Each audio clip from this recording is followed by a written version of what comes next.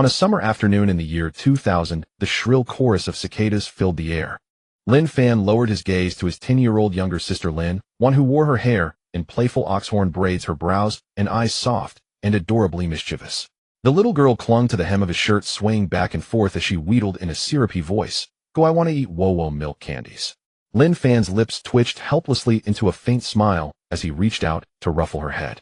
"You little glutton, wait here. I'll go to the corner shop and buy them for you." Soon he had bought a bag of milk candies and stuffed it into his pocket as he headed home. While walking along the narrow path between fields, the once clear, cloudless sky suddenly dimmed. A blinding bolt of thunder split the heavens with a deafening roar, descending straight toward him, wrapped in an overwhelming, terrifying might. The change came too abruptly. Lin Fan's pupils tightened, and he only had time to blurt out a single curse before his body was completely engulfed by the lightning. In the span of a heartbeat, he vanished without a trace. Not even the faintest mark was left behind. Back at home, Lin Wan waited and waited, yet her brother never returned, and unease gradually took root in her heart. She ran toward the factory where their parents worked and, sobbing, recounted everything that had happened. Upon hearing her words, Lin father and Lin mother felt their hearts lurch. They immediately set down their work, and the entire family, elders and children alike, fanned out along the roadside, calling his name and searching in all directions. When they reached the small shop at the entrance of the village to inquire, the owner told them that Lin Fan had bought a bag of milk candies and then turned to leave.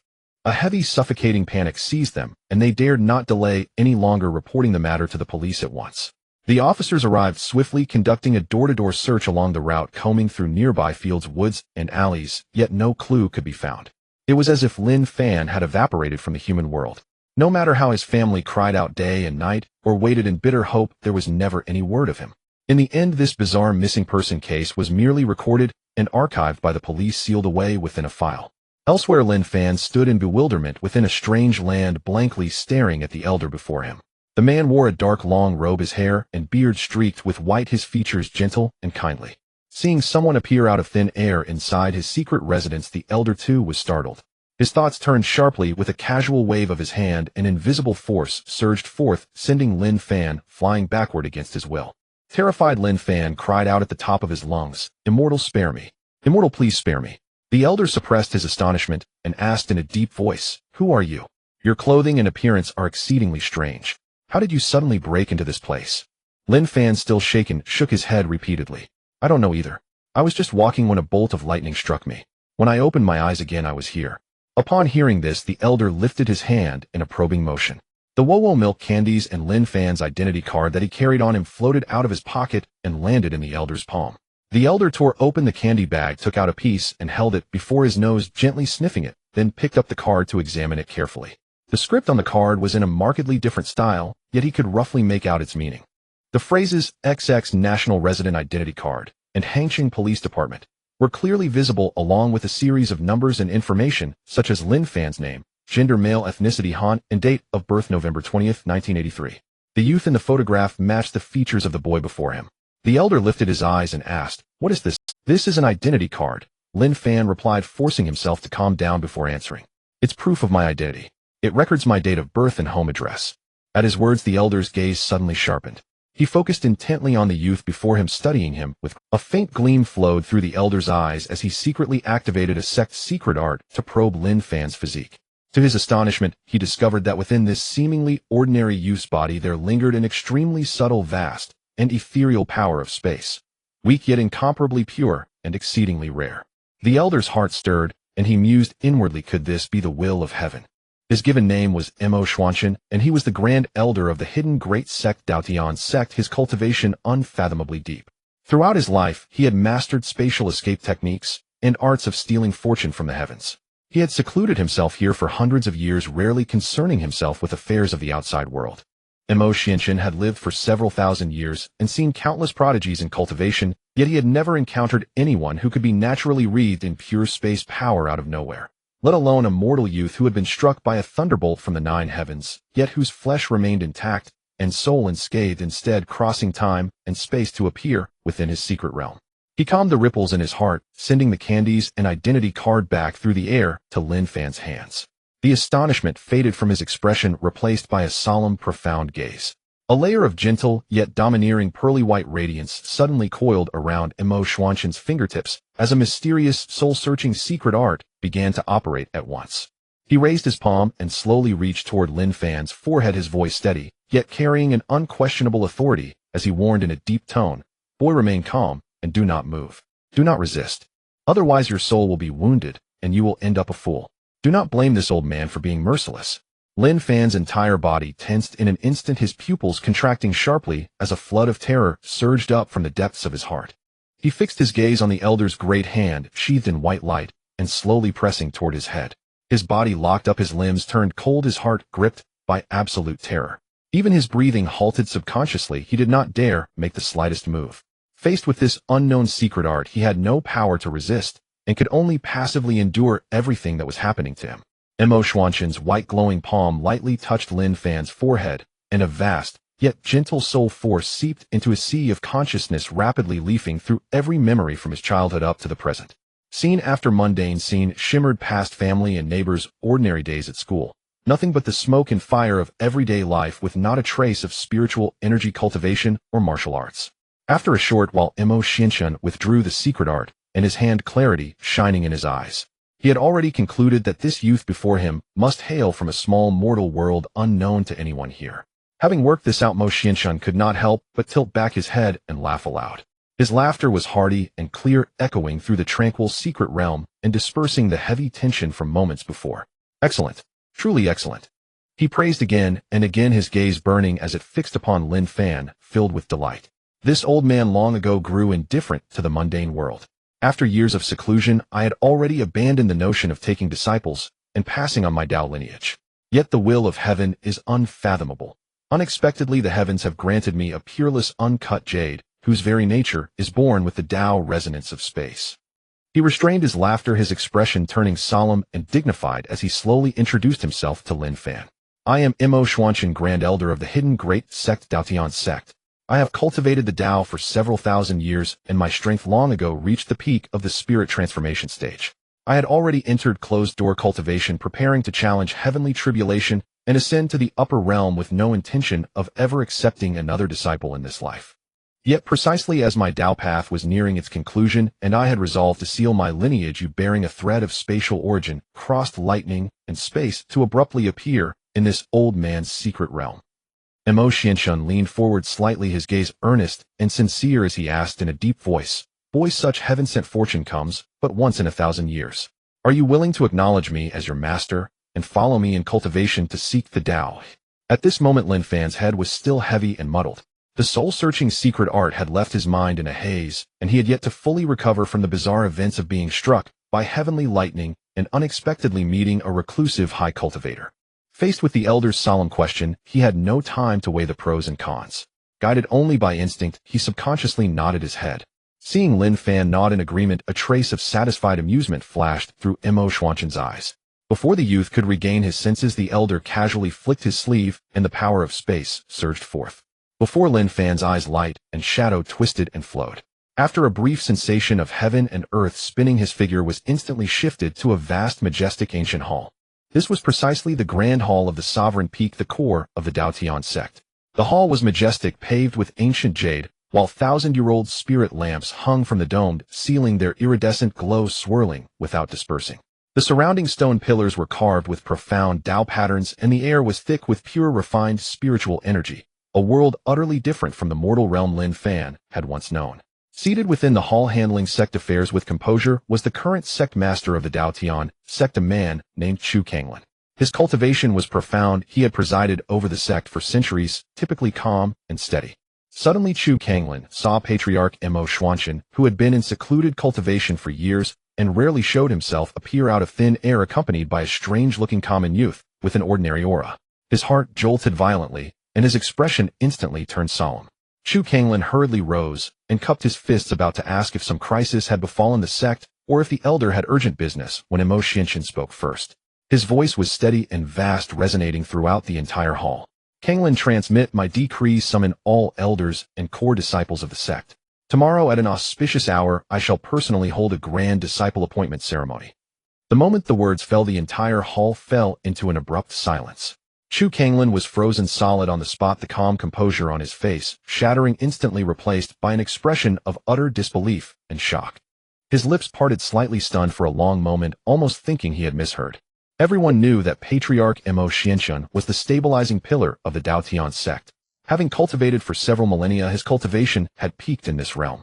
He had long seen through worldly affairs and spent years in secluded cultivation, focusing solely on overcoming tribulation and ascending to the higher realm. For centuries, no matter how devoutly the sect's prodigies sought to become his disciple, this patriarch had remained unmoved, having long declared that he would accept no more disciples for this lifetime.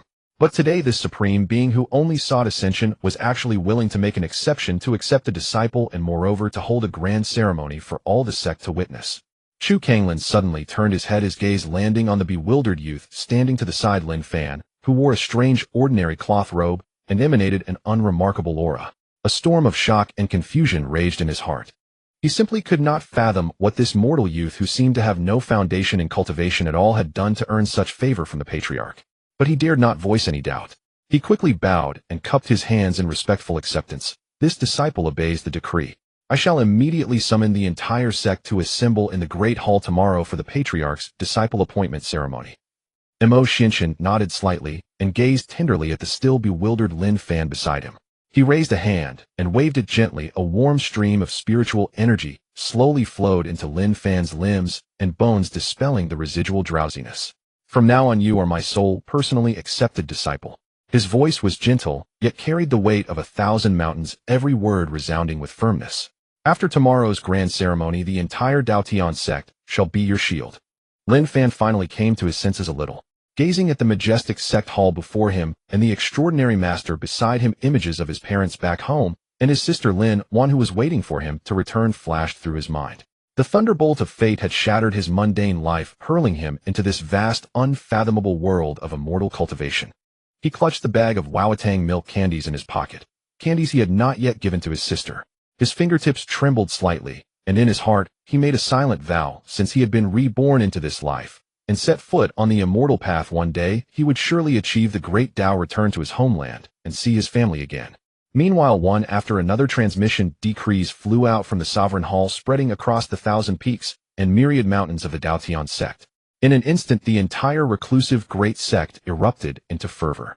The patriarch is going to accept a disciple.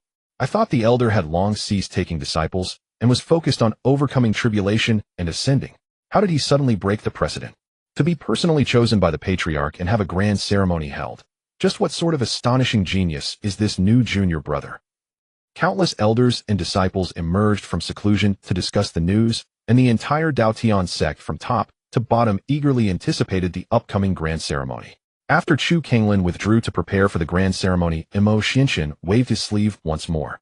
The power of space churned, and in an instant he and Lin Fan vanished from the sovereign hall, returning to that secluded secret personal realm. Here the spiritual energy was serene and pure, free from the clamor of the sect, the perfect place for calmly imparting the Tao. Mo Xianxun seated himself on a green stone cushion, signaled Lin Fan to stand before him, and with a serene expression began imparting the most basic knowledge of the cultivation world. My disciple, since you have entered the immortal path, you must understand the cultivation realms of this world. The great path of immortal cultivation from the shallow to the profound is divided into 5 major realms: chi, refining foundation, establishment, golden core, nascent soul, and spirit transformation. Each realm must be broken through step by step, ascending to the heavens. He paused, then continued gently. Each major realm is further divided into 4 substages: initial, mid, late, and peak. When a cultivator reaches the perfected state of spirit transformation, peak, they can summon the 9 heavens tribulation to temper themselves. If they succeed in overcoming the tribulation, they can break the shackles of heaven and earth, ascend to the upper realm, and attain greater longevity and stronger Tao power. I myself am currently at the spirit transformation peak.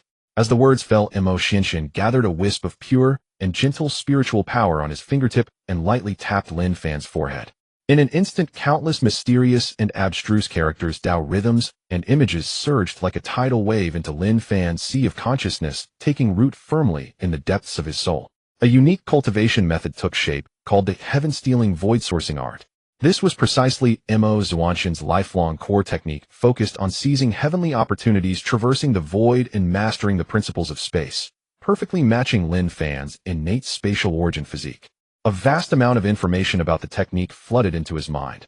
Easy to understand, yet all-encompassing, from basic breathing and spiritual energy circulation to advanced spatial evasion arts and fortune-stealing secret methods, all complete. Lin Fan received all this in a daze, looking at the complete technique that had appeared out of nowhere in his mind. Combining it with his limited understanding, he blurted out a single puzzled question, "Master, is it stealing?" Looking at the word stealing in the technique's name and thinking about how the technique came into his mind, without effort he naively assumed that this cultivation method was simply about stealing and pilfering. Mo Xianxian was momentarily taken aback upon hearing this, then couldn't help but laugh. His eyes were full of warmth and fondness without a trace of reproach. "Silly disciple, this steel is not that steel." He raised his hand and made a gentle guiding gesture. The surrounding fragments of heaven and earth's spiritual energy slowly gathered and flowed, his voice distant and solemn, as he slowly unveiled the true essence of this supreme art. "The world thinks stealing means stealing others' belongings and opportunities, a despicable base act. But the stealing of our Dao Tian sect is the theft of heaven and earth, of the cosmos, of creation itself. Heaven and earth have their Dao. Opportunities hide in the void. Fortune lurks in the firmament. Ordinary cultivators can only follow the way of heaven, constrained by its rules, bound by the shackles of the world for their entire lives. But my heaven-stealing, void-sourcing art steals the vitality of heaven and earth, plunders the fortune of time, and seizes the principles of the void." Mo Xianxian's gaze was profound as he watched the flowing clouds in the secret realm and continued his teachings. "Those who follow heaven are mediocre. Those who steal from heaven are sages. Ordinary cultivators endure a century of bitter cultivation only to receive a sliver of opportunity from heaven's bounty.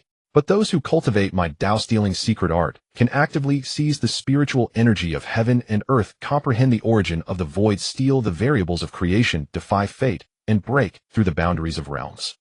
As for the free transmission of the technique directly into your mind, that is my method of soul-to-soul teaching.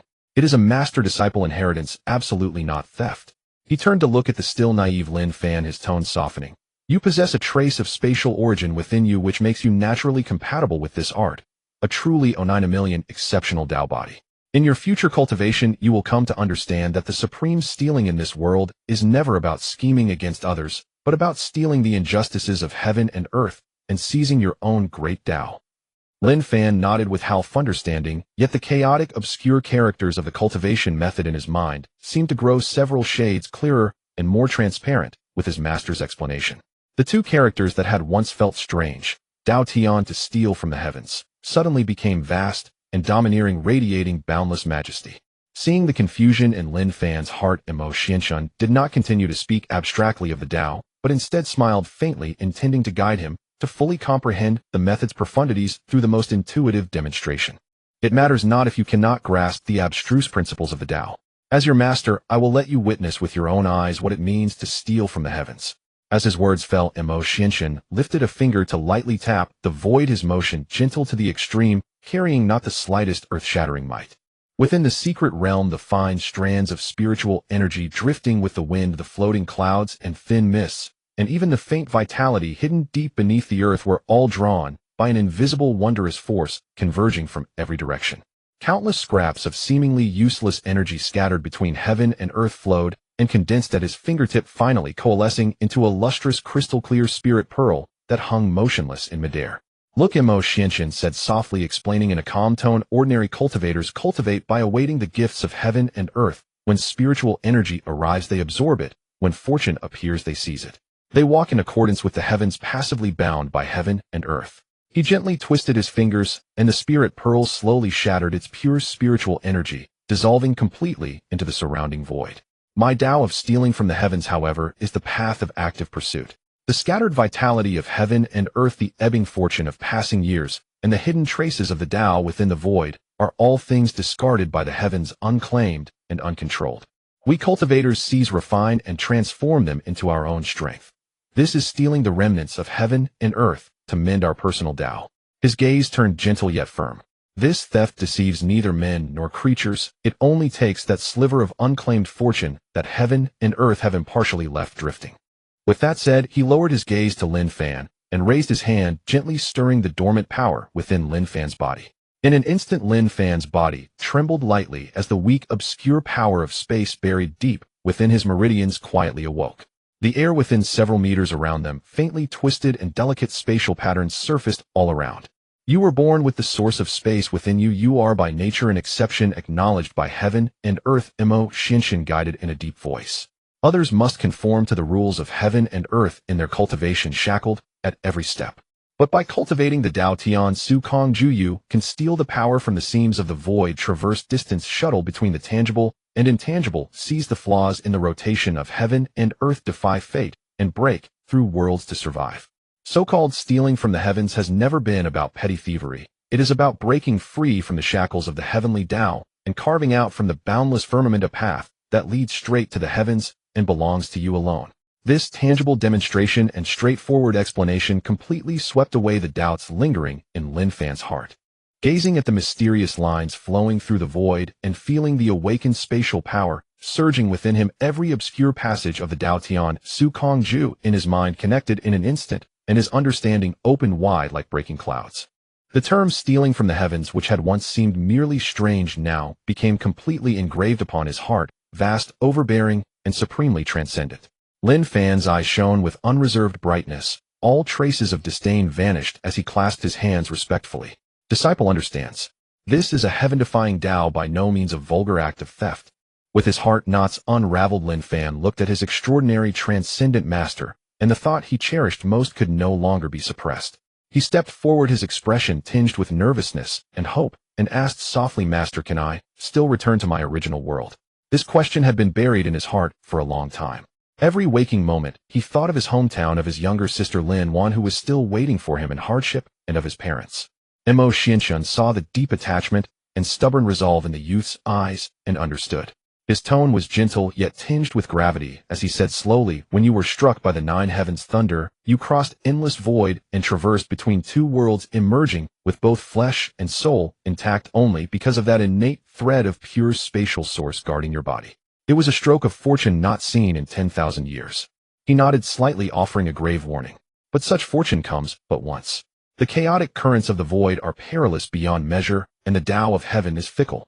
If you rashly cross worlds again, you may not be so lucky. At best, your soul will be damaged. At worst, both body and spirit will be annihilated, dispersed completely between heaven and earth. Seeing Lin Fan's eyes dim at once, Mo Xinshan shifted his tone, giving him a clear goal. For now, calm your heart and cultivate with focus. Temper your Tao foundation well and solidify your cultivation. When you one day break your shackles and reach the nascent soul realm with your soul stabilized and the Tao resonance of space fully awakened and under your control, I will personally act and inscribe for you a top-tier cross-world spatial transmission grand array, aiding you in returning to your homeland and reuniting with your family. At these words, the dim light in Lin Fan's eyes flared back to life. The great stone pressing on his heart seemed to crash to the ground.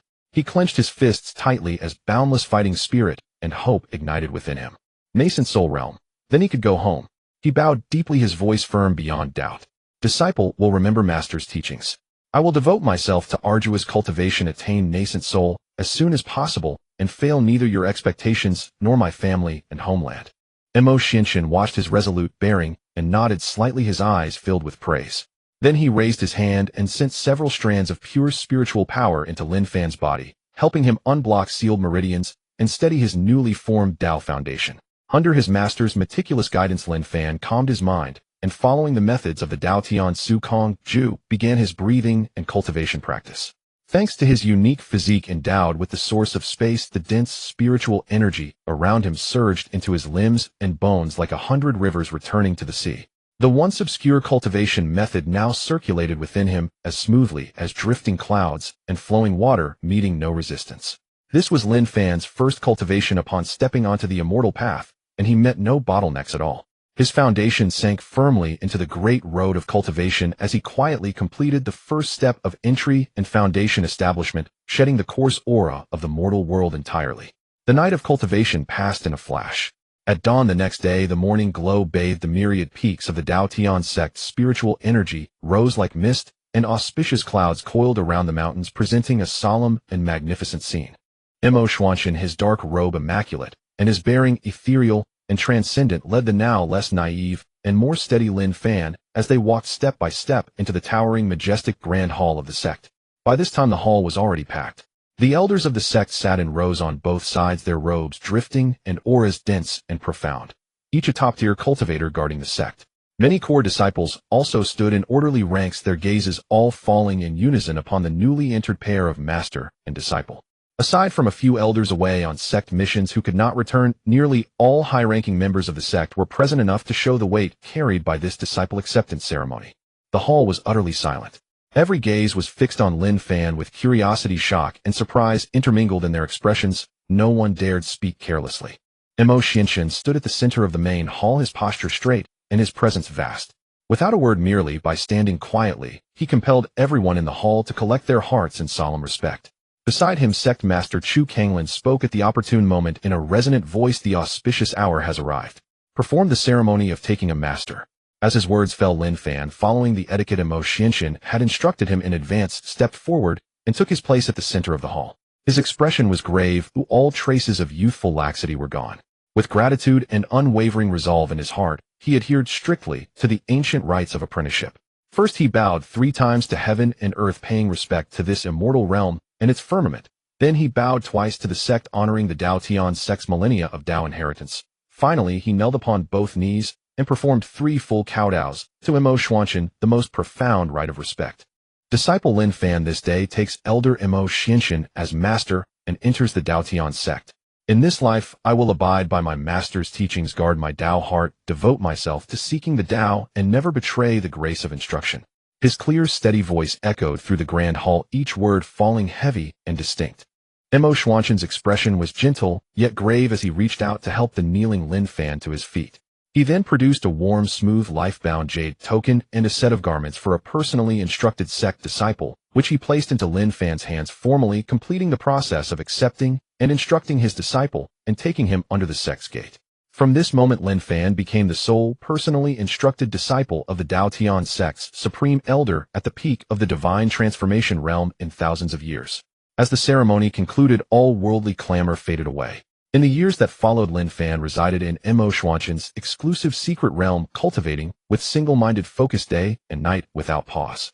The secret realm's spiritual energy was far richer than anywhere else in the sect, and combined with his unique physique endowed with the source of space and the heaven-defying cultivation attributes of the Dao Tian Su Kong Ju, his cultivation advanced with unstoppable momentum, rising swiftly and sharply.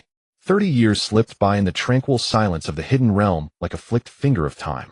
By now, Lin Fan's cultivation had firmly stepped onto the very pinnacle of foundation establishment. His Dao foundation was incomparably solid, unrivaled among his peers. Even those senior disciples who had painstakingly cultivated within the sect for long years could not remotely match his cultivation speed. Yet no matter how he circulated his cultivation art or slammed against the bottleneck, he remained stuck at the threshold of the foundation establishment peak, unable to break the shackles and condense a golden core. Day after day of failed impacts gradually nurtured a heavy anxiety and apprehension in the depths of Lin Fan's heart. For 30 bitter years, his greatest obsession had been to reach the nascent soul realm as soon as possible, cross between worlds to return home and see his parents and his younger sister Lin Wan. But now stranded at the threshold of the golden core realm with no further progress, the day of returning home had become an ever-distant mirage. His unease deepened and a persistent gloom lingered between his brows. Mo Xianxian took in every flicker of his disciple's emotions as if seeing through flame-lit glass. On this day, watching Lin Fan sit in breathing cultivation with a restless heart, he spoke softly, exposing the knot within his disciple's heart. "Foolish child, you need not be impatient, still less should you be anxious." At the sound of the voice, Lin Fan opened his eyes and turned to look at the master beside him, confusion and bewilderment filling his gaze. Mo Xianxian slowly explained, "This vast cultivation world of immortals differs utterly from the small mortal world you came from. The flow of the heavenly Tao, the laws of time. Both are entirely distinct, and their rate of passage differs by worlds apart. Here in this secret realm, we have peacefully passed through 30 years, yet in the mortal world of your homeland it may have been but a fleeting 3 years. His tone was gentle, every word a comfort. You need not worry that your family will be worn down by the years, or that worldly affairs will have greatly changed. Once you break through your shackles and attain the nascent soul realm, crossing between worlds to return, all mysteries and every longing can be answered by your own hands. For now, to immerse yourself in seeking the Tao and to solidify your foundation is the swiftest path home." These words were like a tranquilizing elixir, instantly smoothing away the anxiety and dread that had accumulated in Lin Fan's heart over decades. He nodded heavily, pressed down all stray thoughts, and settled his Tao heart completely, no longer rushing in blind haste. Seeing his inner, not loosened Mo, Xianxin smiled faintly and turned to step out of the secret realm. After only a short while he returned at a leisurely pace, carrying a small shaggy yellow earth dog in his hand. The little dog's fur was entirely yellow, its appearance utterly ordinary, no different from a rustic mud in the mortal countryside. It seemed clumsy and honest, yet in the depths of its eyes there flickered a faint glimmer of divine spirituality. Though this dog appears mundane, it carries within its body a trace of the diluted bloodline of an ancient howling heaven dog, its spirituality extraordinary. It can accompany your cultivation and guard your path. Mo Xianxin placed the little yellow dog before Lin Fan. The dog was exceptionally affectionate. The moment its paws touched the ground, it rubbed against Lin Fan's feet, then lay down obediently, incomparably gentle and docile. A gentle warmth rose in Lin Fan's heart. In the monotonous years of cultivation ahead, he now had an added companion.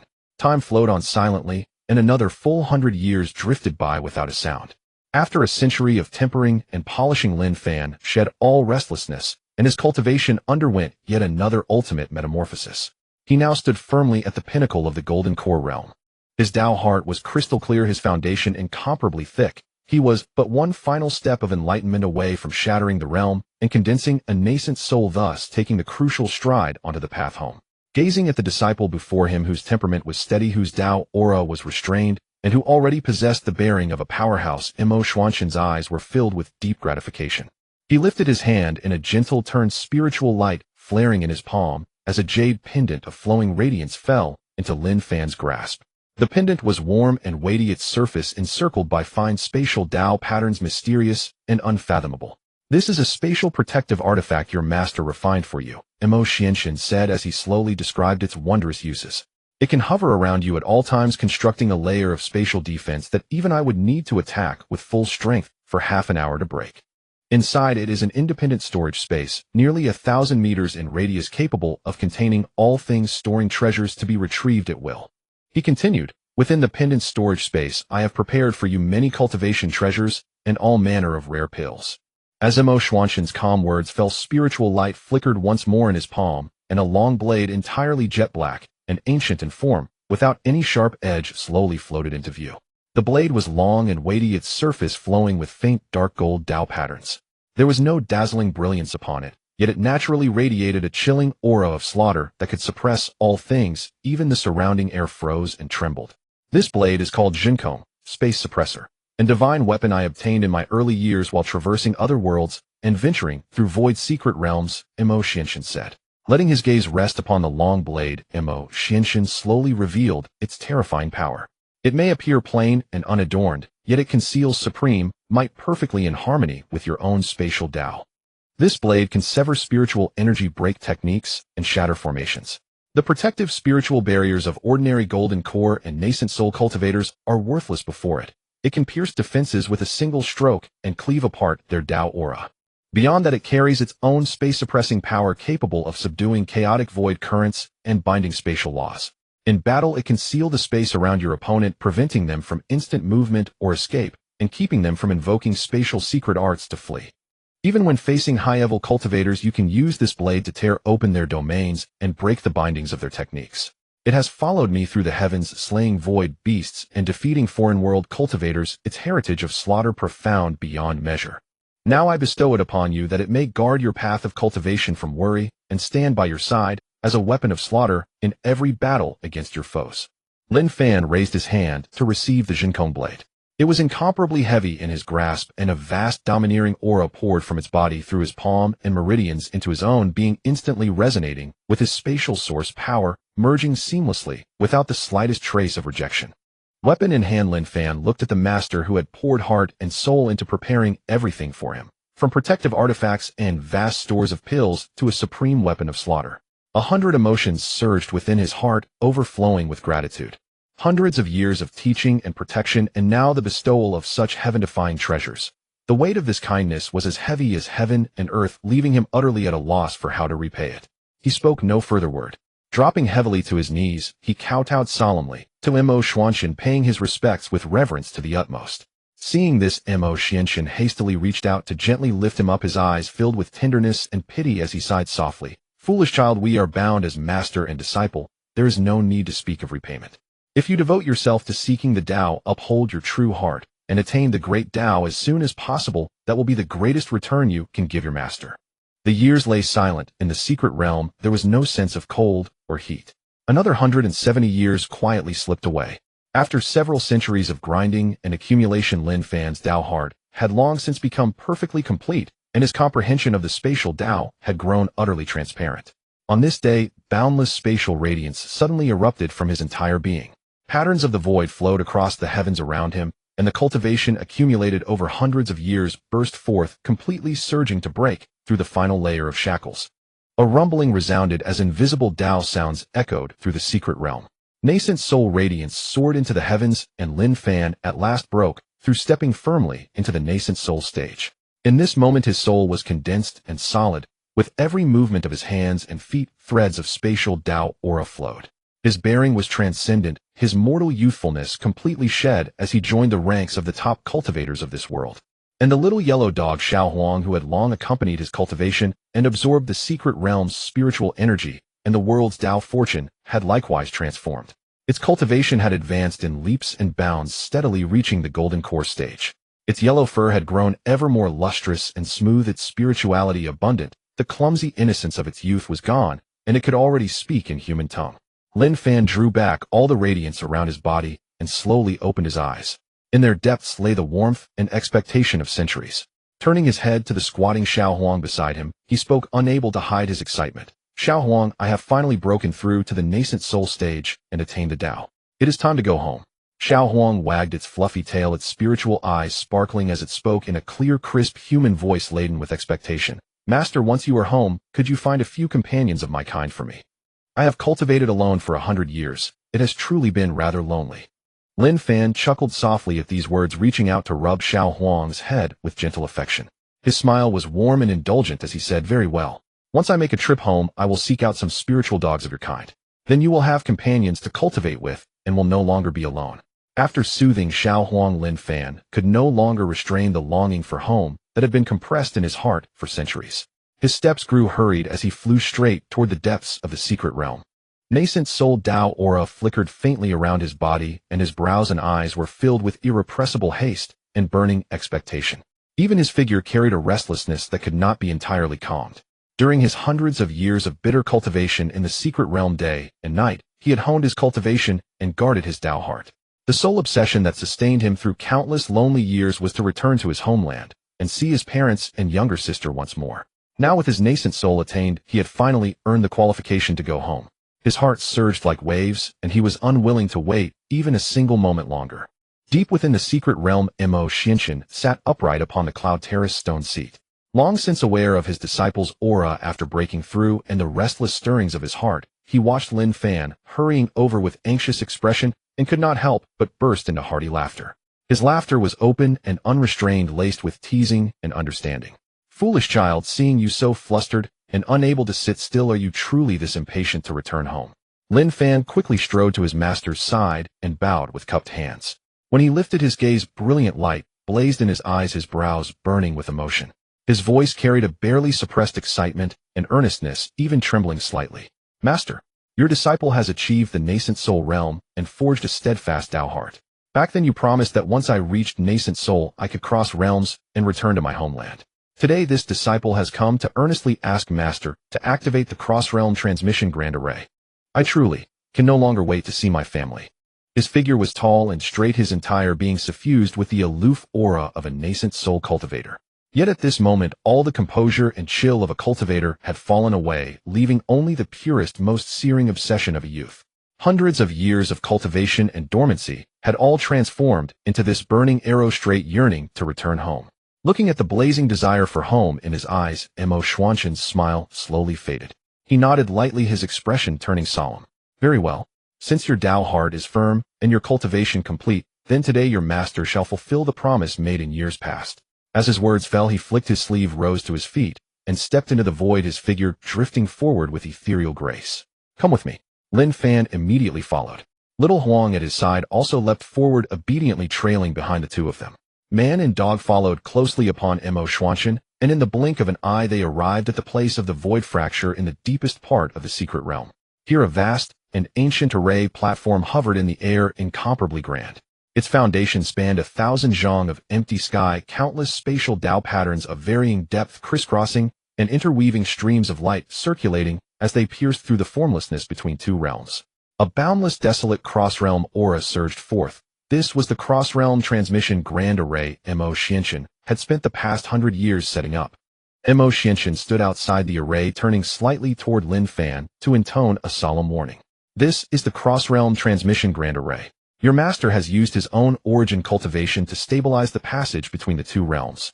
It can cross the endless barrier of the void and lead directly to your small mortal world. Remember this: after you step into the array, you need not circulate your cultivation nor resist the power of the void. You need only hold fast to your mind and ceaselessly contemplate the place you are most attached to, the place you most long to reach. The array will then lock onto the coordinates of your homeland and will not drift astray. He paused for a moment, then once more spoke with utmost seriousness, adding the final taboo. Bear this in mind: the heavenly Tao of the lower realm is weak. You must not recklessly display your cultivation, nor casually alter mortal fate. Once you have resolved your worldly obsessions, return to cultivation as soon as possible. Lin Fan nodded heavily, engraving every word of his master's admonitions into his heart, his gaze incomparably resolute. Your disciple will remember master's teachings and will not act recklessly. Once I resolve my mortal attachments, I shall return immediately. At the side, little Huang also squatted obediently, lifting his head to give a soft bark as though echoing the words, his appearance especially spirited. Go. Mo Xianxian raised his hand in a light sweep. The array's spiritual radiance abruptly surged the passage, fully opening as clear, dazzling white light enveloped the entire platform. May your journey be steady. Lin Fan cast one last deep glance at the master who had painstakingly guided him for hundreds of years, then bowed low in a formal salute. This bow honored the grace of one who had imparted the Tao and the care and protection he had received. Master, take care. With those words, he turned and stepped into the resplendent array light in a single stride. Little Huang followed closely behind, leaping into the grand array. Array patterns flowed and spiritual light surged as the passage between the two realms slowly closed, completely swallowing the figures of man and dog. High above the void, only Mo Xianxian's solitary figure remained standing quietly as he looked toward the direction of the mortal world. He sighed softly. A dream of the mortal dust. May your Tao heart remain unchanged when you return. Yet just as the passage was about to close completely, the cross-realm grand array, which had been operating steadily with gentle light, suddenly began to shudder violently. Booming rumbles resounded. The entire 1,000-zhang array platform roared violently, spatial Tao patterns densely woven through the void flickering madly, their brightness waxing and waning. The spiritual energy accumulated over 100 years within the array poured out like a breached flood, draining at terrifying speed. Mo Xianxian's previously calm expression shifted as his pupils suddenly contracted and his face changed drastically, filled with shock. In thousands of years of cultivation, he had never witnessed such a bizarre scene. This is bad, he exclaimed under his breath, his heart shaking violently as he stared fixedly at the wildly fluctuating grand array, voice a low murmur. What kind of so-called mortal small world is this to be so terrifying? For the energy consumption of a cross-realm transmission to be so outrageous. For just one man and one dog to cross realms, it would drain the centuries' worth of spiritual energy of the entire array. Just what kind of eerie heaven and earth does my disciple's homeland belong to? The situation was perilous. He could not afford even the slightest hesitation. Before his eyes, the array's spiritual energy was drying up at breakneck speed, its roomlight rapidly dimming. The passage between the two realms began to shake violently, on the verge of collapse. Lin Fan and Little Huang's forms could be shredded at any moment by the chaotic currents of the disordered void. Mo Xianxian flicked his hand, and his storage space opened in an instant. Innumerable supreme-grade spirit stones, crystal clear and surging with boundless spiritual energy, howled forth, densely carpeting the array platform as they were all poured into the grand array. Yet a bizarre scene unfolded. Thousands of supreme-grade spirit stones, enough to sustain a nascent soul cultivator's practice for 1,000 years, were at the very instant they touched the array forcibly sucked dry, without even a trace of residual warmth left behind. They could not begin to fill this terrifying chasm of energy consumption. The dim lines of the array brightened for but a brief instant before rapidly darkening again, the momentum of collapse growing ever more ferocious.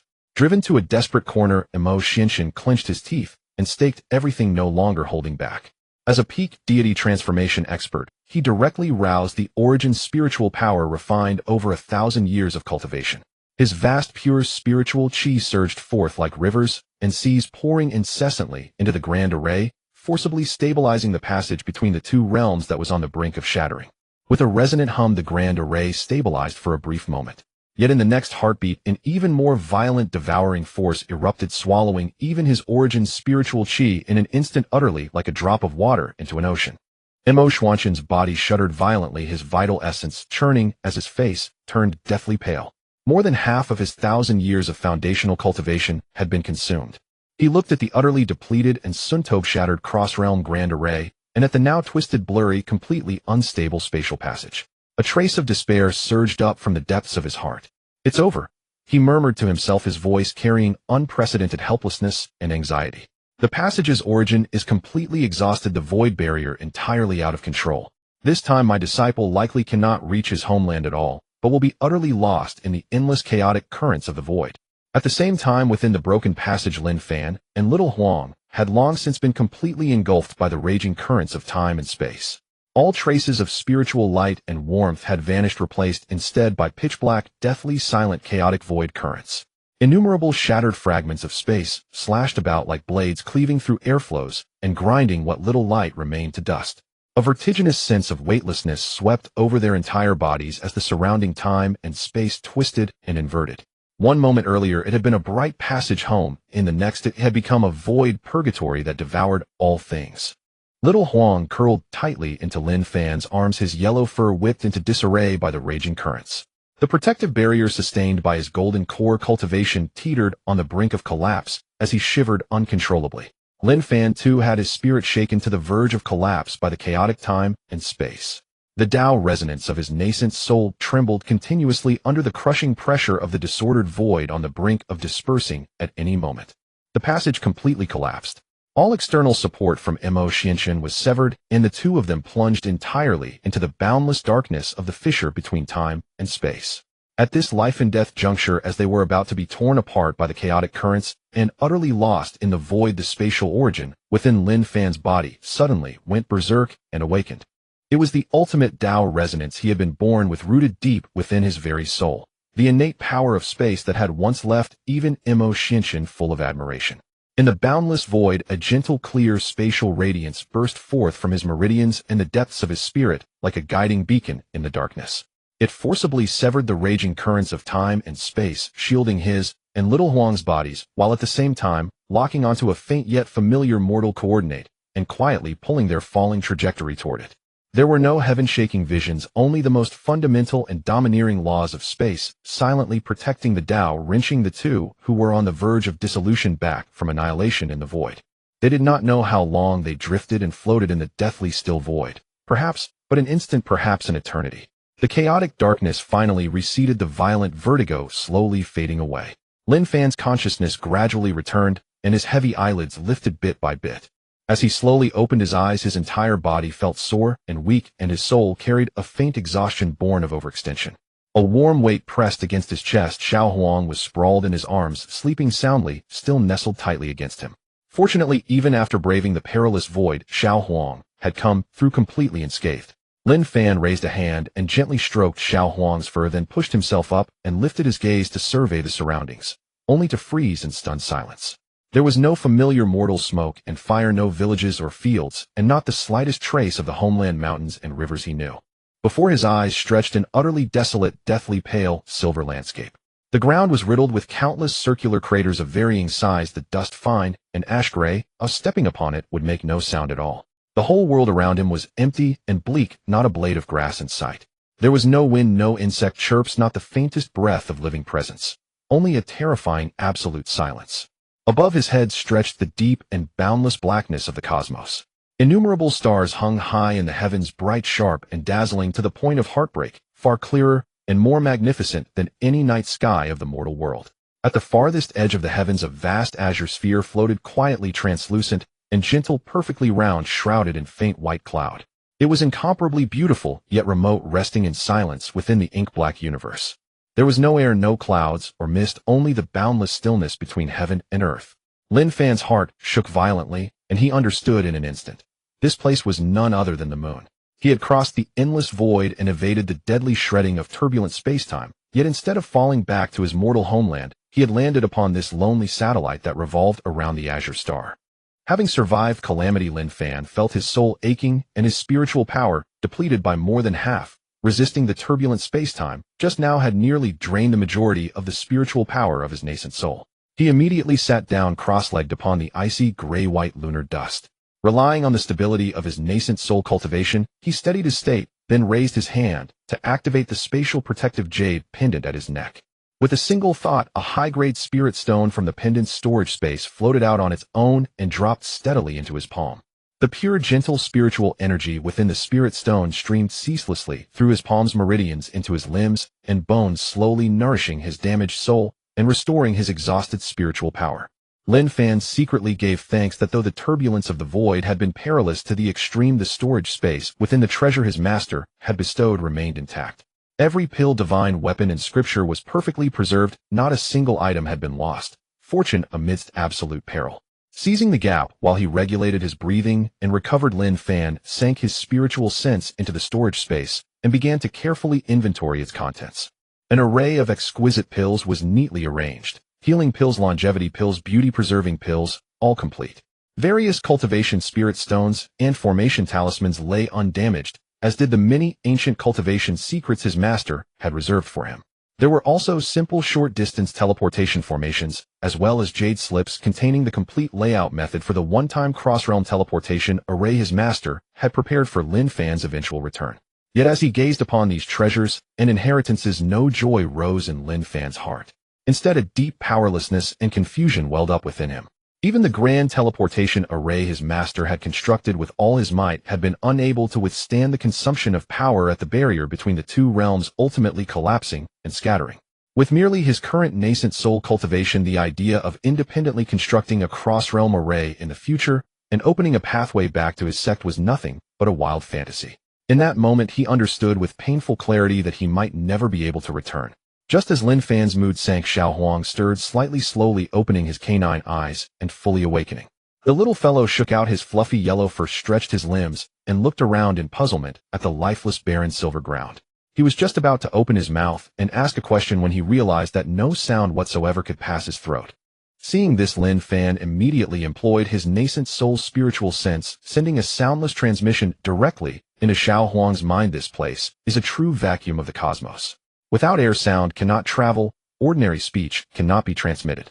We can only communicate through spiritual sense. Xiao Huang nodded his furry head as though half understanding.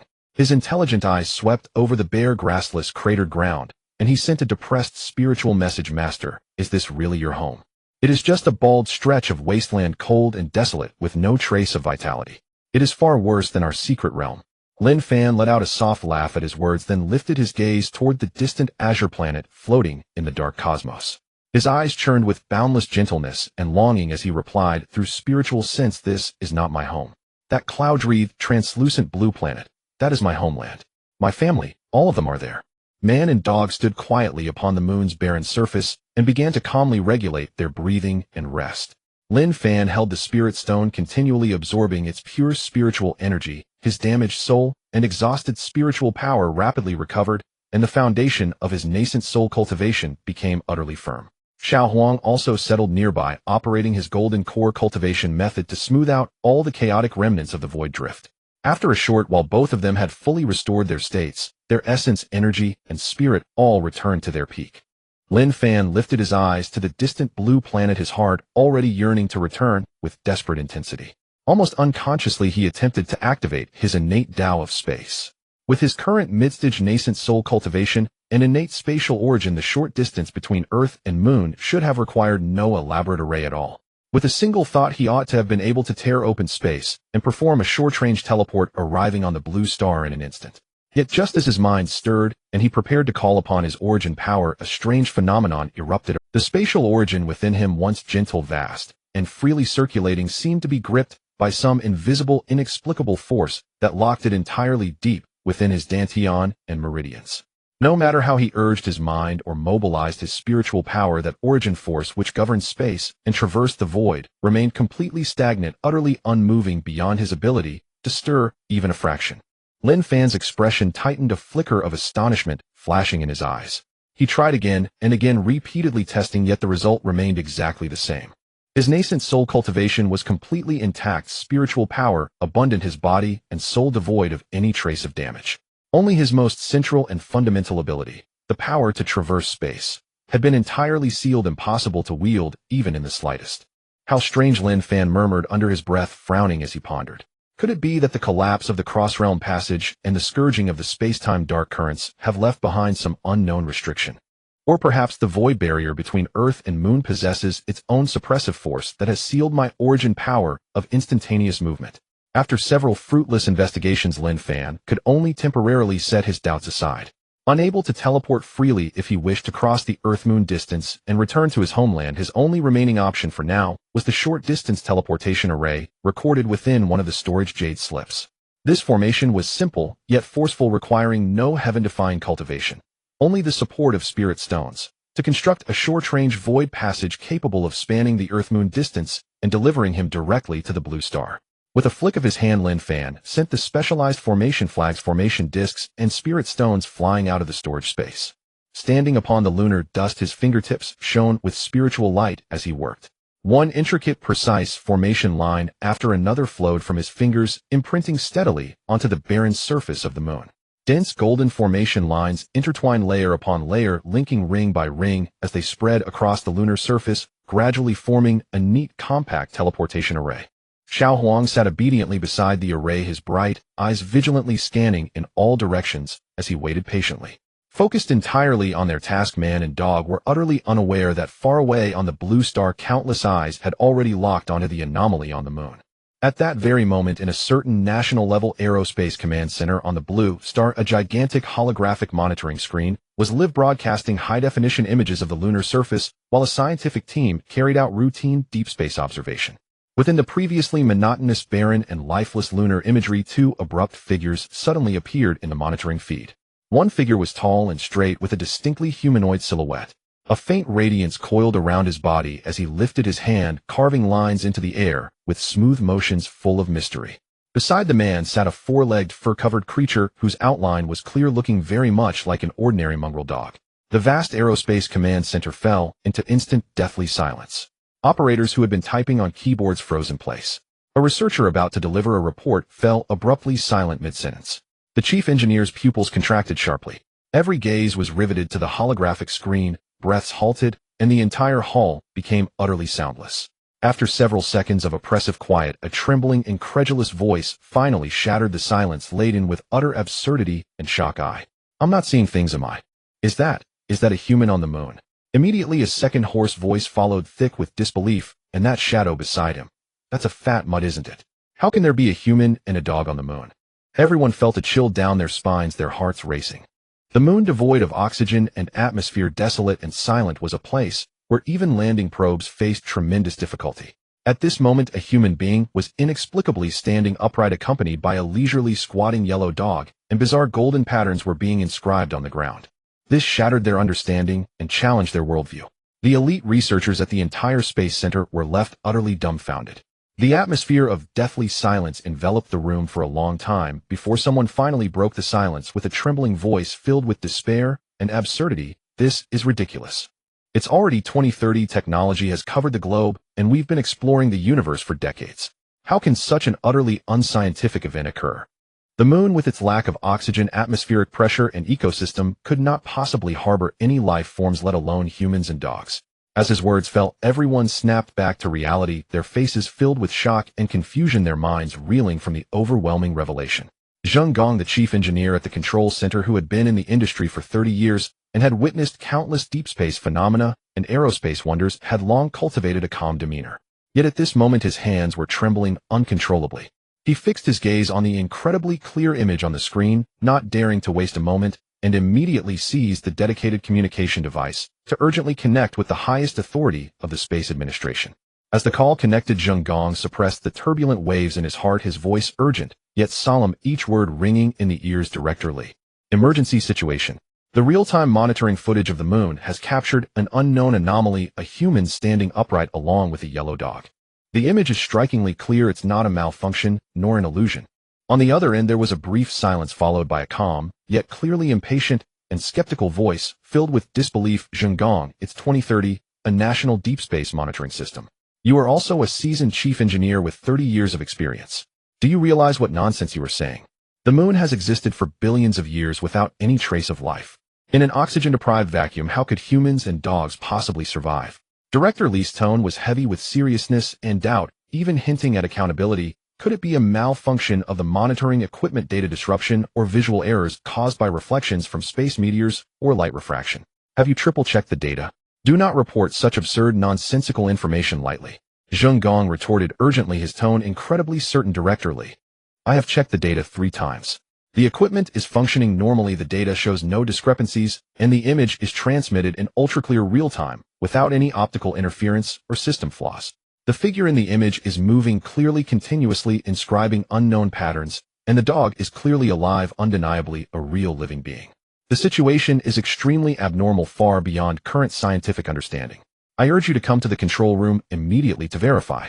On the other end, after a moment of silence, sensing the utmost seriousness in Zheng Gong's tone, there was no further questioning, and a deep voice responded, I will be there immediately. Everyone stay in place and secure all monitoring data. No information is to be released. After hanging up, the atmosphere in the monitoring room grew even more oppressive and grave. All the researchers held their breath, their eyes locked onto the holographic screen, watching the figures of the man and the dog on the moon, their hearts racing incessantly. In just 10 short minutes, a hurried sound of footsteps approached from outside. Director Lee of the Space Administration rushed into the control room with several senior leaders and seasoned research experts.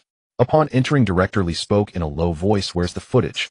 I want to see what could make Zheng Gong lose his composure like this. Zheng Gong immediately moved aside to reveal the main control screen, pointing towards the central ultra-clear image, his voice still trembling. Director Lee, please take a look at the real-time, synchronized monitoring footage of the moon. Director Lee, along with the high-ranking officials, quickly stepped forward, their gazes instinctively drawn to the holographic large screen. In the next moment, all their movements abruptly halted as the entire room fell into a stunned silence. The screen displayed the desolate gray-white lunar surface with perfect clarity, devoid of any effects or distortions. A tall humanoid figure stood atop a circular pit, its fingertips shimmering with light, as it continually sketched intricate golden patterns, moving gracefully and naturally. Beside it, a chubby yellow dog obediently squatted, occasionally wagging its tail, its demeanor lively and animated. In the vacuum of the silent moon, a human and a dog were vividly present, engaging in operations entirely beyond human comprehension. In that moment, Director Lee, seasoned by years of experience at the Space Administration, felt his pupils constrict violently, his mind going completely blank, his body frozen in place, as if turned to stone. The experts and high-ranking officials behind him also held their breath, their bodies rigid, faces filled with horror, as the vast national-level space monitoring room fell into a deathly silence once again. This overturned science, shattered understanding, and disrupted decades of human conclusions about space exploration.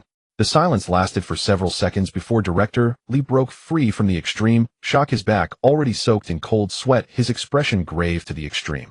Having worked for decades and overseen countless top-secret aerospace projects, he had never encountered such a bizarre event that could upend the human scientific framework. He suppressed the overwhelming waves in his heart and solemnly ordered Zheng Gong, beside him, immediately retrieve the precise lunar surface coordinates.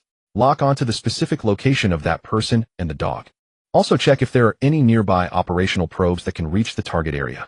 Zheng Gong did not hesitate, his hands flying across the keyboard as vast amounts of data refreshed instantly, the precise satellite positioning system quickly locking onto the exact location of the lunar circular pit. Zheng Gong did not hesitate, his hands flying across the keyboard as vast amounts of data refreshed instantly, the precise satellite positioning system quickly locking onto the exact. Zheng Gong immediately reported loudly. Remotely control the probe to proceed at full speed. Approach slowly, do not disturb the target, and record in high definition with real-time transmission of detailed footage. Director Lee decisively issued the highest priority command. The orders were transmitted down the chain, and the unmanned probe on the moon's surface 38,000 kilometers away received the remote control signal, its previously stationary body slowly starting up, its wheels rolling over the fine lunar dust as it silently approached Lin Fan's position. At this moment, Lin Fan was completely immersed in the formation, his fingertips radiating light ceaselessly as the golden patterns continuously connected and formed. Only a few more nodes were needed to stabilize the lunar teleportation channel completely. He was focused, and due to the emptiness and silence of the moon, he did not release his divine sense, and was completely unaware of the approaching mechanical figure. Only the vigilant little yellow dog with nothing to do was wandering around like a street loafer, suddenly turning its head to look in the direction of the approaching probe. In the next moment, the little yellow dog flashed and transformed into a yellow blur, dashing out. In no time before the people at the center could react, the little yellow dog returned holding a peculiar small vehicle entirely white and covered with precision instruments. It gently placed it on the lunar dust beside Lin Fan, moving skillfully, without causing any damage to the vehicle. The little yellow dog tilted its head, filled with curiosity, as it transmitted a message to Lin Fan. Master, it's strange. This iron puppet has no signs of life within it, it's completely empty, yet it can move by itself. Upon hearing this, Lin Fan paused his actions, withdrew his spiritual energy, and turned his head with great interest to look. The small vehicle before him was exquisitely designed with a metallic texture that covered its entire body, adorned with cameras, detection radars, and intricate panels. It hummed softly with mechanical currents appearing to tremble slightly in standby mode, a peculiar creation unlike anything he had ever seen. As he scrutinized the vehicle with a heart full of curiosity, the high-definition display screen of the probe vehicle suddenly illuminated the formerly black screen, instantly revealing a line of clear blue Sony text that hovered quietly above the screen. Hello.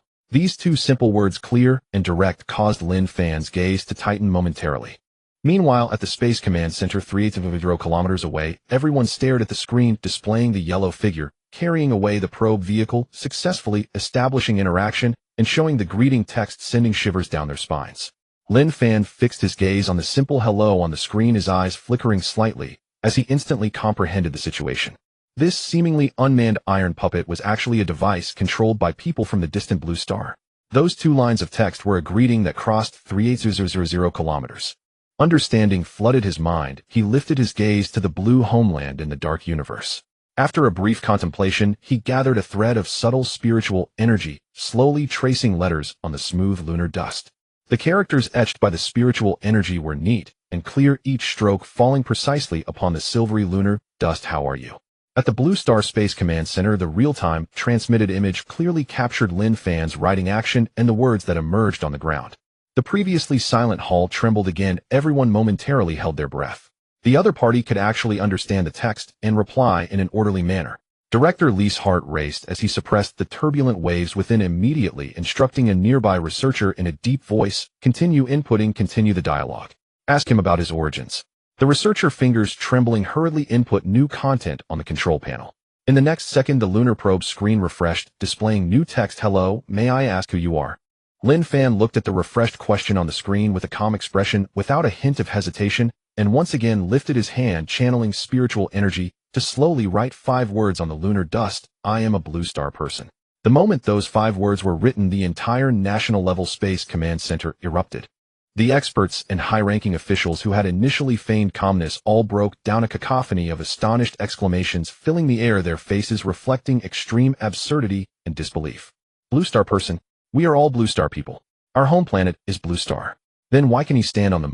The crowd was in shock, their scalps tingling as their worldviews were completely shattered and reshaped. In the 21st century, humanity exhausted its technology, spending countless resources and enduring decades of development just to barely launch a probe to land on the moon, yet they were still unable to maintain a human presence for long.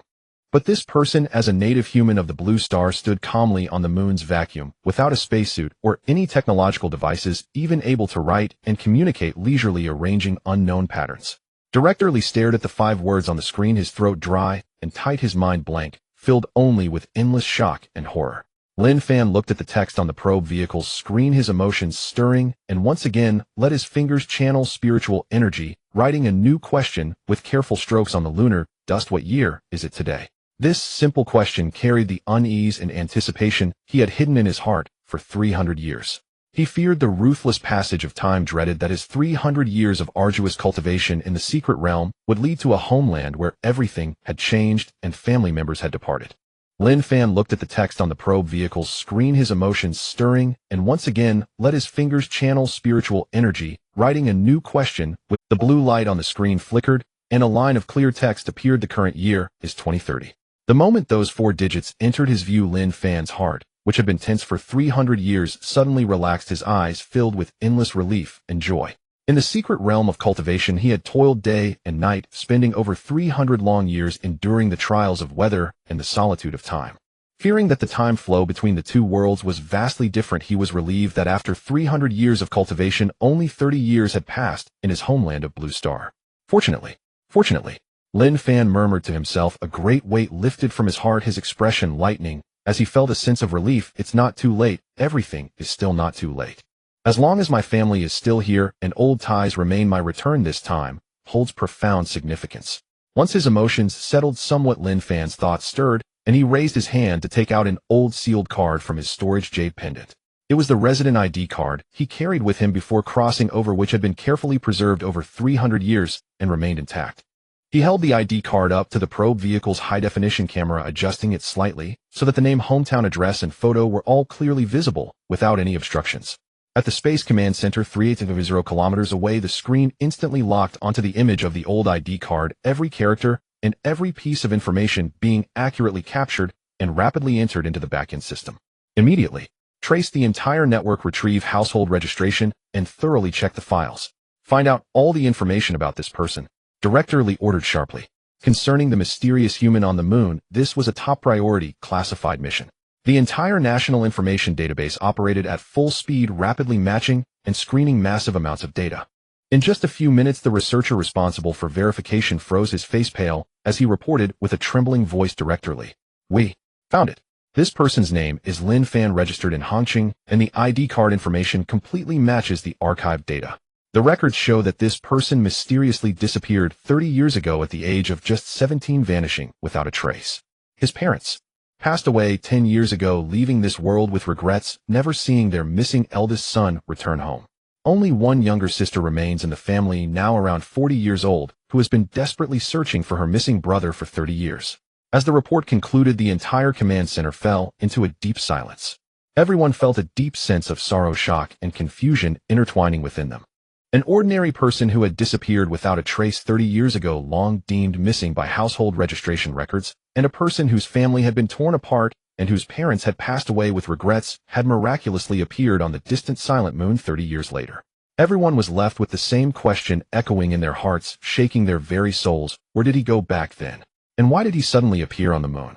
The probe vehicle's screen flickered with blue light, once again refreshing to display a line of neat, clear Sony characters, each word solemn, carrying warmth across the 380 kilometers of starry. "See, we are the Shanghai Space Command Center. We have completed verification of all your identity information, and it is confirmed to be accurate.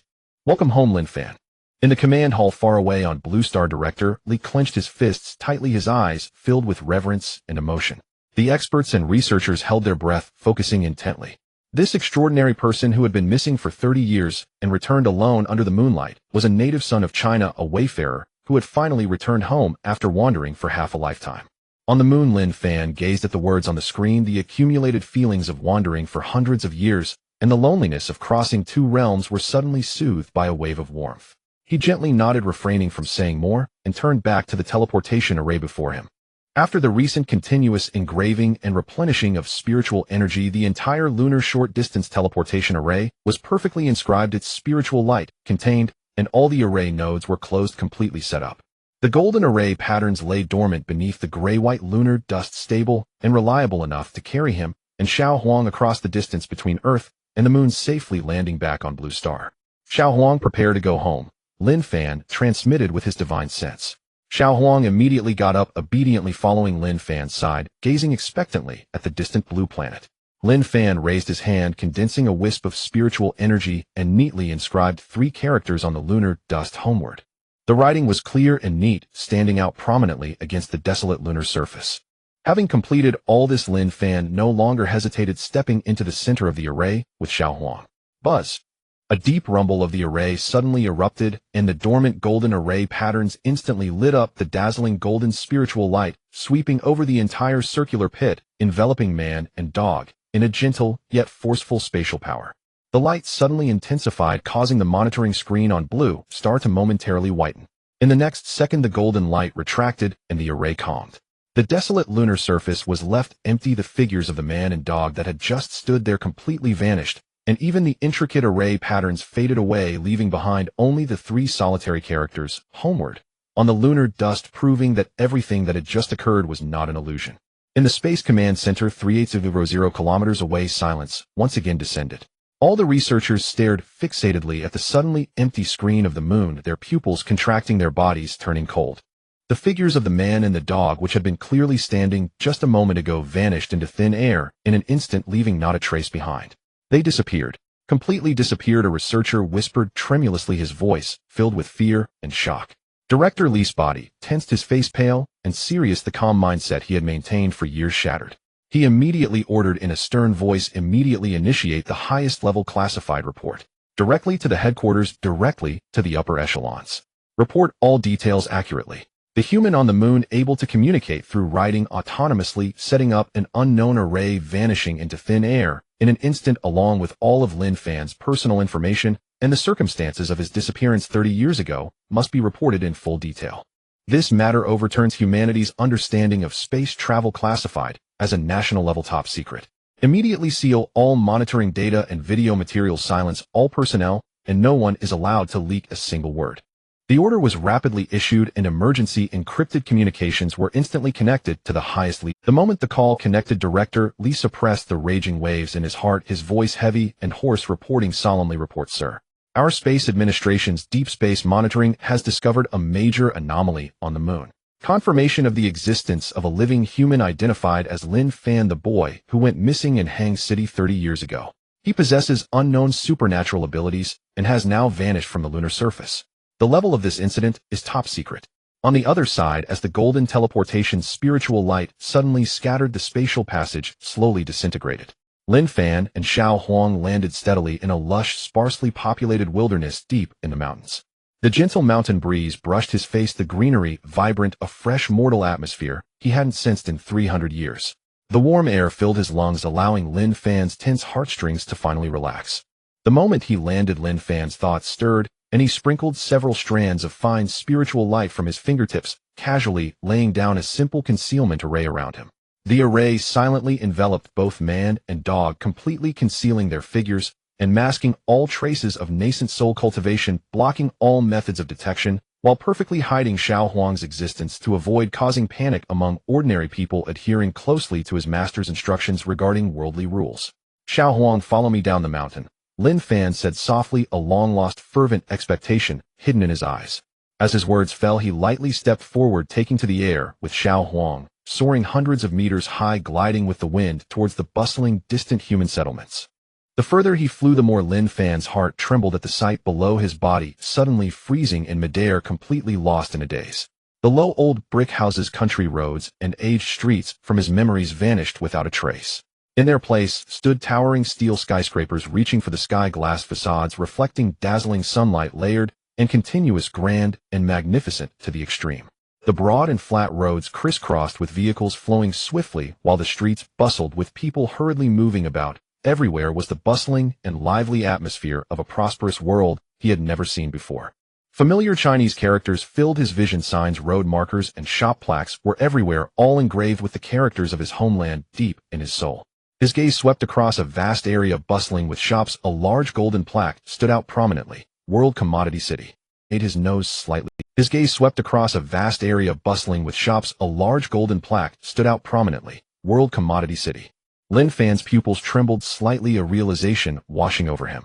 World Commodity City, only a duty. He had returned truly back to the Blue Star homeland he had longed for, day and night, back to the land of China.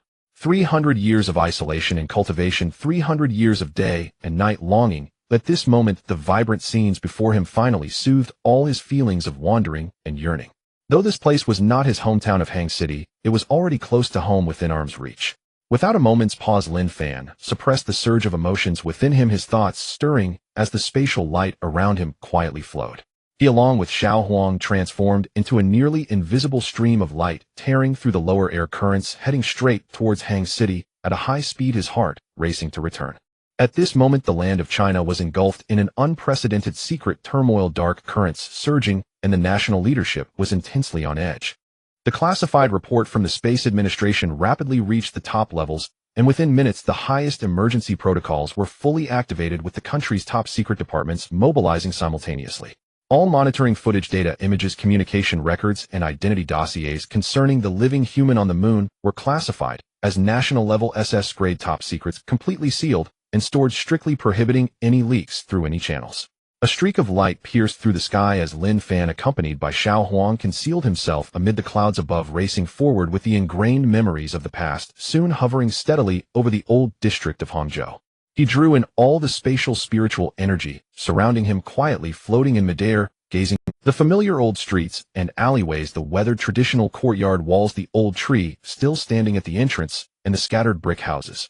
All remained unchanged, just as he remembered them 300 years ago. Time seemed to have left little trace here, still reminiscent of his youth filled with family warmth. A surge of nostalgia, absent for hundreds of years, suddenly flooded his heart, and warmth welled up in Lin Fan's eyes, his hopes intensifying.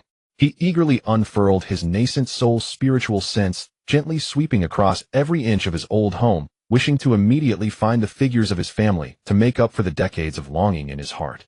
Yet as his spiritual sense enveloped the entire residence, he found the interior empty and desolate, the furniture covered in dust, the courtyard silent and empty, devoid of any human presence, and there was no trace of his parents or sister. Lin Fan's brow furrowed deeply, pain and despair surged within him, unwilling to believe that the homeland he had been away from for so long had already lost its closest kin. He suppressed his turbulent emotions, reining in his figure from above, and gently descended with Xiao Huang into his old dilapidated courtyard.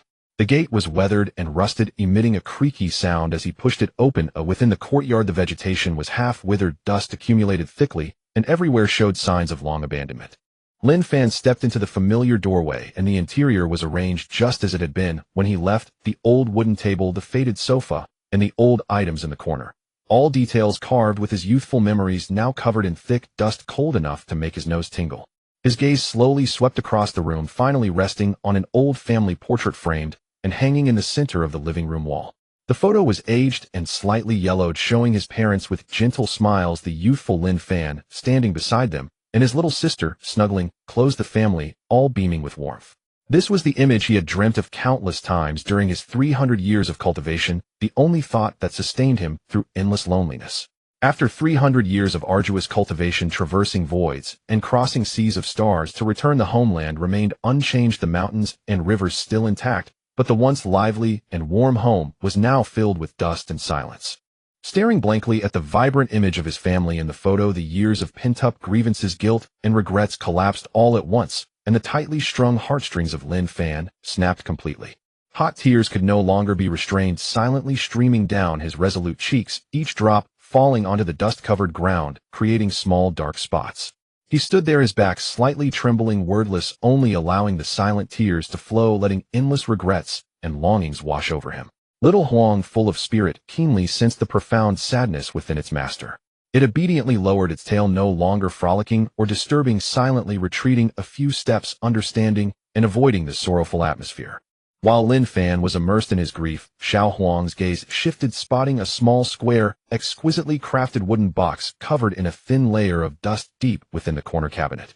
It stealthily approached, carefully picking up the wooden box, its movements light and soundless, then shook its head, slightly swallowing the box into its beast storage space, planning to present it to its master later. After completing this, it quietly squatted in the corner by the door, dutifully guarding and silently accompanying the sorrowful Lin Fan. Lin Fan, unwilling to give up, spread his vast spiritual sense, meticulously scanning the entire old street inch by inch, searching for any familiar trace. Just as his spiritual sense swept over the old convenience store at the street corner, a familiar, yet aged face appeared in his mind, causing a fleeting glimmer of light to spark in his dim eyes. It was Uncle Wang, the owner of the convenience store, back then the neighbor he knew best in his youth, who had watched him grow up and was most aware of everything about his family. Decades had passed, and Uncle Wang had aged considerably, but his features remained exactly as Lin. Suppressing the emotions surging within him, Lin Fan retracted his spiritual sense, and with Xiao Huang stepped out of the desolate old house, heading toward the convenience store at the street corner. After 300 years of cultivation, he had shed his youthful innocence, his long dark hair fell loosely, and he wore a simple ancient robe, exuding an ethereal and transcendent aura of a cultivator. Beside him, Xiao Huang was plump and naive, its soft yellow fur fluffy, obediently following at his feet, quiet and well-behaved. The old convenience store retained its early appearance with worn shelves and a weathered sign, one of the few sights on the old street that had not changed much. Sitting behind the counter, Uncle Wang was tidying up the goods when he inadvertently looked up and was startled to see a person and a dog standing at the door. He froze for a moment, his gaze locked onto Lin Fan's face, his heart inexplicably shaken. The man before him, dressed in ancient attire, and exuding a transcendent aura, was utterly different from all the modern people on the street, but that face resembled the 17-year-old Lin Fan from his memories. The contours of his brows and features were almost identical, having shed youthful naivety, gaining a calm and composed demeanor that spoke of worldly experience.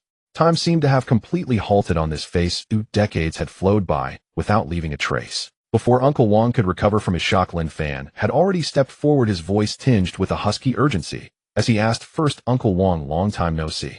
I am Lin Fan. I want to ask you, where are my parents and my sister Lin Wan? Why is my house filled with dust, and no one has lived here for years?" This familiar address shattered Uncle Wong's lingering doubts. He trembled all over, his pupils constricting, and stood up abruptly, staring at Lin Fan in disbelief, his lips quivering, completely at a loss. It really is Lin Fan. The Lin Fan who mysteriously disappeared 30 years ago, leaving the entire old street in sorrow. Yet a tide of confusion surged within him. 30 years had passed, and the world had aged, so why did Lin Fan's appearance seem almost unchanged? He appeared even more handsome and taller than before, showing no signs of aging, instead exuding an otherworldly aura, strange and uncanny. Overwhelmed with astonishment, Uncle Wong suppressed his myriad questions, hastily responding, "Xiao Fan, take a deep breath, steady your racing heart, and slowly reveal the truth. Your parents and sister moved away over 20 years ago. Ever since you suddenly vanished without a trace 30 years ago, your parents never gave up searching for you, tirelessly inquiring about your whereabouts. Eventually, they decided to move away with your sister, traveling across the nation seeking you. They refused to sell or demolish this old house, keeping it intact, fearing that one day you might suddenly return and not find a home or place to go. Even as the family wandered, they always left you a final refuge." Uncle Wong shook his head with a heavy heart. "As for where they specifically moved to and their current whereabouts, I truly do not know. I've lost contact with them for years, and there hasn't been any news." After his words fell, Uncle Wong could no longer suppress the countless questions accumulating in his heart, staring intently at Lin Fan, urgently asking, "By the way, Xiao Fan, where have you been for these 30 years? You vanished without a trace, and everyone thought you were no longer in this world. And how come you look almost unchanged from your childhood?" In response to Uncle Wong's puzzled inquiries, Lin Fan did not intend to elaborate on the strange past of his cultivation and crossing realms. His tone carried an inexplicable mystique as he slowly replied, "Because of some things that defy science, it's hard to explain." Just a brief sentence left Uncle Wong astonished, his heart filled with even greater confusion, unsure how to respond. Things that defy science. This answer was too vague and strange, failing to resolve any of his doubts, making the Lin Fan before him even more enigmatic and mysterious. Lin Fan had no desire to explain any further. His heart was solely occupied with the whereabouts of his parents and sister, unwilling to linger here any longer. After speaking, he gently nodded, turned, and walked out of the convenience store with Xiao Huang. An overwhelming sense of bitterness and melancholy surged within him, weighing heavily on his heart. After a brief moment of distraction, Lin Fan's gaze suddenly sharpened as he recalled the Aerospace Command Center. Those people knew he had returned and should possess the full network of household registration files and detection networks across the country, aware of his true identity, and was the only entity that could help him find the whereabouts of his parents and sister. With his mind made up, Lin Fan decided not to linger. Rather than aimlessly searching, it was better to directly inquire with the authorities. He collected all his emotions, accompanied by the quietly waiting Xiao Huang, transforming once again into a streak of untraceable light, confirming the direction of the magical city with his spiritual sense, and swiftly headed toward the Aerospace Command Center. The power of space flowed with him, concealing his form and traversing thousands of miles in an instant. Meanwhile, at the Aerospace Command Center, the atmosphere remained heavy and oppressive. Director Li concluded a highly classified briefing of utmost priority, hanging up the encrypted communication, his back soaked with cold sweat, still deeply entrenched in utter shock, and days unable to regain his composure. Living humans on the moon vanishing without a trace, supernatural abilities, a 30-year missing persons case. One after another, completely overturning his decades-long understanding, as well as the entire country's scientific research system. The room full of experts and researchers stood in silence, no one daring to speak, all their minds shaken by the unknown extraordinary existence. Filled with fear and confusion, the entire command center was silent enough to hear a pin drop. Everyone was still speculating where the mysterious Lin Fan had gone, what kind of being he was, and what changes he would bring in the future. Just as everyone fell into silence, a calm, gentle, and clear young male voice unexpectedly resonated from the back of the command hall. "Hello, everyone." The moment the plain voice fell, a bone-chilling coldness erupted in the silent command hall. All the experts, researchers, and security personnel on site stiffened, their scalps tingling, as if instinctively tensing up, and turning their heads sharply toward the sound. Under the bright lights of the hall, a tall and slender figure quietly stood half a step behind Director Lee. The young man wore a simple ancient-style loose robe, his long black hair casually cascading over his shoulders. His stance was poised and upright, exuding an otherworldly demeanor that made him appear entirely unlike an ordinary person in a modern city. His young and handsome face was clear and pristine, untouched by the passage of time, identical to the boy's photograph from 30 years ago in the file, but now imbued with a calmness and coolness that spoke of having weathered many storms. At his feet squatted a chubby, round yellow dog, its fur fluffy and soft, its demeanor endearing and amiable, quietly leaning against Lin Fan's feet, gazing at the crowd with intelligent eyes.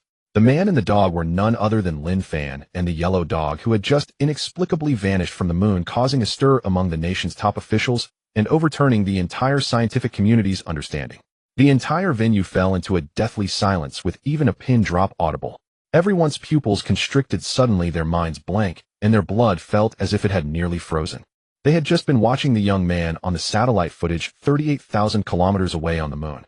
But who could have imagined that this mysterious, extraordinary being returning from the moon could silently breach all national-level defense monitoring and stand directly in their command center, right behind the person in charge? Director Lee, standing at the front, felt his whole body go rigid, a chill running down his spine, cold sweat breaking out on his neck as he froze in place, unable to breathe at all. After standing stiffly for a moment, Director Lee's throat tightened, a bone-deep chill coursing through him. He suppressed the overwhelming tremors within, not daring to turn around or make any sudden movements, his voice dry and trembling, yet he tried to maintain the composure befitting the highest official. "You are you Mr. Lin Fan?" He paused for half a second, his mind racing as he recalled the extraordinary scenes on the moon and the report of the disappearance from 30 years ago. All his doubts crumbled, leaving only extreme reverence and solemnity as he slowly turned to Lin Fan. "With utmost respect, I have just reported your situation to my superiors. We wholeheartedly welcome your return." He then took a deep breath, suppressing all shock and fear, lowering his stance, and cautiously asked, "Is there anything we can assist you with, Mr. Lin Fan?" Lin Fan, with an indifferent expression, spoke frankly, his tone carrying an inescapable sense of melancholy. "I just returned to my old home. The old residence has gathered dust and is unoccupied. I have come to ask for your help in finding out where my parents and younger sister Lin have gone." As he finished speaking, the little yellow dog at his feet shook its fluffy yellow fur, its intelligent eyes sweeping over the crowd of stiff and fearful people, and a clear, youthful voice suddenly rang out, "Don't worry, my master is just fine. Why are you all so nervous?" The clear bark echoed in the silent command hall, every word strikingly real. In that moment, the already tense and terrified crowd utterly collapsed under the weight of their psychological defenses. The ability to stand on the vacuum of the moon and to travel vast distances effortlessly had already overturned everyone's understanding. Now, even the accompanying yellow dog could speak, completely breaking the laws of nature. The experts, researchers, and security personnel were instantly struck by horror, their hair standing on end as extreme fear swept through their bodies. Some were so weak in the legs that they could not control their retreat, their faces as pale as paper. In the depths of extreme panic, a young researcher completely broke down, screaming in a trembling, sharp voice, A monster! A talking dog is a monster!" With that scream, the atmosphere in the hall became chaotic, the suppressed terror spreading like wildfire as everyone's fearful gazes fixated on the talking yellow dog, then turned to Lin Fan, who possessed an otherworldly demeanor, leaving only endless shock and reverence in their hearts. Director Lee's heart raced, cold sweat cascading down his back, his body so rigid he could barely stand his mind a blank. The sight of a supernatural human and an intelligent dog before him shattered his worldview built over decades. Observing the panicked and terrified expressions of those around him, Lin Fan's gaze remained calm, showing no sign of displeasure. He knew well that the people on his home planet had never witnessed such extraordinary phenomena, and it was entirely normal for them to feel fear. He raised his fingers slightly, discreetly summoning a gentle and warm spiritual energy, spreading it softly. The silent and pure spiritual energy enveloped the entire command hall like a spring breeze as a gentle collective calming spell quietly unfolded. The restless and chaotic feelings of panic were instantly soothed as the crowd's taut nerves suddenly relaxed, and all boiling fear and bone-chilling coldness faded away. Their trembling legs gradually steadied, their rapid breathing slowed, the tingling sensations in their scalps returned to normal, and their stiff bodies slowly relaxed, completely breaking free from extreme terror. The previously chaotic and silent hall returned to tranquility. Once everyone's expressions had calmed, Lin Fan finally spoke slowly, his voice clear and steady, reassuring to the ear devoid of any intimidation or hostility. "You all need not be afraid. I am a practitioner of the Tao, transcending worldly laws. The strange abilities you perceive are the powers derived from my cultivation. He glanced down at the obedient little yellow dog by his feet and continued to explain calmly, Little Yellow is not a monster. It is my spiritual pet, intelligent and pure-hearted, never harming ordinary people, so there is no need to fear. Hearing this, the crowd was still shaken, each person staring in awe at Lin Fan, whose demeanor was ethereal and whose presence was calm and warm, the fear in their hearts completely dissipating, replaced by extreme curiosity and astonishment. After a brief silence, the young researcher, who had previously broken down and shouted monster, had now completely regained his composure. Gathering all his courage, he cautiously raised his hand, his voice still trembling, slightly filled with disbelief and curiosity, as he softly asked him, "Sir, is the Tao you mentioned like the cultivation in novels? The kind that allows one to fly, manipulate spiritual energy, and attain immortality?" Lin Fan gently shook his head. Out to him, the most important matter at hand was to find his family. These things are not important. His tone was light, yet insistent, directly interrupting the crowd's curious inquiries as he got straight to the point, a hint of barely perceptible anxiety and concern hidden in his eyes. "I have come specifically to clarify the whereabouts of my parents and my sister Lin Wan. I kindly ask all of you to assist in the search."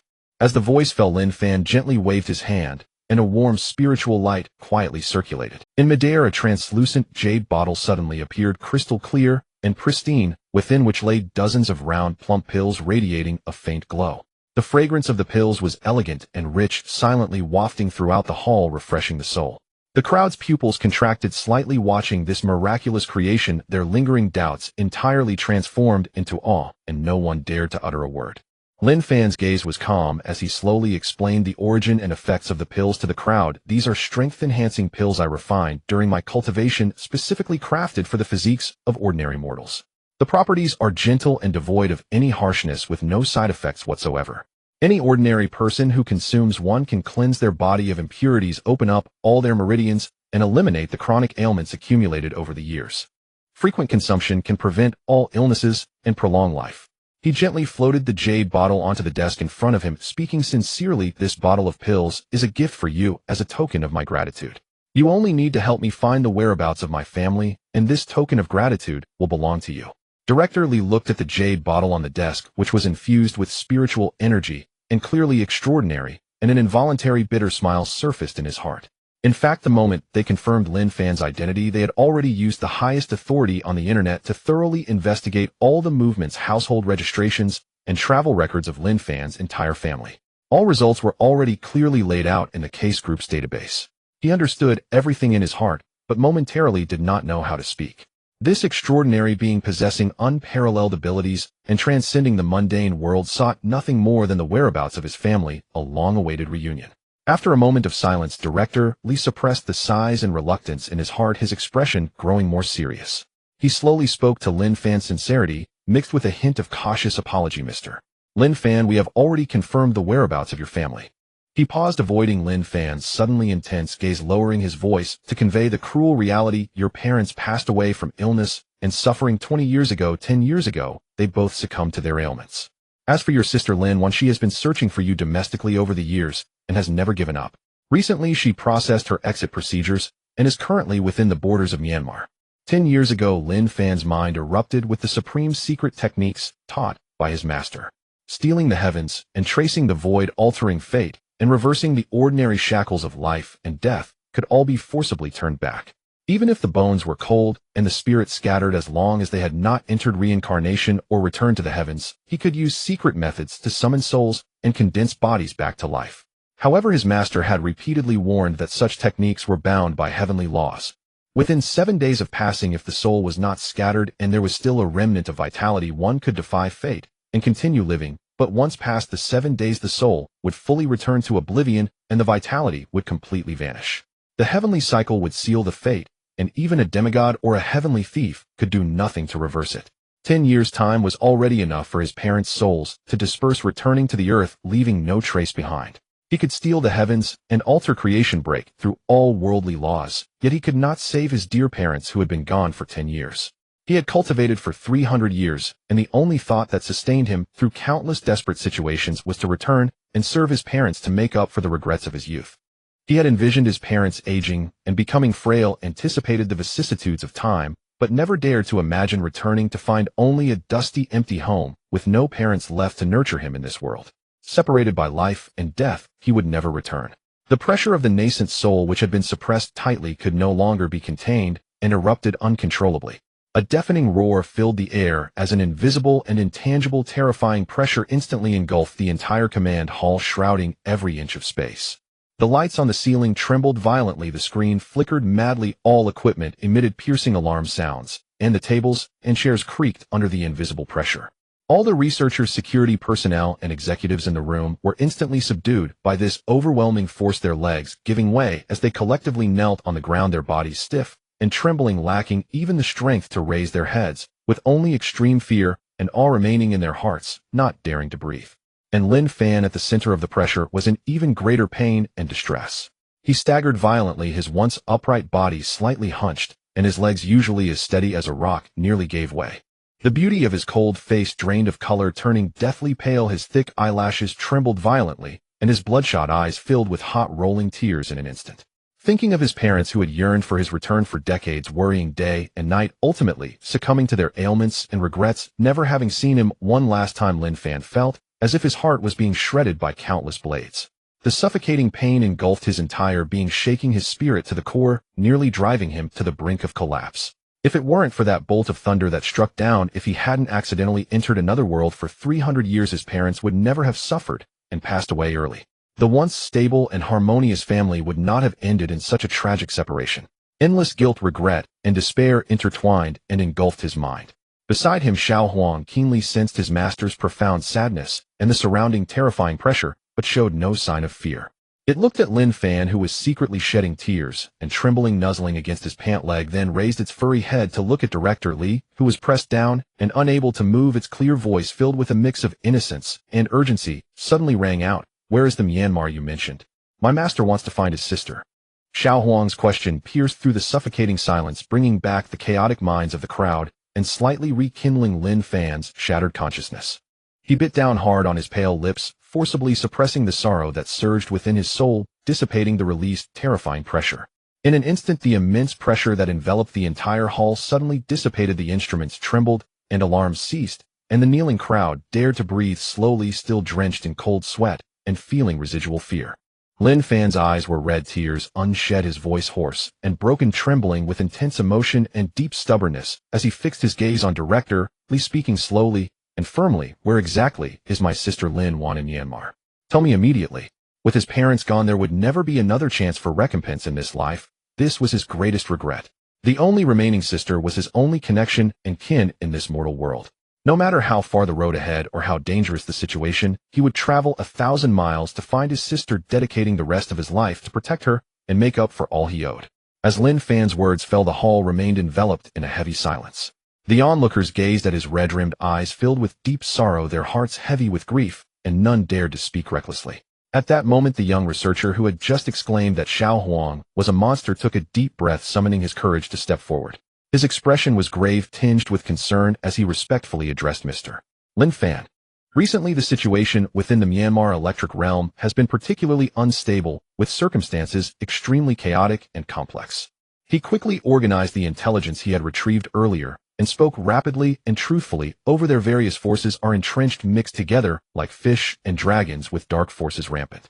Various factions and armed groups are in constant conflict, and public security has completely spiraled out of control.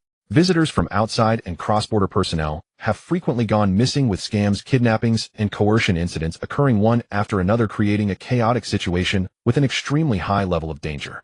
Especially recently, the cases of inexplicably missing outsiders have surged, likely hiding illegal detentions and dark industrial chains, posing a great peril. Each word of this statement struck Lin Fan's heart like a thunderbolt. His parents had already passed away, an irreversible regret in his life. If his only sister were to be in danger in Myanmar Electric, all the significance of his 300 years of hard cultivation and returning across the starry sea would be utterly in vain. In an instant, extreme fear and anxiety completely replaced the sorrow within him, gripping his heart. The redness in Lin Fan's eyes had not faded. Instead, it was now tinged with intense urgency and panic. The residual spiritual power within him stirred slightly, and he felt a burning impatience, unable to wait another moment. "My sister must not come to harm," he growled, his tone laced with piercing intensity and urgency. Without a hint of hesitation, he waved his hand casually. A gentle yet domineering force of spiritual energy instantly enveloped the small Huang at his feet, securely holding it by his side, while a soft current of spiritual energy surrounded Director Li and the young researcher, safely protecting both. Lin Fan raised his gaze, his eyes sharp and urgent without a trace of delay, and ordered in a deep voice, "You are familiar with the road conditions and the situation. Immediately set off with me, guide me, and take me to Myanmar Electric to find my sister." Director Li dared not delay, quickly nodding and understanding his expression extremely solemn. "I will obey your orders, sir. The situation is urgent, and we will set off immediately." The young researcher beside him also promptly bowed in response, his expression tense, ready to accompany them. Lin Fan's mind was solely focused on his sister's safety, leaving no room for further words. The space around him shimmered with faint light, enveloping the three people and one dog as their forms transformed into an imperceptible flow of light, breaking through the command centers, building barriers, and swiftly soaring into the high clouds racing towards the border. The speed was astonishingly fast, and the buildings, mountains, and rivers of the city below quickly receded behind them, covering 100 miles in an instant. In the high altitude, the winds howled and clouds surged, yet the currents of air rushing past Lin Fan were completely isolated by the barrier of spiritual energy surrounding him, ensuring his safety within the shield. As they raced along, the tense and oppressive atmosphere slightly eased. To alleviate the tension and facilitate future cooperation, Director Li took the initiative to speak first and introduced himself. "Mr. Lin Fan, I am Li Changjing, the current highest official of the China National Space Administration." With his words, the young researcher beside him quickly collected himself and respectfully introduced himself. "Hello, Mr. Lin Fan, my name is Su Chun." Lin Fan nodded slightly without speaking. Accompanied by the two men and the dog, he transformed into an invisible flow of light, moving at an unimaginable speed. The scenery along the way flashed by in an instant. In a brief moment, the blurred outline of the border appeared on the horizon, and the humid, warm air from the foreign land rushed in, indicating that they had already arrived at the boundary of Myanmar Electric. With a thought, the spatial spiritual light circulating around him gradually converged, gently bringing the group down to a secluded and deserted slope at the border. The concealment array still quietly operated, an invisible barrier enveloping everyone, completely isolating their presence, appearance, and all fluctuations of spiritual energy. Not far away, the border crossing was bustling with people of various colors and styles, some hurriedly passing through customs, while others gathered on the roadside to chat and trade, revealing the initial signs of chaos. However, despite the surrounding onlookers scanning the area, none could detect the four figures and one dog standing abruptly on the slope. Lin Fan's concealment array perfectly masked everyone's traces, allowing them to blend seamlessly with the surroundings without any flaws. The moment they landed, the humid and sticky evening breeze from the foreign land brushed past, carrying a hint of chaotic restlessness. Li Changjing and Su Chen quickly adjusted themselves, their expressions serious as they gazed towards the chaotic border, crossing their hearts filled with vigilance. Su Chen swiftly took out his encrypted terminal, his fingers flying across the screen as he retrieved the latest border entry data and personnel tracking information, his expression growing increasingly grave. He quickly organized the intelligence and, drawing from years of analytical experience, spoke solemnly. "Mr. Lin Fan, ordinary people entering the country will most likely only stay in three major areas at the border. The first area is the distribution districts around the border crossing. The vast majority of visitors and cross-border personnel will make a brief stop here after entering, changing vehicles, and resting. It is also the core area where scam groups often lie in wait to deceive incoming individuals. The second area is the clusters of temporary accommodations in the suburbs. Here oversight is lax, and the mix of people is chaotic. Strict real name registration is not required. Many newcomers, either to save costs or due to inducement, choose to stay here temporarily, making it the area with the highest incidence of missing persons recently. The third area is the cross-border transportation hub, where the flow of vehicles and people is disordered. Illegal taxis and unscrupulous intermediaries are prevalent, specifically luring newcomers unfamiliar with the situation. Countless individuals have gone missing after being taken from here." Su Chen put away the terminal, his tone increasingly grave, and assured Ms. Lin Wan is entering alone and has no understanding of the chaotic situation in Myanmar Electric. She is most likely still within one of these three areas. As long as we check them one by one and combine them with her entry trajectory, we will soon be able to pinpoint her exact location. After hearing Su Chen's introduction to the situation in Myanmar Electric, Lin Fan's anxiety intensified, not daring to delay any longer. With a thought, his vast divine sense suddenly spread out, enveloping the surrounding land for hundreds of miles like an unending tide, capturing every scene in streets, alleys, buildings, shops, and suburban wastelands without missing a detail. He turned to look at Xiao Huang at his feet, speaking rapidly, yet steadily. I will spread my divine sense for a rapid filarious scan to find my sister's trace. You stay here with Li Changzheng and Su Chen, wait here, and do not wander off. Xiao Huang obediently shook its fluffy yellow fur and nodded obediently. No problem, master, will keep an eye on them. Lin Fan said no more. His form transformed into a faint flow of light piercing through the air as he sped away, probing deeply into the border town, relying on his expansive divine sense to quickly scan every suspicious corner. As Lin Fan watched Lin Wan's figure disappear at the end of the cloudy street, the little yellow dog that stayed behind squatted on the ground in boredom, suddenly struck by a thought, recalling the small square wooden box it had secretly tucked away in its master's old residence. Its eyes lit up, and it opened its mouth to exhale lightly. A faint glow flashed in the spirit beast's storage space, and the small wooden box covered in the dust of yesteryears landed steadily before its paws. The little yellow dog quickly pawed the box toward Li Changzheng and Su Chen, looking up curiously and asking, "Quick look, what's inside this small box?" Su Chen bent down to pick up the wooden box, gently lifting the lid. Upon seeing the objects inside, he immediately recognized its origin and explained, "This is an old-fashioned tape recorder, a relic from many years ago. Its main functions are to record, store, and play sounds akin to the voice recording devices used by the older generation."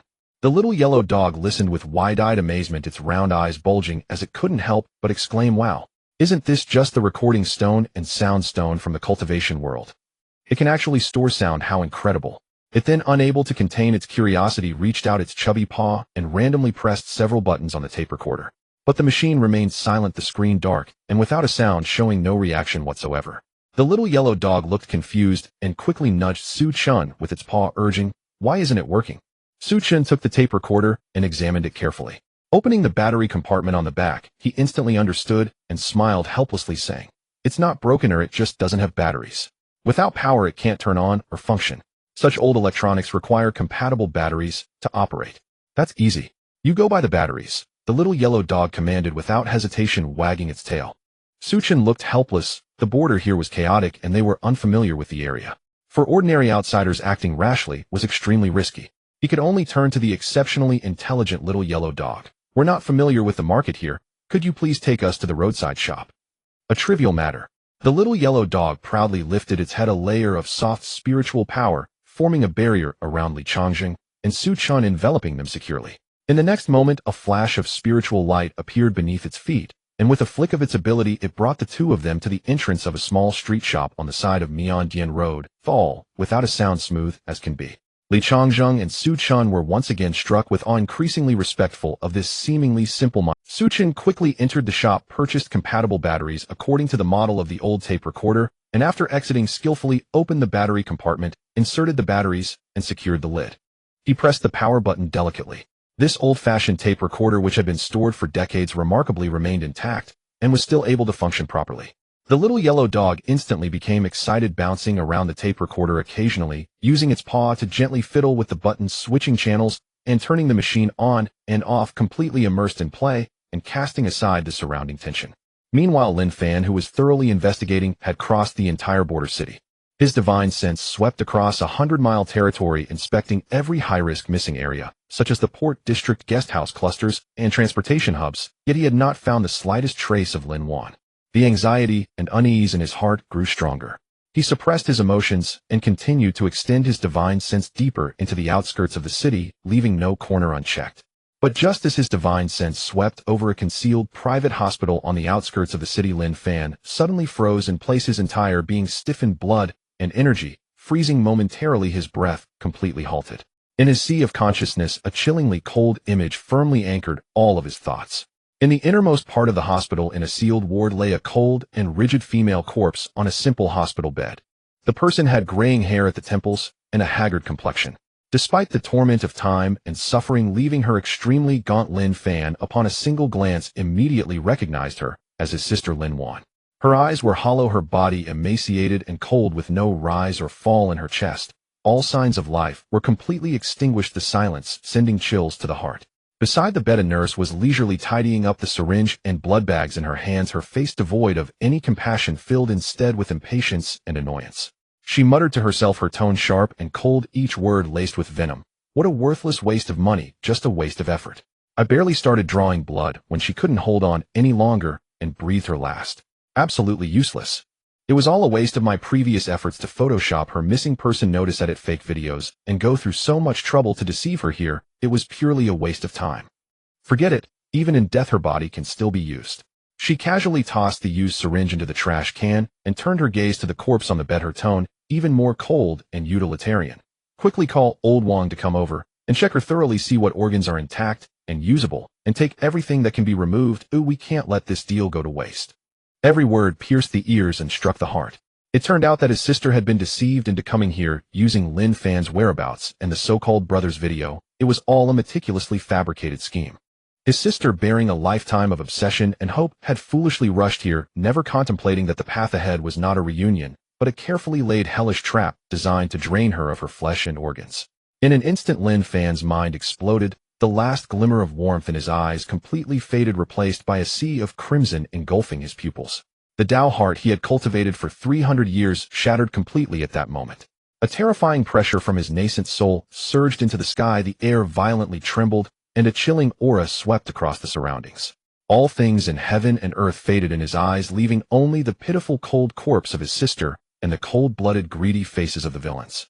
Lin Fan could no longer contain the overwhelming fury within him.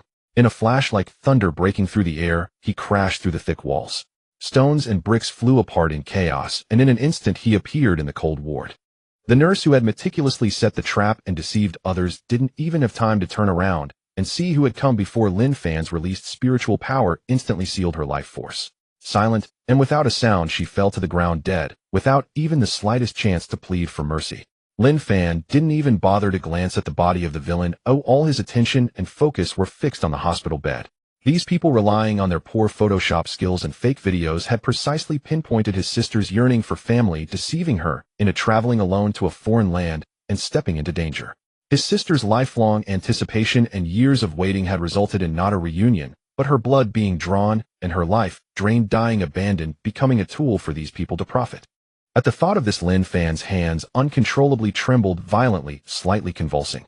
He leaned down gently, his fingertips cautiously brushing over Lin Wan's disheveled, dry white hair.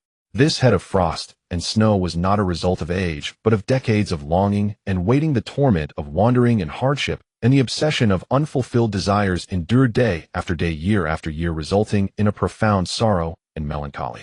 As his fingertips touched her cold and stiff skin, feeling her completely extinguished life force and the motionless rise and fall of her chest, Lin Fan's heart burst with pain, splitting his heart and lungs. Lin Fan had cultivated for 300 years, and faced with the betrayal, harm, and tragic death of his beloved family in a foreign land, all of his cultivation and composure crumbled completely. Bone-chilling regret, bottomless guilt, and heart-wrenching pain relentlessly tore at his soul. The formidable nascent soul powerhouse at this moment stood alone before the hospital bed, gazing at the cold visage of his loved one, utterly heartbroken, with nothing left in his heart but endless sorrow and overwhelming killing intent. Meanwhile, several streets away, Xiao Huang, who was previously playing with an old-fashioned tape recorder and having a leisurely time, suddenly sensed the terrifying intertwining of grief and rage emanating from the nascent soul's pressure. In an instant it reigned in all its mischief, put away the tape recorder from its claws, and its expression grew serious. Spiritual energy surged around it instantly, enveloping Li Changzheng and Su Chen nearby, and following the direction of the pressure, they sped through the air towards the scene.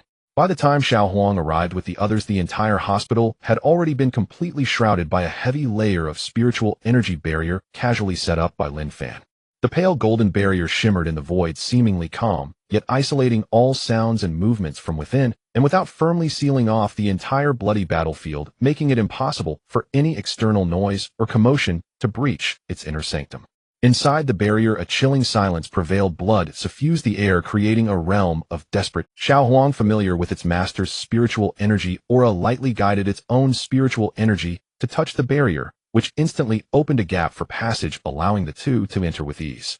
As they stepped into the barrier, a rich, pungent smell of blood assaulted their senses, and the overwhelming aura of death and slaughter sent chills down their spines. The corridors and halls of the entire hospital lay in disarray, with layers upon layers of corpses strewn about, all of them the accomplices of the Black Hospital that Lin Fan had just dealt with, the gruesome sight akin to a scene from hell. Xiao Huang led the two in search of Lin Fan's aura, and at the end of their line of sight in the director's office, they saw Lin Fan standing with a cold demeanor, roughly lifting the director, dressed in a white coat by the neck with one hand. A vast and mighty force of divine soul surged into the director's sea of consciousness like an invisible web as he was forcibly employing a soul-searching technique, frantically extracting all the evil secrets hidden in the director's mind.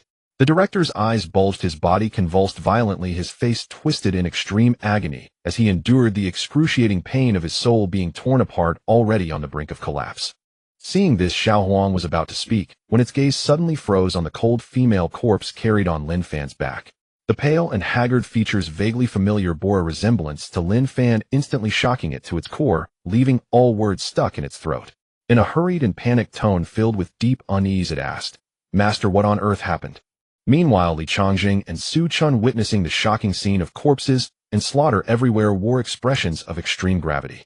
The two exchanged glances, no words needed, and silently raised their hands to take out the encrypted terminal they carried, lightly pressing their fingertips to silently activate the high-definition recording mode, capturing all the scenes and Lin Fan's state, holding their breath and making not a sound.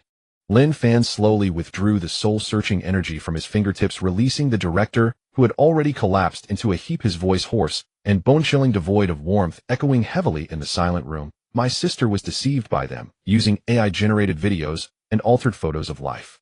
His gaze fell upon Lin Wan, who was quietly leaning beside him, the killing intent surging in his eyes like a deep abyss. She was abducted here, almost drained of all her blood, her life force extinguished completely. Even after her tragic death, this group of beasts still would not relent, planning to dissect her intact organs and completely wring out her last bit of value. Through the soul-searching, I have already learned all the ins and outs, understood all the evil here, and uncovered the entire truth of the local authorities' collusion and complicity. Looking up, Lin Fan gazed at the world beyond the barrier, his tone icy and resolute. "There is no need for an official that harbors dirt and protects evil deeds." Xiao Huang felt its spiritual energy stir, filled with resentment, and gritted its teeth in agreement. These scum who commit evil deeds truly deserve to die. All of them should be killed. Li Changjing, with a serious expression, stepped forward a half-step, his tone sincere yet restrained. "Mr. Lin, in this place where evil men run rampant and sins abound, those deserving of death are indeed unforgivable. However, among them, there are also many innocent people who have been deceived and trapped in a dire situation." Su Chen also stepped forward at the right moment, gently nodding in agreement, intending to persuade Lin Fan not to involve the innocent and harm the common people. Upon hearing this, Lin Fan's expression remained unchanged as he lightly waved his hand, and the golden spiritual energy barrier enveloping the entire hospital shattered in response, the invisible barrier instantly dissolving into the heavens and earth. His tone calm and words clear, "Rest assured, I have never indiscriminately killed a single innocent person." As the barrier dissipated, the remaining patients in the hospital finally saw the scene outside. The sight of corpses and the eradicated villains left these tortured victims, who had lived in fear for years, utterly stunned. After a brief moment of daze, the despair and grievances that had been suppressed for years erupted completely. Countless suffering patients stumbled out of their rooms, rushing to surround Lin Fan, their eyes filled with awe and fervor, as if they were witnessing a divine savior. A pale-faced, emaciated man clutched the scar on his side, tears streaming down his face as he shouted, "Immortal! Living immortal! I am a Chinese SD person. I was deceived here by fake news from friends and family, and when I woke up, I had a kidney forcibly removed, with heaven not responding and earth not aiding, nearly dying here." With the first victims speaking up, the others surged forward, each recounting their own experiences. Some had been deceived into bloodletting for years, their vitality drained. Some had organs cut out, resulting in lifelong disabilities. Others had been imprisoned and tortured, enduring unspeakable humiliation. Every word dripped with blood and tears, every voice echoed with sorrow, each story a testament to the monstrous crimes committed by this black hospital. Looking at the group of Chinese compatriots who had suffered immensely and narrowly escaped death, Li Changjing and Su Chun felt a mix of emotions, their eyes filled with compassion. Exchanging glances, they stepped forward, voices loud and steady, addressing all the victims solemnly. "Do not be afraid. We are officials from China, specifically handling cases of victimization at the border. Now that the evil has been eradicated, you are safe. Please follow us." After speaking, they turned to Lin Fan, their expressions carrying a hint of earnestness and pleading. "Mr. Lin, armed forces may soon arrive here, and the situation is complex. We earnestly request you to take action and help these compatriots evacuate together." Lin Fan quietly gazed at the disheveled and tormented Chinese compatriots before him, his expression calm, remaining silent. After a moment, he waved his hand, and an ancient and exquisitely crafted flying artifact emerged and floated above the heads of the crowd, glowing with spiritual light and steadily hovering. Lin Fan turned to Xiao Huang, his tone steady and solemn, and instructed in a deep voice, "Xiao Huang, take all the suffering compatriots along with Wan's remains, and return first using the magical artifact, ensuring everyone is settled properly." As his words fell, the last hint of warmth in his eyes completely vanished, leaving only a chilling, murderous intent. He had already accounted for the evildoers of this den of demons, but he would spare none of the official forces that had sheltered the wicked, acted as accomplices, and allowed the black market to run rampant for years. Today he would personally go to demand the return of all blood debts. Xiao Huang nodded solemnly, controlling the floating, flying magical artifact to land slowly, its spiritual light spreading out steadily, supporting the group of victims who had suffered greatly. Everyone cautiously boarded the magical artifact, watching Lin Fan's solitary and cold figure, their hearts filled with awe and trepidation, yet no one dared to utter a single word. Xiao Huang carefully protected Lin Wan's remains, properly arranging all the compatriots, and then looked to Su Chun, waiting for instructions as per the briefing. "Please guide us." Su Chun immediately reported the coordinates of the temporary settlement at the China-Myanmar border, accurately planning the safe route. In the next moment, the flying magical artifact surged with spiritual light, lifting off swiftly into the sky, cutting through the air towards the safe zone. Only Lin Fan remained a solitary and cold figure, standing atop the blood-soaked ruins of the hospital. He closed his eyes in concentration, rapidly replaying all the fragmented memories extracted during the soul search. How the local armed forces in Myanmar received bribes, secretly sheltered black hospitals, and allowed a black industrial chain of AI deception, live blood extraction, and illegal organ harvesting to run rampant, causing countless compatriots to suffer here, with overwhelming evidence clear as day. All the strongholds of officials who sheltered the wicked and acted as accomplices, as well as the armed encampments, were imprinted in his sea of consciousness. Without further hesitation, Lin Fan's spiritual power surged violently, transforming his body into a dazzling crimson rainbow, soaring through the sky, tearing apart the clouds, and rushing towards the core stronghold of the Myanmar officials who sheltered evil. Meanwhile, on the flying magical artifact, the atmosphere was exceptionally tense. Li Changjing had already opened a secure terminal connecting to a high-level channel for the China-Myanmar border, synchronizing all on-site situations. As the video connection was established, his expression became solemn as he quickly reported in a clear manner, "Report to the leaders, the entire black industrial chain of a vile private hospital on the Myanmar border has been completely dismantled. All the perpetrators within have been eradicated, and dozens of abducted and victimized compatriots have been rescued, many in critical condition from organ harvesting and long-term blood extraction." He paused, adding key information with a grave tone. "The one who acted is Lin Fan, possessing extraordinary cultivation abilities.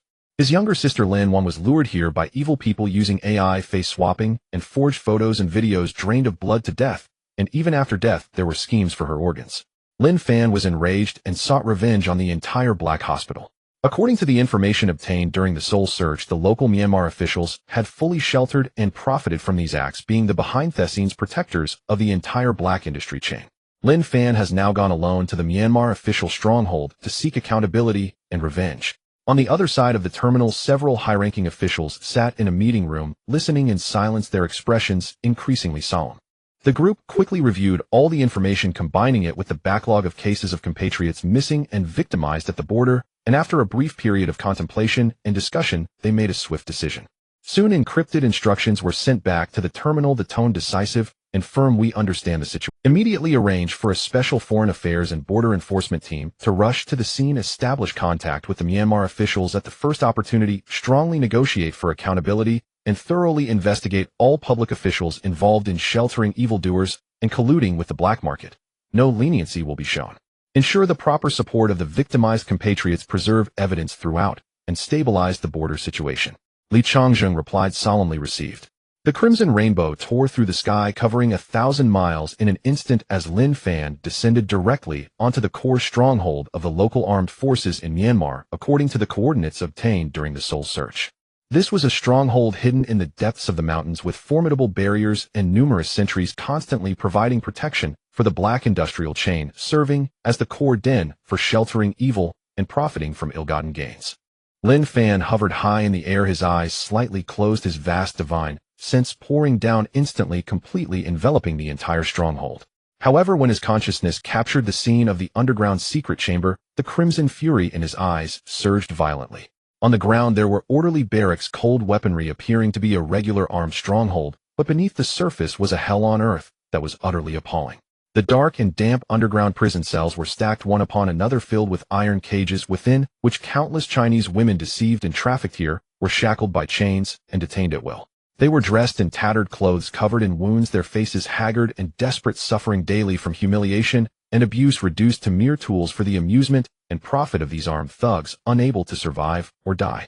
Scenes of compatriots being humiliated and savaged vividly projected into Lin Fan's sea of conscience. In an instant, the despairing visage of his sister Lin Wan, cold and lifeless, drained of blood, and still schemed for her organs, overlapped with the tragic faces of countless compatriots before him.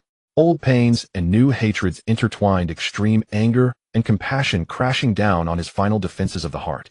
Lin Fan's vision suddenly turned red. A thunderous roar echoed in his mind. The repressed hostility from 300 years of cultivation surged wildly. The inner demon took advantage of the void to seep in, gradually eroding his Tao heart. Endless rage and bloodthirsty killing intent completely consumed his reason, leaving only a pure desire for destruction. The armed security on the ground detected the unusual movement in the sky, and everyone suddenly looked up, their expressions turning to extreme shock as they beheld Lin Fan hovering in midair without any support.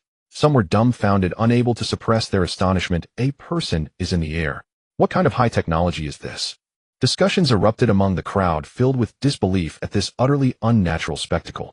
In the midst of the panic, a large number of security personnel quickly loaded their guns, the dark muzzles all aimed at Lin Fan in the sky, in a state of heightened alert, poised for action. Moreover, several key personnel's faces changed dramatically as they hurriedly grabbed the intercom, urgently contacting the higher-ups with rapid speech, reporting the strange phenomenon and unknown threat above. However, at this moment Lin Fan had long been engulfed by the hatred of his sister's tragic death and the grief for his humiliated compatriots, his inner demon roiling, reason nearly sinking, and he had no patience for this group of unforgivable accomplices, not even deigning to utter a word. At this moment Lin Fan was completely enveloped by his raging fury and inner demons, utterly disregarding any words. His eyes were devoid of warmth, and with a mere gesture, overwhelming and fierce nascent soul's spiritual power crushed down.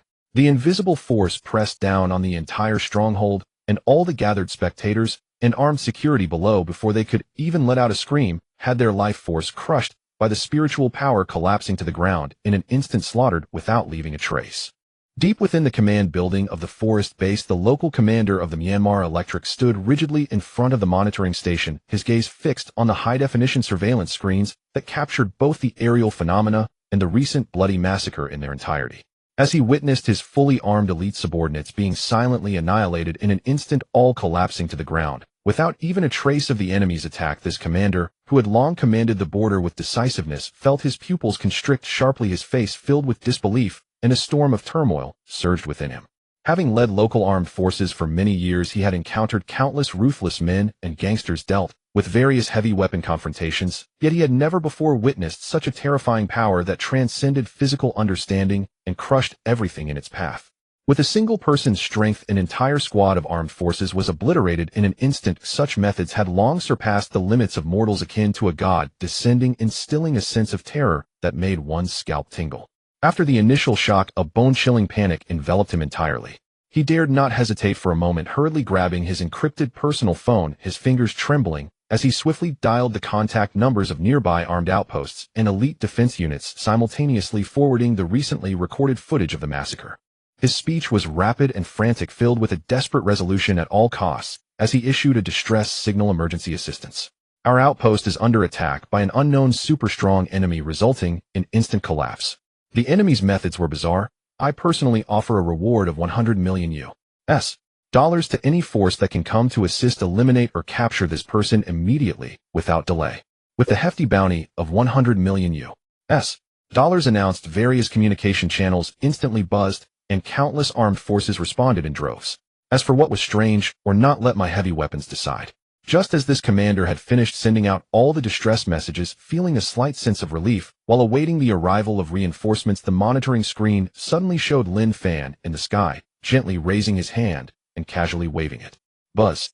A barely perceptible golden ripple instantly swept across the entire forest, moving with unparalleled speed. In the next moment, the screen of the commander's encrypted phone abruptly went black, the signal bar dropped to zero, and all communication frequencies were instantly severed, leaving him completely cut off from the outside world. Not only the phone but the entire surveillance equipment communication base station and electronic devices of the armed base malfunctioned, going dark and freezing.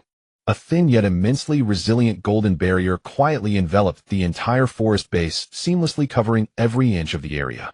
It completely isolated all communications signals and exits, sealing the entire base into an isolated and helpless prison. Those inside could not escape, and those outside could not enter. All hope for assistance was utterly shattered in that moment. The command room was suddenly plunged into silence save for the commander's heavy and hurried breathing. He slumped down in his chair, his back soaked with cold sweat, feeling icy to the bone.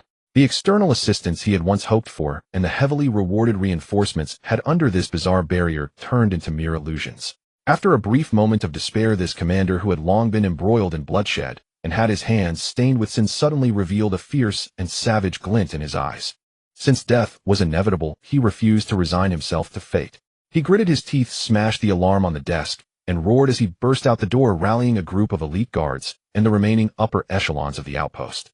Hundreds of close-body guards were fully armed, holding assault rifles, grenade launchers, and even bringing out vehicle-mounted heavy machine guns and individual rocket launchers, forming layers of formation, all aimed directly at the solitary figure in the sky. Everyone listen up. Concentrate fire. At all costs, bring him down. The commander's eyes were bloodshot as he hysterically shouted, trying to crush the fear within him with modern heavy firepower and turn the tide. In the next moment, flames erupted into the sky and artillery roared. A torrent of bullets, grenades, and rockets surged forward, accompanied by a devastating shockwave raining down upon Lin Fan in the sky, completely sealing off all airspace, attempting to obliterate and crush him. However, in midair, Lin Fan's clothes fluttered without wind, his figure remaining immovable, his gaze devoid of emotion. Only a frozen indifference remained.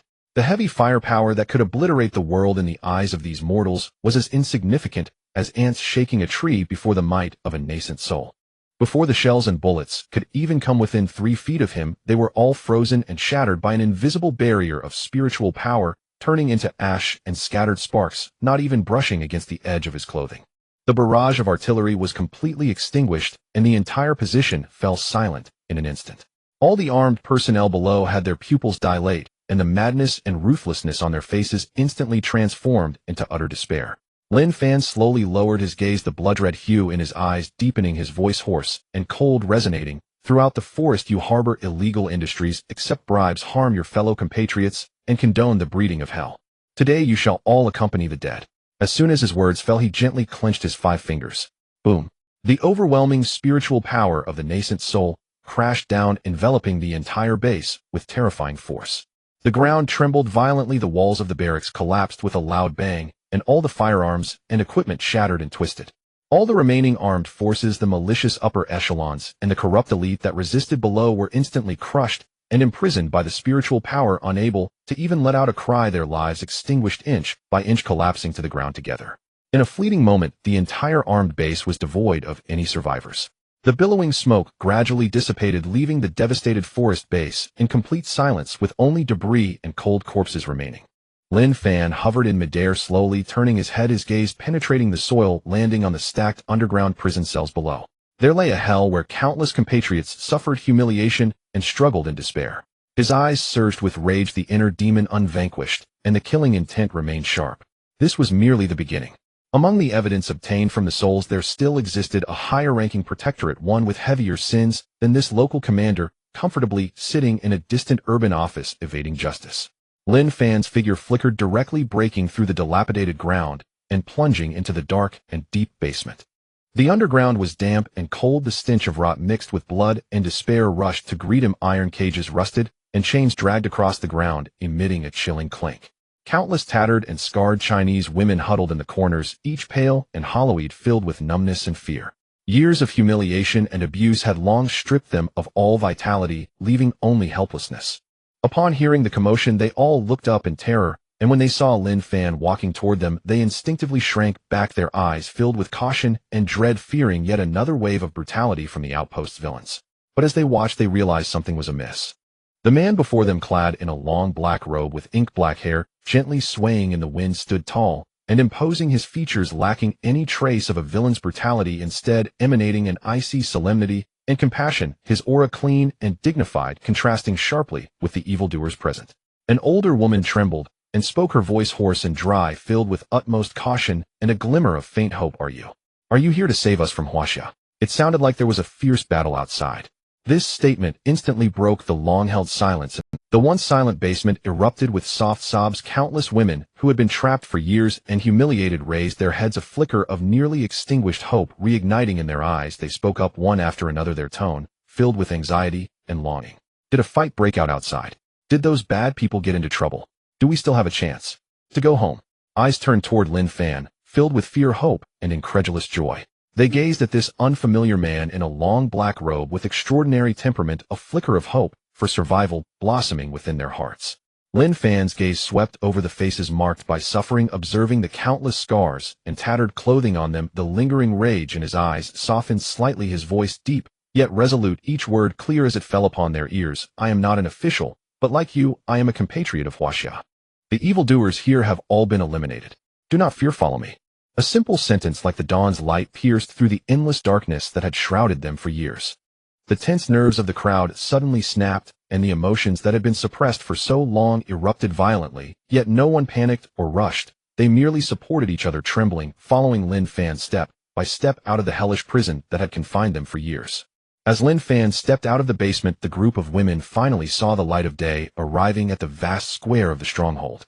Yet the scene before their eyes caused everyone to freeze instantly. The square was littered with the corpses of armed thugs, the sinners who had committed heinous acts and humiliated them, all lying in pools of blood, stripped of any arrogance. The years of accumulated fear, pain, humiliation, and despair exploded at this moment. It's them, this group of beasts. They are the ones who deceived us, imprisoned us, and tortured us. Countless women's eyes turned red as they rushed forward like madwomen, clawing and beating the corpses on the ground, pouring out all the blood and tears, all the grievances of years. They screamed and choked, venting all the suffering they had endured day and night, all the grievances they had nowhere to express onto these wrongdoers. Lin Fan stood quietly aside, his expression calm, silently allowing them to unleash their hatred. They should have been ordinary women living peacefully, yet they were deceived by evildoers, trapped in hell, enduring unimaginable humiliation and pain that today's release could not even begin to match 1/10th of their suffering. After a long while, the intense screams gradually subsided, leaving only the heart-wrenching sobs echoing throughout the square.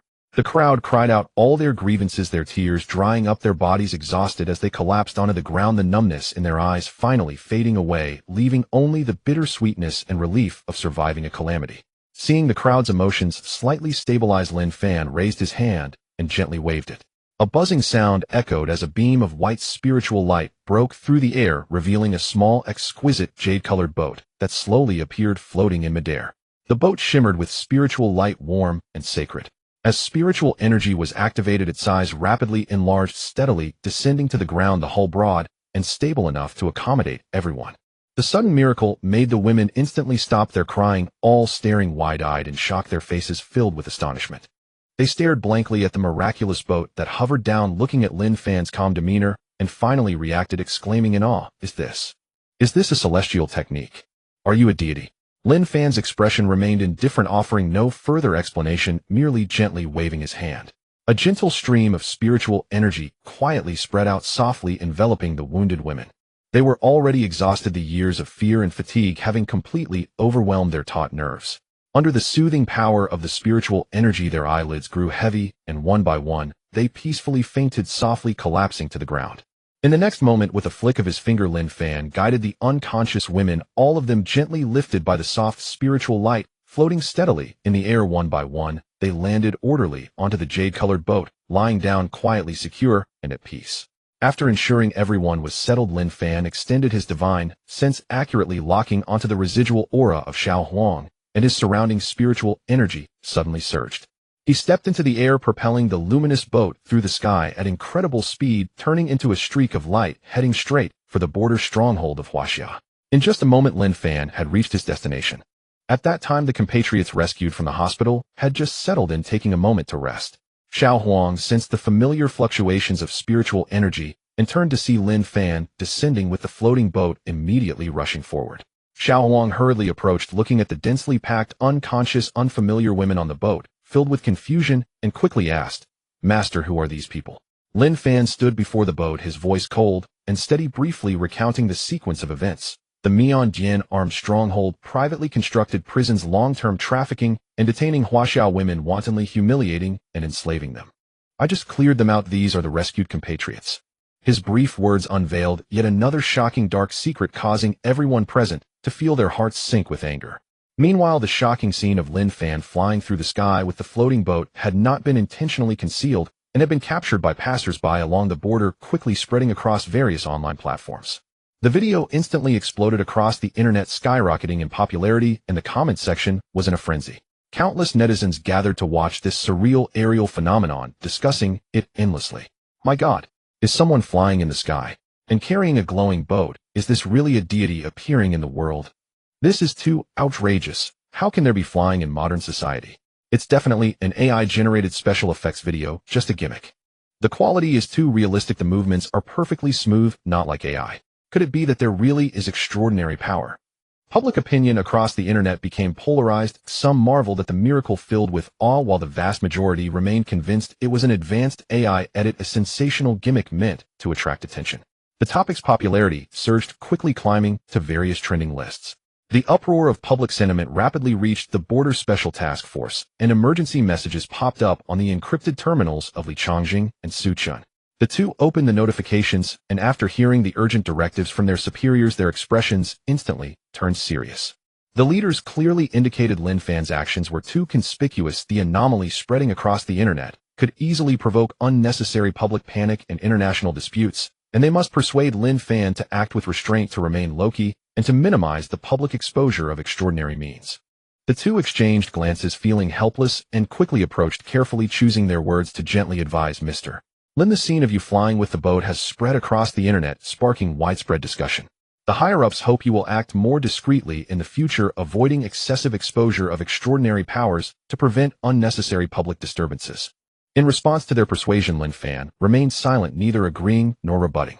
He merely slowly turned sideways, raising his hand to gesture for the two to look at the women quietly sleeping on the boat. Sunlight poured down, illuminating their mottled and horrific scars through the translucent hull. The old scars from severed limbs, the bruises from iron chains, and the deep and shallow wounds left by abuse. Beneath their tattered clothes lay the horrifying layered humiliation and trauma, each scar an indelible testament to their suffering. They were abducted Huaxia compatriots, imprisoned for years, humiliated day and night, their bodies soaked in blood and tears, enduring the utmost suffering of the world. Li Changzheng and Su Chun looked at the heart-wrenching scars on the women, gazing at their pale, exhausted, lifeless faces. All the words of persuasion instantly caught in their throats, swallowed back entirely. In that moment, the two were completely speechless, quietly closing their mouths. Compared to the hellish suffering these compatriots had endured for years, the so-called public opinion heat and the idea of acting discreetly felt utterly trivial and powerless. Xiao Huang, watching Lin Fan's increasingly fierce and violent killing intent, seeing the lingering bloodlust in his eyes, felt deeply worried and quickly approached, softly advising, "Master, your slaughter is excessive. The aura of killing surrounds you, which can easily damage your cultivation and intensify the erosion of your inner demon, greatly harming your Dao heart. You must not continue this way." As the words fell, Lin Fan ceased to speak further. After confirming that all the suffering women on the ark were peacefully asleep, he turned and leaped into the air, transforming into a streak of crimson light, racing towards the next official stronghold that sheltered the black market and committed heinous deeds, following the remnants of incriminating coordinates in his sea of consciousness. Seeing this, Li Changzheng immediately turned to Su Chun, solemnly reminding him, "You stay here and take full responsibility for accommodating these suffering compatriots, coordinating with the medical and rescue teams from the rear, and properly handling subsequent matters." After assigning the tasks, Li Changzheng turned back with a sincere expression, a hint of pleading in his eyes as he looked at Xiao Huang. "Divine beast, I beg you. Mr. Lin Fan is fighting alone and his inner demon is growing heavier. The situation is becoming increasingly dangerous. The state has already taken comprehensive action to negotiate accountability, and all malevolent forces will undoubtedly pay a painful price. I implore you to accompany me quickly to protect Mr. Lin Fan and persuade him to temporarily halt. He must not be completely consumed by his wrath." Xiao Huang, already worried, was well aware of the perilous state Lin Fan was in. Continuous and relentless killings would only allow the inner demon to take root and destroy his Dao heart. Not daring to delay, Xiao Huang immediately nodded in agreement. "I understand the gravity of the situation." Before the words fully left his mouth, Xiao Huang's figure flickered and took Li Changzheng with him. Following the lingering powerful spiritual energy emanating from Lin Fan, they sped through the void. As they rushed along, when Xiao Huang brought Li Changzheng to the next mountain stronghold overhead, what met their eyes was yet another silent purgatory. The entire stronghold was engulfed in smoke, a scene of devastation. The ground was littered with the bodies of armed thugs, and all firearms and weapons lay shattered and rendered useless. The once arrogant and domineering guarding forces had been completely eradicated with not a single survivor. Lin Fan stood alone in the center of the desolate stronghold, his black robe, stained by the smoke of gunpowder blood energy, swirling around him, exuding a fierce and violent aura of slaughter that obscured the sky, heavier and more terrifying than before. His eyes were drenched in a blood-red hue nearly black, and his aura was restless and violent. His Dao heart was wrapped layer upon layer in wrath, already on the brink of losing control. Xiao Huang swiftly landed, hurried to Lin Fan's side, his tone filled with urgency and concern, desperately advising, "Master, enough. We really can't continue killing.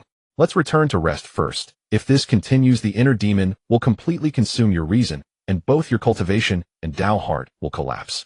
Following closely, Li Changzheng, witnessing the brutal scene before him and feeling Lin Fan's almost terrifying violent aura, was deeply shaken and hurriedly stepped forward to assist, in persuading, his tone sincere and urgent. "Mr. Lin, please stop. The state's foreign affairs team has arrived at the border and is officially negotiating firmly with the high-level authorities of Miandian. All officials and armed forces involved in black activities and sheltering evil will be held accountable and punished severely. They absolutely cannot escape. You do not need to stain your hands with blood and exhaust your Dao heart." In the face of the too persistent pleas, the violent blood energy around Lin Fan continued to surge, his eyes swirling with black and red, and the obsession entangled with his inner demon tightly shackled his mind, showing no sign of relenting. Seeing him on the verge of sinking deeper, Xiao Huang was extremely anxious, fearing that his master would be completely consumed by the killing intent, and that his Dao heart would be utterly destroyed. He gritted his teeth and threw out the most crucial words, solemnly advising, "Master, you must wake up. Your little master has not been dead for long, not yet 7 days. His soul has not dissipated and his body is intact. There is still a glimmer of hope. Your life-reversing secret technique can reverse life and death and bring him back to life. As long as you stop now and we return immediately, you still have the chance to resurrect your little master." This sentence resonated like thunder in Lin Fan's ears, instantly penetrating the chaotic mind, shrouded by anger and inner demons. His originally pitch-black and murky eyes, filled with blood, suddenly trembled, and the layers of violent killing intent quickly receded, a long-lost clarity slowly returning. He stood frozen in place, the words of Xiao Huang echoing wildly in his mind. His anger-clouded head finally calmed down completely. "Yes, it has been less than 7 days since my sister's tragic death. Her soul lingers in the human realm, her body is intact and uncorrupted, and I hold the ancient secret technique to reverse life and death. I am not completely powerless." The extreme sorrow and overwhelming hatred had completely blinded his mind, causing him to be consumed by revenge and nearly forget this only opportunity.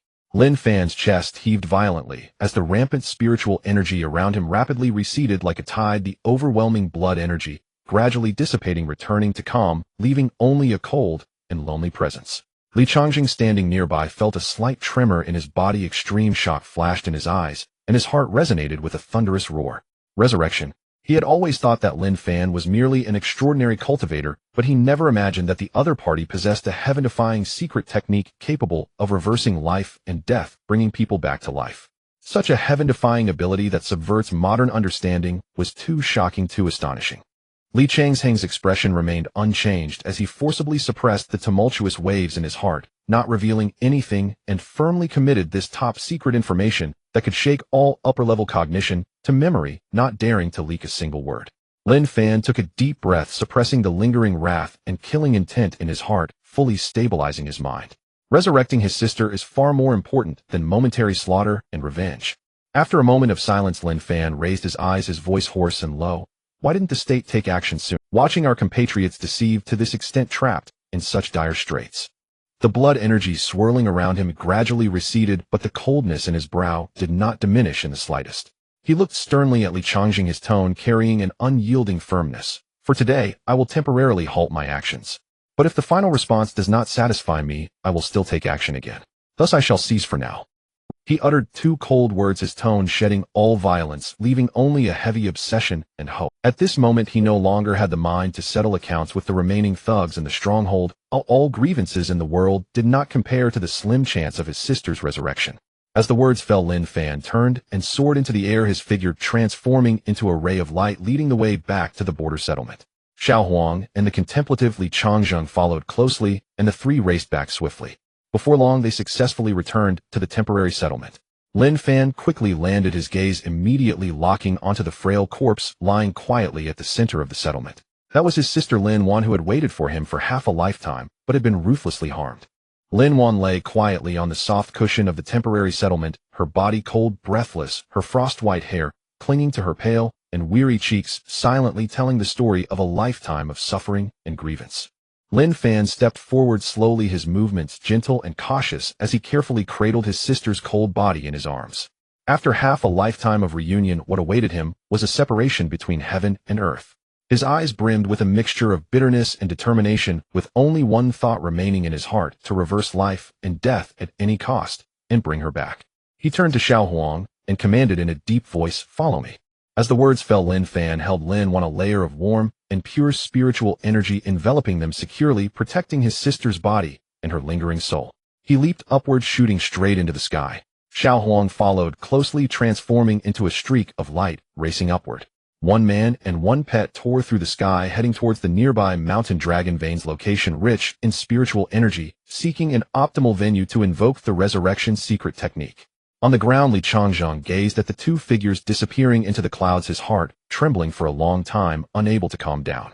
These four characters completely overturned his decades of understanding, transcending modern science and worldly logic. If Lin Fan could truly reverse life and death, resurrect the deceased, then the extraordinary powers of this world would have reached an unimaginable heaven-defying realm, profoundly impacting the extraordinary understanding of all of Huaxiao, the border situation and secret plans. Without daring to delay for even a moment, Li Changzheng immediately took out the highest authority encrypted terminal, dialing the emergency line of the headquarters connecting to the core senior meeting channel. As the video connected, he suppressed all his shock, his expression grave and solemn, reporting urgently, at a rapid pace: report to all leaders, urgent confidential information. Lin Fan masters a heaven-defying secret technique that can reverse life and death. His sister Lin Wan had passed away less than 7 days ago, her soul not yet dispersed and her body intact. At this moment, Lin Fan had taken her remains to the place with the most abundant spiritual energy, preparing to perform the resurrection technique. On the other side of the terminal, the senior officials who were originally reviewing border negotiations and aftermath plans were instantly rendered speechless. The large top-level conference room fell silent, the calm demeanor on everyone's faces completely faded, replaced by sheer shock and disbelief. They had anticipated Lin Fan's extraordinary strength and methods, envisioned him as a rare, unparalleled powerhouse, but they had never dared to imagine that there could be someone in the world who could command the ledger of life and death, reversing the fates of the dead. Li Changzheng observed the moved expressions of the senior officials on the screen and solemnly confirmed again: the intelligence is absolutely true. It was spoken by Lin Fan's spirit pet, and Lin Fan himself has also acknowledged this matter. He has already set off and is preparing to perform the technique.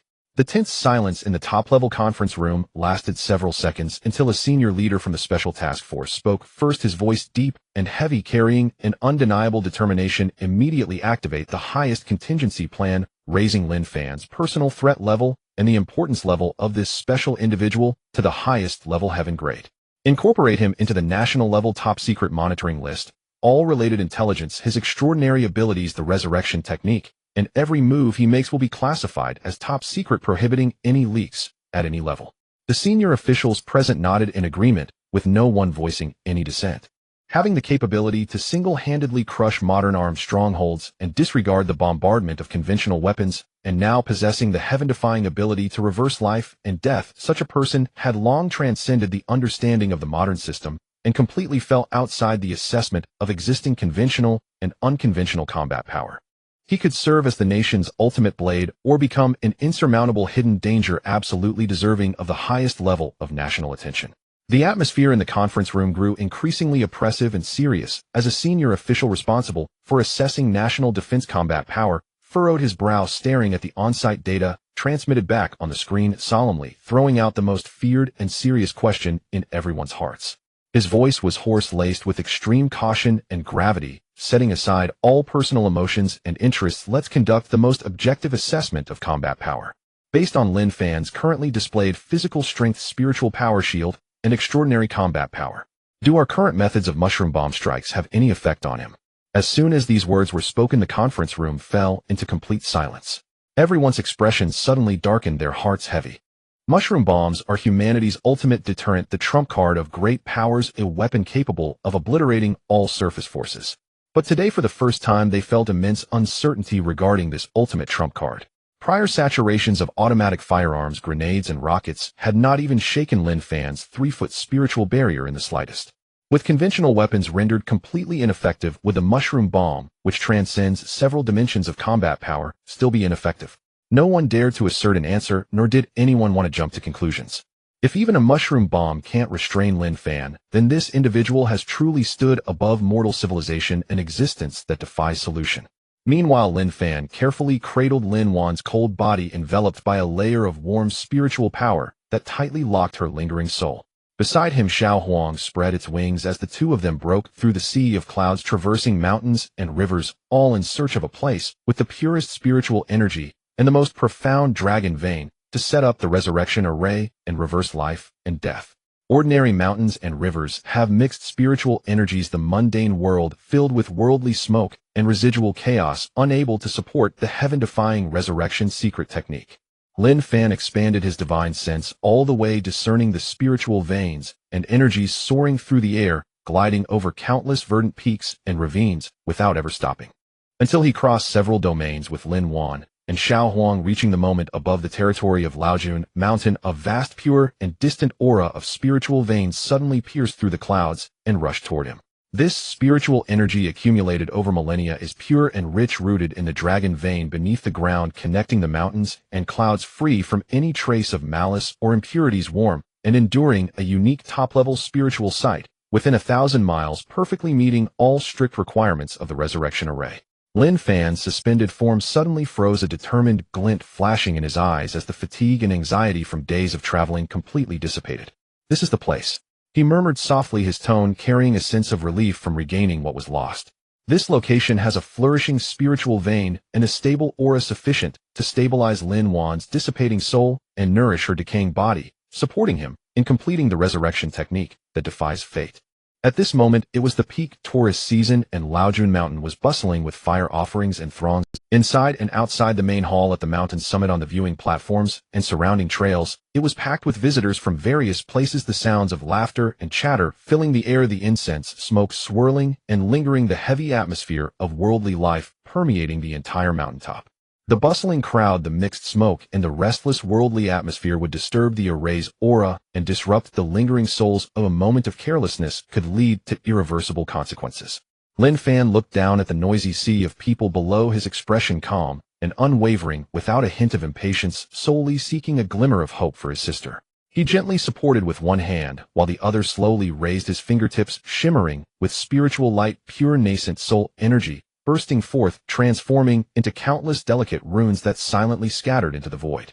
With a resonant, ethereal sound, the transparent barrier, difficult to discern with the naked eye, instantly expanded into a large circular shield centered on the main hall of Laojun Mountain, firmly enveloping the entire core area of the mountaintop. This barrier was warm and gentle, devoid of any killing intent, yet possessing absolute isolating and pulling power.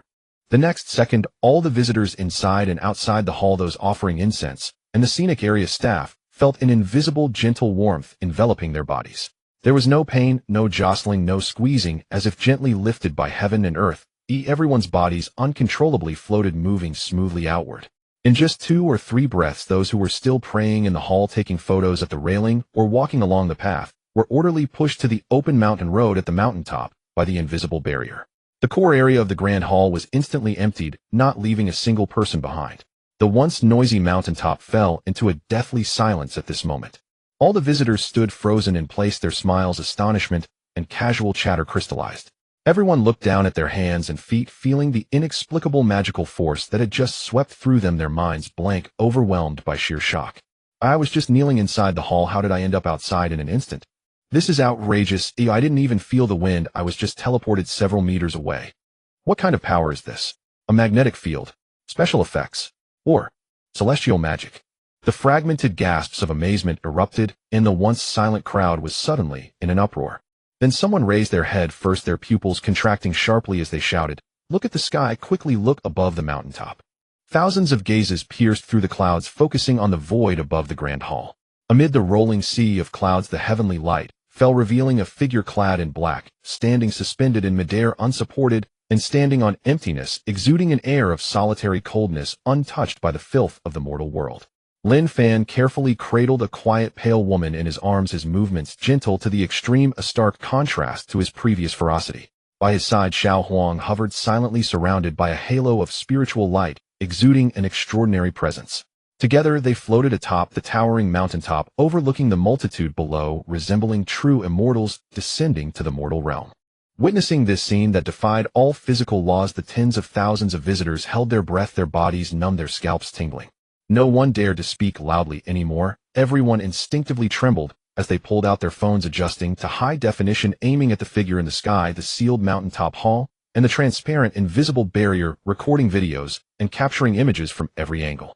The previously hotly debated floating arc border anomalies and countless doubts about AI effects and scripted hype were completely shattered in this moment. The countless witnesses of this real-time, unfiltered miracle were irrefutable evidence. It's real, there truly are cultivators. Creating barriers out of thin air and moving people across distances, this technique is beyond superpowers, it's a true immortal's ability. Laojun Mountain, a 1,000-year-old celestial mountain, has truly revealed its divine being today. Oh, my life is complete. Countless visitors trembled with excitement, their eyes glued to the figure in the sky, filled with reverence, fearing to disturb this heavenly being. The high-definition footage, live recordings, and multi-angle shots swept across the internet at a dizzying speed. In just a few seconds, hashtags such as Laojun Mountain celestial being, invisible barrier clears the mountaintop, eyewitness to cultivation, subverting understanding of supernatural phenomena, shot to the top of trending searches, dominating major platforms online with explosive popularity. The short video platform's views instantly surpassed 100 million. The comment sections overwhelmed, and the entire internet buzzed. All previous mockery, doubt, and slander from netizens fell silent. Only sheer astonishment and disbelief remained. The offline Laojun Mountain scenic area was completely paralyzed, with all visitors refusing to leave, densely crowding at the foot of the mountain and along the path, gazing longingly at the mysterious area sealed by the barrier at the mountaintop. Online discussions flooded and trending topics surged, and countless netizens frantically shared and debated the miracle. Meanwhile, Lin Fan, at the center of the storm, remained utterly indifferent to the chaos below, oblivious to the astonished gasps and the fervor across the internet. In his eyes, only the peacefully sleeping figure of his sister remained, filled with tenderness and determination. The barrier was completely stabilized, isolating them from the worldly smoke and noise, transforming the entire mountaintop into a serene spiritual domain detached from the mundane world. The rich and pure spiritual vein of Laojun Mountain flowed continuously into the barrier, filling the entire venue. Lin Fan held Lin Weiner, slowly descending, and landed steadily on the central bluestone platform of the Grand Hall. Weiner, just wait a little longer. He whispered softly, his voice gentle to the point of breaking. Brother will set up the formation now and take you home. Xiao Huang obediently landed, its spiritual energy spread out, surrounding the entire barrier inside and out, vigilantly protecting it, preventing any birds or beasts, winds, or air currents from disturbing the venue, safeguarding this unique opportunity for rebirth. As the internet erupted and trending topics soared, the top-level security and public opinion emergency mechanism in China swiftly activated, with the national authorities taking immediate action. The station troops and emergency special forces around Laojun Mountain received the highest level of emergency orders and quickly assembled. Urgent commands were issued in succession, with armored vehicles roaring and sirens wailing as troops stationed within 100 miles raced towards Laojun Mountain, quickly heading to various entrances at the foot of the mountain to take control of the scene. Upon arrival, the military swiftly established isolation zones, orderly assisting and directing the thousands of stranded visitors, calming their excited and shocked emotions, while organizing the crowd to prevent unrelated individuals from approaching the sealed barrier area, rigorously guarding against anyone intruding on the mountaintop venue, while maintaining comprehensive control of the situation to avoid mass chaos. Meanwhile, in a top-level special conference room in the capital, the atmosphere was grave and solemn. The high-ranking officials watched the rapidly surging and completely out-of-control trending topics on the screen, observing countless high-definition videos of the miracle, and immediately issued emergency orders, swiftly notifying the Public Opinion Control Department to get everyone in position. Immediately initiate the highest level of public opinion control plan. Urgently limit, block, and ban all related topics, videos, and entries across the internet. clear all relevant content from the trending lists, intercept the transmission links of related videos, suppress the heat of public opinion across the internet, and strictly prohibit any further escalation of the situation. As the orders were given, the internet office staff quickly took their positions, all executing expedited operations. In just a few seconds, all trending topics, like Laojuan Mountain Celestial Being, that had topped various platforms and surpassed 100 million views, were instantly taken down, while the real-time videos that were flooding the internet were batch-limited, blocked, and deleted. Discussions on major social platforms and short video sites were comprehensively suppressed, with popular comment sections quickly restricted and controlled, and the once fervent and widely debated public opinion across the internet rapidly cooled and fell silent at a visible speed. Even with the official swift actions to control comments and impose bans, the recorded footage from the thousands of witnesses along with archived materials that had already spread and privately retained videos had silently circulated, and the undercurrent continued to flow across the internet, unable to be eradicated completely. All the external turmoil and upheaval were entirely isolated by the invisible barrier atop the mountain. Within the barrier, time was tranquil, undisturbed by the clamor of the world below, and oblivious to the storm brewing online. Lin Fan stood on the bluestone platform, his mind fully immersed in the figure of his sister in his arms, unaware of all the commotion outside, his heart filled with unwavering determination as he prepared to activate the extraordinary formation for rebirth. After settling Lin Weiner's body, Lin Fan suppressed all extraneous emotions, his eyes clear and solemn, diligently preparing all the necessary foundations for the resurrection's secret art according to its regulations. He waved his hand, causing the storage space to surge with light as countless spirit stones and precious materials soared into the air, densely hovering around him. Top-grade warm jade, marrow, millennium black, ginseng, purple gold spirit, crystal, soul-nourishing fairy grass, and heavenly repairing spirit sand. Each of these treasures was priceless, and Lin Fan took out the majority of his master's precious collection, all to build a glimmer of hope. Lin Fan's expression was meticulous as he moved in a profound rhythm, weaving through the vast stone platform. Following the star patterns, yin-yang layout, and dragon vein points of the Great Resurrection Array, he precisely embedded spirit stones into the 8 corners of the array, orderly spreading various precious materials along the array's pathways. The angle of each spirit stone, the position of each fairy grass, and the arrangement of every material were all flawless, in perfect accord with the secrets of the heavenly Tao.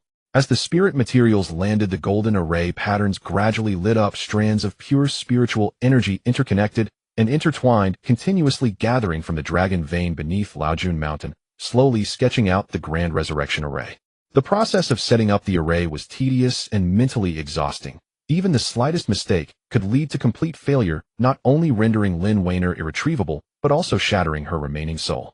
Lin Fan remained focused, his mind highly concentrated, exhausting his own spiritual power and soul to meticulously refine every detail of the array from day to night, and from night to the following dusk, tirelessly working without a moment's rest.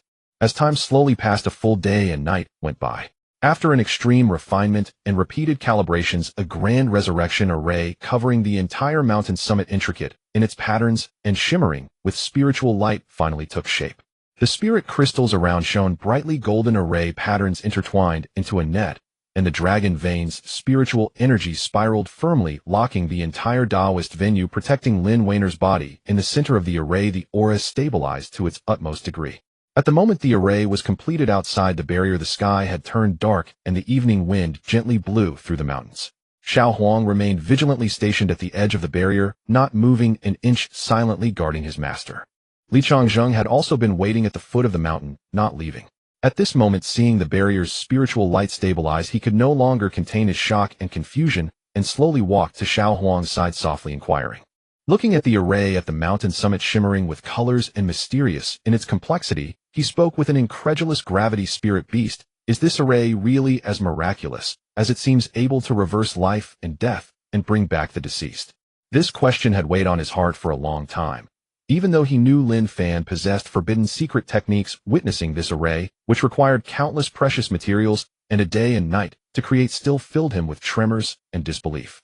Xiao Huang raised his head to gaze at the solitary figure standing quietly within the barrier, his eyes filled with deep concern, no longer the lively spirit he once was. His tone was heavy and apprehensive as he slowly shook his head. It's hard to say.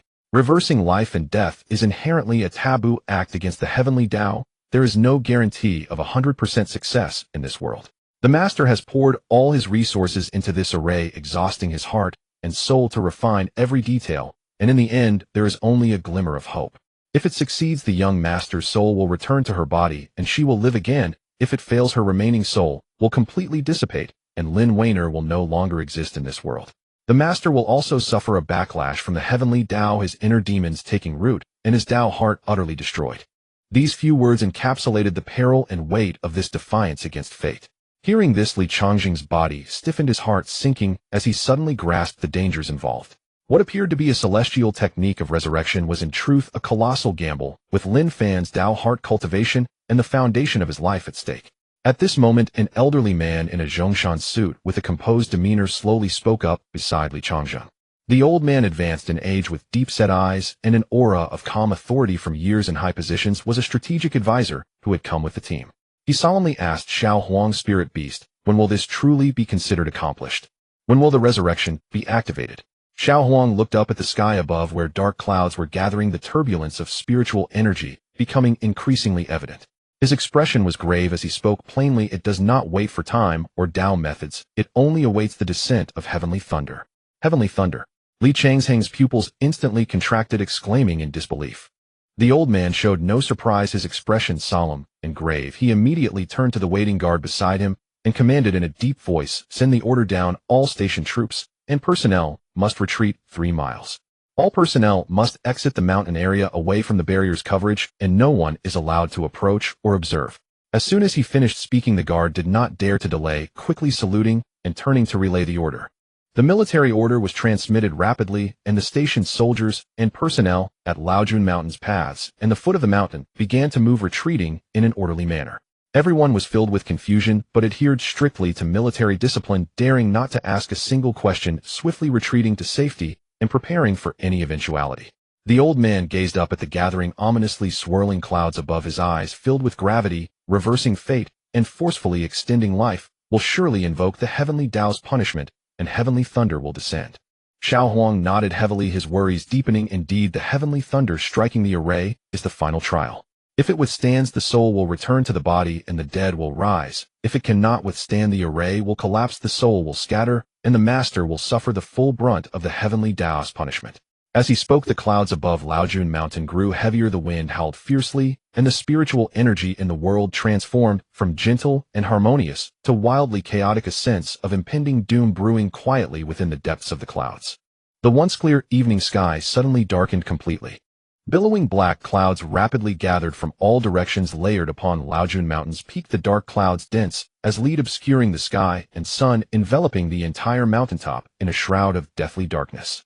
A deep rumble of thunder echoed within the clouds, a continuous, buzzing, the reverberating thunder, causing those below to feel anxious, their blood surging. An overwhelming, unassailable authority of the heavenly Tao descended, oppressing all onlookers at the foot of the mountain, leaving them breathless and trembling. The fierce wind ravaged the mountain's trees, swayed violently, dust and stones flew, and the spiritual energy in the world erupted into chaos, creating a scene as if the end of days had arrived. In the next moment, crack! A blindingly bright golden light suddenly tore through the heavy dark. Unlike ordinary thunder's pale whiteness and darkness, this bolt of lightning was pure gold, radiating brilliance, carrying the divine authority of the heavenly Tao that judges all, moving at unimaginable speed, like a heavenly sword of punishment, striking directly at the center of the mountain summit's grand hall. The entire grand hall also crumbled in response, turning into countless fragments of spiritual light, dissipating into the raging wind. The originally solid and gentle barrier which isolated all was as fragile as paper in the face of the heavenly Tao's punishment, instantly torn apart and shattered. The entire grand hall also crumbled in response, turning into countless fragments of spiritual light, dissipating into the raging wind. Xiao Huang, Li Changjing, and the others were all tense, their eyes fixed on the direction of the mountain summit, their pupils trembling violently, their faces filled with shock and anxiety. Within the shattered barrier, Lin Fan suddenly soared into the air, his black robe billowing wildly in the wind, his black hair dancing fiercely. He did not dodge or retreat, standing alone in the void, facing the golden heavenly thunder that would decide life and death, braving the overwhelming punishment of the heavens with his mortal body. Without a spiritual shield for hasty defense, without array patterns to cushion the blow, he stood tall and firm like a peak, his back straight and unyielding, willingly enduring the thunder for the resurrection array beneath him, taking on the heavenly punishment for his sister within the array. Meanwhile, beneath him, Lin Wainer lay peacefully in the center of the resurrection array, surrounded by a soft and wholly warm white halo. Spiritual light surged continuously from the dragon vein below, enveloping her cold body, seeping into her limbs, bones, and soul. Her previously pale and lifeless face gradually revealed a hint of vibrant warmth under the halo, her remaining weak soul firmly stabilized and slowly nurtured by the spiritual light. One person peacefully embraced the spirit, while another stood in the air bearing the thunder. Amidst the raging winds and the earth-shattering thunder, golden lightning pierced the sky at this moment atop Laojun Mountain. A tragic, yet shocking scene unfolded. The ultimate sense of fate and defiance weighed heavily on the hearts of those at the foot of the mountain, causing their hearts to stop and their breaths to cease. The first golden heavenly thunder roared down, unleashing a violent force that ravaged the mountaintop. Lin Fan, clad in black, trembled slightly, but stood firm in the void, not retreating a single step. Above the clouds, the heavenly might did not dissipate, but instead grew even more ferocious. Following closely, the second, third, and fourth bolts of golden thunder tore through the dark clouds in succession, each one thicker and more domineering than the last, striking down relentlessly upon Lin Fan, who stood alone against the storm. The deafening sound of thunder echoed endlessly, golden light illuminating the heavens and earth, as the entire Laojun Mountain trembled violently, rocks cascading down and the mountain winds howled. The terrifying power of divine punishment caused the station soldiers and the elders, including Li Changjing at the foot of the mountain, to experience a profound shock, making even breathing difficult. Little Huang floated at the edge of the barrier, gripping tightly with its claws, its gaze fixed on the shadow in the void, filled with anxiety and not daring to breathe. It understood well that the previous bolts of thunder were merely warnings from the heavenly Tao. The true deadly strike was the final divine thunder that gathered all the heavenly might. Indeed, the dark clouds rapidly converged and a sudden stillness enveloped the world as a terrifying oppressive force descended, capable of overwhelming all. The power of the entire cloud layer condensed into a single bolt of golden thunder, as thick as a bowl, dazzling and radiant, carrying the judgment power of the heavenly Tao crashing down. In that moment of life and death, a glint of determination flashed in Lin Fan's eyes as he raised his hand to grasp the void. With a clear and domineering clang, the sound of a blade resounded throughout heaven and earth as an ancient and heavy weapon. The Zhenkong blade burst forth from the void. This was the master's life weapon, capable of stabilizing the void, resisting the heavenly might, and breaking all laws. Lin Fan held the blade with one hand, his long hair billowing, standing tall, like an immortal, facing the ultimate thunder, without flinching, resolutely striking down. The intertwining dark and golden blade light collided with the golden thunder as the violent heavenly power and sharp blade aura exploded simultaneously, scattering spiritual light across the sky, while the raging shockwaves swept over the entire mountaintop. The destructive heavenly might of the ultimate thunder was met heat in shattering and dissolving it. The thunder clouds suddenly collapsed, the heavy dark clouds rapidly dissipated, and the oppressive force that had suppressed the world vanished without a trace. Little Huang's tense body instantly relaxed, its heart that had been hanging in suspense finally settled, letting out a long sigh of relief. Seeing that the heavenly punishment had come to an end, and that its master had withstood all the retribution, it transformed into a streak of yellow light, swiftly flying to Lin Fan's side, affectionately nuzzling against his sleeve. At that moment, as the thunder dissipated and the world returned to clarity in the center of the rebirth array, Lin Wan, enveloped and nurtured by endless dragon veins spiritual light, felt her fingertips tremble slightly. After a long period of silence, her eyelids slowly opened. The hazy light of the heavens fell gently into her eyes through the dissipating clouds. Her mind was dazed, still lingering on the last moment of being drained of blood and exhausted, with only boundless coldness and despair remaining in her memories. Am I not already dead? Lin Wan blinked blankly, weakly, turning her gaze to look around. Surrounding her was not the damp, cold underground infirmary, nor the cold needles and despairing iron cage, but only the clean and ancient stone palace, scattered earth and stones, with a warm and clear aura lingering between heaven and earth. Where's this? In the midst of her confusion, her peripheral vision caught sight of a plump, soft-furred, lively little yellow dog beside her, lifting its head and looking at her with gentle, moist eyes, appearing both endearing and adorable. Following closely, a tall and slender young man slowly fell into her line of sight. The man had shoulder-length black hair, his clothes fluttering lightly, his figure tall and cool.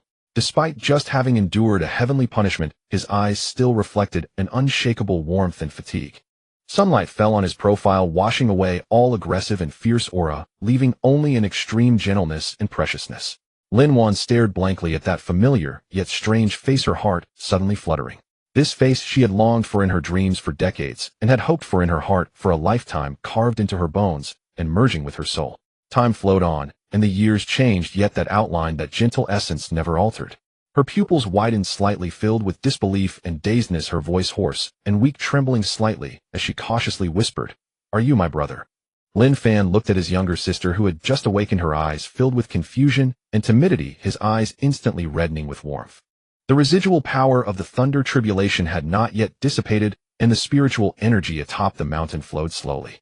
His body, which had just endured several bolts of heavenly punishment, trembled slightly, all of his previous killing intent melting away, leaving only the warmth and bitterness of having regained what was lost. He slowly bent down, extending his trembling and restrained hands to gently touch the frost-white strands of hair by Lin Wan's temples. The moment his fingertips grazed the white hair, a sharp pain spread through his heart, representing the years of suffering his sister had endured, waiting and wandering through life. Lin Fan's voice was hoarse and choked, filled with half a lifetime of suppressed longing and guilt, each word carefully articulated as he softly replied, "It's me. One, I'm back." Those simple 6 words exhausted 300 years of attachment and obsession. As his voice fell, Lin Fan wiped away the redness from his eyes, reached into his storage space, and with a flash of spiritual light at his fingertips, carefully took out a packet of milk candies, retrieving a slightly aged, yet perfectly preserved milk candy from within. This was something he had kept in his storage space since crossing over, a token of gentleness he owed his sister from his youth, a promise he had never forgotten. His fingers still trembled slightly, filled with excitement, heartache, and immense relief. He patiently and gently unwrapped the candy wrapper, revealing the round, pure, white candy, a sweet, milky aroma gradually wafting through the air. Lin Fan leaned slightly forward, his movements as gentle as possible, softly bringing the milk candy to Lin Wan's cool lips, his eyes filled with unending tenderness and affection, whispering to make up for the regrets of a lifetime, "It's brother." Brother brought back milk candy.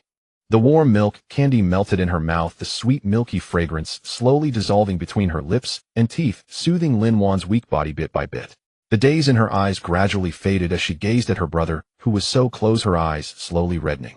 Lin Fan gazed at the glaring white hair at his sister's temples and her slightly weary and aged face as the bittersweet feelings in his heart surged uncontrollably. His sister should have been carefree and in the prime of her youth, yet because of his absence for half a lifetime, she had suffered through the trials of the world, aging from the hardship, her spirit and body exhausted. He dared not look too long, fearful of being unable to suppress the guilt and heartache within, and immediately raised his hand, causing the storage space to glow, 2 radiant and spirit-filled pills quietly hovering in his palm. One was a longevity pill capable of stabilizing the foundations and replenishing her essence, repairing her body that had suffered for decades. The other was a youth-retaining pill able to wash away the signs of aging and restore her youthful appearance, banishing all the weariness left by time. Lin Fan moved with utmost gentleness, supporting the weak Lin Wan, and sequentially placed the 2 pills into her mouth. The pills melted instantly, transforming into 2 streams of warm and rich energy that slid down her throat, immediately coursing through her limbs, meridians, and flesh. "Just eat obediently, and you will never suffer again," Lin Fan gently soothed as he gradually channeled his spiritual power to help her assimilate the medicinal effects. Lin Wan nodded obediently, quietly leaning against him, clearly perceiving 2 gentle and powerful medicinal forces sweeping through her entire body.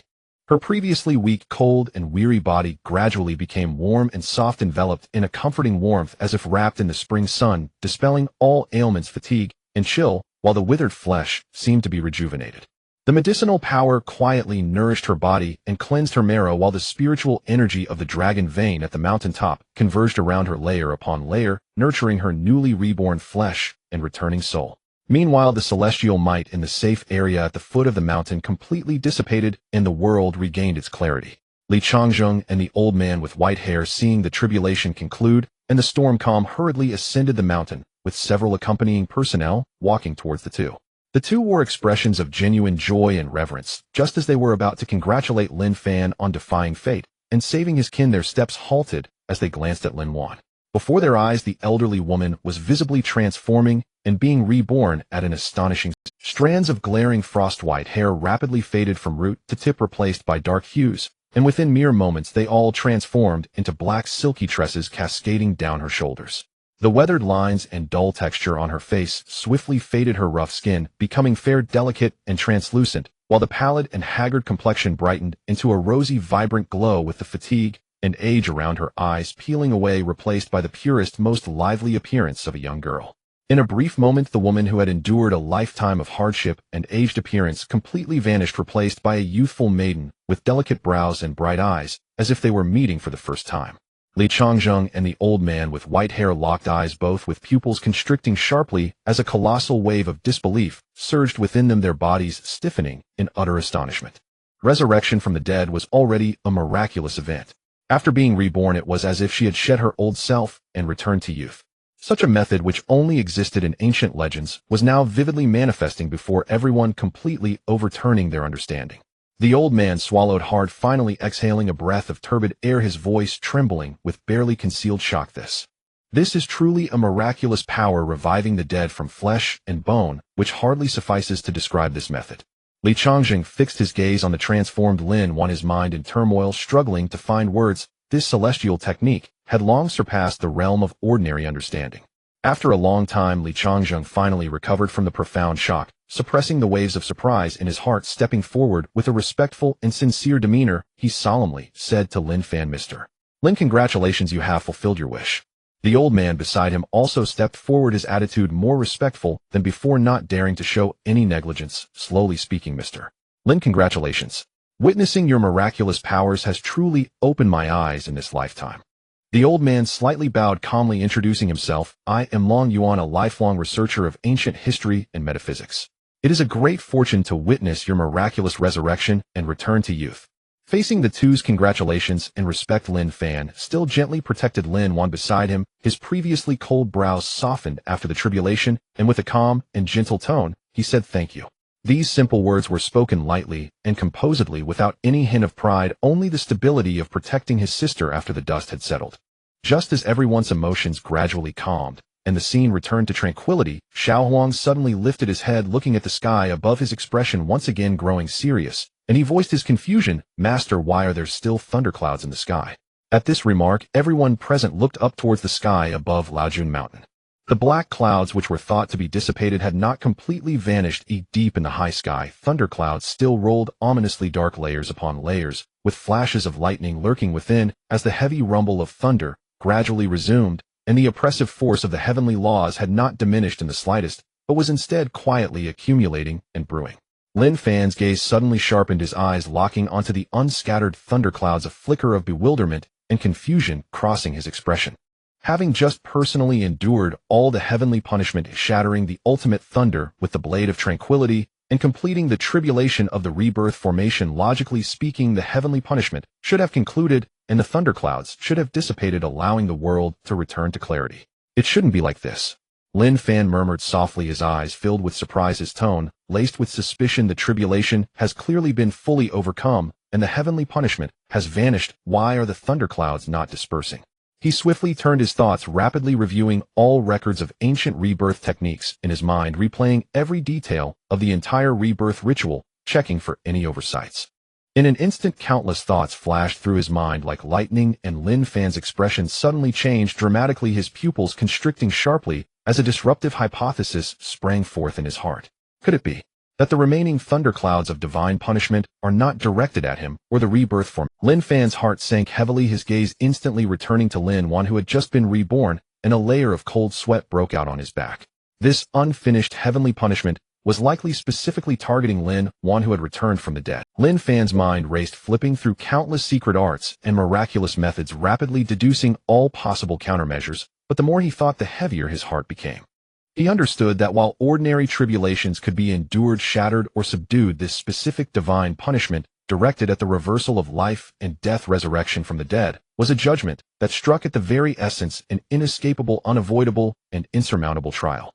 He let out a long breath, his expression extremely grave, turning to Long Yuan and Li Changzheng. He spoke in a deep voice, "I understand now. This thundercloud is specifically aimed at Wan Wan."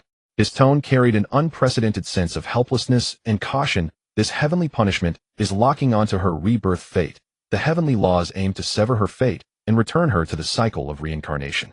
Although my cultivation is enough to withstand all tribulations in the world, I may not be able to completely block this divine punishment on fate. Things have come to this point. We can only take one step at a time."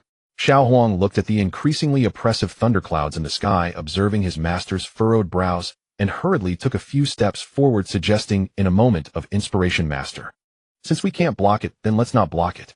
Let's take the young master and run away and avoid this wave of heavenly thunder first. Lin Fan gently shook his head, his eyes filled with a clear sense of helplessness. Run. Where can we run to? He raised his gaze to the vast expanse of heaven and earth, his tone heavy. As long as we remain within the borders of blue star, the heavenly laws will envelop all around. This thundercloud, targeting Wan's fate, will follow us like a shadow, relentless and unending. There is nowhere to escape beneath the heavens. To truly end this, the only way is to personally undergo the tribulation and completely pass through it, in order to sever the heavenly punishment.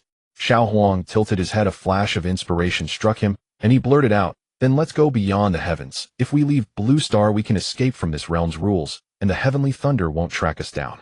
As these words echoed, it was like a thunderclap exploding in Lin Fan's mind, instantly awakening him from his dire predicament. Indeed, he had been confined within the boundaries of Blue Star, pondering ways to break through, yet he had forgotten that the rules of the heavenly Tao and the heavenly punishment were all bound within this realm. As long as he stepped beyond Blue Star and ventured into the void of the heavens, escaping the constraints of this world's rules, the targeted heavenly punishment aimed at Lin Fan would naturally unravel. Lin Fan's furrowed brows instantly relaxed, a glimmer of brightness returning to his eyes as he glanced at the little yellow creature beside him, his tone carrying a hint of approval. "This time, you have contributed." Upon hearing his owner's praise, Little Yellow instantly dispelled the heavy atmosphere, puffed up its small chest, and wagged its tail. Lin Fan, however, raised his gaze to the increasingly violent and brewing storm clouds above, feeling a surge of crisis in his heart. Flashes of lightning flickered within the clouds, the aura of destruction from the heavenly Tao pressing down with overwhelming force, clearly indicating that it would not be long before the destined heavenly punishment for Lin Fan would solidify and crash down upon the world. There was no time for hesitation, let alone delay. He immediately focused his mind, his hands flying swiftly as his fingers formed complex and intricate teleportation seals, while the spiritual energy around him surged wildly.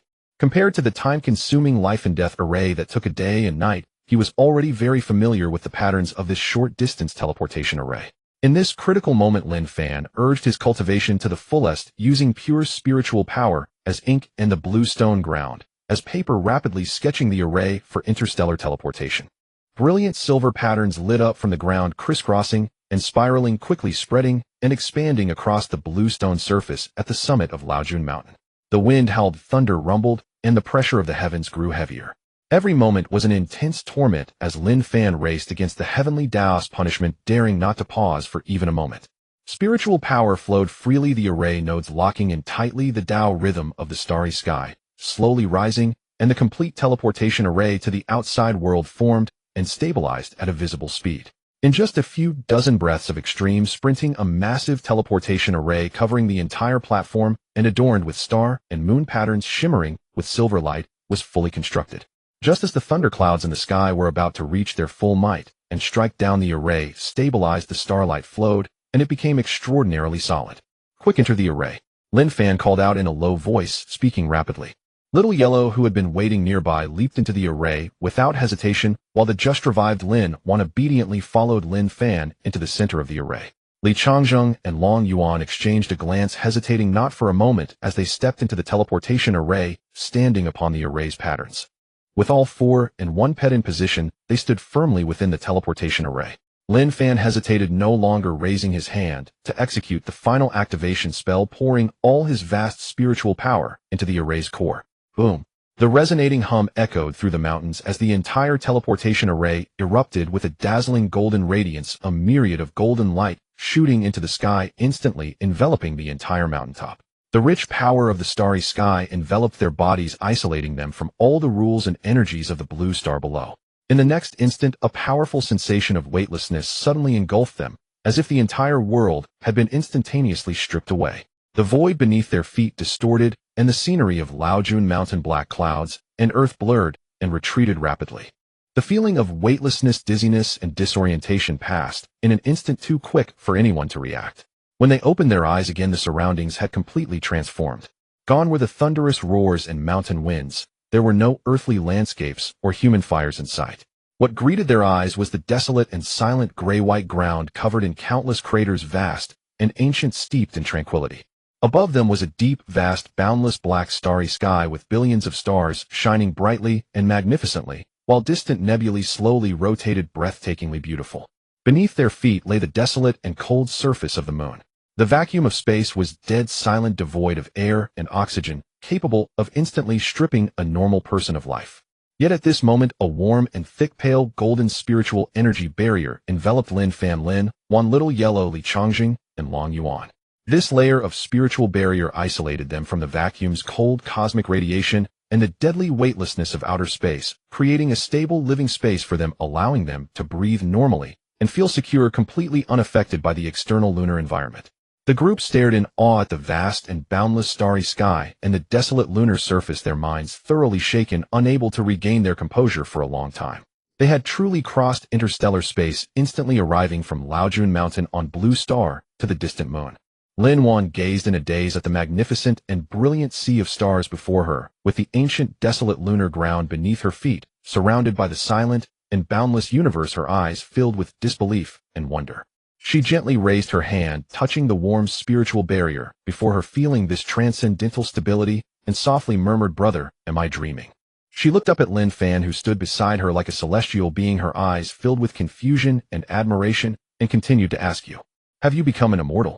Lin Fan looked down at his sister's pure and bewildered gaze, his heart softening. He raised his hand gently and ruffled her dark hair, speaking slowly and calmly, gradually recounting the sealed past of 300 years. "This is not a dream, nor can it be considered true immortality."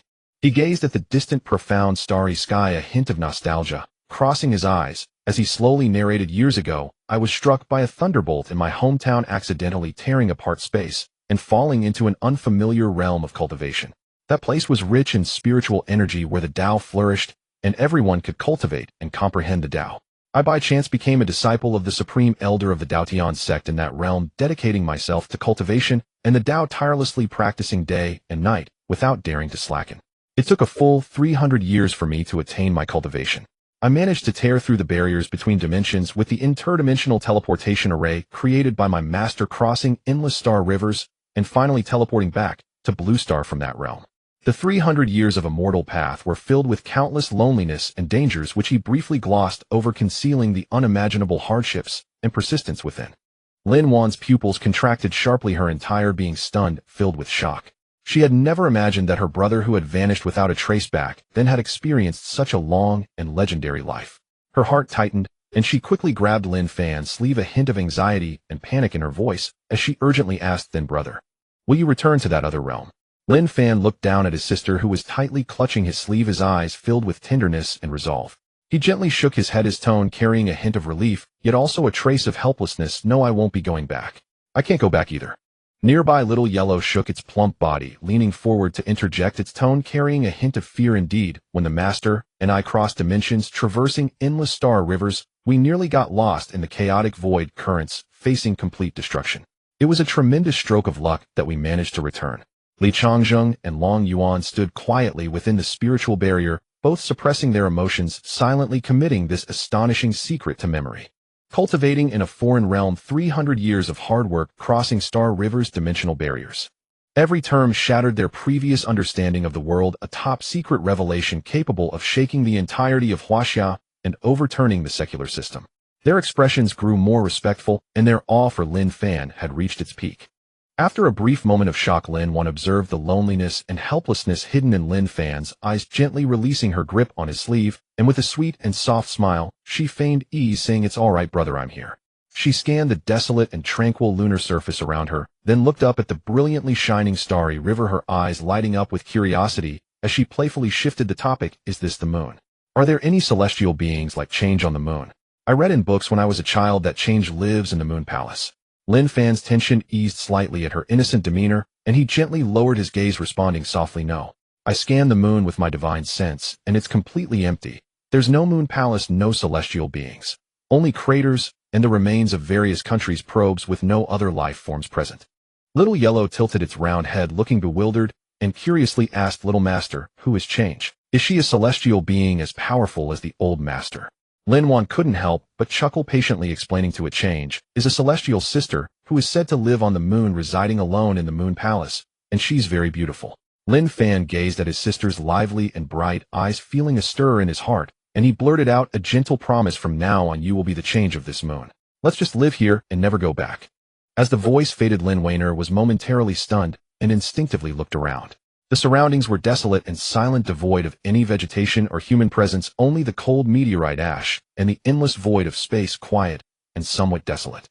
A flicker of hesitation and reluctance flashed in her eyes as she softly probed, "Brother, are we really unable to return to Blue Star?" Lin Fan gazed at the anticipation in her eyes, feeling a pang in his heart, his tone grave and sincere. "It's very difficult. At present, the heavenly mandate has completely locked onto you. The moment you step back into Blue Star, the heavenly punishment will manifest, striking down a lethal retribution that knows no mercy." He slowly explained the pros and cons, every word sincere. "Only by completely transcending this unique heavenly punishment destined for you, and thoroughly severing the shackles of the heavenly path, can you safely return." Xiao Huang understood the difficulties faced by his master and the disappointment in Lin Wainer's eyes, promptly nudging her hand gently and reassuringly, saying, "Young master, it's all right. The starry sky here is beautiful and quiet without disturbances. Shall we live here in the future? I will accompany you and the master, and you won't feel lonely at all." Just as Xiao Huang finished speaking, Li Changjing, who had been silent for a long time, suddenly brightened, as if he had thought of a brilliant idea. He stepped forward respectfully and said, "Mr. Lin." He surveyed the vast, desolate lunar surface, and then looked at Lin Wainer, whose eyes held a trace of desolation, sincerely proposing, "You possess extraordinary cultivation and are proficient in various formations and secret arts. I wonder if you could set up a stable, great formation on the moon. If possible, I can gradually relocate some population and resources here to create a complete living space. In that case, there will be warmth, family, and liveliness here, allowing the young lady to reside here for a long time without feeling lonely or desolate." This proposal was extremely thorough, solving Lin Wainer's loneliness on the moon, while also paving a way for humanity to establish a residence beyond the heavens and evade future unknown risks. Long Yuan beside him nodded in agreement, his eyes filled with approval. Lin Fan pondered for a moment, a flicker of light flashing in his eyes as he secretly considered the lunar environment and the rules of the void. After a moment, he spoke, "Xiao Huang, stay within the spiritual energy barrier and take good care of the three of them. Do not let anyone leave the barrier." "Rest assured, master. Leave it to me." Xiao Huang immediately stood tall and responded, obediently guarding the three people nearby. Once the arrangements were made, Lin Fan moved, stepping out of the spiritual energy barrier and flying alone in the lunar sky. He spread out his divine sense, rapidly exploring the geological structure of the entire moon, the void, nodes, the veins of spiritual energy, and the barriers of external rules, repeatedly calculating the feasibility of the formation layout, leaving no detail overlooked. The night wind was lonely and the stars flowed. His figure traversed the vast, dark universe with incredible speed, meticulously surveying the foundational points and layout for the formation on the moon. In just a few minutes, Lin Fan grasped the lunar layout and the characteristics of the void barriers. He turned back and landed steadily in front of everyone, his eyes filled with determination. "It can be done. I can set up a locking formation here. This formation can stabilize the void barriers of the moon, lock the spiritual energy of heaven and earth, isolate external vacuum, cold currents, and cosmic radiation, and transform this environment to turn the desolate lunar surface into a stable paradise suitable for human habitation." With that, Lin Fan no longer hesitated and raised his hand to form seals in the air. A massive amount of spirit stones and rare formation materials poured out from his storage space, floating in midair, scattering chaotically as he guided them with his techniques. His hands moved rapidly as profound and heavy formation patterns of spiritual energy continuously emerged, embedding themselves layer by layer into the lunar meridians and void nodes. Golden and silver interwoven formation patterns lit up beneath the gray-white lunar surface, spreading across the entire moon's surface, intertwining and linking together to construct a vast and magnificent locking formation base. As the spiritual energy surged and the starlight fell into the formation, the entire moon trembled slightly. The originally desolate and silent land gradually became enveloped in a layer of warm and gentle spiritual light, a locking formation capable of stabilizing the entire moon and transforming the environment, rapidly taking shape in Lin Fan's hands. With Lin Fan's technique finalized, the golden and silver formation patterns covering the entire moon instantaneously lit up, and the vast locking formation was completely formed. A humming sound that penetrated the void reverberated silently as boundless starlight and pure spiritual energy were tightly locked by the formation enveloping the entire moon. A heavy and majestic invisible barrier slowly rose, completely wrapping the entire moon and isolating all signals, magnetic fields, and detection wavelengths. The moment the formation operated, all the detection vehicles and unmanned probes stationed by various countries on the lunar surface instantly malfunctioned. The precise detection equipment deployed on the lunar surface by major powers such as Eagle Sauce and Bear Country suddenly went dark. The signals abruptly cut off, and all transmitted data ceased instantly. The internal circuits of the instruments were burned out by the impact of spiritual energy, turning them into scrap iron, unable to capture any movements on the moon. The space monitoring centers of various countries erupted into alarms. The piercing malfunction alarms echoed through the control hall's red malfunction lights flashing wildly, and the previously stable lunar monitoring bands dropped to zero, with signal loss warnings flooding all screens. Report: all detection equipment on the lunar surface has lost contact, and the signals have been completely interrupted. All remote sensing instruments are malfunctioning. The magnetic field detection has dropped to zero, and no data from the moon can be captured. The personnel at various space bases changed their expressions drastically, frantically troubleshooting the malfunctions, yet found no equipment damage or signal interference. It was the moon itself that had completely isolated all external detections. In a state of urgency, Eagle Sauce and Bear Country immediately mobilized high-altitude synchronous satellites, redirecting their observation lenses, attempting to penetrate the void to investigate the sudden anomalies on the moon and the reasons for the loss of contact. However, as the satellite lens pointed at the moon, a dazzling golden light suddenly surged from the lunar surface, enveloping the entire celestial body. The sky was filled with thick and majestic golden light, obscuring all satellite detection views and forming an absolute optical shield. No matter how the satellites focused or adjusted the high-definition magnification, they could only see a vast expanse of golden brilliance, failing to penetrate the barrier even a bit. The scenes inside, the fluctuations of spiritual energy and the traces of personnel, were completely blank, yielding nothing.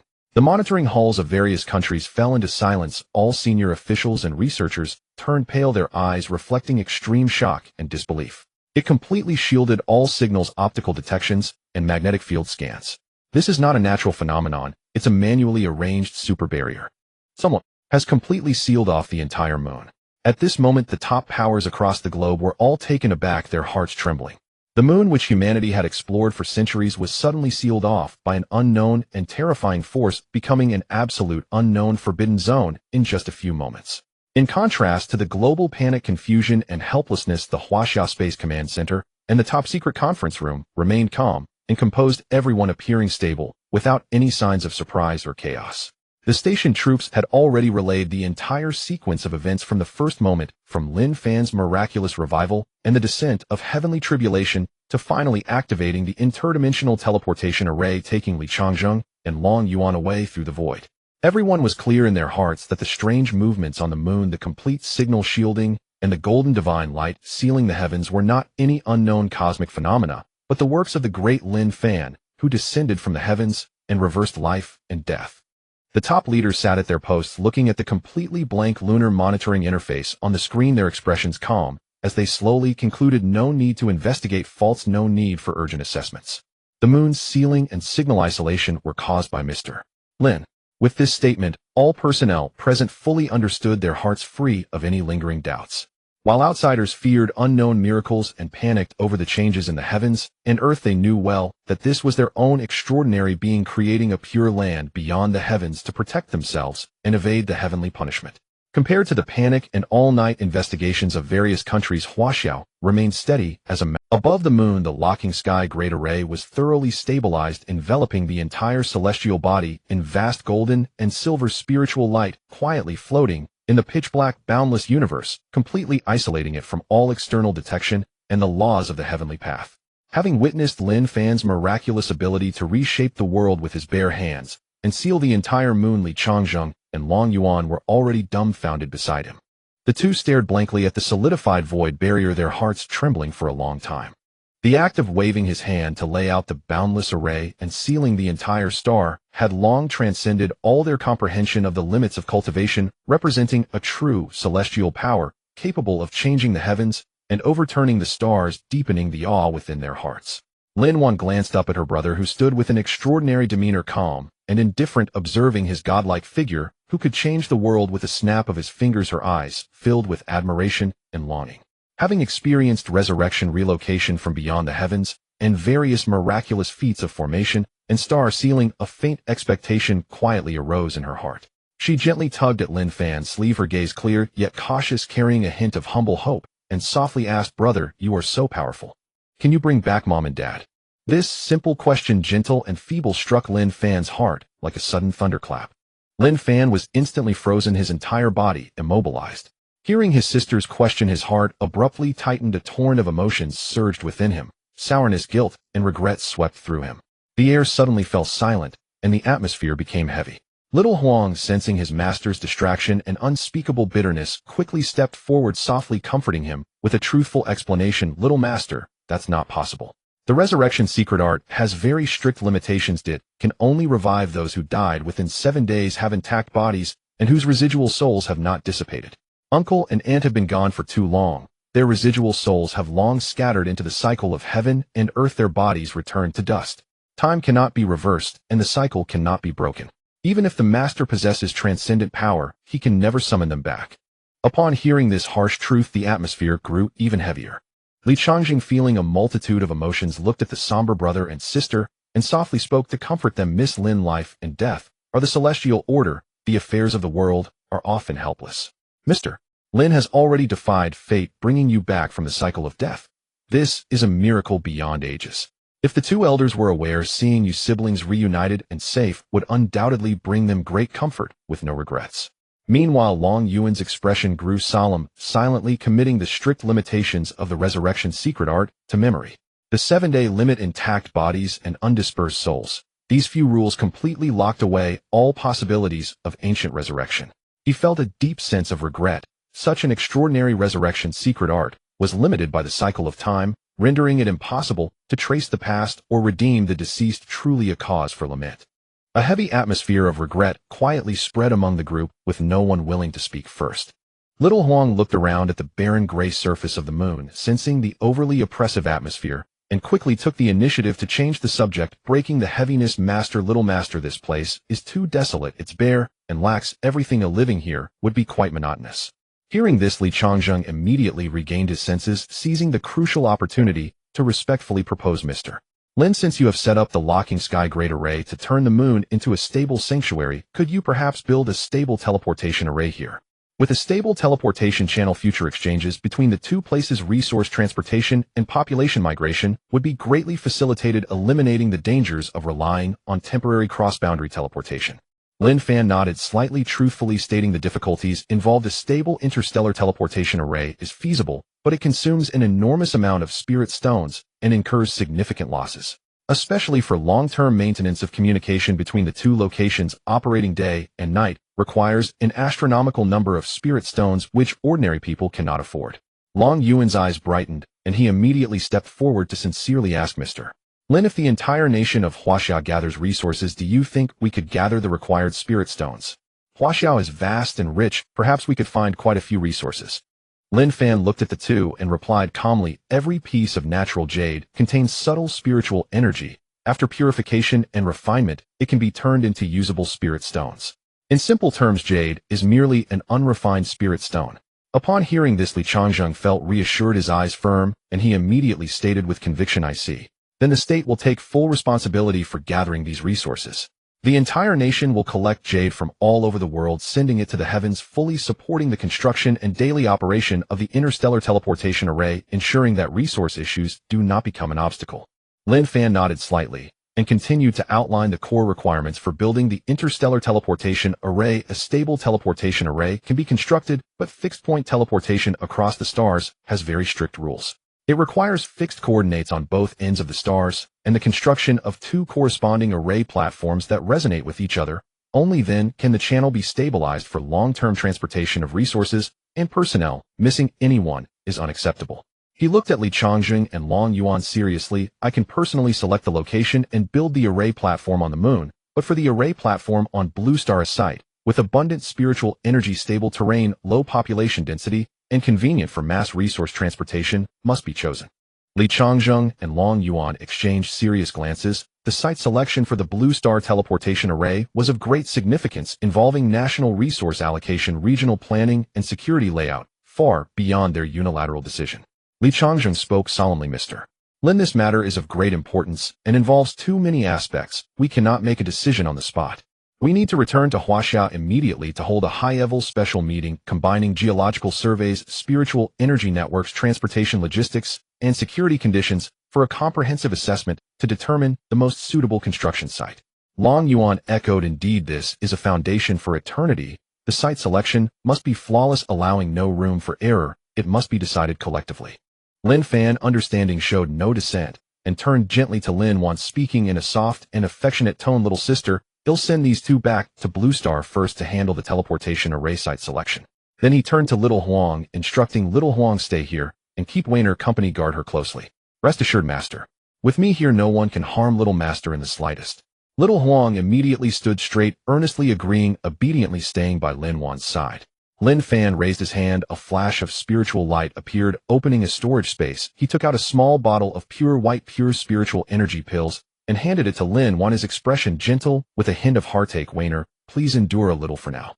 This is a fasting pill. It will keep you from hunger for 10 days and nourish your spiritual energy. I will return quickly after handling the matters. During this time, stay safely in the Great Array and do not wander around. With Little Huang protecting you, you will be completely safe. After arranging everything, Lin Fan did not delay any longer, raising his hand to draw upon spiritual energy and began constructing a temporary interstellar teleportation array on the spot. Compared to a solid permanent array platform, a temporary teleportation array does not require complex foundations. It only needs to anchor the coordinates of Blue Star and sketch simple array patterns to take shape. Silver light and spiritual power swiftly danced across the lunar surface, interweaving and crisscrossing, and in just over a dozen breaths a compact and refined temporary teleportation array was solidly formed, with the array's core glowing brightly, connecting to the distant world of Blue Star. The array is complete. Step up. Lin Fan gestured to the side, his expression calm. Li Changzheng and Long Yuan raised their feet to step into the array. Just as they were about to enter, Li Changzheng suddenly raised his hand to call out, Mr. Lin, wait. Without regard for the slightly cool lunar dust, he bent down and gently scratched the surface, carefully picking up a piece of finely textured lunar rock, holding it tightly, as if it were a treasure. Seeing this, Long Yuan instantly understood this was a stone from the moon, and he quickly followed suit, bending down to pick up a moderately sized piece of moonstone, securely holding it in his hand. Their actions were simple, yet eager, completely shedding their previous dignified and composed demeanor of high-ranking elders, displaying a rare joy and appreciation. Lin Fan watched their little actions with a trace of helpless amusement and softly inquired, are you ready? Ready, Mr. Lin, we can teleport now. The two immediately stood upright, stepping firmly into the center of the teleportation array, standing straight. Lin Fan's fingertip shimmered with spiritual light, instantly activating the array eye. With a soft hum, dazzling golden light suddenly enveloped the entire temporary array platform, rich starry power surrounding the three figures, and in the moment the brilliant golden light erupted, three figures instantly blurred and vanished. As the golden light flickered and faded, the spiritual light of the teleportation array also dissipated, and Li Changzheng and Long Yuan, along with Lin Fan, had completely disappeared from the lunar surface, returning to Blue Star. On the vast and tranquil moon, only Lin Wan and Little Huang remained, one person and one pet. After sending everyone off, the oppressive atmosphere completely dissipated, and Lin Wan's eyes brightened with a hint of curiosity and relief. She looked around the barren lunar landscape and smiled, saying, Little Huang, let's go explore a bit. Sure, little master. Little Huang wagged its tail, happily bouncing alongside her. The pair strolled leisurely under the vast and boundless starry sky, meandering along the gently sloping lunar surface, immersing themselves in the unique grandeur of the celestial moon and its extraordinary scenery. As the golden light faded and the spatial fluctuations gradually calmed, Lin Fan brought Li Changzheng and Long Yuan back steadily to the peak of Laojun Mountain. The once bustling Laojun Mountain was now under strict official lockdown and control, with security personnel stationed inside and outside, establishing a tightly guarded perimeter. The moment their feet touched the ground, Li Changzheng's encrypted private phone suddenly rang urgently. He immediately raised his hand to answer, his posture respectful as he listened attentively to the report coming from the other end, occasionally nodding in response. As the brief call concluded, he put away his phone and turned to Lin Fan, his expression sincere and respectful. Mr. Lin, the leaders from the top level have all arrived at the temporary command center at the foot of the mountain and are waiting. Long Lao and I need to go down for a special meeting to discuss important matters such as the location of the teleportation array, preparations for the off-world base, and coordination of Jade resources. May I ask you to wait for a moment?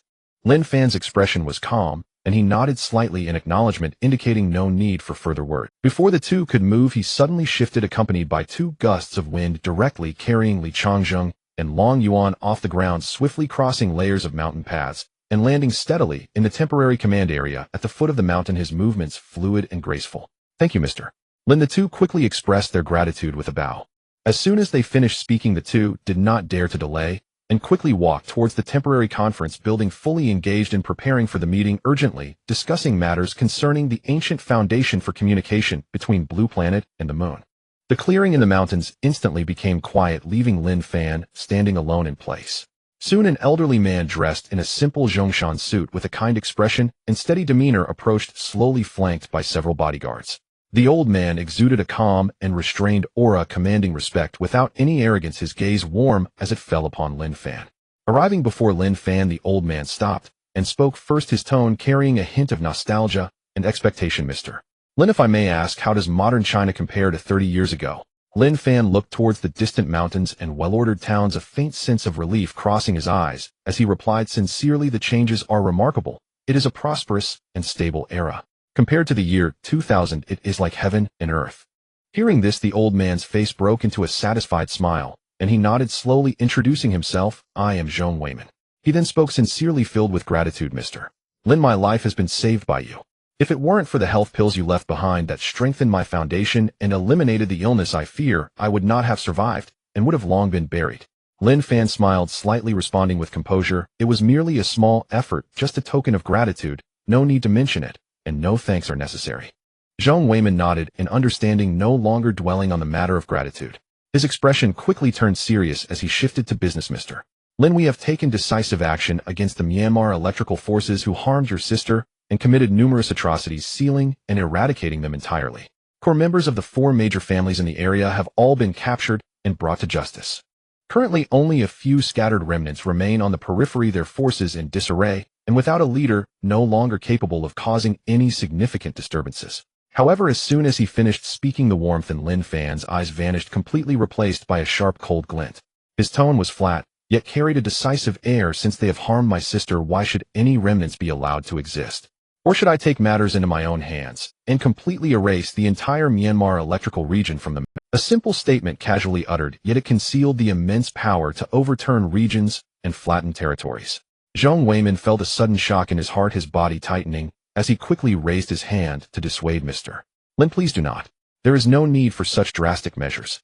He understood that Lin Fan's words were not mere rhetoric. With his extraordinary abilities, erasing a territory was but a gesture. However, it would surely provoke endless chaos and international turmoil, leading to countless repercussions. Lin Fan's gaze was icy, his tone unwavering and forceful. Anyone who has harmed my sister, whether the principal offender or an accomplice, core or peripheral, must die without exception. Seeing Lin Fan's resolute and determined demeanor in protecting his sister, Zhong Weiman felt a deep sense of emotion and quickly explained the complete truth behind the matter to calm him. Mr. Lin, please let me explain in detail. According to all the information, we thoroughly investigated. The reason why Miss Ling Wan was deceived into the perilous situation in Myanmar was not by chance. It initially stemmed from someone with ulterior motives within the country, maliciously forwarding an old missing person notice, leaking Miss Ling's photo and background information. After the Myanmar electrical forces caught wind of the clues, they employed top-tier AI face swapping and voice simulation technologies, setting layers of traps and carefully fabricating messages step by step, luring the isolated and defenseless Ling Wan into their snare, ultimately abducting and torturing her.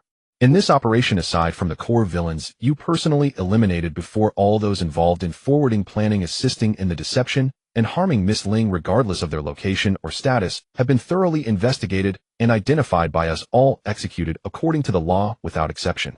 Upon hearing the entire sequence of events and knowing that all the wrongdoers had been brought to justice, the coldness in Lin Fan's eyes softened slightly, his expression returning to calm as he nodded slightly, responding candidly, good, I trust the country. At the same time, at the foot of the mountain, the special conference building officially began its top-secret meeting.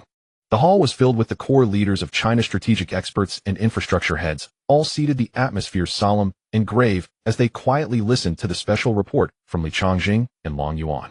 The two were fully aware that this report concerned humanity's off-world endeavors and was of unprecedented significance, with not a word of exaggeration.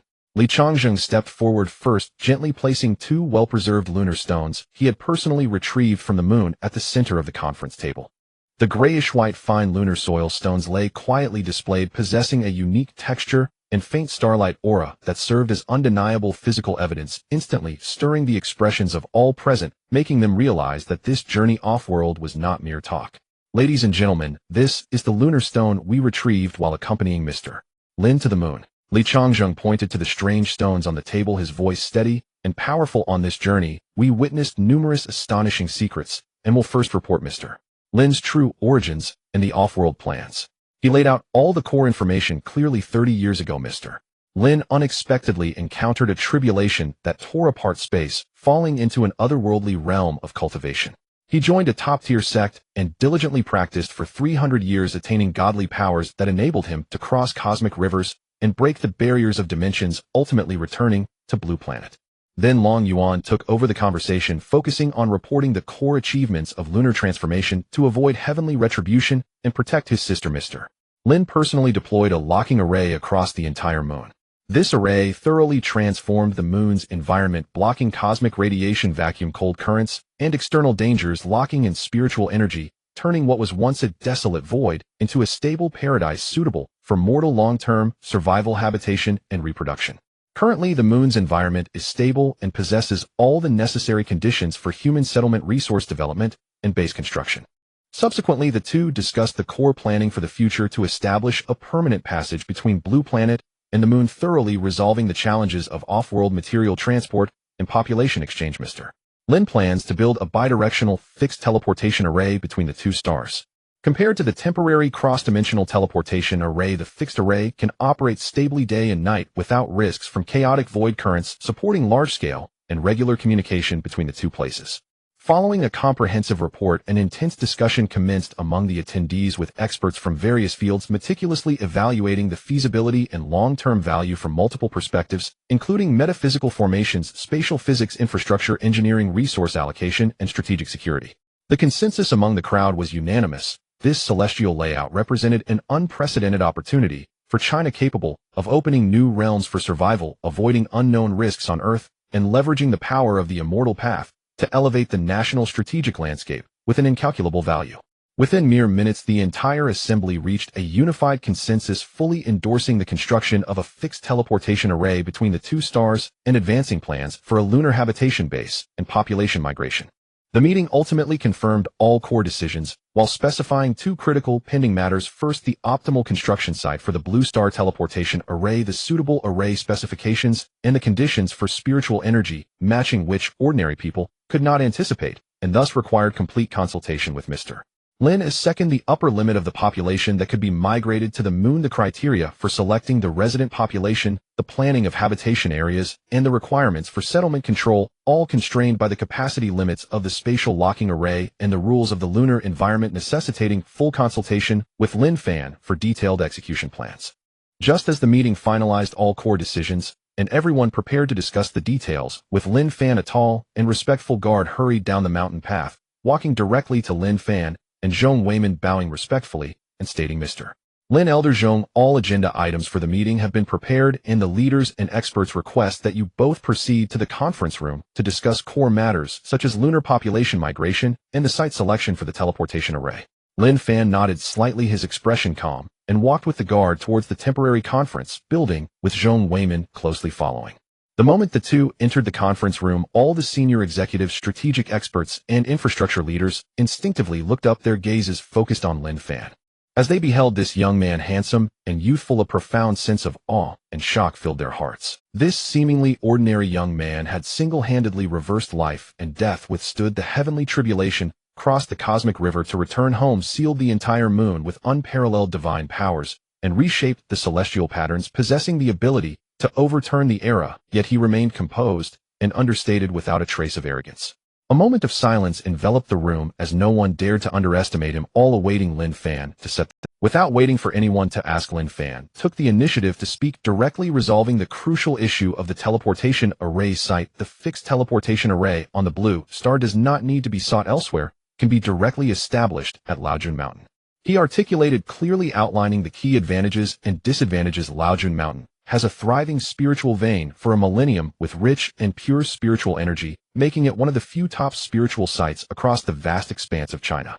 Establishing the array here aligns naturally with the operational rules of the teleportation array, ensuring strong stability while maximizing the conservation of spirit stone consumption, thus saving the nation vast amounts of spirit stone resources with cost-effectiveness far surpassing any other site.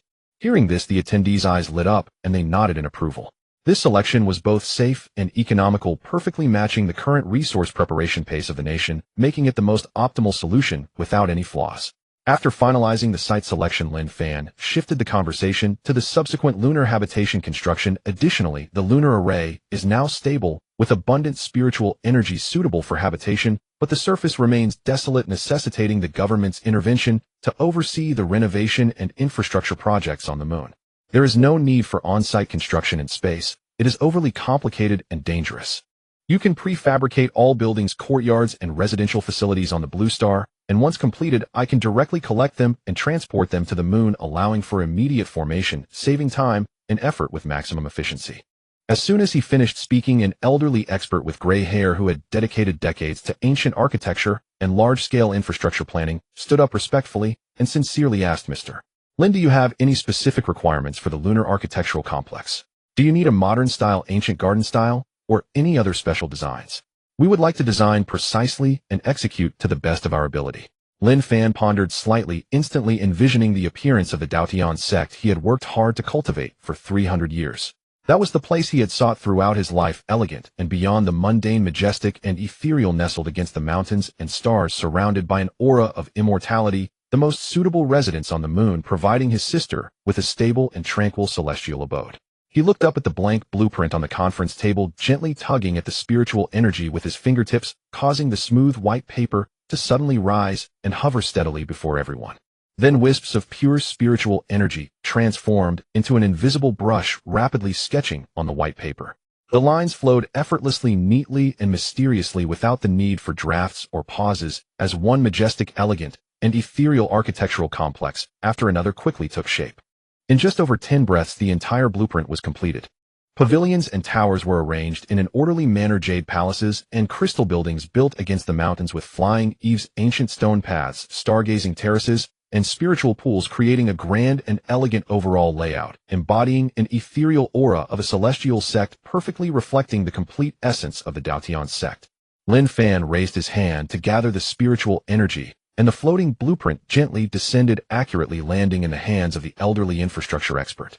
The elder quickly lowered his head to examine it, his gaze sweeping over the exquisitely beautiful and intricately designed celestial-style architectural complex, filled with astonishment and admiration, repeatedly exclaiming, "What a magnificent layout! What an impressive aura! This architectural style is extraordinary and rare throughout history, perfectly fitting the atmosphere of an otherworldly residence." He quickly assessed the difficulty and duration of the construction, confidently reporting, "Mr. Lin, the entire architectural complex is grand in scale and intricate in detail. I will mobilize the nation's top infrastructure teams, fully committing materials and manpower to ensure quality and quantity, and it will take approximately 3 months. Lin Fan, upon hearing this, slightly shook his head and replied in a calm tone, "Too slow." As soon as he finished speaking, he waved his hand, and a transparent jade bottle appeared out of thin air, quietly hovering before everyone. Inside the bottle were 10 round luminous pills exuding overwhelming spiritual energy, the rich aroma of longevity medicine instantly filling the entire conference room, refreshing and delightful. "This is the longevity pill. 1 pill can extend life by a decade, and there are 10 in total." Lin Fan gently pushed the jade bottle to the table, looking at the elder with a calm demeanor. "The pills are a gift for you all to assist in your physical well-being. The construction period, can it be accelerated a bit more? A decade of longevity." All the attendees' pupils constricted abruptly, their breath momentarily stilled, their gazes locked onto the jade bottle, filled with shock and fervor. Such a legendary, heaven-defying treasure, a common person could hardly find even one in a lifetime. Yet Lin Fan casually produced a bottle of 10 merely to shorten the construction period by a few months, his generosity astounding.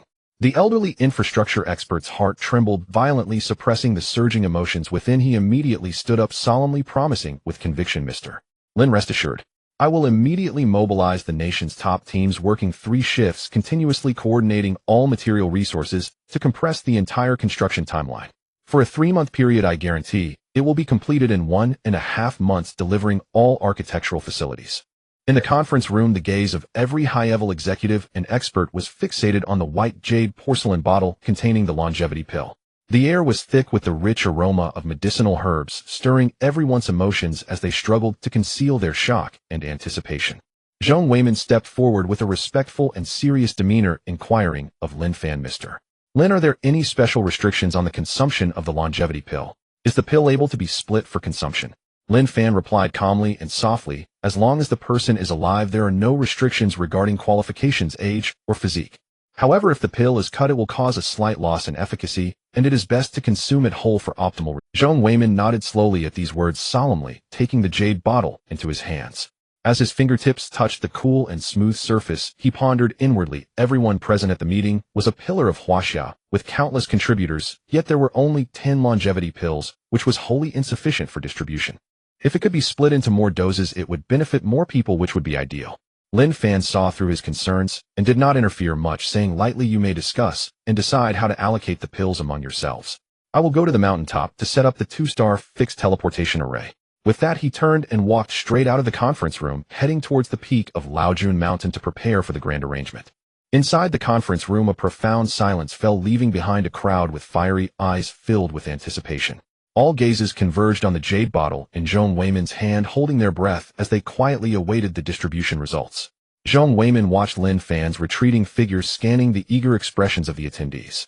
After a moment of contemplation, he already had a reliable plan in mind. He twisted open the bottle's cap and carefully poured out 2 round glossy radiant longevity pills, while meticulously sealing and storing the remaining 8 pills.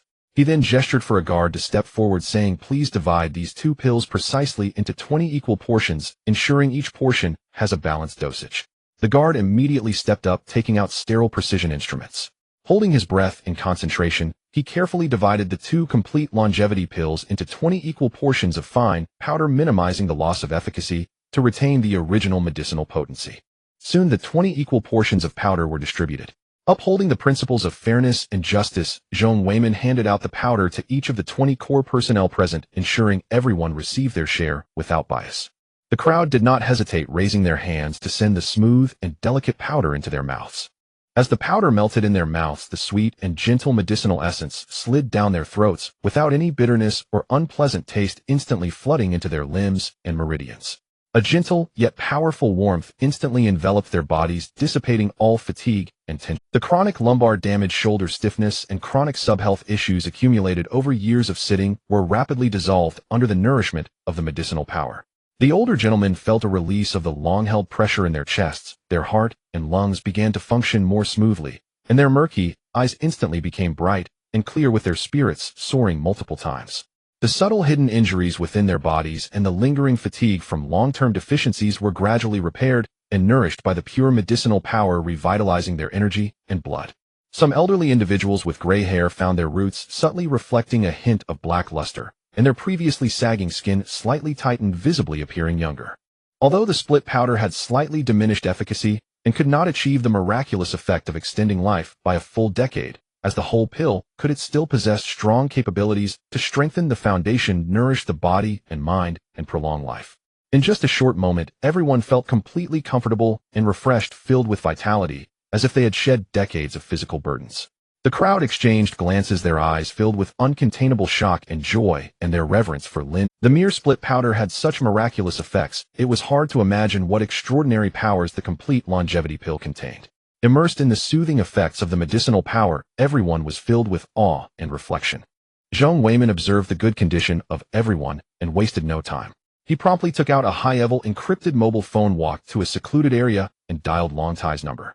When the call connected, Zhong Weimin lowered his voice, clearly reporting the characteristics of the longevity pill, its consumption restrictions, and details of the slight loss of efficacy from splitting it, while also explaining the effects of distributing the 2 split pills to the 20 core personnel. Long Tai, this longevity pill has no consumption threshold, any living person can use it. The only downside is that splitting it causes a slight loss of efficacy. I just split 2 pills, and after consumption, everyone experienced substantial revitalization, repair of hidden injuries, and nourishment of their energy. The effects of prolonging life were extremely significant, and the results were astonishing. On the other end of the line, there was a moment of silence before Long Tai's gentle, yet emotional voice came through, filled with a touch of surprise. I didn't expect that, Mr. Lin still thinks of us old men who toil for the country. How thoughtful.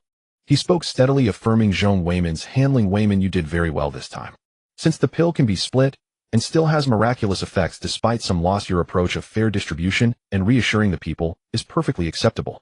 Long Tai then finalized the distribution plan for the remaining pills, speaking solemnly, the remaining 8 longevity pills must be properly sealed and stored. Do not use them for now. They should be prioritized for elderly comrades who are severely deficient, carry old injuries, or are in critical need, ensuring this opportunity is given to those who need it most. Yes, I will note this immediately and execute according to instructions, absolutely not for personal use or arbitrary distribution, allocating based on need and fairness. Zhong Weimin responded solemnly, his mind firmly set on the plan. After hanging up, he looked at the jade bottle containing the 8 complete longevity pills in his hand, his eyes filled with seriousness.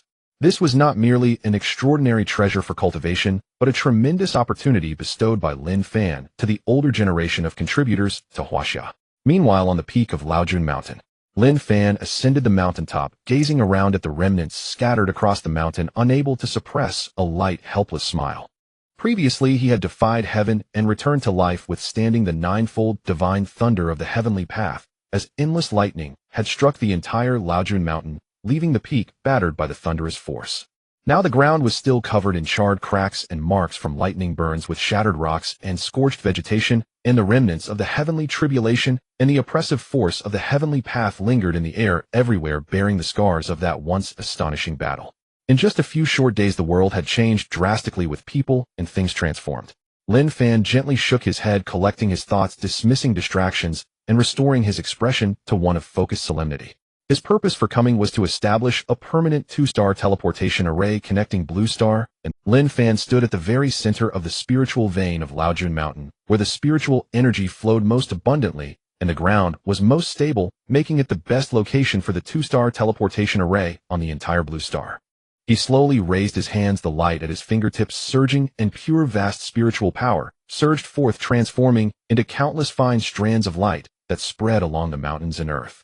Ancient and profound array patterns fell from the void, embedding deeply into the rocks and earth. Golden blue array light traveled along the entire spiritual vein of Laojun Mountain, layering and intertwining, constructing an extremely solid foundation for the array. Compared to the large array on the moon, this 2-star fixed teleportation array focused on spatial anchoring, passage stabilization, and long-lasting operation, with a more intricate and complex array system.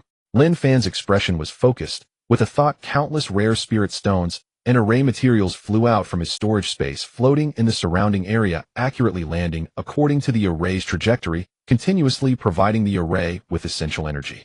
A deep and resonant array sound echoed throughout Laojun Mountain as the heavens and earth's spiritual energy wildly converged, forming a massive spiritual energy vortex centered on the mountaintop. The construction of the permanent cross-star teleportation array officially began. Time flew by, and 3 days passed in the blink of an eye. During these 3 days, Lin Fan remained steadfast at the mountain peak, tirelessly outputting spiritual energy to calibrate the array patterns, stabilize the spatial nodes, and connect the power of the earth and stars.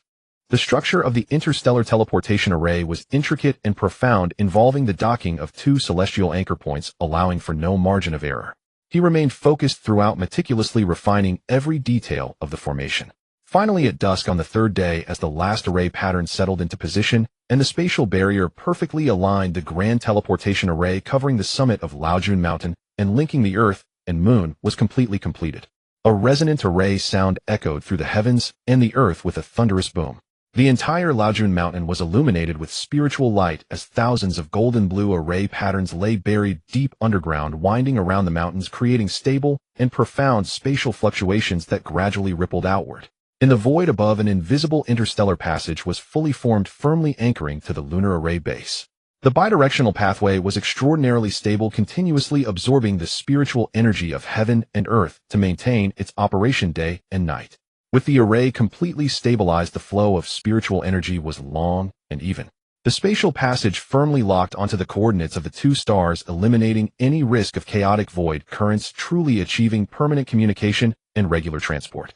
Lin Fan gradually withdrew his energy, the dazzling spiritual light around him converging into his body.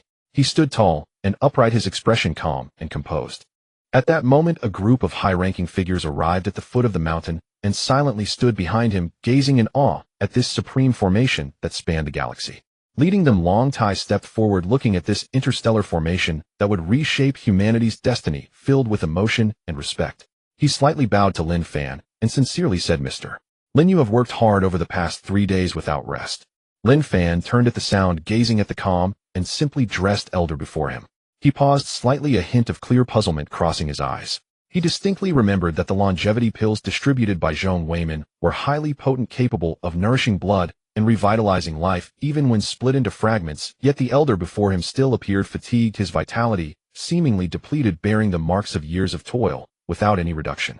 Lin Fan frowned slightly and asked, "Why haven't you taken the longevity pill?" As he spoke, his gaze swept towards Long and behind him, and Zhong Weimin, who stood quietly to the side, his confusion deepening. The expressions of the several individuals were similarly weary, all showing signs of long-term labor and physical weakness, lacking any vibrant aura that should come from being nourished by the pills. Seeing this, Zhong Weimin quickly stepped forward, respectfully explaining to Lin Fan, his tone tinged with helplessness and earnestness, "Mr. Lin, the longevity pills you provided are too precious. There are far too many elderly veterans and meritorious elders in the country who are aged, burdened with old injuries, and in dire need of assistance." He truthfully conveyed the situation of the distribution. Following Long Tai's instructions, we prioritized distributing them to those who have contributed to the country for many years, whose bodies are severely drained, and who are on the brink of death. The 10 pills were completely distributed, without a single one left. We few occupying high positions and still able to endure the labor were naturally the last to be considered. It is our duty to conserve this opportunity for those who need it more. After listening to the explanation, Lin Fan understood, looking at the 3 men weathered by time and dedicated to their service, and without further ado, he casually waved his hand. 3 luminous, warm, and swirling pills appeared out of thin air, quietly hovering in midair as the rich medicinal fragrance once again enveloped the entire summit of Laojun Mountain, refreshing to the senses. "For this reason you should take them." Lin Fan's tone was firm, leaving no room for rejection, as his gaze fell upon Long Tai, Long, and Zhong Weimin. He said calmly, "I will watch you take them, and you are not allowed to refuse." The sudden opportunity left the 3 high-ranking elders, whose minds had already been as steady as water, momentarily stunned, their eyes filled with astonishment and emotion. The 3 exchanged glances, each seeing helplessness and gratitude reflected in the other's eyes. Long Tai pondered for a moment, stepped forward, and sincerely said to Lin Fan, "Mr. Lin, thank you for your kindness. However, the 3 of us are still in good health and can continue to serve our posts. How about we 3 old fellows share 1 pill, and the remaining 2 can still be split to continue being given to those who are frail, burdened with old injuries, and in urgent need of prolonging their lives. There are far too many in the country who need this opportunity." Upon hearing this, Lin Fan remained non-committal and lightly flicked his fingers. Among the 3 longevity pills floating in midair, 1 instantly split into 3 equal-sized, undissipated fragments, steadily flying towards Long Tai, Long, and Zhong Weimin, hovering quietly before each of their palms. The action was swift and decisive, making the intention unmistakably clear. He looked at the 3 with an expressionless gaze and stated firmly, "1 for each of you. Eat it now." The 3 elders exchanged glances, each deeply moved. They initially intended to pass the opportunity along, but Lin Fan's resolute attitude and unwavering gaze left no room for refusal, clearly insisting on renewing their bodies and nourishing their minds. Knowing that there was no escaping this time, the 3 no longer hesitated, raising their hands to catch the pills before solemnly placing them in their mouths. The pills melted instantly upon entry, far richer and more concentrated than the previously fragmented medicinal powder, as the pure medicinal power erupted, flowing through their meridians. In an instant, a warm and powerful torrent enveloped their limbs and bones. Unlike the weak nourishment from the fragmented powder, the power of this 1/3 longevity pill was exceptionally thick, precisely cleansing the bodies of the 3 who had long been drained. The damage caused by years of sleepless toil, along with depletions of qi and blood, was completely smoothed out. The old ailments of chest heaviness and difficulty breathing vanished instantly, and their heart and lung functions were rejuvenated. Their once dull eyes suddenly brightened, their vision becoming extraordinarily clear as years of accumulated fatigue in their minds was swept away, leaving their thoughts remarkably agile and sharp. The gray hair at their temples visibly regained its black sheen as their dry and slack skin tightened, and rebounded wrinkles faded, and their complexion transformed from pale and weary to a healthy and rosy state. All the fatigue that had settled over the years faded entirely, their vitality and spirit rising sharply, standing even taller and sturdier as the heaviness of age dissipated, replaced by robust vitality and vigor. In just a moment, the 3 elders seemed to have rejuvenated by several decades, looking healthy and spirited, their aura steady and uplifting, with no trace of the earlier weakness from overexertion. Simultaneously, the 3 exhaled a breath of stagnant air, feeling transparent and comfortable, throughout their faces filled with astonishment and gratitude, their respect and appreciation for Lin Fan reaching an unparalleled height.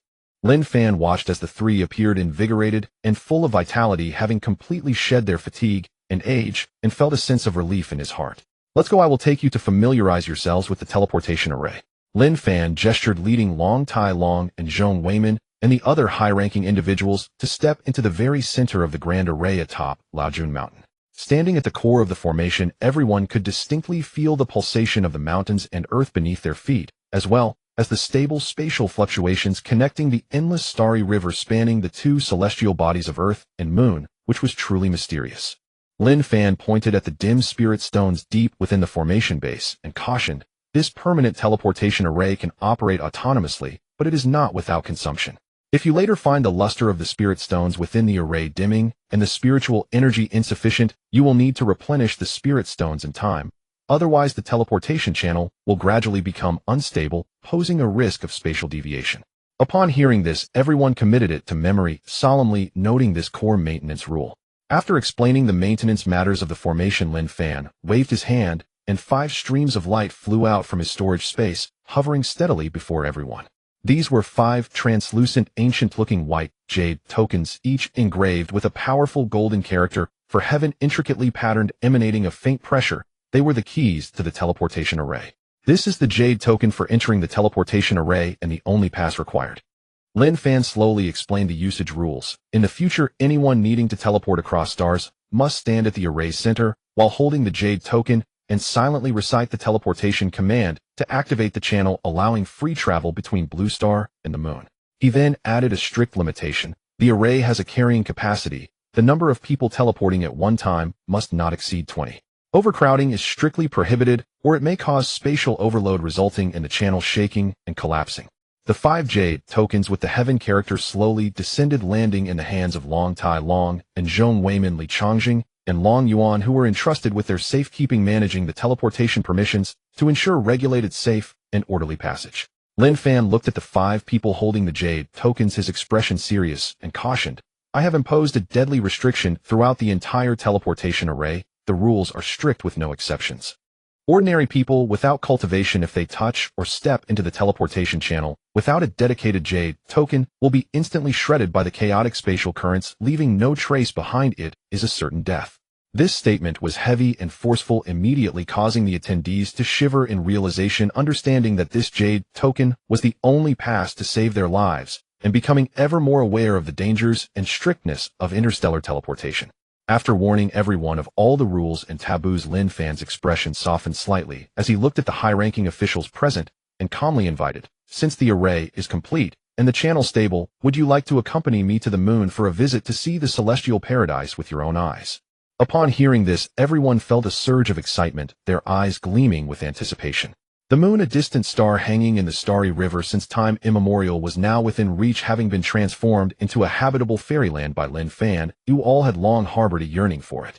Long Tai Long, and Zhong Weimin nodded in agreement, happily accepting the invitation.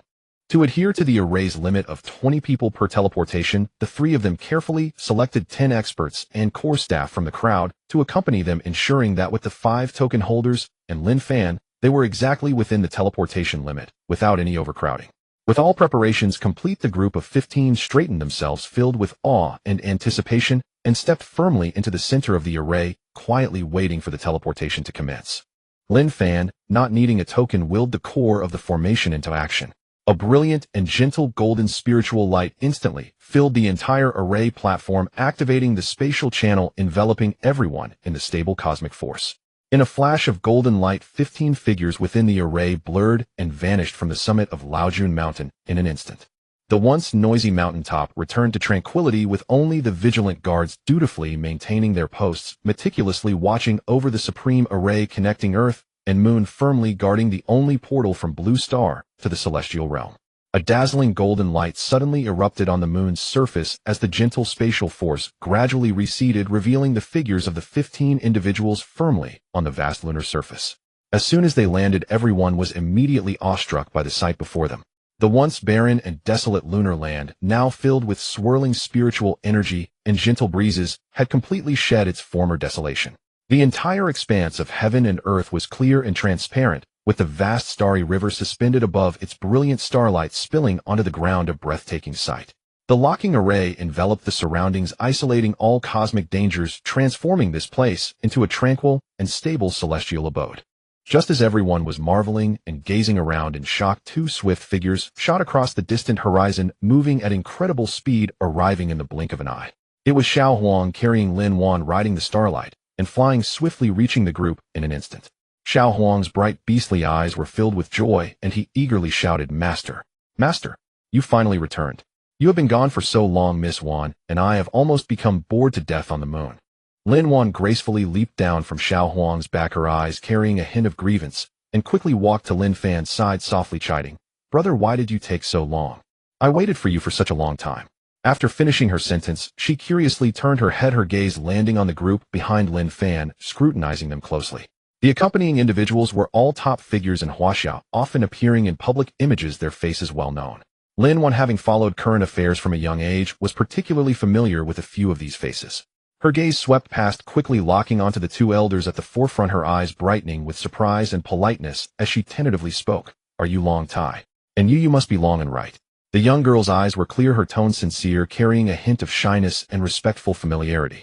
Long Tai and Long and were slightly taken aback upon hearing this, then smiled warmly, looking at the agile and bright-eyed girl before them, their gazes filled with kindness and gentleness, nodding in acknowledgement.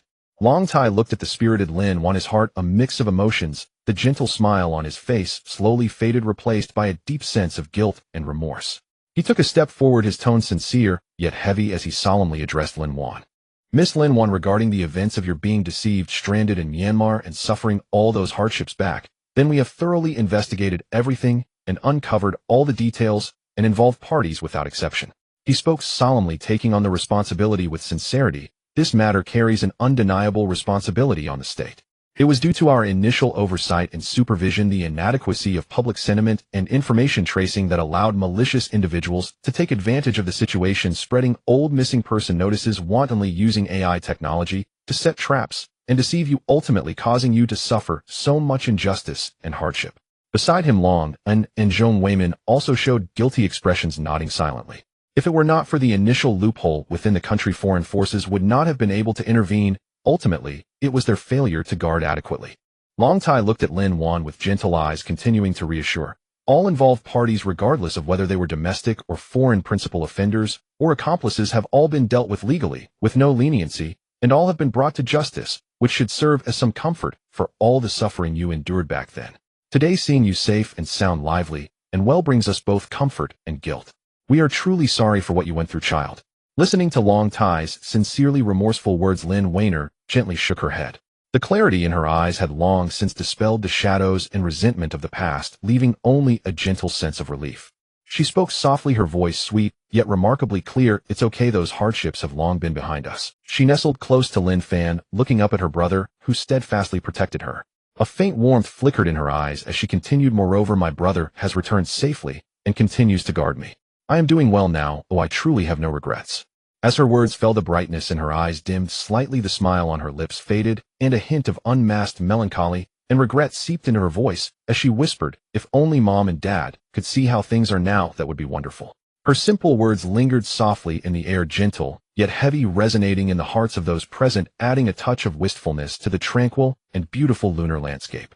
Beside them, Xiao Huang keenly sensed the somber atmosphere and was the first to break the melancholy, looking curiously at Lin Fan and asking, "Master, has the teleportation array been set up over at Laojun Mountain?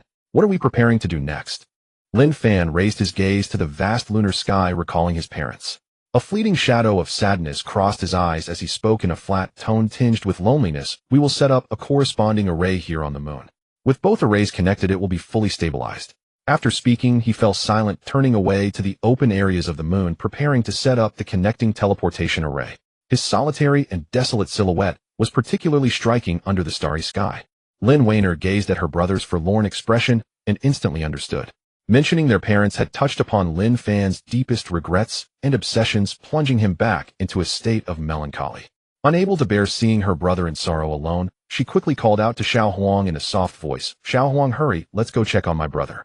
Xiao Huang complied, gently leaping and swiftly chasing after Lin Fan's figure, wanting to comfort.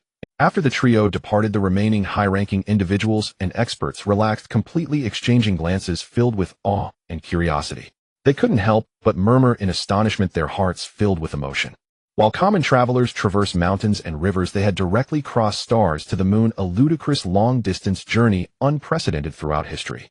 After a brief moment of reflection, the accompanying researchers immediately focused their minds, their eyes burning with enthusiasm. This was the real lunar surface. It was a celestial realm that countless researchers had longed to reach in their lifetimes, now so close, still brimming with spiritual energy and devoid of danger, a rare and extraordinary opportunity.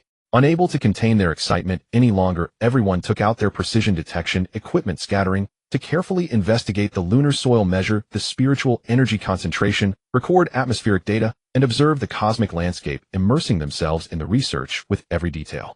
To personally set foot on the moon and study the stars beyond was an unparalleled honor for them. In the distance, Lin Wainer gently landed beside Lin Fan, looking at the lingering desolation in his eyes, softly offering her comfort. After hesitating for a moment, she summoned her courage, looked up seriously, and asked, "Brother, will I be able to cultivate like you in the future? I want to stay by your side forever." Her simple question pierced through the emotions Lin Fan had suppressed deep within him. His expression darkened in an instant, burdened with an inexplicable gloom. The stronger the cultivation, the heavier the regrets. Lin Fan suppressed the turbulent emotions and turned to lightly instruct, "Xiao Huang, stay here and keep an eye on everyone. No one is allowed to wander off." Before his words finished, he suddenly soared into the air, his spiritual power erupting explosively as he transformed into a streak of brilliant light, directly breaking through the outer barrier of the lunar locking formation and rushing toward a nearby desolate small asteroid with incredible speed. In the distant starry sky, the lifeless and desolate small asteroid floated silently, massive and rugged. Lin Fan raised his hand and grasped the dark and heavy world-suppressing Jinkong, Dao, instantly manifesting its blade, radiating a chilling brilliance that extinguished all things. Without a moment's hesitation, he swung his arm and slashed downwards.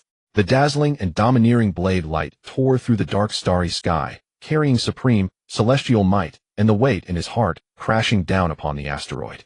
The massive and hard asteroid was utterly defenseless, instantly cleaved into its surface, smooth and flat debris scattering and drifting slowly through the void of space. On the lunar surface, the high-ranking individuals and experts looked up, witnessing the breathtaking scene in the starry sea, all of them frozen in place, wide-eyed and nearly breathless. With a wave of his hand, he shattered the stars, cleaving the asteroid in two. Such unparalleled divine might completely overturned everyone's understanding, making them truly realize that the young man before them had already become a transcendent being above the heavens and the stars. In fact, the moment Lin Wainer's soul was fully restored and her body completely recovered, Lin Fan had quietly used his celestial power to probe her cultivation roots and potential. His sister's spiritual root was ordinary, her talent mediocre. It would be a stroke of luck for her to step into foundation establishment in this lifetime with almost no possibility of reaching higher realms. He had always suppressed this matter in his heart. His sister's cautious inquiry earlier had instantly shattered the restraint he held deep inside. The loss of their parents had become a lifelong regret. His only obsession was to ensure his sister's safety, yet he couldn't even fulfill her wish to cultivate. This sense of powerlessness left him feeling suffocated, which was why he had vented his frustrations by cleaving the asteroid. At this point, Lin Fan had made a decision in his heart. If the usual path of cultivation was blocked, he would carve out a new path. First, he would do everything in his power to help his sister break through to foundation establishment, and then allow her to seize a new body. Within the starry sea, the heaviness in Lin Fan's heart dissipated, his emotions completely calmed. With emotion, he transformed into a soft streak of light, returning from the vast starry sea to land steadily on the lunar surface, gently alighting before Lin Wainer. Looking at his sister's clear eyes filled with anticipation and slight trepidation, the desolation in Lin Fan's gaze completely faded. His expression softened as he spoke gently, his tone firm, yet tender. "Wainer, of course you can. Once I have time, I will teach you to cultivate. From now on, you will walk the path of immortality, just like me, achieving longevity and never again suffering from the pains of mortal life, aging, illness, and death." These two simple sentences, gentle yet earnest, completely eased the previous somber atmosphere. Upon hearing this, Lin Wainer's eyes instantly brightened, her face blossoming into a radiant smile, all her anxiety and unease vanishing as she nodded vigorously. "Thank you, brother." Lin Fan smiled tenderly at his sister's joy. He then raised his hand, and a simple yet elegant blue porcelain vial appeared in his grasp, filled to the brim with plump and round sustenance pills, of faint herbal fragrance mixed with spiritual energy wafting out. He handed the vial to Xiao Huang beside him, softly instructing, "This contains sustenance pills. Take it and distribute them to the leaders and experts accompanying us." Although the lunar spiritual energy was abundant, ordinary humans could not absorb it for long. With the protection of the sustenance pills, they could safely remain here for research without worrying about food supplies. Understood, Master. Xiao Huang cheerfully took the vial and scampered off towards the others busy distributing. With the trivial matters arranged, Lin Fan no longer distracted himself, retracting all expressions of warmth, his demeanor returning to solemn focus. He turned and stepped into the vast and flat core area of the moon, which was directly aligned with the focal point of the Laojun Mountain Array, the most suitable location for setting up the connecting teleportation array. He cast aside all distracting thoughts, placing his hands together to form seals, and the pure and vast spiritual power surged forth, once more, intricate array patterns emerging from the void and embedding into the lunar surface, fully dedicating himself to the setup of the teleportation array between the two stars. Another 3 days passed quietly. During these 3 days, Lin Fan devoted himself to guarding the lunar array's core, tirelessly refining the array patterns, aligning the spatial coordinates of the two stars, continuously calibrating the spiritual energy circuits, and stabilizing the celestial anchor points, never daring to slack off. Finally, at the end of the 3rd day, as the last mysterious array pattern was embedded beneath the lunar surface, the entire lunar teleportation array was completely completed. Buzz! The gentle yet heavy sound of the array resonated across the lunar wilderness as countless silver-blue array patterns unfolded layer upon layer, echoing with the golden array of Laojun Mountain on Blue Star. From afar, 2 interstellar arrays perfectly connected, forming a complete closed-loop bidirectional teleportation system. The spatial fluctuations between heaven and earth stabilized and softened, completely eliminating the risks associated with interstellar teleportation. The high-ranking officials and experts present witnessed the completion of the array, filled with shock and joy, and they all stepped forward to sincerely congratulate Lin Fan. Congratulations, Mr. Lin, on your success. From now on, the connection between Earth and the Moon is established, ushering in a new era for China. The voices of admiration from the crowd rang unceasingly, filled with respect and excitement. Lin Fan raised his hand to signal for silence, his gaze sweeping across the crowd as he solemnly explained the rules of the array. The lunar docking array has been successfully formed, and the two arrays are entirely interconnected. From now on, teleportation can be initiated from here, directly returning to the main array at Laojun Mountain on Blue Star. The rules for round trips remain unchanged. The Tianzi token is still required for activation, and those without the token are strictly prohibited from entering the array. Hearing this, Long Tai stepped forward at the right moment. Mr. Lin, now that the array is fully stable, may we proceed with teleportation back to Blue Star? There are many matters that need to be coordinated. Yes, Lin Fan nodded, lightly, readily agreeing. He turned to Lin Wan and gently instructed Xiao Huang. You stay on the moon, continue to accompany my sister, and ensure her safety. After speaking, he lowered his gaze to his sister and gently asked, Wainer, since you're staying here, is there anything you need? I can bring it back for you.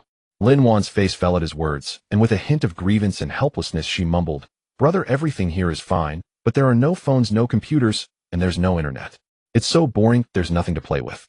As soon as these words were spoken, the group of scientific experts immediately understood, and they smiled as they proposed, Miss Lin, this is a small matter. We can launch several dedicated communication satellites to establish a dedicated Earth-Moon network link, enabling signal connections between the two locations. Soon the moon will be able to connect to the internet and use electronic devices without any issues. An older expert confidently added, with China's current space and communication technology, these are merely trivial issues. There is no need for Mr. Lin to worry. We can initiate the project immediately upon our return, and it will be completed soon. Lin Fan nodded slightly, saying, Feasible, I will leave this matter in your hands. After finalizing the trivial matters, Lin Fan no longer hesitated and led the high-ranking officials and experts into the center of the lunar teleportation array. The array patterns instantly lit up with brilliant golden light, and the gentle power of space enveloped the bodies of the group. In a flash, the 15 figures within the array instantly became ethereal, vanishing completely from the lunar surface. Only Lin Wan and Xiao Huang remained, watching the empty wilderness. They decided to stroll leisurely over the soft lunar soil, continuing to admire the unique celestial scenery of the outer galaxy. At the same moment, atop Laojun Mountain on Blue Star, the main array suddenly shone brightly with golden light. The spatial fluctuations gently rippled, followed by a soft spatial tremor, as Lin Fan and the others' figures appeared steadily at the center of the great array. The guards stationed at the mountain summit saw this and immediately stepped forward briskly, standing tall and respectful. They were the first to welcome the group back, diligently maintaining their posts with utmost seriousness. The group stepped out of the teleportation array one by one, and the cool mountain breeze at the summit rushed towards them, sharply contrasting with the warm and soothing spiritual environment of the moon, instantly making it clear the difference between Earth and the moon. The guards stood on either side maintaining vigilance and completely isolating the area around the teleportation array to prevent any unrelated personnel from approaching. Li Changjing, who had teleported back with them, walked slowly to a nearby open space, took out an encrypted communication phone for a brief half-minute call, then quickly returned and walked straight to Lin Fan's side. With a respectful expression, he slightly bowed and asked Mr. Lin regarding the Lunar Palace project that was previously confirmed. The construction team has been building according to the rules of cultivation architecture throughout. Do you need to take some time to check the construction details and verify the layout? Lin Fan turned to Long Tai and Zhong Weiman, his expression calm as he raised his hand to signal gently, saying his farewell. Please take care of the subsequent Earth-Moon network and array maintenance affairs. I will leave for a while. Long Tai immediately nodded in response, saying, Mr. Lin, please go ahead. We will handle all matters here properly. Lin Fan then looked at Li Changjing and casually asked, where is the palace site? It is located on the next peak behind Laojun Mountain, 3 kilometers from here, backed by an underground river. Li Changjing immediately reported the precise location and handed over a simple terrain map. Lin Fan glanced at the map without needing any tools. He beckoned Li Changjing with one hand, and a stream of spiritual light silently unfolded beneath their feet. The two of them rose into the air, swiftly flying towards the next peak along the ridge, disappearing in the mist of the mountains in the blink of an eye. By the teleportation array on the mountain summit, the remaining high-ranking officials and scientific experts did not relax in the slightest. After the brief interstellar journey ended, everyone quickly gathered their thoughts and immediately returned to their duties. Communication experts drafted the project report for the Earth-Moon satellite launch on-site. Zhong Weiman led the organization of the teleportation token management system, and Long Tai began coordinating a high-level meeting to finalize the lunar management plan. Everyone rapidly immersed themselves in their work, and the summit quickly regained a tense and orderly work rhythm. As the spiritual light dissipated, the two landed steadily on the peak of the next mountain behind. The entire mountaintop was completely surrounded by a formidable dark gray soundproof barrier, the outer layer covered with simulated vine greenery, perfectly blending with the surrounding forest, making it impossible to detect any construction traces from an aerial view. Around the perimeter, armed security personnel were stationed on a 24-hour rotation, along with signal jamming base stations and infrared security fences prohibiting any drones from approaching.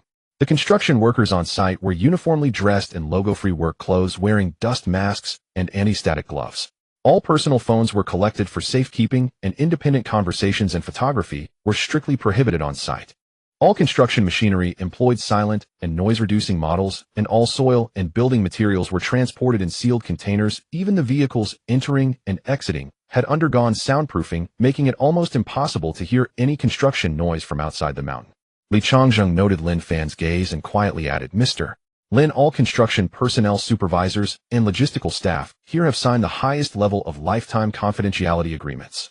Any leaks will be pursued criminally, including the management of their immediate family members. The salaries are 5 times the industry standard, with additional provisions for accommodation, annual health checks, and assistance for children's education, far exceeding market levels, ensuring strong personnel stability.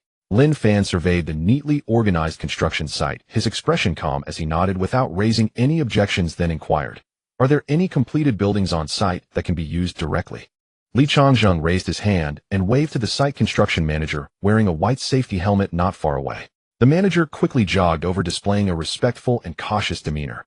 Without waiting for Li Changjing to elaborate, the construction manager immediately bowed and replied, Director Li, Mr. Lin, one side hall has been completely finished with all hard and soft decorations, as well as water, electricity, and heating systems inspected and approved. It is ready for occupancy at any time. After speaking, he stepped aside to lead the way, walking westward along the smooth bluestone path for over 100 meters, flanked by transplanted native pine trees and natural scenic stones, creating a simple and elegant style. Before long, a typical Ming and Qing-style independent side hall came into view. The palace's exterior strictly adhered to ancient architectural regulations without any modern exposed components. The gray-blue tile roof featured a double-eave design. The flying eaves and curved corners exuded an ancient charm. Solid bronze wind chimes hung from the eaves, and the outer walls were made of antique-style blue brick, with the main entrance being a solid piece of raw wood polished into a vermilion door complemented by brass door rings. The surrounding corridor was supported by raw wooden pillars, with the ground paved in antique blue bricks. The courtyard contained artificial hills and a shallow water pool, with all vegetation being local greenery. From the outside, it looked identical to the palace depicted in Lin Fan's blueprints. Upon pushing open the wooden door and stepping inside, the interior was fully equipped with modern home decoration configurations, creating a striking contrast between ancient and modern.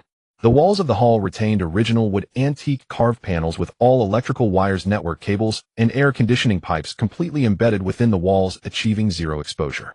The ceiling featured an invisible floating design with embedded soft glow lighting and fresh air vents visually unified with the ancient building's caisson. In the main hall, a minimalist smart tea table covered in raw wood veneer was placed, featuring a hidden touch control panel that could manage the entire house's lighting, curtains, air conditioning, and security systems. On either side of the main hall, antique wooden screens and soft gauze curtains adorned the appearance, with the main bedroom and guest bedroom located behind the screens. The bedrooms featured low-saturation modern furnishings equipped with silent latex mattresses and smart temperature-regulating mattresses. The windows had an outer layer of antique wooden frames and inner double-layer soundproof glass, with the double-layer structure completely concealed. The two rear side rooms were transformed into a wet and dry separated bathroom and an open leisure study. The bathroom was equipped with a temperature-regulating shower, smart toilet, and whole-house water purification system, while the study featured an embedded invisible projection screen and high-speed internet panel. Underneath the courtyard, a geothermal heat pump system was also embedded, ensuring a constant indoor temperature throughout the 4 seasons. The entire building balanced an ancient appearance with a top-notch modern living experience. Lin Fan strolled through the hall side rooms and courtyard, surveying the interior and exterior layout with a calm expression, nodding slightly. The entire building balanced both internal and external aspects with an ancient yet compliant appearance and fully equipped modern facilities, all details meticulously handled, without flaw, completely meeting his usage needs. Without exchanging unnecessary words, Lin Fan casually raised his hand, and an invisible force of spatial energy instantly enveloped the entire cliffside side hall. Everything in the courtyard, including the artificial hills, the beams and columns of the hall, and the corridor's paving stones, remained utterly still. Even the wind chimes at the eaves did not make a sound. The nearly 1,000-square-meter complete palace, along with its underground utility lines and geothermal heat pump system, vanished into thin air, directly stored in Lin Fan's storage space. Beside him, Li Chang's eyelids twitched a few times, feeling slightly better. Having followed Lin Fan for a long time, he had already witnessed feats such as retrieving objects from thin air, flying, and slicing through asteroids, so he was not surprised by spatial storage. However, the on-site construction manager stood frozen in place, his eyes wide and mouth agape, completely stunned and rigid with fear, his mind blank, even instinctively holding his breath. The scattered construction workers, observing from a distance, also stopped their actions, standing there in bewilderment, completely unaware as the tools in their hands clattered to the ground. Everyone had previously harbored doubts, wondering why the project required signing a lifetime confidentiality agreement with strict controls that mandated the submission of all personal electronic devices, while salaries exceeded 5 times the industry standard and benefits were exceptionally generous. Now, witnessing the impossible feat of retrieving a hall from thin air, everyone suddenly felt enlightened. This was not merely a confidential construction project. From start to finish, they had been working for a transcendent, otherworldly figure. A sense of reverence spread from the depths of their hearts, as everyone instinctively held their breath, not daring to make a sound, fearing to offend any taboos. Lin Fan, unfazed by the crowd's shock, prepared to channel his spiritual energy, intending to return to the moon via the old June Mountain teleportation array, so he could quickly settle the palace and address Lin Wan's living and entertainment needs. Mr. Lin, please follow me. Li Changzheng timely interjected, interrupting Lin Fan's actions as he led the way toward an inconspicuous temporary security room inside the enclosure. Lin Fan nodded slightly and stepped forward to follow closely behind. The room had soundproofing measures in place, with 5 top-spec ultra-thin laptops and 5 of the latest flagship smartphones neatly arranged on the table, all factory unbound and pre-installed, with a full set of entertainment and communication software complemented by portable fast chargers and a complete set of wireless peripherals. Li Changzheng gestured to the items on the table and respectfully explained, Mr. Lin, this is the latest equipment urgently allocated by the Ministry of Industry and Information Technology, ensuring signal shielding resistance. It will also be compatible with the specialized network for lunar operations without any need for modification later on. With a total of 5 computers and 5 phones, it's more than enough for you, Miss Lin and Xiao Huang, to use. Lin Fan glanced over the equipment and nodded in satisfaction. He flicked his fingertip, and a round pill that was entirely pink and emitted a faint, elegant fragrance appeared in his palm, which he extended toward Li Changzheng. Thank you for your hard work in coordinating everything. Lin Fan spoke calmly, directly explaining the pill's effects. This is the youth preservation pill, which has no side effects. After consumption, your appearance and physique will be preserved in their youthful state, never aging until your lifespan runs out, and your appearance will remain unchanged. Consider it a token of appreciation for your efforts in this material preparation. Li Changsheng's expression sharpened, and he solemnly accepted the youth preservation pill, feeling deeply moved and bowed in gratitude. Lin Fan watched as he carefully stored the youth preservation pill, and then spoke in a flat tone. I need to return to the moon for a while. You can handle the subsequent construction here on your own. Li Changsheng immediately bowed and replied, his expression steady. Rest assured, Mr. Lin. I will remain at the second peak, overseeing the follow-up construction, completion, site disinfection, and personnel management, ensuring that there will be no mistakes. Lin Fan nodded slightly, said no more, and with a flash of spiritual light around him, he directly soared into the air, without any visible buildup of energy, instantly flying into the distant mist towards the main peak's teleportation array of Old June Mountain, moving so fast that the naked eye could only catch a fleeting shadow. The construction manager beside him clenched his fists, still shocked from witnessing the retrieval of the hull from thin air, and now seeing Lin Fan flying, his throat moved involuntarily, as he instinctively wanted to step forward to inquire about the subsequent arrangements and try to probe Lin Fan's identity. However, as he took half a step forward, he met Li Changsheng's cold gaze. Li Changsheng's eyes held a warning, and he lowered his voice to remind sternly, don't forget the lifetime confidentiality agreement you signed. Anything you have seen or heard today must not be disclosed, not even a word. If there is a leak, you will bear the consequences yourself. The manager's body stiffened, and he quickly regained his composure, hastily lowering his head and responding nervously, without daring to speak further.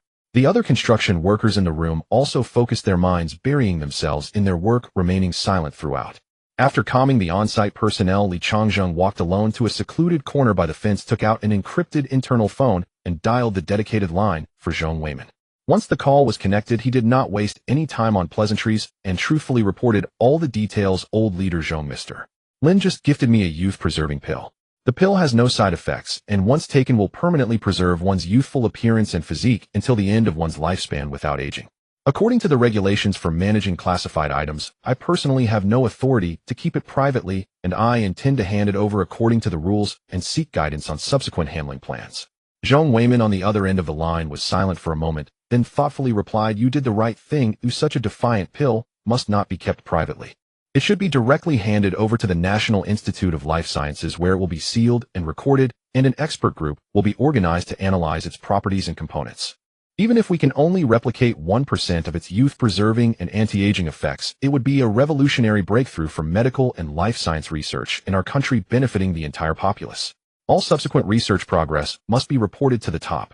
Understood. I will arrange for someone to escort the pill to the research institute immediately. Li Changsheng responded solemnly, hung up the phone, and returned to the construction site, his expression returning to normal as he continued to oversee the security and construction progress. Lin Fan's figure swept through layers of clouds and mist, and in a brief moment, he landed back at the teleportation array on the summit of Laojun Mountain. The communication expert team that had been waiting here for some time quickly approached, with the chief communication expert stepping forward respectfully to report progress. Mr. Lin, the communication satellite for Earth-Moon communications has completed rocket fueling and orbital calibration. According to the launch countdown, it will ignite and ascend in about 2 hours. Once the satellite is in orbit and networked, it will provide full coverage signal within the range of the moon's ceiling formation, allowing normal internet and phone connectivity. The expert gestured towards 3 signal relay transceivers placed at the array's edge and continued to provide details. However, the moon's ceiling formation has a spatial shielding effect that will block external satellite signals. We need your assistance to bring these 3 relay devices into the moon's teleportation array, placing them to establish a signal pathway between inside and outside the formation. Otherwise, even if the satellite launches, the moon's interior won't receive any signals. Lin Fan looked down at the 3 silver gray devices, which were designed to be simple and portable without the need for complex adjustments. He nodded slightly with a calm expression, asking no further questions. With a wave of his hand, the 3 relay devices were instantly enveloped by spatial power, silently absorbed into his storage space, along with the previously collected palace and electronic devices. Got it. Lin Fan replied lightly, then stepped into the center of the teleportation array, triggering the formation with a thought. The familiar golden spiritual light instantly enveloped him, and in the blink of an eye he completely departed from Blue Star, firmly landing within the moon's docking teleportation array. Stepping out of the array, the moon's cold starlight fell around him, and in the distance Lin Wan was squatting with Xiao Huang on the lunar surface, turning over rubble and idly passing the time. Lin Fan called softly from a distance. Wainer, Xiao Huang, come here.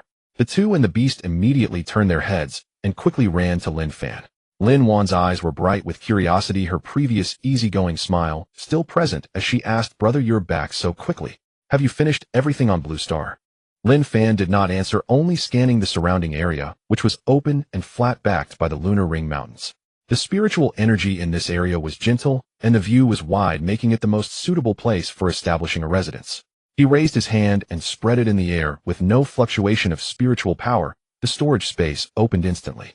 In the next second, light and shadow twisted in the air, and a nearly 1,000-square-meter ancient-style hall appeared out of nowhere on the originally empty lunar surface.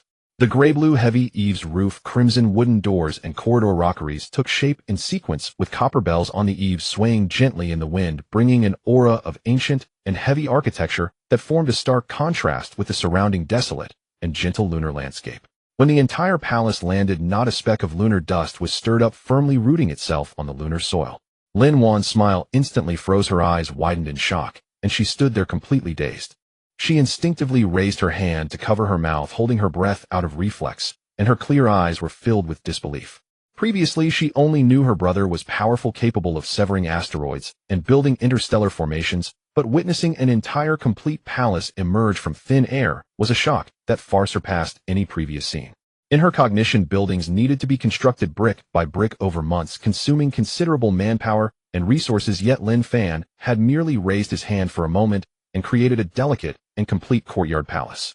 After being stunned for a full 3 seconds, she rigidly blinked, slowly turning her head to survey the entire palace from the flying eaves to the shallow courtyard, pawned, her fingertips trembling slightly as she murmured, a house appeared out of nowhere. She had previously complained about the moon being dull, never thinking her brother would directly bring a complete palace. Overwhelmed with shock, a wave of warmth surged in her heart, sweeping away the laziness and lethargy she had felt. Xiao Huang on the side also had its ears perked up, its round beast eyes fixed on the palace, running back and forth around the building in excitement. Lin Fan looked at his sister's shocked expression, a faint smile appearing at the corner of his mouth as he stepped forward and pushed open the crimson palace door, saying, come in and take a look. It's furnished with modern facilities, and I brought back phones and computers as well. You will live here from now on. Xiao Huang quickly ran around the corridor, twice gazing up at the heavy eaves and wooden pillars, its fluffy ears twitching as it turned to Lin Fan, and exclaimed, master, the appearance, eaves patterns, and courtyard layout of this palace look just like the one you had in the side hall, almost identical. Lin Fan nodded slightly at this, then turned to Lin Wan, who was still recovering from her shock, and gently explained, to dispel her doubts, this palace was constructed by the Blue Star construction team in the back mountains of Laojun Mountain, designed to imitate the architectural style of my previous sect. I simply used my storage ability to transport the entire building to the moon. Having explained the palace's origins, Lin Fan withdrew his gaze and turned to Lin Wan, saying seriously, sister, I promised you before that I would formally teach you cultivation next. As soon as he finished speaking, he lightly turned his wrist, and a thin booklet floated down gently into his palm. The cover of the cultivation method was made of rare moon-white silk with a smooth and soft texture, and the surface flowed with faintly luminous moonlight patterns.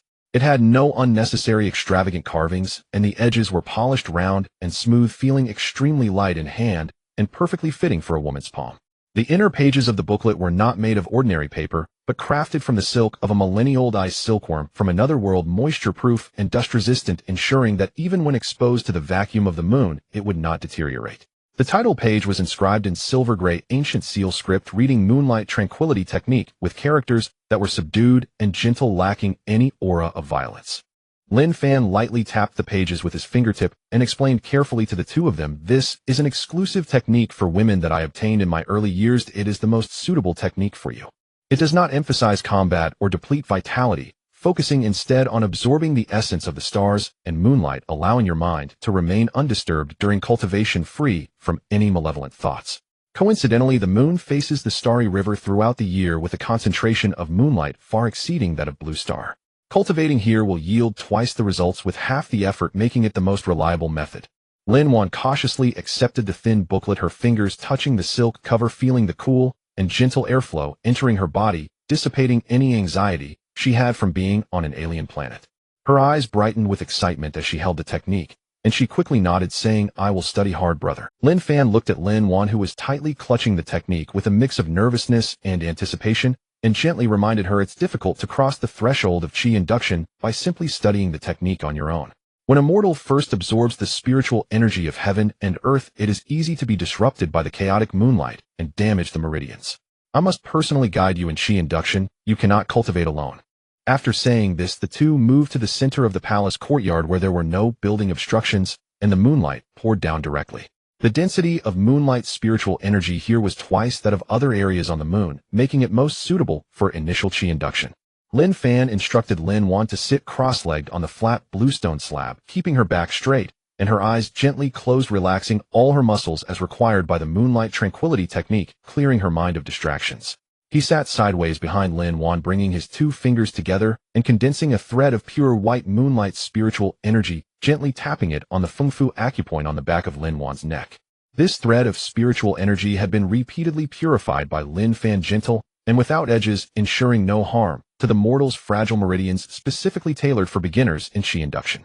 Follow the flow of my spiritual energy with your breath. Inhale long and exhale slowly. Do not try to grasp the spiritual energy actively, or let it flow along your meridians. Lin Fan's deep voice resonated in Lin Wan's ears while the spiritual energy from his fingertips gradually entered her meridians, flowing down through her shoulders, arms, and chest, outlining the first route of spiritual energy circulation for the technique. Lin Wan followed the instructions, focusing her mind and adjusting her breathing. At first, she only felt a slight coolness around her, but then following Lin Fan's guidance, the faint silver moonlight spiritual energy around her actively gathered towards her, slowly seeping into her skin. The tingling sensation of initially absorbing spiritual energy enveloped her whole body, bringing a gentle warmth to her limbs, dissipating the slight soreness from long sitting. But after a moment, Lin Wan frowned slightly, her complexion turning pale. Her meridians were naturally narrow, and while attempting to absorb the spiritual energy, she experienced stagnation. The scattered moonlight spiritual energy nearly accumulated in her wrist meridians. Without guidance, it could lead to mild meridian pain or severe internal injury. Lin Fan immediately activated his spiritual energy to guide, precisely dispersing the accumulated energy and redirecting it back into the main meridians. Don't worry, for the first 3 sessions of your cultivation, I will be with you the entire time to guide the spiritual energy. Only when you remember the feeling of spiritual energy flowing and your meridians widening can you cultivate on your own. Xiao Huang, lying quietly on the courtyard rockery, did not make a sound to disturb them. Its round beast eyes fixed intently on the two, sensing the increasingly rich moonlight spiritual energy in the courtyard, instinctively radiating its beastly aura to isolate the surrounding fine lunar dust, protecting the cultivation environment for them. Half an hour later, under Lin Fan's continuous guidance, Lin Wan successfully completed her first circulation of the moonlight spiritual energy, officially retaining a trace of her life spiritual energy within her, taking the first step in her cultivation journey. After a period of focused guidance lasting about an hour, Lin Wan was already able to independently keep pace with the rhythm of the lunar spiritual energy circulation, her breathing becoming increasingly steady. Lin Fan confirmed that she had stabilized her energy guiding state and would no longer be harmed by the lunar spiritual energy, then softly instructed her. I will be away for a moment. You stay in the courtyard and continue to absorb the energy according to the technique. Don't move the spiritual energy randomly, and Xiao Huang will watch over you here. Xiao Huang immediately raised his head, his ears perked up in response. Understood, master. I won't leave her side, and will keep a close watch on Miss Weiner. Lin Fan said no more, stepping out of the palace and heading directly towards the moon locking array. He took out 3 silver gray signal relays from his storage space, embedding them into the ground at 3 key points of the array. The devices conformed to the spatial patterns and activated automatically, emitting faint blue light that blended into the array patterns, breaking through the signal barrier between the moon locking array and the lunar satellite. After completing this, he stood alone on the high ground of the lunar surface, the evening breeze carrying the cool lunar radiance that brushed against his clothes, his gaze fixed on the warm blue planet suspended in the dark starry sky. Separated by 380,000 kilometers of starry river, the blue planet floated quietly in the universe. An entire hour passed, and the lunar spiritual energy in the palace slowly receded, allowing Lin Wan to successfully conclude her cultivation. She was surrounded by a faint halo of pearly light, her complexion rosy and translucent, and all her fatigue evaporated. She lightly leaped onto Xiao Huang's back, who quietly flew to Lin Fan's side across the soft lunar soil.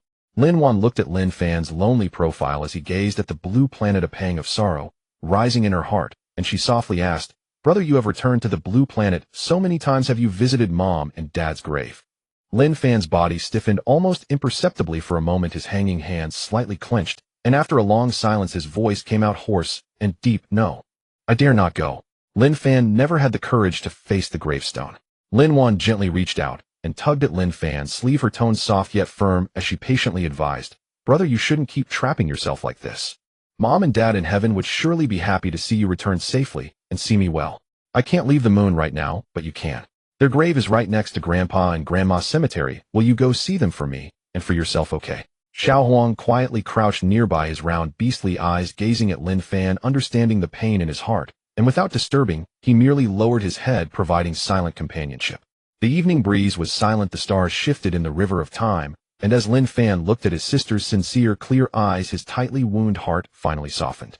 After a long while he slowly nodded, his gaze filled with inescapable fatigue and melancholy. "All right." He turned and walked into the lunar teleportation array, and with a thought golden spiritual light enveloped his body instantly, sending him back to the top of Laojun Mountain.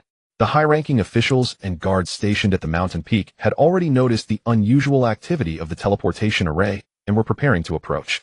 However, as they looked up, they saw Lin Fan with his lowered brows exuding a heavy and oppressive aura, surrounded by a deep sorrow, looking entirely different from his usual calm and composed self. All the footsteps halted in unison, and a tacit understanding led them to stop their actions, not daring to disturb him, leaving an open space around him. Lin Fan ignored the gazes of everyone around him, pinching his fingers together as a translucent thin talisman appeared out of thin air, gently sticking it onto his shoulder. The talisman flickered with faint light, and his figure, aura, and fluctuations of spiritual energy were all completely concealed. Even in close proximity, one could only see an empty space, unable to perceive any trace of his human form. In the next moment, he soared into the air without alarming anyone, transforming into an invisible shadow as he sped along the low clouds, hastening towards the family cemetery hundreds of kilometers away. Using the cover of the concealment talisman, Lin Fan silently landed deep within the outskirts of the cemetery. After nightfall, the cemetery was utterly quiet, with only the sound of the night wind rustling through the pines and cypresses. The scattered streetlights cast a pale, cold light, making the rows of gravestones appear even more desolate. He removed his low-flying posture, lightly stepping on the grass without bending a single blade, and walked straight to the 4 gravestones lined up side by side on the west side of the cemetery. The 2 on the sides were his grandparents, while the 2 in the middle were tightly intertwined, the gravestone of his parents. The photos on the stone showed them smiling, gently frozen in time from decades ago. Standing before the grave, all of Lin Fan's calmness and murderous intent dissipated entirely. His back slightly hunched, his eyes quickly reddening, and warm tears unexpectedly fell dripping onto the dry earth in front of the grave, leaving a small dark stain. He slowly knelt down beside the grave, his voice hoarse and low, showing no signs of concealment, as he softly confided in the gravestone, his words a heartfelt confession accumulated over 300 years. "Mom and Dad, I was struck by lightning and cast into a strange other world. I became a disciple, enduring hardships for 300 years, exhausting everything to break through the realms. The only thought in my mind was to return to the blue planet as soon as possible, to be by your side. But by the time I crossed the starry river and returned, everything had changed. You had long been buried in the earth. I often feel that I can't hold on any longer. If it weren't for Wayner still being alive, my only spiritual anchor, I would have likely collapsed long ago." He continued to speak to the gravestone, his fragmented words, subtle expressions, and tear-streaked profile all captured by a miniature ultra-high-definition camera disguised as soil and stones under the weeds at the grave, with full-band audio pickup, recording everything and transmitting it outward without delay. At the same moment, 200 meters beneath the surface of the Okinawa Trench in the East China Sea, the highest secret underground military research base of Sakura country. The base employed electromagnetic shielding, anti-satellite reconnaissance, and alloy casting, with independent energy supply completely detached from civilian networks. It was a secret reserve of Sakura country that had been hidden for 20 years, known to fewer than 10 people. On the gigantic holographic screen in the center of the base, the scene from the cemetery was being broadcast in real time, with Lin Fan's original voice played without loss, the audio and video perfectly synced. Inside the room, 5 high-ranking generals from Sakura country and 3 chief experts in biological genetics stood around the screen, their expressions grim and serious. The intelligence officer pulled up encrypted files for projection and reviewed the entire process in public. From the moment Lin Fan first appeared on the moon, a double agent embedded in the outer scientific research team of Huaxia immediately transmitted high-definition footage. That very night, we held an emergency meeting at the highest level, ruling out all known physical and biological theories, ultimately determining that Lin Fan either possessed abilities from awakened novels or was a cultivator recorded in ancient texts endowed with extraordinary capabilities. The genetic experts then supplemented the details of the subsequent actions. At the meeting, 2 top-secret missions. First, deploy stealth underground excavation robots to avoid all security measures in the cemetery, and overnight steal all biological samples of Lin Fan's parents, including bones, hair, and nails, to bring back to the base for genetic disassembly experiments attempting to decipher the genetic roots of Lin Fan's extraordinary physique and replicate similar extraordinary abilities. Second, install over 20 sets of bionic camouflage listening and monitoring devices throughout Lin Fan's parents' grave area. The devices are equipped with self-sustaining energy modules, allowing signals to be rerouted, making them undetectable by Waxia's tracing systems. The commanding officer at the base stared at the screen showing Lin Fan, who was lonely and tearful, a glint of cruel greed flashing in his eyes. As he muttered to himself, he appears flawless, yet his Achilles heel is significant. As soon as the commander finished speaking, the chief geneticist, wearing silver-rimmed glasses, stepped forward, pulling up the complete gene sequencing chart from the background, interrupting him with a determined tone. "Commander, the latest 100% sequencing results are out. Lin Fan's parents' chromosomes and mitochondria all consist of standard genes of ordinary Earth people, lacking any hidden extraordinary bloodlines, genetic mutations, or ancient hereditary imprints indistinguishable from any common person on the street." He raised his hand and pointed to the holographic screen where Lin Fan revealed his background, analyzing each point in conjunction with the audio. Based on Lin Fan's own recounting of experiences, it can be confirmed that he was struck by lightning into another world, and the abilities he possesses were obtained through arduous cultivation in that realm. All of his extraordinary powers do not stem from innate bloodline inheritance. They are entirely acquired through postnatal cultivation. The expressions of several generals in the room changed simultaneously, their previously tense demeanor relaxing swiftly, only to be replaced by deeper apprehension. Until now, they had feared Lin Fan's powers were a fated gift forever unattainable, but the truth had completely overturned their previous judgments. The second biologist added an interpretation in simpler terms. This means that extraordinary abilities are not exclusive to talent. Any ordinary Earth person, as long as they master the corresponding cultivation methods and resources from another world, theoretically everyone could replicate Lin Fan's powers. Our previous theft of the remains to analyze the bloodline was fundamentally misguided.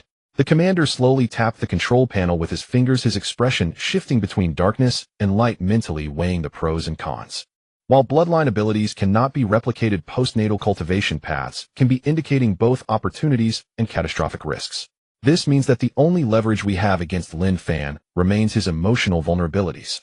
Our real breakthrough point lies in finding ways to acquire Lin Fan's cultivation methods and resources. The intelligence officer bowed slightly and asked, should we activate the second contingency plan, increasing our espionage infiltration into the upper echelons of Huaxia and attempt to intercept information related to Lin Fan's cultivation? The commander remained silent for a long time, shadowy emotions swirling in his eyes before he slowly shook his head. Hold off on infiltration. Reckless action will only expose our spies. First, secure the remains, continue monitoring the cemetery, keep a close watch on Lin Fan's subsequent movements, and observe how things develop.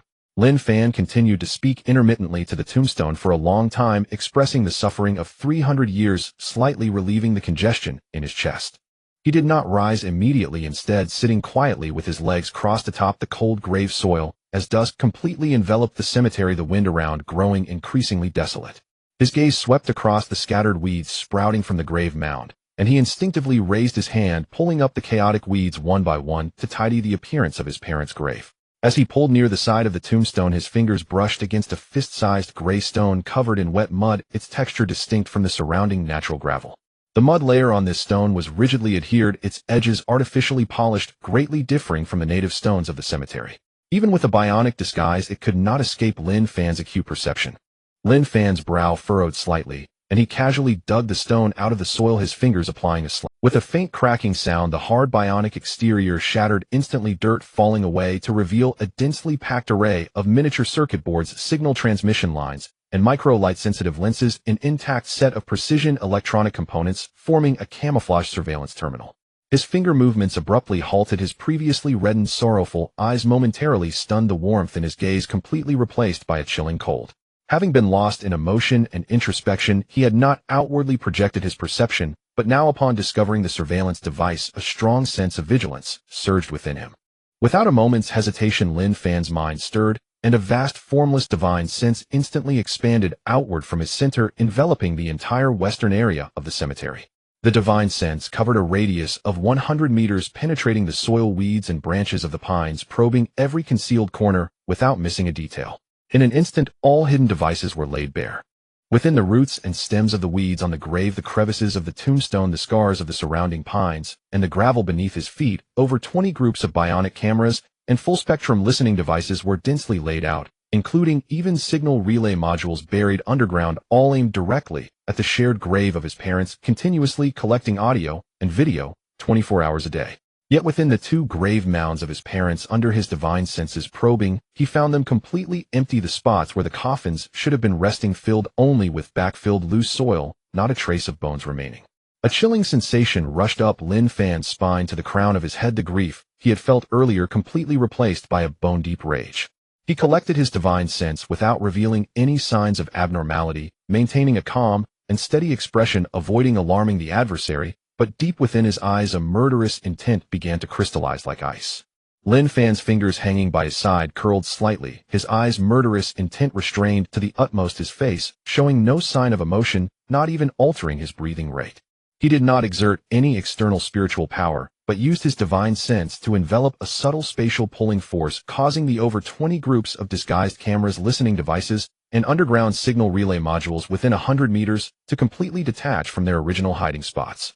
The fragmented electronic components and bionic shells floated silently, shedding the dirt and debris adhering to their surfaces, and in just 2 seconds they all converged in Lin Fan's palm, enveloped in a layer of thin, translucent spiritual energy, making no electronic noise whatsoever. He casually gathered the pile of surveillance equipment into his sleeve, his movements as smooth as flowing water. Having completed all this, Lin Fan took one last look at the empty grave of his parents, the cold mist swirling in his eyes. He did not linger, his body shrouded in concealment light, transforming into a colorless remnant shadow breaking through the night sky of the cemetery, swiftly racing along the same path back to Laojun Mountain. In no time, he silently landed outside the construction enclosure of the secondary peak. By this time, the night had deepened. Construction at the secondary peak had long ceased, and security personnel were rotating their posts. Li Changzheng stood outside the enclosure, verifying the delivery of the Zhaoyan Dan, confirming the closed-loop transport process to the Life Sciences Institute. Noticing a figure suddenly appear beside him, Li Changzheng instinctively looked up, recognizing Lin Fan, and immediately reined in his ledger, displaying a respectful expression, his lips parting as he was about to speak. However, before he could utter a word, Lin Fan had already raised his hand, first his palm slightly open. A pile of muddy, damaged bionic surveillance devices hovered neatly in the air, the circuit boards still faintly pulsing with residual electrical signals, faint blue lights flickering. Lin Fan's expression was indifferent, devoid of any emotional fluctuations, yet his voice was as cold as winter ice as he fixed his gaze on Li Changzheng. What is this? Li Changzheng's eyes suddenly fell on the electronic components floating in the air, recognizing the bionic exterior micro lenses and internal signal chips wrapped in mud, his face instantly turning grave. Having dealt with sensitive security cases for years, he quickly identified the type of device, instinctively tightening his grip on the ledger, his tone tense as he responded. This is a surveillance camouflaging device specifically designed for overseas use, equipped with an independent concealed signal link, making it difficult to detect with conventional security measures. Mr. Lin, where did you acquire these items? Lin Fan lowered his gaze on the chaotic electronic components, the coldness in his eyes nearly solidifying into substance, the atmospheric pressure around him frighteningly low, devoid of any emotional fluctuation, his voice chillingly sharp. Around my parents' cemetery. Moreover, during my investigation of the grave soil, I found that my parents' remains have all been stolen. With a thunderous boom, these words struck Li Changzheng's heart like a bolt of lightning, causing a cold sweat to break out on his back, and his pupils constricted sharply. In an instant, he pieced together the entire context. Foreign forces had their sights set on Lin Fan, preemptively setting up listening devices and stealing the remains of his relatives, intending to exploit Lin Fan's vulnerabilities. He immediately stood straight, his expression extremely serious, quickly clearing any internal suspicion, and with a sincere and firm tone, he said, Mr. Lin, this matter is absolutely unrelated to any domestic involvement. It is highly likely that foreign spies have set up operations remotely across regions.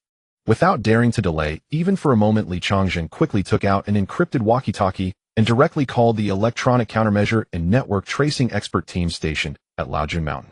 Within a minute, 3 experts equipped with portable tracing detectors and signal decoders rushed to the scene. The expert team took over the listening devices sealed by Lin Fan, using spiritual power which had not damaged the original data, and immediately crouched down to disassemble and test them, quickly isolating residual signals and tracing back through the convoluted chain of transmission, their movements tense and swift. Li Changzheng stood aside, staring intently at the detection screen, rapidly reporting to the top-level encrypted registry. Meanwhile, at the underground secret base of Sakura Country in the Okinawa Trench of the East China Sea, the holographic screen, which was originally synchronizing the cemetery footage, displayed static and went black the moment Lin Fan collected all the listening devices, with all audio and video links completely severed.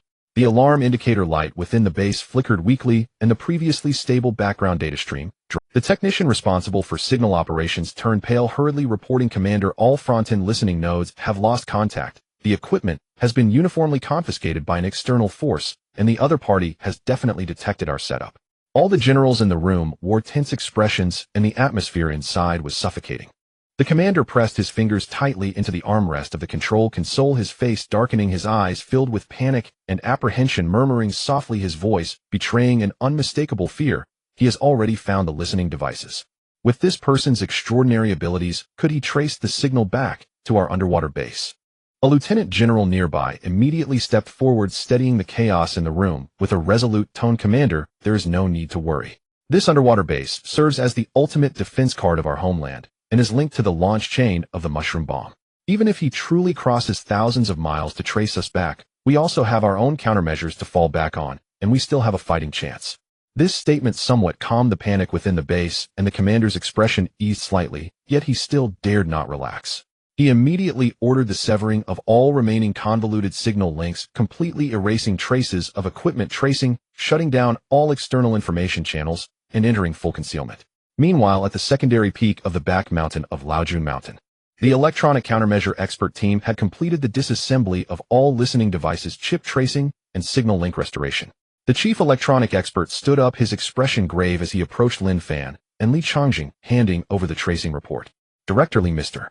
Lin, the tracing results are clear. These bionic listening devices, with their chip-level encoding encryption protocols and deep-sea signal relay frequencies, all match the standard products of the Intelligence Research Institute under the Ministry of Defense of Sakura Country.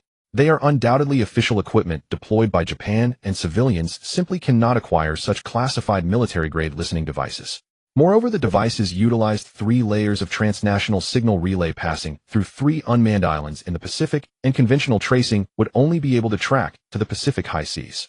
If it weren't for Mr. Lin sealing the devices and retaining the original baseline data, we would never have been able to find the true source." Upon hearing the expert's definitive tracing conclusion, Lin Fan had no extra words. All that remained in his eyes was a chilling silence. The theft of his parents' remains and the clandestine monitoring of his innermost pain by Sakura Country had long since crossed his bottom line. He no longer lingered, not even deploying any concealment symbols, and his figure abruptly rose into the air, without the aid of any teleportation array, directly breaking through the cloud layers, and swiftly flew towards the homeland of Sakura Country beyond the East China Sea. In the sky, only a fleeting silver spiritual glow remained, moving faster than almost all radar detection thresholds. Li Changzheng looked up and watched Lin Fan vanish into the clouds in an instant, his heart sinking heavily as he instantly grasped Lin Fan's intention. Lin Fan was going to Sakura Country in person to demand the remains and settle the score. He did not dare to delay, even for half a second, immediately taking out the highest-level dedicated line, dialing an encrypted phone to Zhong Weimin, and hurriedly reporting, "Old leader, Zhong, the tracing confirms that it is a listening device deployed by the official forces of Sakura Country. Mr. Lin just took off directly into the air, heading straight for the homeland of Sakura Country." On the other end of the line, Zhong Weimin fell into silence for a long time after hearing this, finally letting out a bitter sigh, his tone filled with helplessness and understanding. "Stop him. What do we have to stop him?" From the moment they stole the remains and secretly monitored Lin Fan's parents' graves, they had already walked down a path to destruction. Lin Fan, with his extraordinary cultivation, cannot tolerate being spied on, nor can he accept the theft of his closest kin's remains. In this matter, we will not intervene, stop, or mediate. We will simply watch the changes. After hanging up the phone, Zhong Weimin rubbed his brow at a loss for what to do. Meanwhile, on the other side, at the Naval Command Center, near the coast of Sakura Country in the Western Pacific, the entire area was filled with the piercing alarms of ultra-long-range skywave radar and surface shipborne radar. The radar screens captured an unidentified aerial target exceeding 20 times the speed of sound, its flight trajectory straight and indifferent to international airspace boundaries, crossing the high seas and heading straight for the territorial waters of Sakura Country. The radar operator's fingers were cold as he reported to the fleet commander, his voice trembling. "Commander, an ultra-high-speed, unidentified flying target has been detected with no flight identification code, no exhaust heat source, and no signal response. Conventional anti-stealth radars can only capture a blurred trajectory." The commander in the control room's expression changed drastically. Combining it with the previous report of the underwater base's listening devices going offline, he instantly realized cold sweat beading on his forehead. "It's Lin Fan, he has come." The underwater base had just reported all listening devices lost contact. The other party must have already uncovered all the truths and traced the information chain back to Sakura country. Without any hesitation, the commander immediately issued a full battle readiness order, pressing the red button to launch the entire military. In an instant, all Aegis destroyers and stealth frigates near the coast of Sakura country sailed out of the military port. Shipborne air defense missiles powered up and locked on coastal aviation. Stealth fighters urgently took to the skies in formation, and silent submarines submerged below the waterline to establish defenses, activating all coastal anti-air interception systems. The combined forces of the Navy, Air Force, and submarine troops were fully assembled, with surface vessels forming a defensive line, all firepower aimed at the airspace. Lin Fan was approaching, entering the highest level of wartime alert. The pale silver spiritual glow broke through the stratospheric clouds, and Lin Fan's concealment symbols had already dissipated on their own, hovering alone above the surface of the West Pacific at a height of 100 meters. The sea breeze whipped up salty mist, thrashing violently, black waves crashing against the surface, his garments flapping wildly in the wind. He appeared calm and unperturbed, but his eyes were filled with a chilling coldness as he silently gazed at the neatly arranged and sprawling fleet of Sakura country's naval forces that extended for dozens of nautical miles. Above the sea, over a dozen Tenthasandan destroyers turned their cannons toward him. Dark missile launch tubes opened and charged 3 silent submarines below the surface, extended their torpedo launch tubes, and 12 stealth fighters in the sky spread across the airspace, all targeting radars firmly locking onto Lin Fan, the shrill radar lock alarm echoing across the sea. The fleet command ship broadcasted on the high-frequency public communication channel, and maritime monitoring equipment from multiple countries simultaneously received this warning audio. The tone harsh and resolute. "Unidentified aerial target, immediately cease entry and turn back at once. We have entered a wartime firepower lock state. If you advance another kilometer, we will directly implement a full-scale firepower strike." Lin Fan seemed oblivious, as if his ears had automatically isolated all external sound waves, his gaze showing not the slightest fluctuation. In the next moment, an immense divine sense unfolded without reservation, an invisible mental force penetrating through the sea surface rock layers and water armor, disregarding all electromagnetic shielding and spiritual barriers, instantly covering the entire coastal area. In a mere instant, the internal structure, personnel distribution, and material storage of a top-secret military base located 200 meters beneath the Okinawa Trench vividly appeared in Lin Fan's mind. In the deepest part of the base, 2 well-preserved skeletons lay quietly in corrosion-resistant sterile coffins, the coffin bodies marked with the identity codes of Lin Fan's parents. Upon confirming that his nearest kin's remains had been privately stolen by the other party for experimentation, the last trace of warmth in Lin Fan's eyes completely vanished, his gaze turning as cold as ancient ice, and the spiritual energy radiating from his body instantly froze the surrounding sea surface within 100 meters, halting the waves and causing the air temperature to plummet by over 10 degrees. He did not respond at all, ignoring all radio warnings and radar eviction signals. With a slight movement, he turned sharply and dove vertically towards the underground base beneath the trench, his flight trajectory straight and with no intention of evasion. The fleet commander aboard the flagship watched Lin Fan disregard the warnings and insist on advancing, his face turning ashen with rage, giving up any hope of luck as he gritted his teeth and shouted the final command: "Unleash all firepower across the board." All anti-air missiles, anti-ship missiles, air-to-air missiles, and underwater torpedoes were aimed at the target, launching a saturated strike. The moment the command was given, the entire coastal area erupted in flames. Hundreds of supersonic missiles screamed through the air, trailing crimson tails, while torpedoes tore through the deep blue sea, creating whitewater walls. Airborne cannons fired high-density tungsten alloy projectiles in rapid succession, weaving an impenetrable net of lethal firepower that bombarded Lin Fan from all directions. Even before the shockwave of the missiles reached him, the sea surface had already been compressed into a massive depression by the air pressure. As all the lethal weapons were about to make contact with Lin Fan's body, he casually drew his fingers inward without any complex sealing gestures. The self-circulating spiritual energy within his body formed a nearly transparent spherical barrier of spiritual energy within a 3-meter radius around him.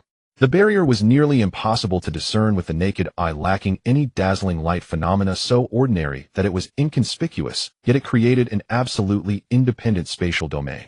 The first to arrive, the tungsten alloy projectiles struck the surface of the barrier and were instantly pulverized by the spatial shear force, not even causing the slightest ripple. Following closely behind, the supersonic missiles exploded with a roar, high-temperature plasma flames, and strong shockwaves sweeping across a 1,000-meter radius of sea, creating towering waves, but all the explosive force, heat, and shrapnel were firmly blocked by the transparent barrier, unable to penetrate even a fraction.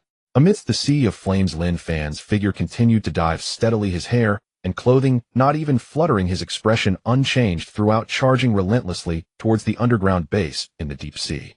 The continuous explosions of missiles, the shrieks of aircraft breaking through the air, and the crashes of massive waves layered upon each other. Even though the spiritual barrier isolated the physical impact, the cacophonous sound waves relentlessly washed over Lin Fan's senses. This incessant artillery clamor gave rise to a deep annoyance within him. Suddenly halting in the center of the firestorm, Lin Fan's expression was indifferent as he coldly uttered a single word, noisy. As his voice fell, an immense surge of spiritual energy erupted from his limbs and bones, rushing into the heavens, causing the void to tremble violently and the clouds to be forcibly torn apart. A towering figure 1,000 meters high slowly coalesced, half submerged in the sea, its features mirroring Lin Fan's, exactly, surrounded by fine cracks in space that obscured half the sunlight over the sea. Without any extra gestures, Lin Fan focused his thoughts, and the gigantic figure's right arm swept horizontally, lightly striking towards the entire coastal fleet. Wherever the palm wind passed, the seawater was directly compressed into solid ice, and the air collapsed in layers, visible circular shockwaves expanding outward.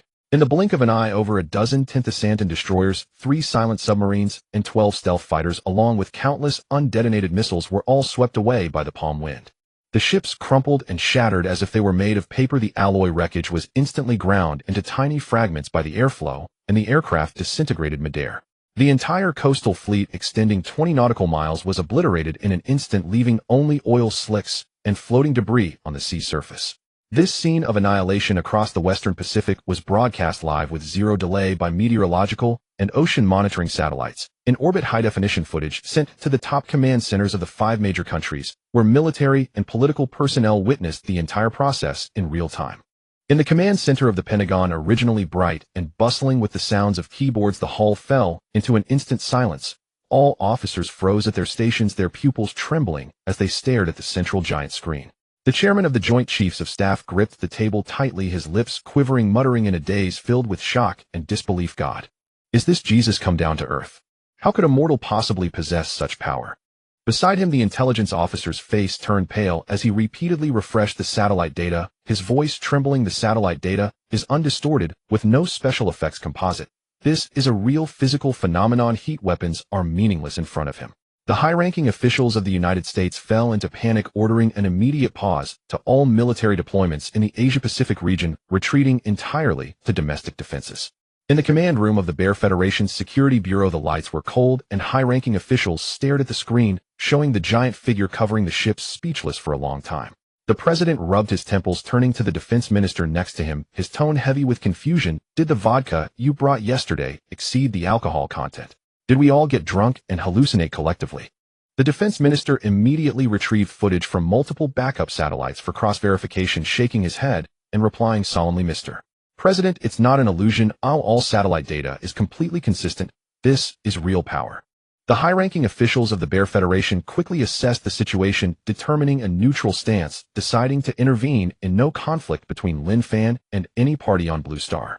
In the intelligence room of the British government, several veteran intelligence officials leaned forward, their eyes blank and dazed, their brains completely malfunctioning.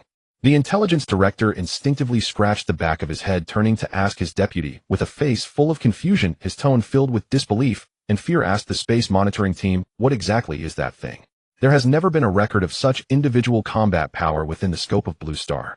For hundreds of years, they have relied on powerful ships and cannons to maintain maritime hegemony, their entire understanding built upon conventional weapons. Yet at this moment, their established cognition was utterly shattered, unable to comprehend the existence of a transcendent individual, leaving only instinctual fear and confusion. In the top command center of Huaxiao, Longtai and Zhong Weimin stood side by side before the giant screen, neither showing any signs of external panic, only deep solemnity. Zhong Weiman lightly tapped the table, sighing, previously estimating that Lin Fan could withstand a saturated attack from heat weapons was indeed an underestimation. Long Tai slightly nodded, his gaze fixed on the remnants on the sea surface. It's not just withstanding, it's crushing. One palm annihilates an entire nation's coastal fleet. This kind of power has transcended the existing system of Blue Star. Fortunately, we have always maintained a friendly posture, harboring no hostility. Both men were only left with a renewed shock at Lin Fan's true combat power. Meanwhile, in the secret base of the Sakura country beneath the Okinawa Trench, all the generals and genetic experts were drenched in cold sweat as they gazed at the satellite images of the ship destruction. The confidence built upon the mushroom bombs had completely shattered. Everyone looked ashen, fully aware that the coastal fleet had been effortlessly annihilated and the underwater base was utterly powerless against Lin Fan's subsequent advance. Silence spread throughout the base as the air conditioning's cold wind swept across the backs of the sweating personnel, crushing the confidence that had once been upheld by the mushroom bombs. In just a second, tens of thousands of coastal troops were wiped out, and everyone understood that this 1,200-meter-deep underground shelter could not withstand Lin Fan's methods. Cold sweat trickled down the commander's back, and he clenched his fists, breaking the silence with a look of grim determination in his eyes.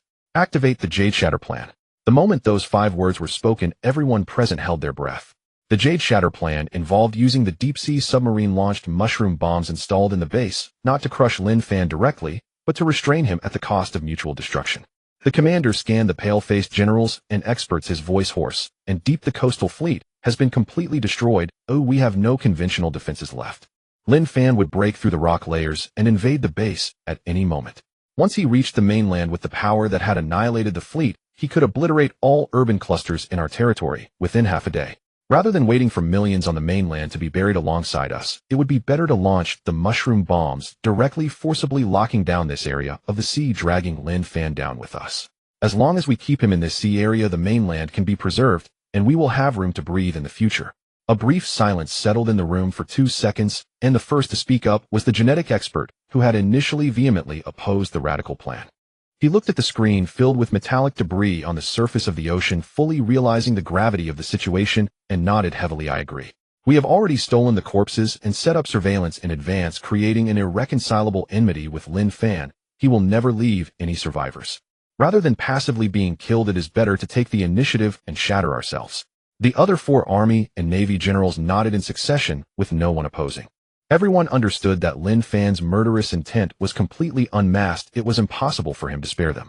Sacrificing everyone in the base to ensure the stability of the mainland was the only way out. A major general added solemnly, as long as we can take Lin Fan down with us, even if we all die, the mainland can avoid a national-level strike, leaving room for maneuvering in future international situations.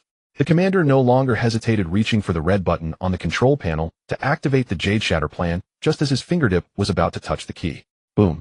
The reinforced concrete and alloy rock layers at the top of the base suddenly exploded with debris, seawater, and broken steel bars collapsing down, engulfed by overwhelming spiritual power. A faint blue spiritual barrier appeared out of nowhere, isolating all falling debris outside, leaving a tall figure broke through layers of rock, slowly landing amidst the billowing dust, his clothes not a speck of dirt, as the cold air around him froze the air flowing within the base.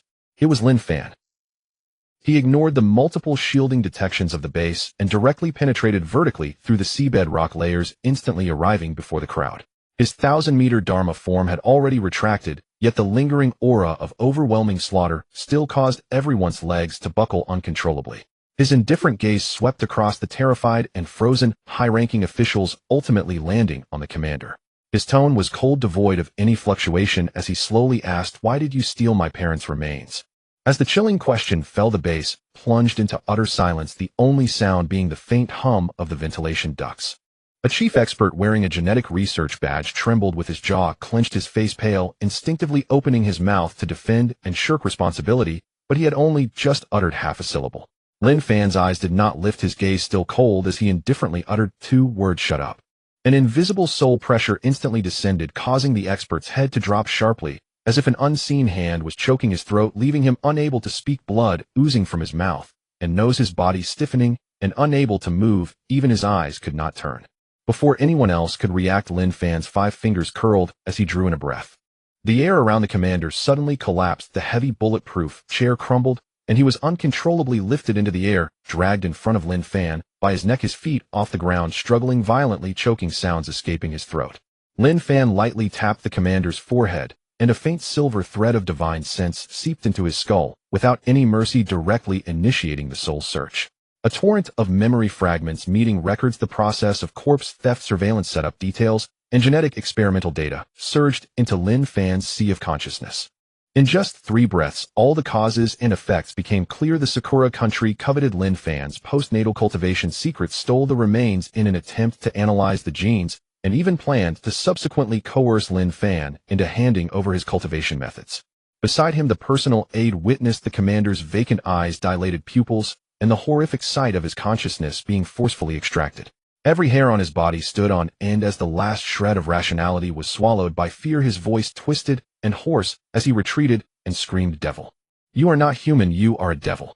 His steps faltered as he quickly withdrew against the damaged alloy wall, his fingers desperately reaching for the red button on the control panel.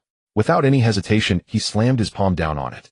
Beep! The piercing red alarm instantly echoed throughout the underground base, unlocking the D-player nuclear missile silo, and the detonation sequence for the submarine-launched mushroom bombs began to accelerate, irreversible. A flicker of light flashed in Lin Fan's eyes as he had just digested all the memories from the soul search and was about to raise his hand to eliminate the crowd before him, when a force capable of tearing through rock layers and distorting space erupted suddenly from 200 meters beneath the surface. Unlike the towering flames and mushroom clouds of land-based nuclear explosions, the explosion of the underwater nuclear bomb did not produce a strong orange fire. The first sight to emerge was an intensely blinding pure white light that covered the entire Okinawa Trench, penetrating 200 meters of seawater and rock layers, flooding into the base through the observation windows, pinning everyone's shadows firmly against the alloy walls, leaving nothing but pure white in sight. After the blinding light, the plasma fireball at over 1 billion degrees Celsius instantly vaporized the surrounding kilometers of seawater, which turned into superheated steam before it could even boil, forming a vacuum cavity nearly 3,000 meters in diameter. The terrifying water pressure difference triggered a chain collapse instantly, as the surrounding seawater was pressed inward with a force of tens of thousands of kilograms per square meter, creating a circular tsunami shockwave, causing large-scale cracking and subsidence of the seabed rock layers, with the seabed sinking by several dozen meters. Above the sea surface, the remnants of the fleet and oil slicks that had been floating were instantly engulfed by the white light, and the surface seawater surged up 100 meters before collapsing inward with a thunderous roar, completely shrouding the entire sea area in a white mist of steam, with the boundaries of cloud, sea surface, and seabed all dissolving, leaving only an endless expanse of pure white fog, rendering satellite infrared detection completely ineffective. Inside the top command center of the 4 nations across the ocean, the satellite image that had been frozen at Lin Fan's intrusion into the base instantaneously transformed into a blinding expanse of pure white, devoid of any detail, fire outlines, or shockwave patterns, leaving only a vast white screen occupying the entire huge display. Within the Pentagon, the unreliable figure who had just calmed his emotions suddenly sprang up, his voice trembling. "It's an underwater mushroom bomb. The mushroom bomb detonated in the Okinawa waters." In the command room of the Big Bear, everyone wore solemn expressions, silence enveloping the room as all eyes were fixed on the pure white satellite screen. The same was true for the Sun Never Sets intelligence room and the Huaxia command center. Everyone understood that beneath this blinding white was the devastating impact of a nuclear bomb's full coverage. The glaring white light suffocated the entire Okinawa Trench for more than 10 minutes, with the satellite lens completely obscured by the pure white curtain, and silence reigned in the command centers of the 4 nations, as everyone tacitly accepted that the seabed, along with Lin Fan, had been completely obliterated by the nuclear bomb. The immense water pressure from the sea surface squeezed inward as the high-temperature water vapor gradually descended, the blinding white light slowly diminishing, and the murky milky white mist slowly dispersing, with the seabed shattered by the nuclear bomb continuously emitting muddy sediment, while the seawater churned with dark oil, a scene of utter devastation. At the moment the mist cleared, a slender figure quietly hovered 3 meters above the sea surface. He was completely unscathed, with not a single burn or damage on the edges of his robe, and his body showed no signs of injury whatsoever. The nuclear bomb's ultra-high temperature, capable of tearing through rock layers, and the shockwave had all been withstood by the barrier of spiritual energy he had erected. However, his condition had changed drastically. His originally dark and smooth hair was entirely dyed a crimson red from root to tip, with the ends still lingering with faint nuclear remnants, and his pupils had completely lost their color, leaving only a hollow dead red. There was no hint of outward killing intent, yet he appeared even more terrifying than when he had annihilated the fleet. At the moment the nuclear bomb detonated, the violent spatial turbulence and high-temperature plasma instantaneously engulfed the entire seabed base, and Lin Fan immediately summoned all his spiritual energy to stabilize his soul and body, fully resisting the nuclear bomb's primal impact, without a moment to spare to protect his parents' remains. By the time he endured the initial shock and sought to recover his parents' remains, the base's storage chamber and coffin along with the remains had already been entirely vaporized by the nuclear bomb's extreme heat, leaving not even a speck of ash or a fragment of genetic material. The sole obsession from 300 years of wandering in another world, the only thought remaining upon his return, had been completely reduced to nothingness. Lin Fan was frozen in midair above the sea. A crisp sound of breaking echoed in his mind. That was the heartstring he had tenuously maintained for 300 years through the protection of his loved ones. The suppressed tears for the past, the obsession of returning across the Star River, and the pain restrained to the extreme, all collapsed at this moment. His spiritual energy was retracted, not releasing any pressure, yet the sea winds in the entire area suddenly stilled, and the waters ceased their tumult. There was no roar, no fury, only a silence of numbness. In the next moment Lin Fan's crimson hair fluttered with the wind. His figure moved without a sound, directly changing direction and rapidly flying towards the mainland of the Sakura nation, his flight path straight, and his target clear, causing the entire sea space to tremble slightly with his movement. At the same time, in the top command center of Huaxia, Zhong Weiman stared at the satellite image of the hollow-eyed Lin Fan, his back instantly drenched in cold sweat, his fingertips tightly gripping the table, his face pale. Wang Tai's expression was grave to the extreme, his lips pressed tightly together in silence. Both understood that Lin Fan had completely gone mad.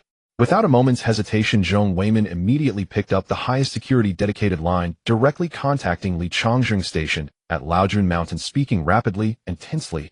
Immediately activate the lunar teleportation array regardless of authority. Let the divine beast Xiao Huang be sent back to Blue Star at the earliest possible time, and try to persuade Lin Fan with all your might. Do not let him launch indiscriminate slaughter on the mainland of the Sakura nation. Understood, I will execute it immediately. On the other end of the line, Li Changzheng, upon hearing the news about Lin Fan, immediately understood that the situation was out of control, quickly turning to rush to the lunar teleportation array, urgently verifying the teleportation token and opening a two-way emergency teleportation channel. At this moment, above the western Pacific, Lin Fan was only 10 kilometers away from the coastline of the Sakura nation. He no longer restrained his spiritual energy. With a thought, the 1,000-meter crimson Dharma image once again manifested beneath the clouds. This time the Dharma image was no longer the pale golden phantom of before. It was entirely drenched in blood red, with a numb and cold expression, hollow and crimson eyes, as the Dharma's feet descended low, obscuring half of the southern airspace of the Sakura nation, causing the daylight to abruptly dim as if it were dusk.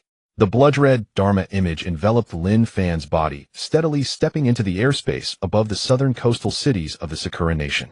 On the ground, countless ordinary civilians, street traffic, and pedestrians all looked up, their faces filled with confusion and daze as cameras captured the scene, pointing towards the sky. The vast majority of ordinary people had no idea about the previous underwater nuclear explosion or the annihilation of the nearby fleet, having received no official warning.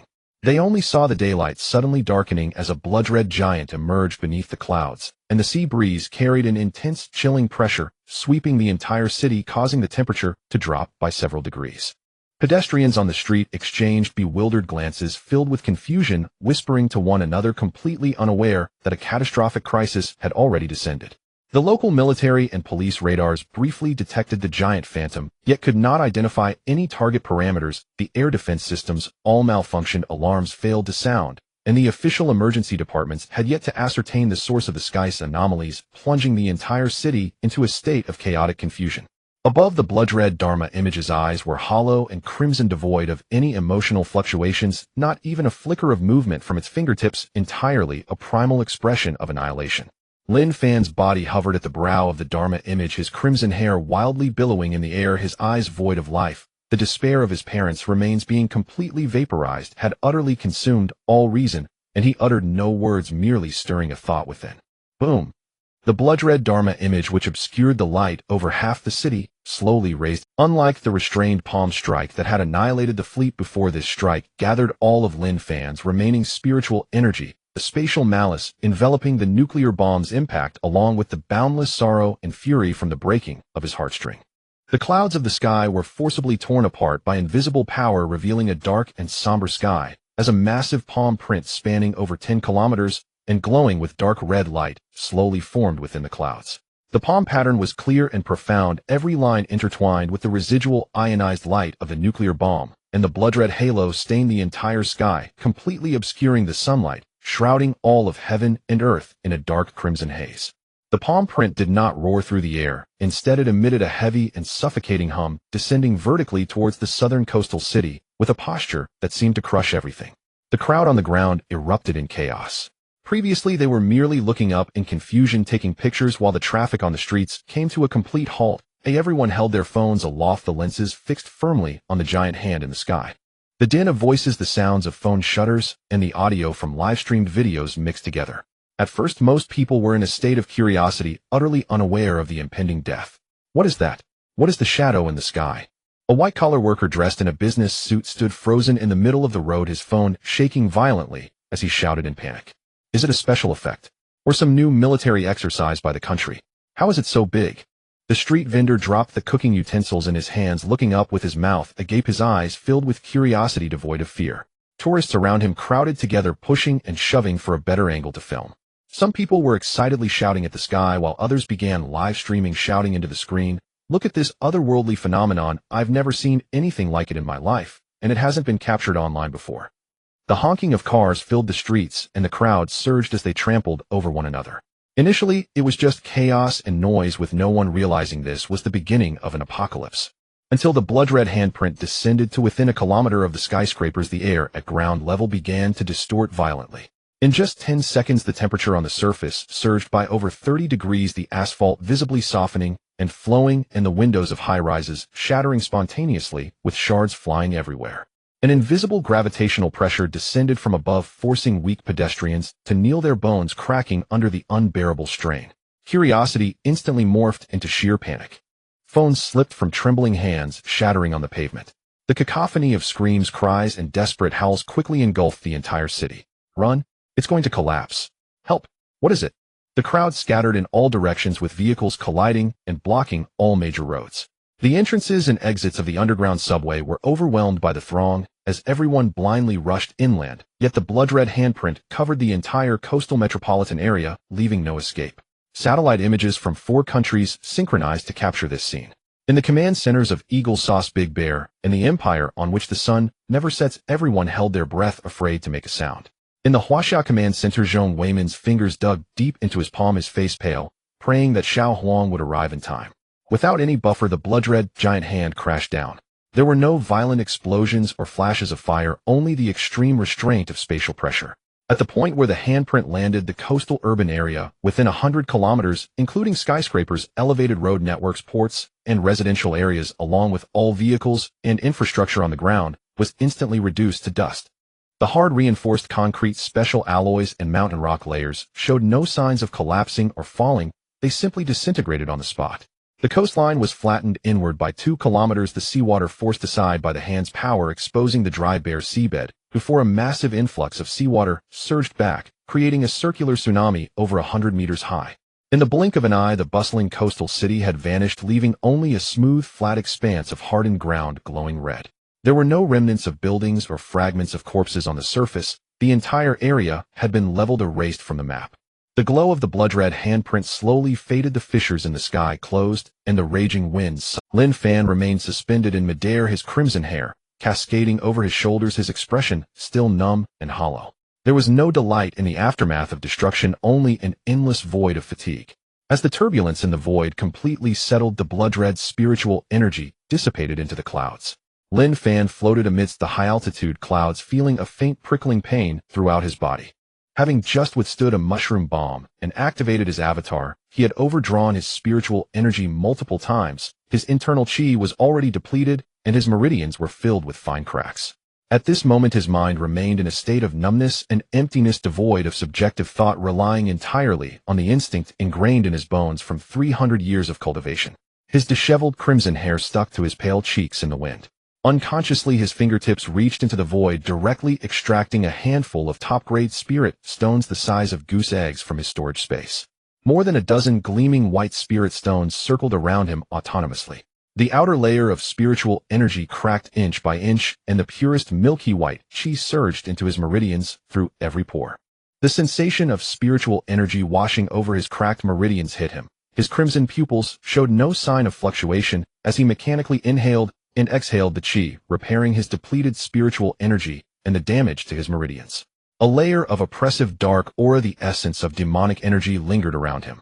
At the same time, in the courtyard of the lunar palace, Lin Fan was sitting beneath the corridor, consolidating her initial chi cultivation. Xiao Huang was beside her, grooming his fur that had been tainted by the moonlight, while the lunar surface was tranquil. The lunar teleportation array outside the palace suddenly lit up with a faint golden glow. The spatial ripples gently rippled, and Li Changjing stepped out from the array. His steps hurried, completely lacking his usual composure. He tightly gripped the heavenly teleportation token in his hand, making his way straight to the palace courtyard. Without waiting for Xiao Huang to inquire, Li Changjing slightly bowed, his posture exceedingly respectful. "Divine beast, something has happened. Please follow me back to Blue Star." Xiao Huang lifted his furry head, his round beastly eyes filled with confusion, his ears drooping. "Master is just feeling sorrowful. Why does he suddenly need me to return?" Lin Fan, hearing this, felt her heart tighten, her face turning pale. She immediately stood up, gripping her sleeve, her voice trembling in shock. "Director Li, what has happened to my brother? Has something gone wrong?" Li Changjing spoke rapidly, succinctly outlining all the events. "Mr. Lin withstood a mushroom bomb in the Okinawa waters, and he has now fallen into a semi-madness state, losing rational judgment. Just now he leveled the coastal urban area of Sakura country with a single strike, and he is likely to indiscriminately massacre surrounding metropolitan areas. With all the forces of Blue Star, no one can stop him." Xiao Huang's expression turned grave, his once lazy demeanor suddenly tensed. "I understand." Xiao Huang led Li Changjing towards the teleportation passage. The golden spatial light instantly enveloped both man and beast. The spatial distortion flickered and vanished, and in the next moment, the two figures landed directly at the teleportation array of Laojun Mountain on Blue Star. At the moment they arrived on Blue Star, Lin Fan had already completed the restoration of his spiritual energy. The spirit stones that had been swirling around him turned to gray-white dust drifting away in the wind, and his depleted spiritual energy had recovered to about 70%, with all the fine cracks in his meridians healed. However, the crimson hue in his eyes had not faded, and the oppressive demonic aura around him had thickened. The spirit stones had repaired his physical damage, but could not soothe the trauma of his shattered soul. His hollow gaze looked towards the second largest metropolitan area in Sakura country, his crimson hair dancing in the air. His figure moved without a sound, breaking through the void like a streak of blood-red light, racing towards the next inland metropolis with a population exceeding 10 million, moving at a speed far surpassing the speed of sound, tearing through the clouds along the way. The satellite's real-time footage broadcast this scene to the command centers of all countries worldwide. The high-ranking officials who had just witnessed the destruction of a city could no longer remain calm. Eagle Sauce Big Bear and the empire on which the sun never sets quickly activated their transoceanic emergency response plans, putting aside previous geopolitical conflicts. In just 2 minutes, a total of 72 of the most advanced stealth strategic bombers and 56 high-altitude air superiority fighters, all loaded with non-lethal restraining ammunition, took off successively from nearby overseas military bases, forming a squadron racing towards the airspace of Sakura country. The unified instruction received by all aircraft was not to engage in armed conflict, but rather to use high-altitude sonic disruption and aerial lighting warnings, attempting to slow Lin Fan's advance with non-lethal means, afraid to initiate any offensive fire. Everyone understood that conventional firearms were ineffective against Lin Fan. Opening fire recklessly would only provoke him, leading to even greater devastation. Within the teleportation array of Laojun Mountain, Xiao Huang sensed Lin Fan's aura, his beastly eyes narrowing sharply. "It's too late. Master has already fully recovered and is heading towards the next city." A crimson streak of light tore through the stratospheric cloud layer. Lin Fan was less than 80 kilometers away from the second largest metropolis of the Sakura nation, its urban silhouette, home to tens of millions, already etched with chilling clarity into his hollow blood-red pupils. Citizens within the city had scarcely recovered from the panic triggered by news of the prior metropolis's annihilation when the air defense sirens, belated and shrill, finally split the sky. Wailing alarms erupting across the metropolis in chaotic unison, instantly igniting a fresh wave of mass exodus. At that very moment, in the upper troposphere, a multinational strike formation, 72 stealth strategic bombers and 56 air superiority fighters, burst through the cloud cover. Executing a pre-designated triangular encirclement, they converged upon Lin Fan from his left front, right front, and direct rear. Flying at extreme altitude, their fuselages remained perfectly concealed within the shadows of the cloud layer, their stealth coatings undetectable. Onboard radars and infrared targeting systems operated in complete silence. No active fire radar activated, to avoid provoking Lin Fan directly. The formation commander broadcast a non-lethal dispersal order over the universal civilian airspace channel cycling through multiple languages. Amplified and noise-cancelled aboard each aircraft, the voice projected with surgical precision into Lin Fan's ears: anomalous entity. Cease all inland advance immediately. We are initiating non-lethal containment procedures. Do not resist. Escalation must be avoided. Lin Fan paid no heed. Numbness born of a shattered soul had consumed his entire consciousness. His blood-colored hair whipped violently in the wind. Black miasma coiled around him, churning more fiercely with every increase in speed. 7/10 of his spiritual energy, fully restored, flowed instinctively through his meridians, and an unconscious spatial barrier bloomed 3 meters around his body, maintaining his relentless vertical descent. When verbal dispersal failed, high-intensity photic suppression pods deployed from the bomber's undersides, bathing Lin Fan's eyes in blinding million-lumen strobes of ultra-high-frequency white light. Simultaneously, 8 bombers released wide-area retardant smoke munitions, gray-white clouds detonating directly along his flight path. The high-frequency sonic pulses pierced his soul like acupuncture needles. Yet no ordnance or explosive weaponry was deployed, deliberately avoiding any action that might inflame Lin Fan's murderous intent. High above Lin Fan's hollow blood-red pupils contracted ever so slightly, a primal physiological response to external spiritual interference, yet showed no sign of awakening. His disordered soul could neither interpret nor filter the incoming stimuli, it merely registered them as assault. Instantly, the violent black chi surrounding him swelled twofold. Crimson spiritual energy previously contained now bled outward through his pores, vaporizing the airborne retardant mist in an instant. Every measure missed Lin Fan's core entirely, slowing him only momentarily before being utterly undone by his unconscious spiritual instincts. Li Changzheng and Xiao Huang stared at the encrypted feed relayed via a security officer, the live aerial standoff, and turned deathly pale. Xiao Huang's nostrils twitched faintly, detecting the thick turbid qi and the master's chaotic soul fluctuations with perfect clarity. His furry ears flattened tightly against his skull as he spoke urgently. The master's soul is locked fast by turbid qi. Any external stimulus will trigger pure instinctive retaliation. Li Changzheng clenched the heaven-class talisman in his fist until his knuckles whitened, then roared into the encrypted channel. Director Zhong, order the multinational formation to cease all operations immediately, retreat on the spot, and withdraw from the encirclement zone. Do not provoke Lin Fan. Meanwhile, Lin Fan's hollow blood-red eyes remained utterly vacant, not even glancing downward at the encircling multinational fleet. Sustained spiritual interference had fully awakened his primal killing intent. The pitch-black, turbid chi swirling about him erupted violently, surging upward with crimson spiritual energy to pierce the 10th centimeter cloud layer. Once again, his blood-colored Dharma formation unfolded behind him, this time soaring over 3,000 meters tall, its head brushing the base of the stratosphere, its feet descending into the lower cloud layer, casting half the heavens under a shroud of oppressive sanguine mist.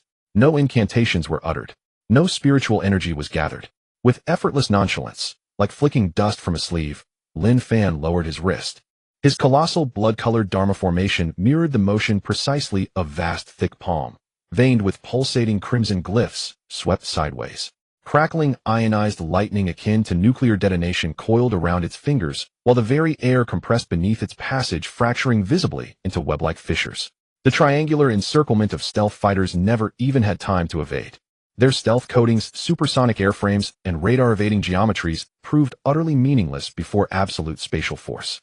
The first 24 bombers struck by the palm's shockwave disintegrated instantly, from titanium alloy frames down to nanoscale dust. Not a single missile casing or engine fragment surviving. The remaining aircraft attempted afterburner retreat, but the entire encirclement airspace had already been sealed by a blood-hued spatial barrier. Airflow froze solid, engines screamed in vain, unable to budge even a centimeter. In the blink of an eye, the entire tropospheric sector stood immaculately empty. Air superiority fighters dissolved without fireball or falling debris. Only faint wisps of azure spiritual mist drifting silently on the wind, as if the elite formation had never existed. All on-board non-lethal systems, broadcast transmitters, signal jammers, photic pods, vanished alongside their host airframes. The multinational joint task force was obliterated in 1 second. The oppressive aura descended with the clouds. Across the metropolis, 10 million souls in motion. Every fleeing citizen froze mid-stride. Their eardrums ruptured under invisible spatial shockwaves, lifting their gaze toward the blood-draped sky. They choked on absolute terror. the city's cacophony of wails and sirens dying into sudden suffocating silence. Li Changxing's inner garments clung soaked in cold sweat, his legs trembled uncontrollably. Xiao Huang's forepaws tensed, his expression graver than ever before. It's over. The turbid qi has corroded his soul deeper still. He acts now on pure, unmediated destruction. No plea, no reason can reach him anymore. Inside the supreme command centers of the four great nations, satellite feeds dissolved entirely into monolithic crimson static. The chairman of the Eagle Alliance Joint Chiefs slumped back into his chair, face ashen, and issued immediate orders halting all further deployments, terminate all aerial intervention. All remaining aircraft, return to base immediately. Any closer approach is mere suicide, utterly futile. Above the clouds, Lin Fan did not so much as blink after delivering that palm strike. His vacant gaze resettled upon the densely lit inland capital below, the crimson streak of light accelerating once more, continuing its straight-line descent, now only 60 kilometers from the city proper. 60 kilometers of airspace vanished in the wake of Lin Fan's atmosphere-rending velocity. Within barely a dozen breaths, he hovered motionless above the Sakura nation's second-largest metropolis. Below lay a sprawling archipelago of light. Elevated highways crisscrossing like circuitry, escape traffic gridlocked at every exit, cries and sirens rising on thermal updrafts. Yet none stirred the dead stillness in his hollow, blood-red eyes. Without emotion, without preamble, Lin Fan gently curled his 5 fingers downward. His 3,000-meter blood-colored Dharma formation clenched its fist in unison. Black, demonic qi, alive, sentient, crawled along the knuckles, coalescing into a dense, ink-dark, blood-fist seal. More vicious than the earlier palm strike, this fist embodied raw, unrestrained spatial annihilation, a manifestation of pure destructive instinct birthed from a fractured soul. Boom. A silent implosion engulfed the entire metropolitan core. Skyscrapers, subway hubs, transoceanic bridges, residential districts, all dissolved simultaneously under spatial compression. No rubble flew. No secondary tsunami surged. The entire urban expanse flattened into a seamless, faintly crimson dust plain as surface temperatures spiked briefly from spatial collapse, drawing nearby seawater inward into a colossal vortex. A metropolis of 10 million souls was erased from the Earth's surface. With a single strike, the pitch-black, demonic aura surrounding Lin Fan visibly surged several times. It coalesced into a tangible black mist that enveloped his body, partially obscuring his figure within the dark fog. His crimson hair grew increasingly dark, and the edges of his scarlet pupils were covered with ink-like patterns. His soul was ensnared by a dual sensation of the pleasure of destruction and the sorrow of loss, causing his rationality to nearly drown, with the instinct for annihilation dominating over 90% of his consciousness. Yet just as the demonic aura reached its peak, a majestic, pale, golden stream of merit surged from below. Countless strands of delicate golden light pierced through the clouds, rushing into Lin Fan's body like birds returning to their nests. The warm and gentle golden light of merit clashed heat-in with the bone-chilling, violent demonic aura within Lin Fan's meridians and soul. Wherever the golden light passed, the malevolent energy invading his soul was slowly dissolved layer by layer, and the numbness and dead silence caused by the broken heartstrings were gently smoothed over, while the consciousness fissures sealed by the turbid energy were reopened. Lin Fan's figure, suspended in midair, suddenly stiffened, the tension in his shoulders and neck slightly eased. For the first time, the vacant, scattered red pupils displayed a clear focus, and the murderous intent that had been surging within briefly receded. At times his gaze became clear, allowing him to perceive the ravaged surface of the earth below, stirring a faint sense of guilt within him. At other times his eyes turned hollow, the instinct for destruction rising once more, his fingertips trembling uncontrollably, with spiritual energy alternating between these two states. Every few seconds his soul caught in a state of extreme tearing and contradiction, leaving him suspended in the air, unable to move. At that moment, 2 streams of light shot down from the sky.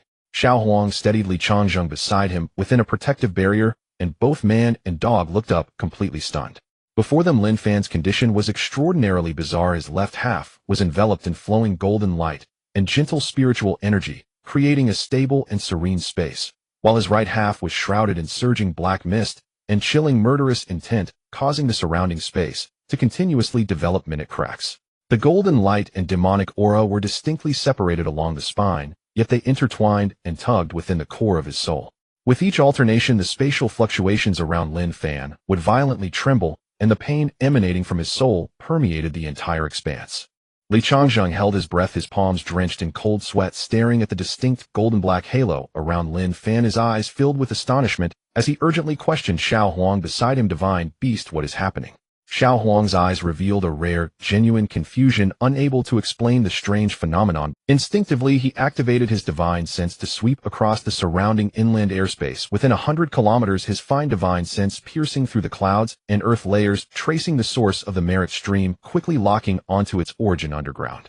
Sniffing the intertwined aura of gold and black with his snout, his expression shifted to one of suspicion as he turned to Li Changjing, speaking gravely. Something is amiss. This merit is surging up from beneath. The master has consecutively annihilated 2 urban districts tainted with overwhelming bloodshed, which according to the norms of cultivation would only breed more demonic energy, making it impossible for merit to spontaneously arise. Xiao Huang furrowed his brows, deepening his divine sense investigation, clearly observing the interwoven traces of energy, resentment, and merit from beneath, and immediately pressed Li Changjing, check the geographical coordinates of this area. Are there any special ancient sites or buildings above or below ground?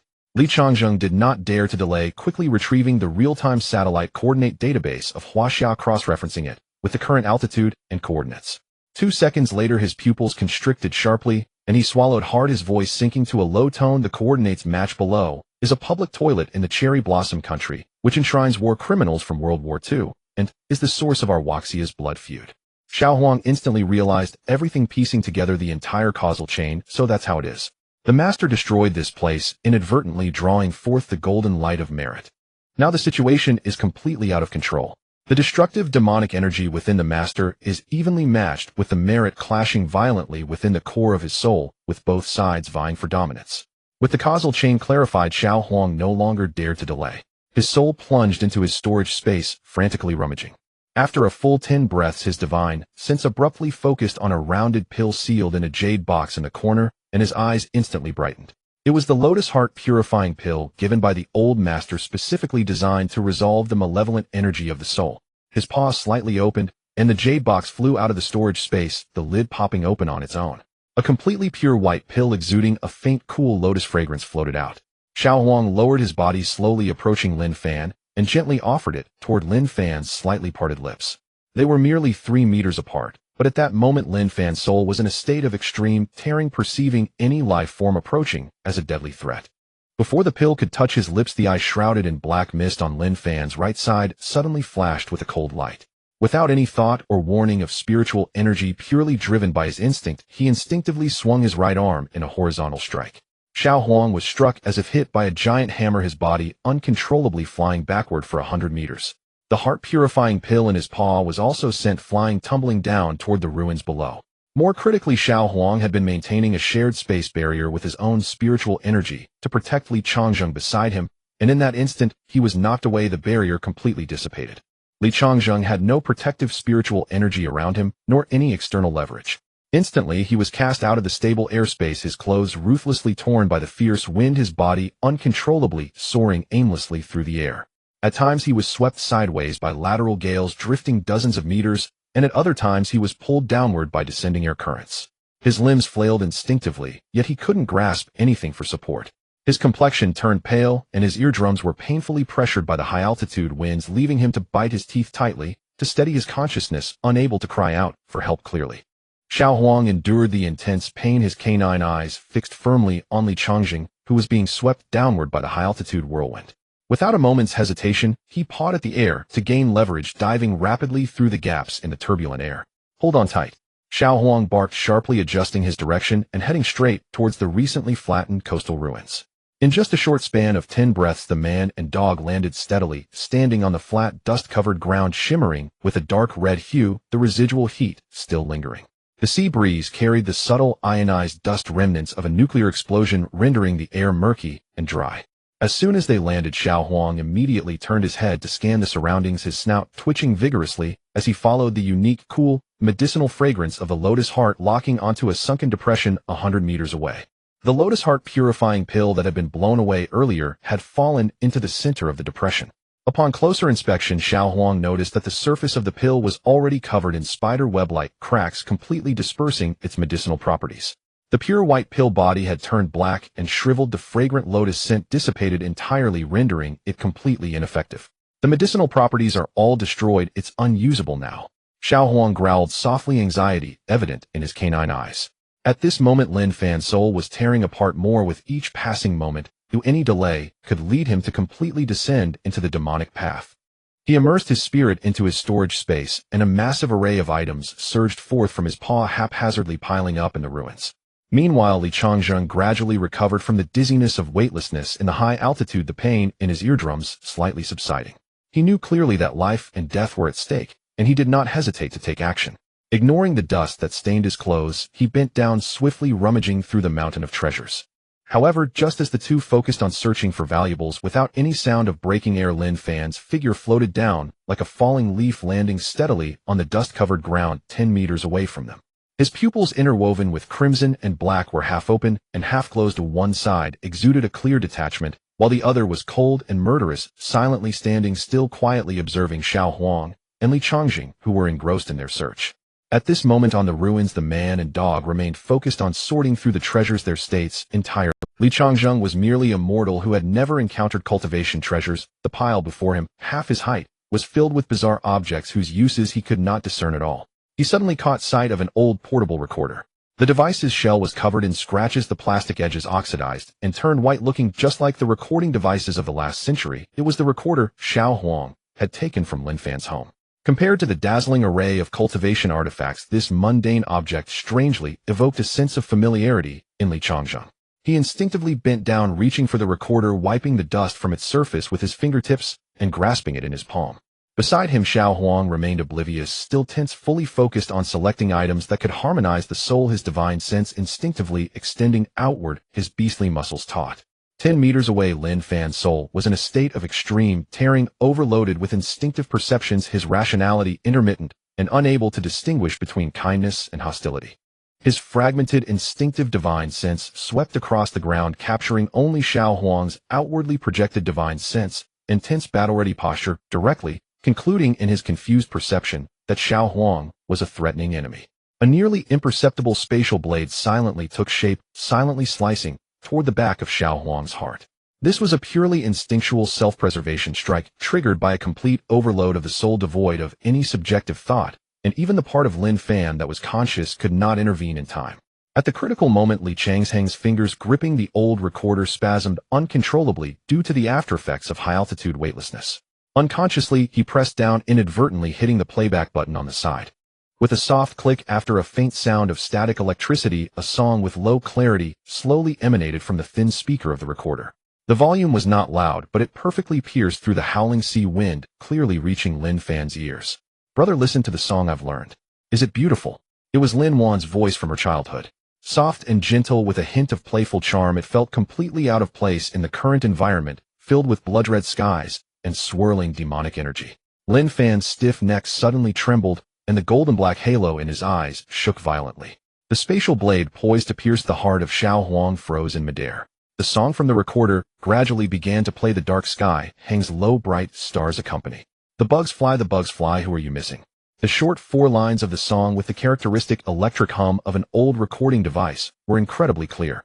In that moment, the malevolent energy that had engulfed Lin Fan's spirit was completely shattered by the gentle, fragmented melody sung by his sister. The crimson pupil, dominated by demonic energy, quickly faded, the dark patterns receding at a visible speed, and the hollow, bloodthirsty glint in his eyes dissipated rapidly. The swirling black, demonic energy wrapped around him receded like a tide, retreating back into his meridians through the pores of his skin as the golden-black halo slowly merged, no longer tearing at each other. The spatial blade that had been suspended in the air made no further sound and simply vanished into thin air. Lin Fan's fingertips, which hung by his side, slightly curled, and the chaotic crimson strands of hair gradually turned black, with only the tips still holding a faint red hue, a remnant of his recent demonic possession.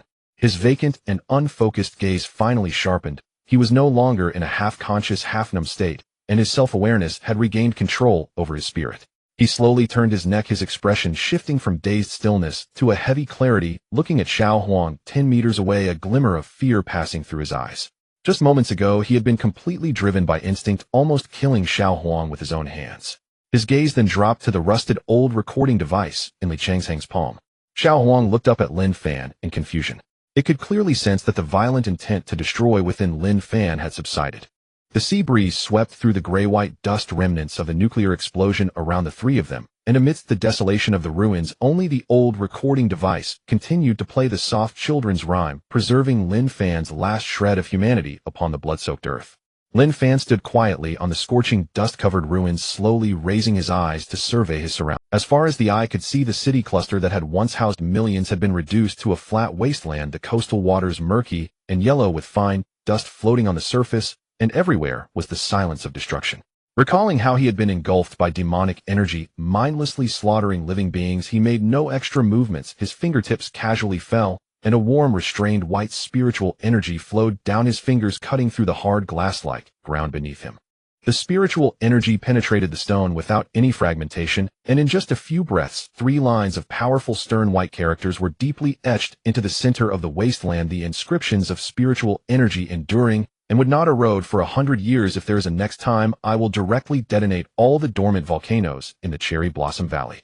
Within the borders of the Cherry Blossom Nation are several dormant supervolcanoes. Once detonated, the entire island nation would be swallowed up by volcanic ash and lava. This was Lin Fan's final warning to this place. After writing the inscription, he withdrew his spiritual energy. The last trace of malevolence completely dissipated. He turned to look at Xiao Huang, whose fur was disheveled and marked with slight scratches, his throat rolling slightly, his tone filled with undeniable guilt as he spoke in a low, hoarse voice. Xiao Huang, I am sorry for what happened.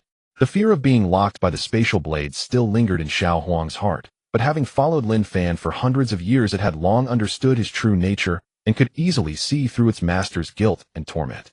It shook its dust-covered yellow tail and took a step forward, gently nudging Lin Fan's pant leg. Its eyes were clear and gentle, showing no resentment, as it softly comforted, Master doesn't need to feel guilty. I know it wasn't your intention. Your soul was controlled by the demonic energy. I have never blamed you. Over on the other side, with the crisis completely resolved, Li Changjing immediately took out a secure satellite phone to dial Zhong Weimin's direct line and stepped aside to report in a low voice. The signal passed through the thin clouds above and stabilized as it connected to the top command center of Huaxia. Li Changjing spoke with a slight relaxation in his tone. Old leader Zhong Lin Fan has completely regained his self-awareness. The demonic energy has been suppressed, and there will be no more indiscriminate destruction. The crisis is over. On the other end of the line, Zhong Weimin, who had been tense for a long time, finally relaxed his back. Before he could respond, Lin Fan had already turned to look at him. From a distance of 5 or 6 meters, Lin Fan casually said, "Give me the phone." Li Changjing did not hesitate, quickly stepping forward to hand the secure phone to Lin Fan. Lin Fan took the phone with his fingertips and pressed it to his ear, shedding the previous brutality. Speaking directly into the receiver to Zhong Weimin, he said, "Old Zhong, please urgently notify Eagle Sauce Big Bear, the empire on which the sun never sets, and all other countries' caretakers in the name of Huaxia to gather in Huaxia at noon tomorrow for a global meeting." He did not specify the meeting's agenda, but after experiencing a series of events including maritime annihilation, nuclear standoffs, and the destruction of 2 cities, Zhong Weimin instantly understood the core of the meeting and immediately responded in a deep voice, "I will arrange for the diplomatic and intelligence departments to notify simultaneously, ensuring all countries arrive on time." The sea breeze gradually calmed, and the soft children's rhyme continued to loop from the recorder. In the ravaged coastal ruins, the chaotic calamity had completely come to an end, and a new round of global power negotiations was already on the agenda. After hanging up, Lin Fan raised his hand to return the secure phone to Li Changjing, his expression remaining solemn, with an inescapable fatigue in his eyes. The mindless slaughter of 2 cities, coupled with the collapse of the obsession of his parents' ashes being completely vaporized, left countless thoughts tangled and chaotic in his heart. He turned to Xiao Huang, whose fur bore faint scars, and spoke in a calm and indifferent tone. "Xiao Huang, you take directly back to Laojun Mountain first." Xiao Huang instinctively raised its eyes, a hint of worry visible. "Master, aren't you coming back with us? The spiritual energy here is thin, and there is still a lot of radiation left. It's not suitable for resting." "I will stay here," Lin Fan replied, shaking his head, his gaze sweeping over the warning inscription etched in spiritual energy beneath his feet. "I need to be alone for a while to sort through the remnants of merit and demonic energy in my soul and clarify all subsequent matters.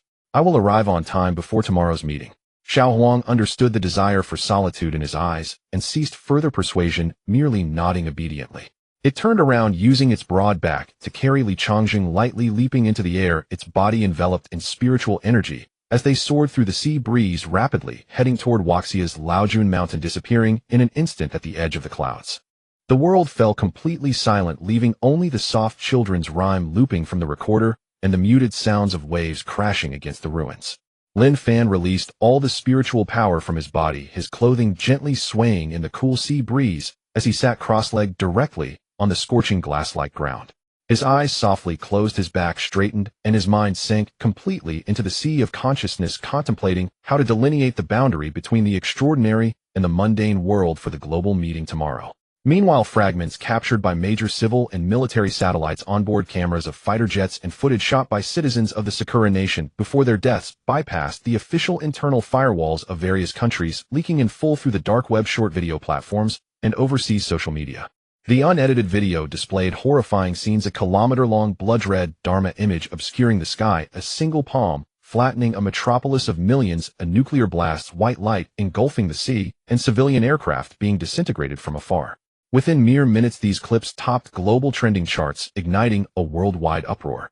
Public opinion in the Eagle Nation completely collapsed as the release of the video shattered all lies. The comments section on social media exploded as theology bloggers flooded the platform, interpreting Lin Fan's abilities with the once whispered astonishment of Jesus descending being shared by the entire populace. Countless citizens flocked to churches to pray, believing Lin Fan to be a divine being, while some extreme individuals panicked, stockpiling supplies and fleeing coastal cities. Mainstream sociology journals urgently retracted articles overnight, completely overturning all modern theories of invincibility of firearms, with academia publicly apologizing and admitting that the current scientific system could not explain such levels of power. In the Bear Nation, there was no widespread panic, but rather a collective shock and disbelief among the populace. Many netizens repeatedly slowed down the satellite footage, questioning whether it was special effects, until data from independent astronomy enthusiasts' private satellites corroborated the authenticity of the images. Previously, the top officials' collective doubts about hallucinations leaked internally, becoming a viral meme. The unified sentiment on Bear Nation forums declared that the centuries-old hegemony of firearms was utterly obsolete, and individual extraordinary powers had surpassed national military might. Local historians published articles revisiting ancient Siberian legends of immortals, believing that all ancient myths were true and that extraordinary beings had existed throughout history. In the Sun Never Sets Nation, as the earliest country to establish an unassailable hegemony through warships and cannons, the collapse of public understanding was most severe. The century-old belief in maritime supremacy was shattered, leading to widespread confusion in the streets. Mainstream media prominently headlined "The Divine Returns to Earth." The public generally expressed confusion, echoing the sentiments of the intelligence chief. What exactly is? Both the geological and physical academies publicly stated that the existing physical rules had completely failed. Spatial crushing and physical resistance to nuclear force did not belong to the known biological realm on Earth. A large number of youths abandoned their studies in engineering and science, turning to ancient and mysterious texts of Huaxia, hoping to find methods for extraordinary cultivation. In Huaxia, the authorities quickly managed public opinion, not banning the video, but guiding a rational perspective. Netizens in Huaxia accepted the situation faster than those in other countries, with enthusiasts of ancient texts and online literature being the first to voice their thoughts, correlating the video with ancient records, law of heaven and earth, spiritual power controlling the skies, all aligning with ancient accounts of cultivation.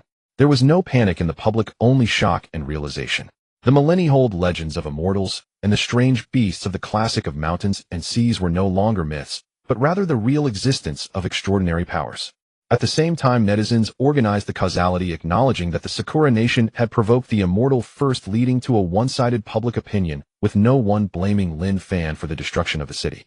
Within just half a day, everyone around the globe reached a consensus: the world had changed. It was no longer a contest of military power between nations. The transcendental beings surpassing science and modern weaponry had officially revealed themselves to all of humanity, and the old world order had completely collapsed. The situation was now completely devoid of any cover.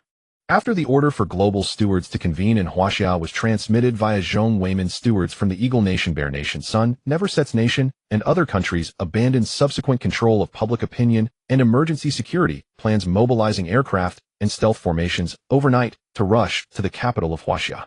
Within just 4 hours, steward aircraft from multiple countries successively landed at the military airport near the capital, with cross-border convoys completely sealing off the main roads, raising security levels to the highest in the world. Such an unprecedented multinational high-level visit instantly ignited all overseas media. Hundreds of frontline foreign media and independent journalists had already surrounded the perimeter of the capital's conference hall, with long guns and short cannons aimed at the officials disembarking, as a flurry of flashes lit up the scene and a cacophony of questions broke through the rhythm of on-site security. A mainstream media reporter from the Eagle Nation squeezed to the front row, thrusting the microphone directly in front of the Bear Nation steward, their tone sharp and urgent, hitting on the most pressing concern. May I ask, Your Excellency, this global gathering of stewards from multiple nations was not initiated by Huaxia. So, who is the true instigator behind this? Is it the official of Huaxia? All surrounding microphones instantly converged, and all reporters held their breath, waiting for an answer, fully aware that given the current geopolitical relationships, it was impossible for nations to spontaneously gather in Huaxia for a meeting. The Bear steward's expression was grave, his eyes still reflecting the shock from previously watching the satellite footage of the nuclear destruction. Without any concealment or diplomatic evasion, he solemnly replied in front of all live cameras, this meeting was not initiated by any country. The instigator is that extraordinary being with the power of law of heaven and earth. Another reporter from the Sun Never Sets Nation hurriedly followed up. Can we understand that countries around the Another reporter from the Sun Never Sets Nation hurriedly followed up. Can we understand that countries around the world now need to comply with the directives of individual extraordinary beings?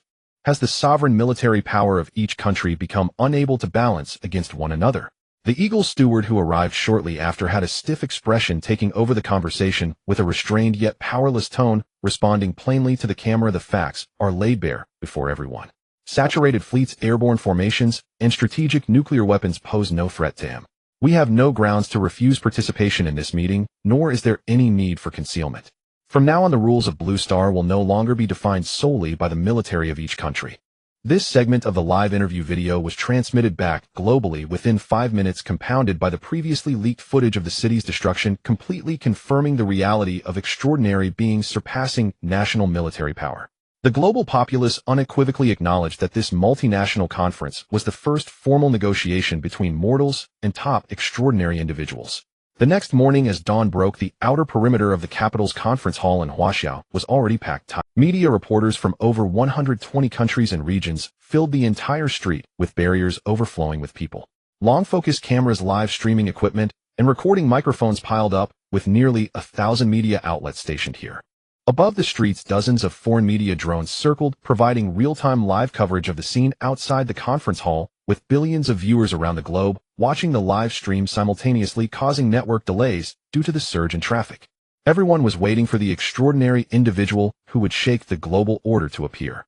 Inside the hall, seating had already been completed, with stewards and diplomatic heads from 123 countries sitting in a predetermined circular arrangement, the entire venue silent as a grave.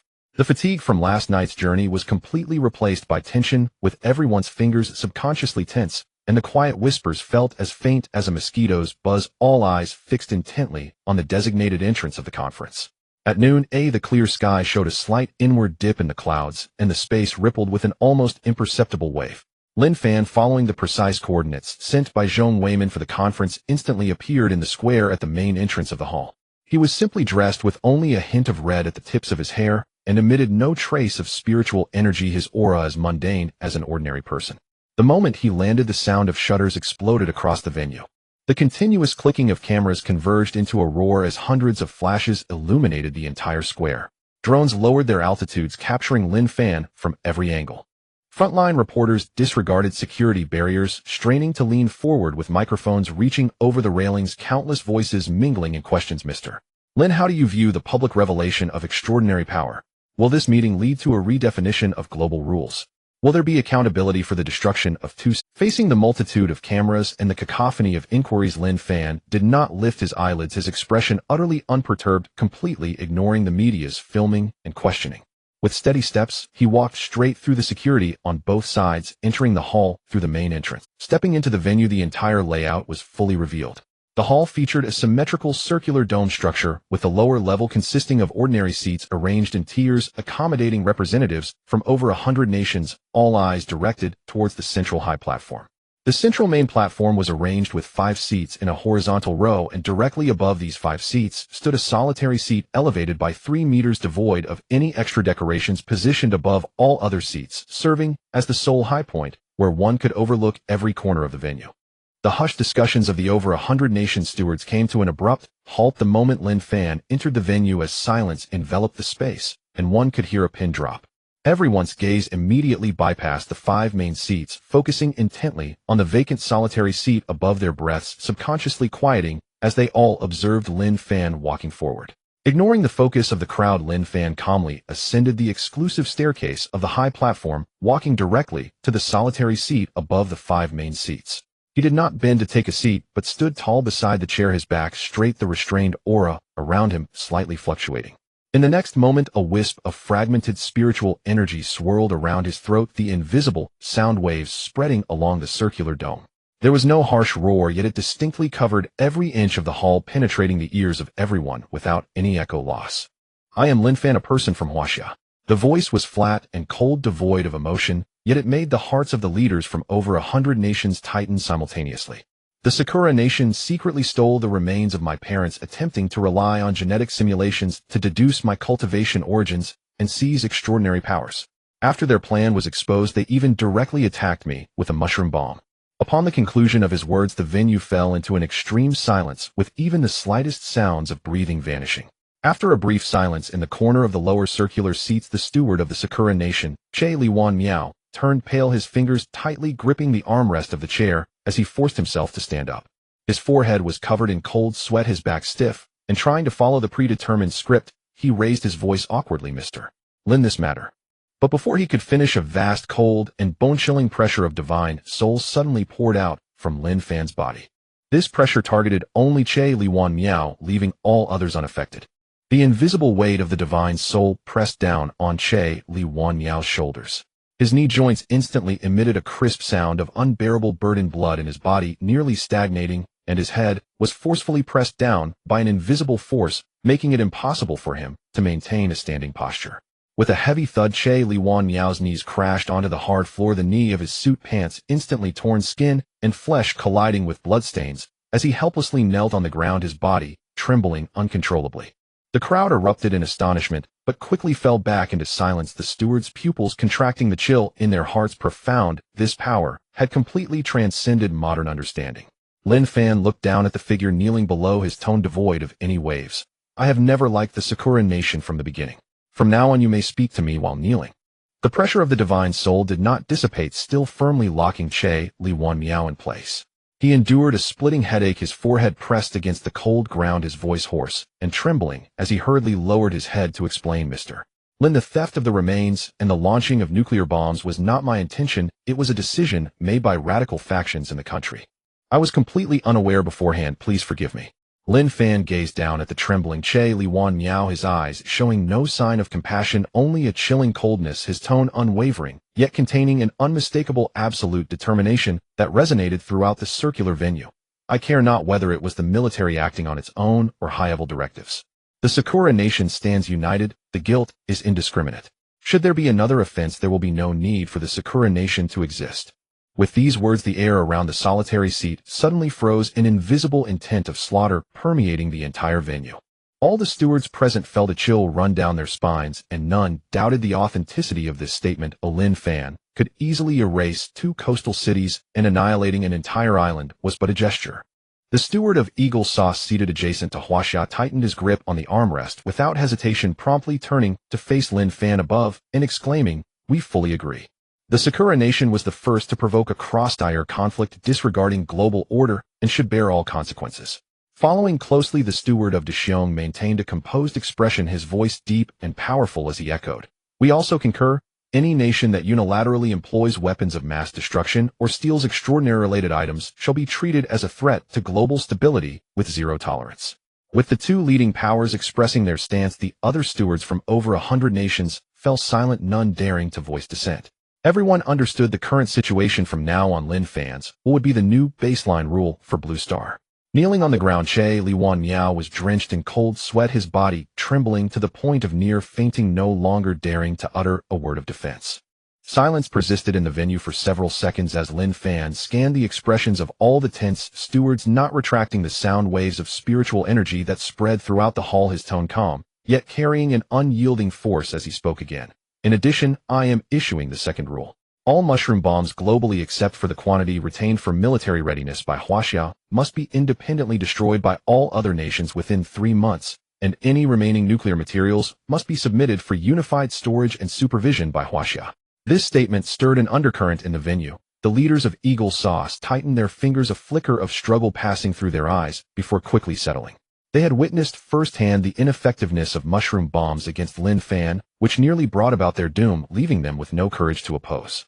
The small nations lowered their heads, lacking even the courage to meet Lin Fan's gaze. Lin Fan ignored the subtle emotional fluctuations of the crowd, lightly stepping onto the suspended high platform, and his figure swiftly descended beside the Huaxia seat. At this moment, the Huaxia steward Long Tai sat upright with a taut back, his expression composed. Lin Fan raised his hand, gently, a soft spiritual energy, supporting Long Tai's elbow, directly lifting him from his seat, and guiding him to walk up to the 3-meter-high solitary seat, signaling him to take a seat. The supreme seat that originally belonged to Lin Fan was now bestowed upon Long Tai. The stewards from over 100 nations all shrank their pupils, instantly grasping Lin Fan's underlying intention. Lin Fan stood alone beside the solitary seat, speaking loudly, so that his voice echoed in every corner. I do not wish to be a god overlooking all beings, nor do I intend to crown myself as emperor controlling all races on Blue Star. As long as nations do not offend me, I will not offend them. Each country shall still govern itself. But my bloodline is of Huaxia, my roots lie in Huaxia. From now on, Blue Star shall respect Huaxia with diplomacy and resources determined by Huaxia as the first principle. He looked across the entire venue, his gaze sharp and clear without any concealment. Are there any issues with these two rules? As the words fell, a pin drop could be heard in the venue. Even the kneeling Che Liwan Miao held his breath.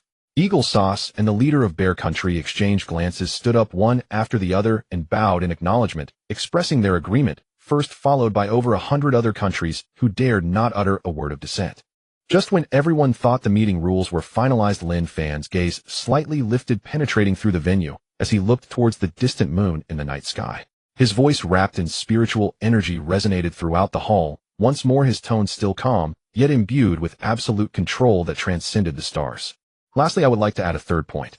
From now on, all countries around the world are prohibited from launching any probes, manned spacecraft, or exploratory satellites to the moon, and all plans for moon landings and resource extraction are to be halted.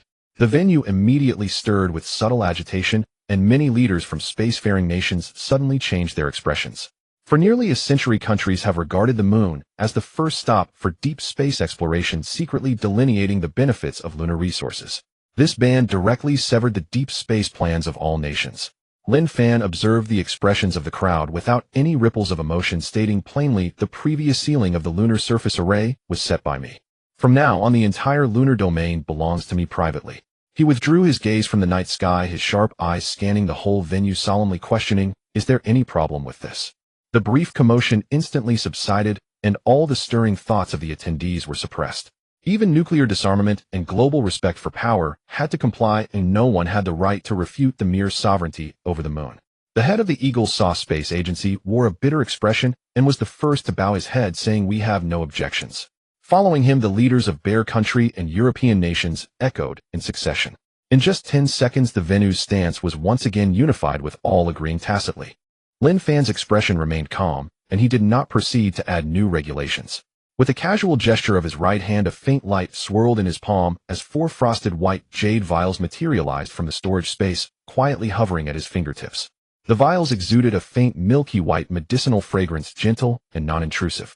As it spread through the venue's air currents, just a whiff could dissipate all fatigue from a person, even reviving the vitality in graying hair. He raised his hand, sending the 4 jade vials to Long Tai, sitting alone, his voice clear as it resonated throughout the hall. This is the longevity pill crafted by my own hands. Each pill can extend life by a full 60 years with gentle properties and no side effects, suitable for division and sharing. He continued, the 4 vials totaling 30 pills will be entrusted to Elder Long for fair distribution based on each country's population and past diplomatic stances. Lin Fan's voice paused, his cold glance sweeping over the still kneeling Che Liwan Miao, adding a non-negotiable ban, except for Inghua Country, not a single pill shall be allocated to them. As the medicinal fragrance enveloped the hall, the leaders of the 100 nations below collectively held their breath, an unmistakable fervor igniting in their eyes. Modern medicine on Blue Star can only extend life by a little more than a decade. A 60-year extension is enough to rewrite the fate of all top-tier power holders, a treasure that global resources cannot exchange. Everyone's gaze was fixated on Long Tai, realizing only then something was amiss. Previously, when Long Tai attended foreign meetings, he had large patches of gray at his temples and a deep fatigue in his eyes from years of labor, with pronounced facial wrinkles. But at this moment, Long Tai sat upright in the highest seat, his gray hair transformed completely to deep black facial wrinkles faded without a trace skin taut, and rosy appearing at least 15 years younger. In that instant, everyone understood that Long Tai had already consumed the longevity pill earlier. The stewards of various countries felt a mix of envy and desire, yet no one dared to plead on behalf of Inghua country. Earlier, Lin Fan had already issued harsh words about the destruction of the island nation. Inghua country had previously stolen corpses and attacked, so not receiving the longevity pills was only to be expected unrelated to the other countries. No one was willing to anger Lin Fan over a discarded piece. Only the restrained sounds of swallowing could be heard throughout the hall. Everyone understood that from now on aligning with Huaxia and obeying Lin Fan's will was the only path to obtain extraordinary opportunities.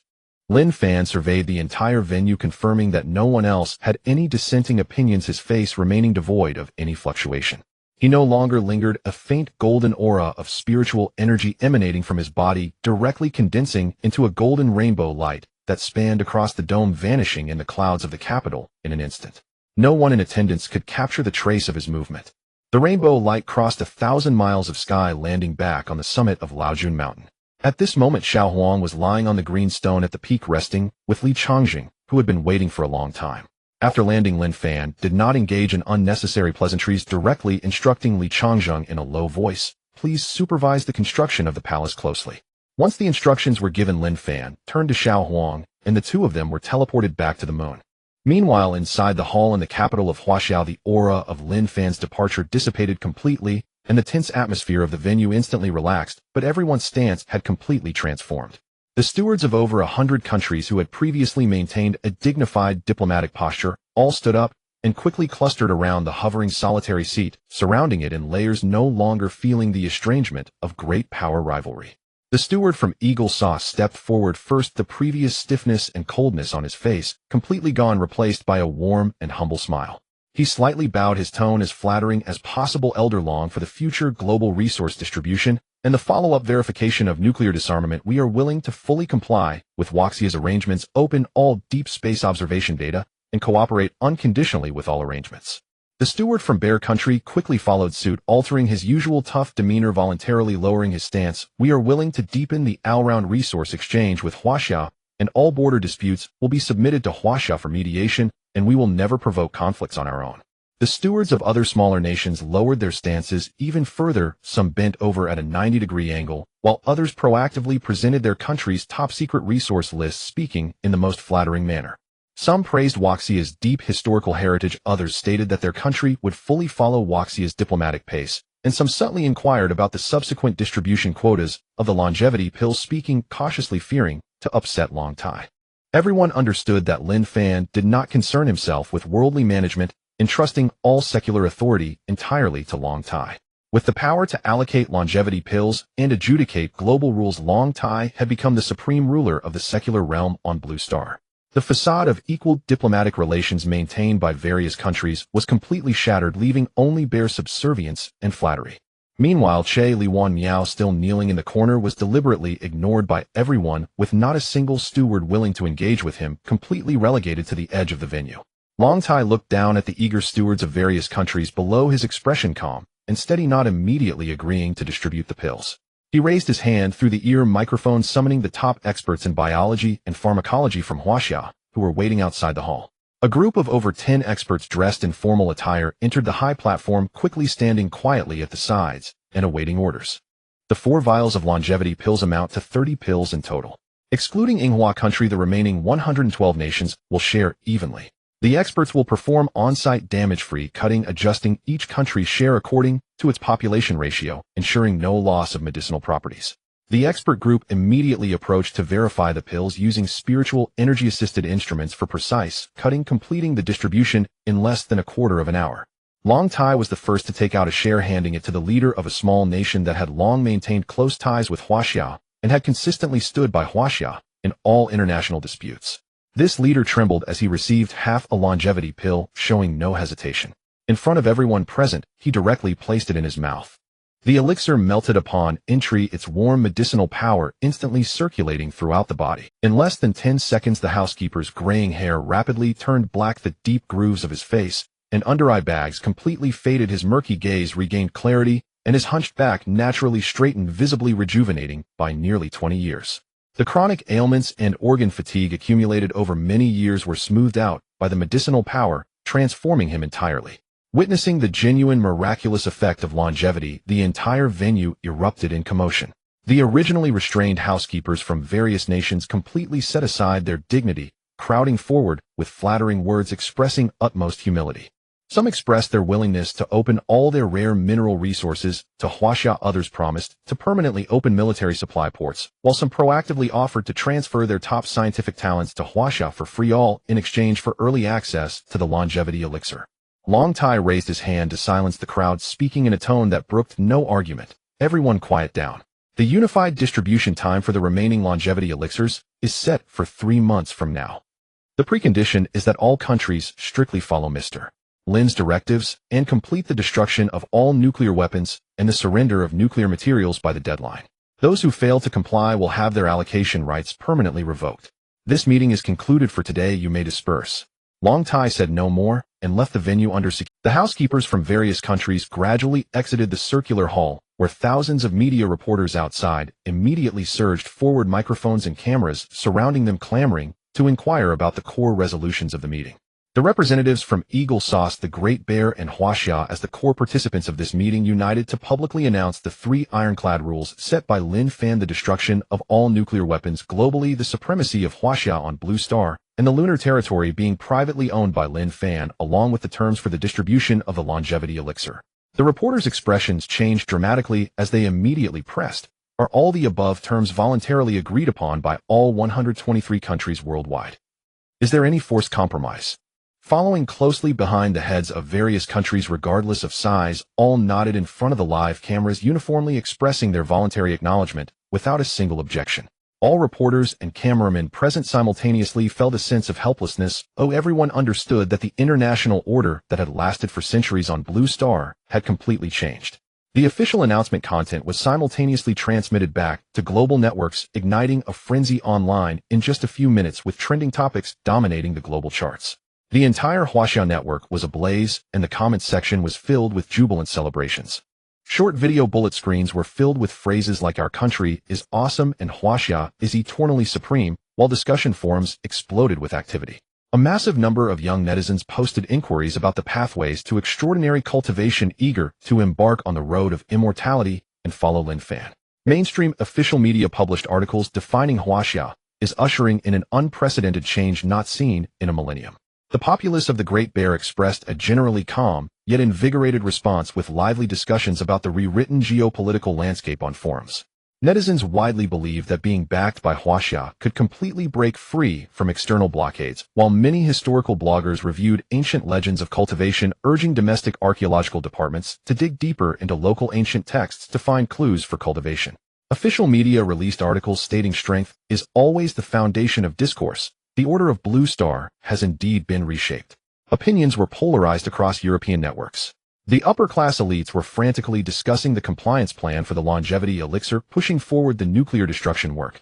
Meanwhile, the lower-class populace fell into anxiety and panic, fearing that extraordinary powers would lead to a new round of class solidification, keeping ordinary people forever out of reach of extraordinary opportunities.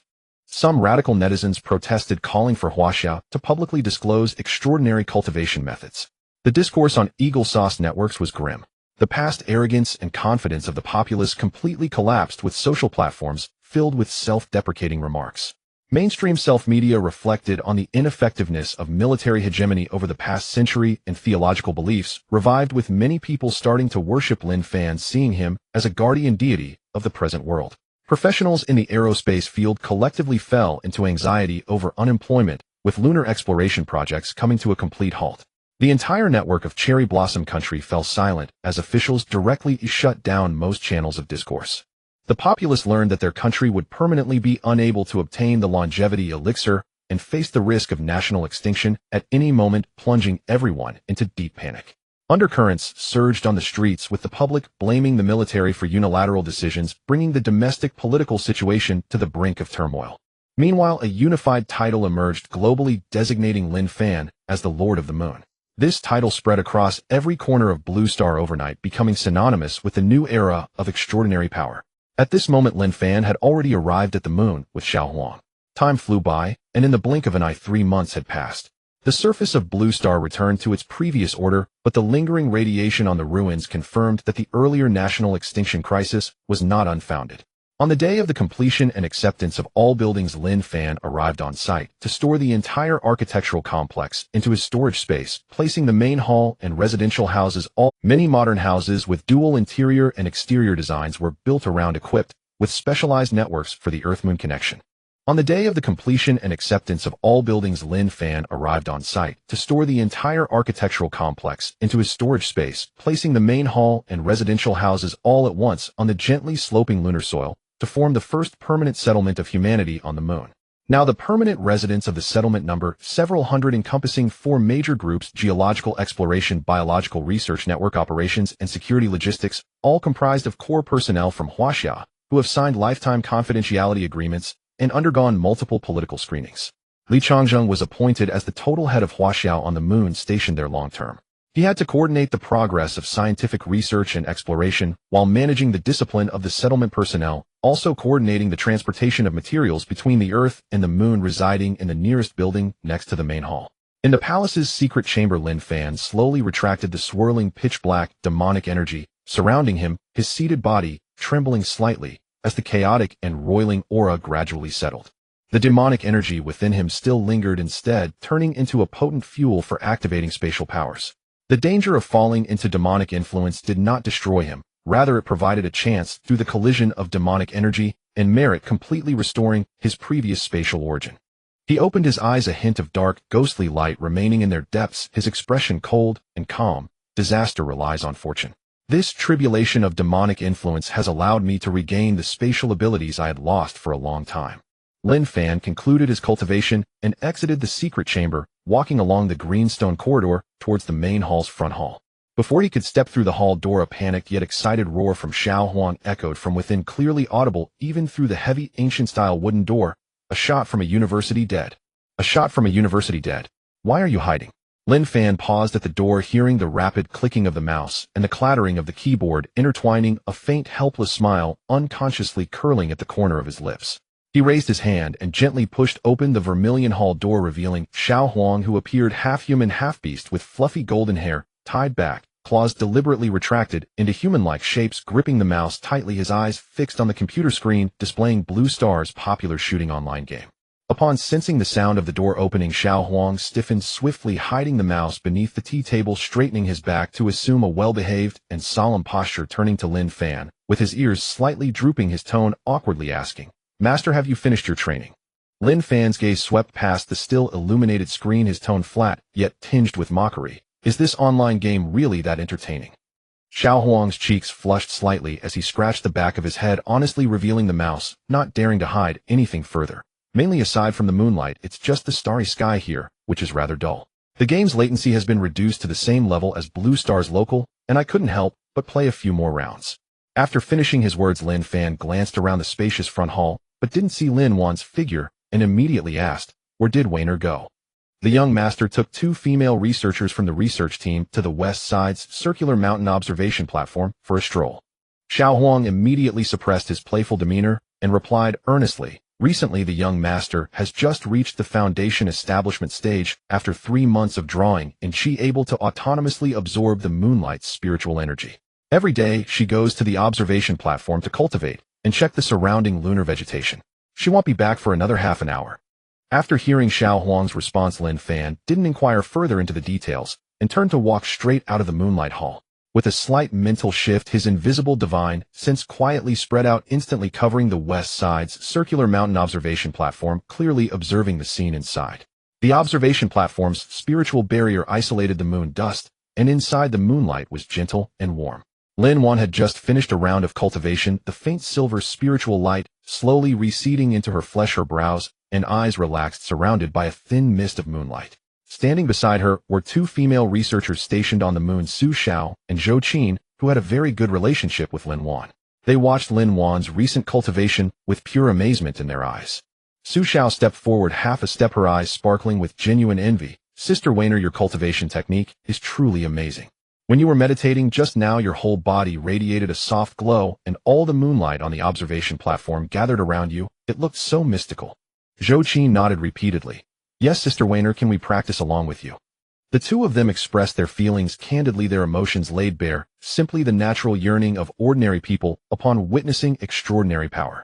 Lin Fan, observing the entire scene with his divine sense, took it all in before stepping gently into the observation platform's barrier. Lin Fan stepped silently onto the observation platform. The interior was warm with light and shadow. Upon hearing the two researchers' tentative remarks, Lin Fan maintained her serene and gentle demeanor, showing no displeasure whatsoever. She slowly withdrew her hands, resting on her knees, turned her head towards the anxious Su, and Zhou, a faint smile gracing her lips, her tone warm. Little Su, little Zhou, I understand your thoughts. I can straightforwardly share this moonlight cultivation technique with you. The entire qi drawing method is controlled by my brother, and everyone has a different path suited to their cultivation. If I were to casually relay it, I might inadvertently harm your meridians. Lin Fan's gaze was clear, showing no signs of defensiveness. After months of training, she had shed her previous timidity and gained a sense of calm clarity. If you truly wish to cultivate, just approach my brother and ask him directly.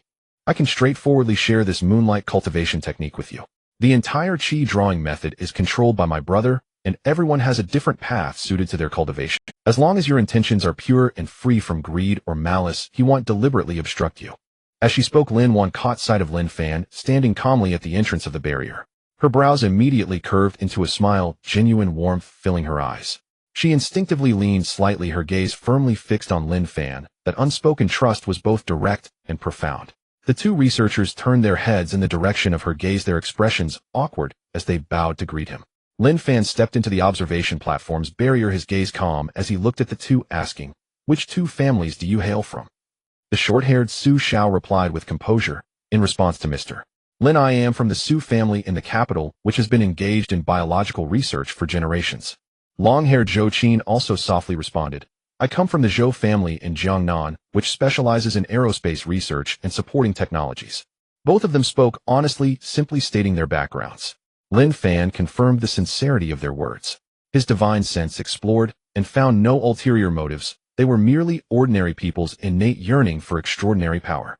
He chose not to say more, turning gently to Lin Fan, saying, Wainer, let's return to the main hall. Lin Fan obediently replied, briefly saying goodbye to the two researchers, and followed Lin Fan back along the bluestone path. The moonlight was cold and white, spreading over the vast expanse of gray-white lunar soil.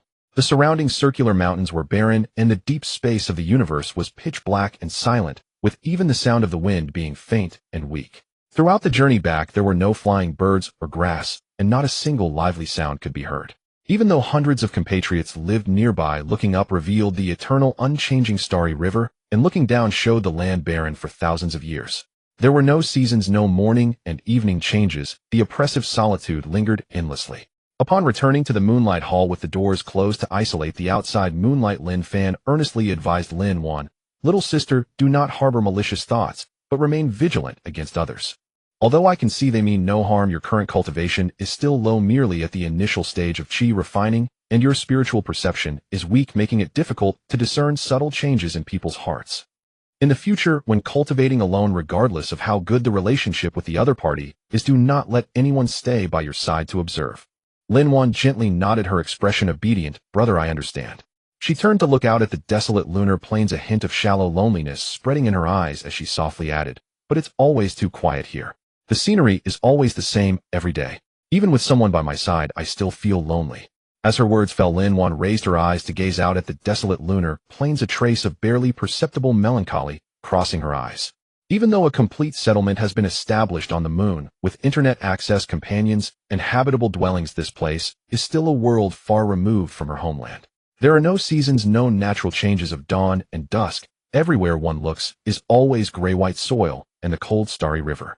Day after day, the scenery remains unchanged, and prolonged stay inevitably brings forth an unshakable solitude in the heart. She murmured softly, no matter how good the moon is, it's ultimately too lonely. Lin Fan gently patted her shoulder and whispered a few words of comfort before walking out of the hall alone. With a slight surge of spiritual energy beneath his feet, his figure instantly soared into the air, floating in the high sky. The evening breeze carried the cool moonlight brushing past his robes as he looked down at the entire lunar valley. In just 3 short months, this place had transformed from a barren land, with not a blade of grass, consisting only of broken stones, into the magnificent moonlight main hall, with neatly arranged modern residences, oxygen hubs, and material warehouses surrounding it. Hundreds of Huaxia personnel moved in an orderly fashion, lights dotting the gray-white landscape. From nothing to something, all relying on Huaxia's manpower, technology, and material support. Lin Fan understood deep down that this debt of gratitude had already been incurred. After briefly pausing to observe for a moment, he withdrew his spiritual energy, his figure gently landing, and walked straight towards Li Changsheng's office. Li Changsheng was currently hunched over his desk, checking the roster of personnel stationed on the moon. Upon seeing Lin Fan's arrival, he immediately stood up and bowed respectfully. Before Li Changsheng could engage in pleasantries, Lin Fan took the initiative to speak. Just now at the west side observation platform, 2 female researchers from the Su family in the capital and the Zhou family in Jiangnan expressed their desire to learn Weiner's cultivation technique. Li Changsheng's back stiffened slightly as he gave a bitter smile and replied candidly, "If I say I have no thoughts, Mr. Lin certainly won't believe me. The higher-ups have indeed shown interest. Cultivating immortality can grant power and prolong life, which is of great significance for the country's long-term development. However, the upper and lower levels have already unified their bottom line. Mr. Lin is unwilling to make decisions externally. We will never secretly investigate or demand anything. We will only patiently await your wishes." Lin Fan quietly assessed him for a moment, confirming the sincerity in his words, and slowly nodded. "You contact Elder Zhong and notify the country to select a group of young men and women to assemble and stand by." Li Changsheng's eyes instantly sparkled with intense joy, his back straightened, and he spoke with barely concealed excitement. "Understood. I will immediately encrypt the communication to relay this and ensure the personnel selection is completed overnight." Lin Fan did not linger. Having given his instructions, he turned and returned to the Moonlight Grand Hall. The hall was softly illuminated, and Xiao Huang was sitting beside Lin Weiner, lowering his ears and earnestly comforting her. "Little master, it's not that I'm pouring cold water on you. You are currently only at the initial stage of refining qi. You won't be able to return to Blue Star in a short time." Lin Weiner's eyes drooped in disappointment. After spending several months on the moon, she felt constrained everywhere. The moonlight she breathed and the scenery before her felt alien, and she constantly yearned to return to her homeland. Lin Fan entered the hall just in time to hear their conversation and immediately spoke to reassure her. "Little sister, there's no need to worry. Once your cultivation reaches the foundation establishment stage, I will have ways to take you back and forth to Blue Star without undergoing heavenly tribulation." Originally dispirited Lin Weiner suddenly looked up, her eyes shining brightly. She quickly stepped forward and grabbed Lin Fan's sleeve, her voice brimming with suppressed joy. "Really, brother? Of course it's true. I would never lie to you." Lin Fan gently ruffled her hair, his tone warm and reassuring. Meanwhile, after Lin Fan left, Li Changsheng immediately dialed the highest level encrypted line to connect with Zhong Weiman. Once the line connected, he reported truthfully, "Elder Zhong, 2 female researchers from the Su and Zhou families stationed on the moon privately wish to learn Miss Lin Weiner's cultivation methods. Mr. Lin is already aware of the entire process." Zhong Weiman's tone was steady as he asked, "Mr. Lin is aware of the situation. Is he displeased?" "He is not displeased, but he inquired about our stance." Li Changsheng replied honestly. Zhong Weiman breathed a sigh of relief and stated solemnly, "Even if it is merely pure curiosity, it is against the rules for the 2 families to overstep and touch upon extraordinary matters. I will regulate both families according to the rules, giving Mr.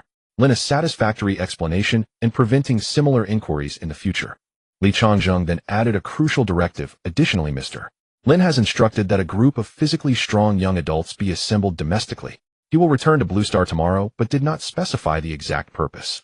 Zhong Weiman was silent for a moment, then his tone lightened, clearly filled with joy. "This is a tremendous piece of good news.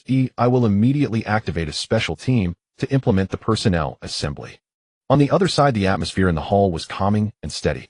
Outside, the moonlight flowed quietly. Lin Fan watched Lin Weiner, whose emotions were easing, and with a flicker of thought, he flashed a faint light at his fingertips, summoning 3 translucent, white, jade pill bottles that appeared in his palm, surrounded by a faint aura of pure spiritual energy. He handed the pill bottles to Lin Weiner, calmly advising her, "This is a spirit-refining pill specially tailored for the moonlight calming heart technique. You should swallow one before each meditation. It can refine the mixed moonlight within your body, increasing your cultivation speed by at least 30% and stabilizing your meridians to avoid spiritual energy backlash." Lin Weiner carefully hugged the jade bottle, her fingers stroking its cool surface, her eyes filled with anticipation. She then looked up and softly asked, "Brother, how long do you think it will take for me to reach the foundation establishment stage?" Lin Fan paused slightly at her words, a trace of barely perceptible difficulty crossing his eyes. He couldn't bear to directly state the harsh reality that would crush his younger sister's expectations, so he softened his tone to gently reassure her. The technique you are practicing is suited to the moon environment, and cultivating here is advantageous. There is no need to rush, you will break through soon enough. Meanwhile, Xiao Huang, who was sitting beside them, saw through Lin Fan's insincerity, and fearing Lin Weiner would feel disheartened later, quickly interjected with a light-hearted tone. Little master, don't worry. The difficulty of foundation establishment itself is not high. It just requires the accumulation of time and patience to absorb the moonlight. Lin Weiner, upon hearing this, perked up, nodding vigorously with determination in her eyes. I understand. I will stick to my cultivation and will definitely work hard to reach foundation establishment as soon as possible.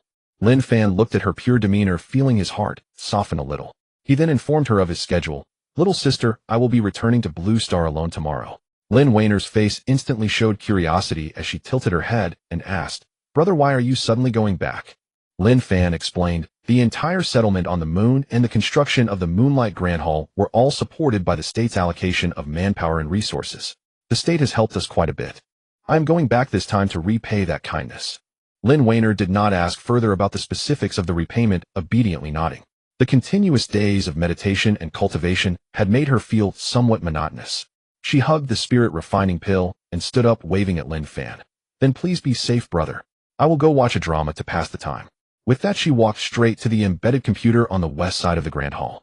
Lin Weiner put on her headphones, clicked the mouse to open a historical romance drama, and soon immersed herself in the plot, completely relaxing. Lin Fan watched her quietly engrossed in the drama, his expression softening as he turned to Xiao Huang beside him and whispered, Xiao Huang, come with me for a moment. The two moved lightly, bypassing the Grand Hall's pillars and walking to the secluded moonlight corridor at the back. Here they were isolated from the light and sound of the hall, with moonlight filtering through the intricately carved corridor patterns, casting scattered spots of light, and no one else around. Lin Fan leaned against a pillar, his gaze deeply fixed on Xiao Huang, his tone shedding the usual warmth and becoming filled with caution and seriousness. Tomorrow I will return to Blue Star alone, and there is another important matter. I will be screening candidates on Blue Star, seeking those of pure souls and excellent physical foundations of suitable age. This is for Weiner to use after her foundation establishment. Xiao Huang's ears perked up slightly, a trace of surprise flashing in his eyes, yet he remained calm and waited quietly for more.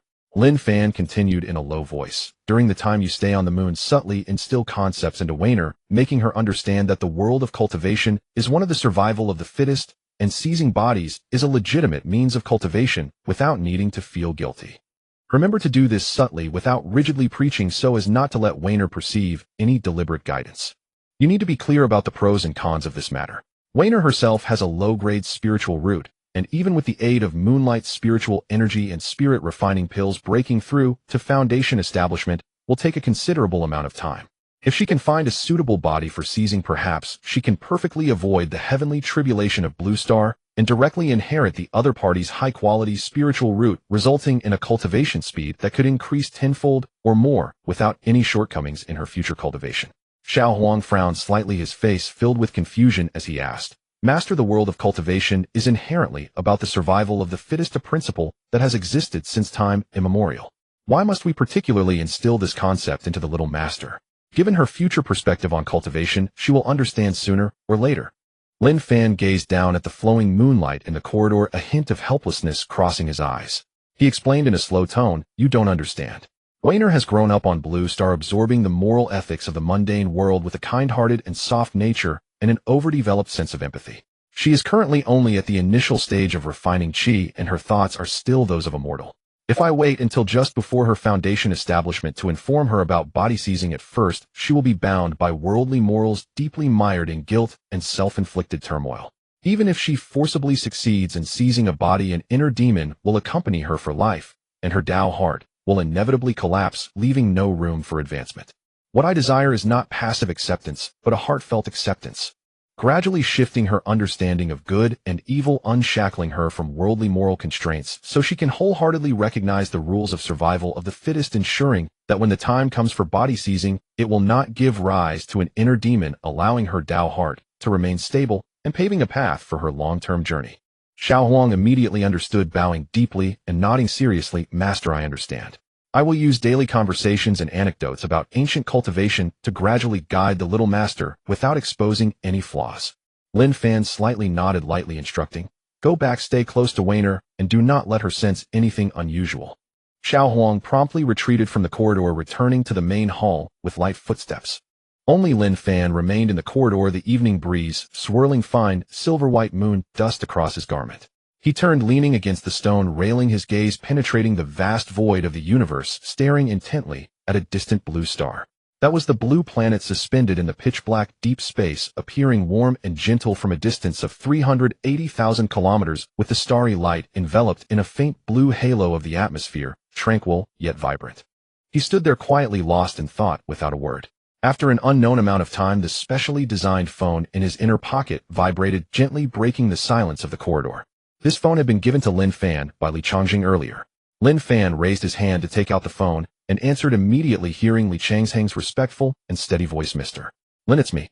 Old Zhong has urgently completed the screening as per your request. The personnel and temporary residents are all prepared." Lin Fan snapped back to reality, withdrawing his gaze from the blue planet. "Send me the coordinates."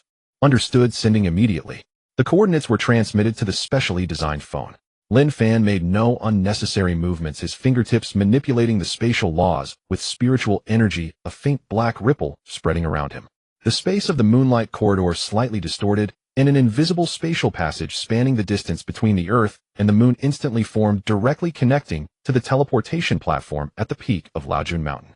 He stepped into the ripple, his figure vanishing in an instant within the lunar corridor, not causing the slightest ripple of spiritual energy.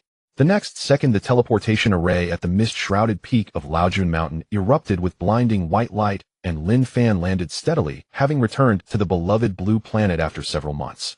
Surrounding the teleportation platform were armed guards from China's top security team, who stood watch over the Laojun Mountain Earth-Moon teleportation hub day and night.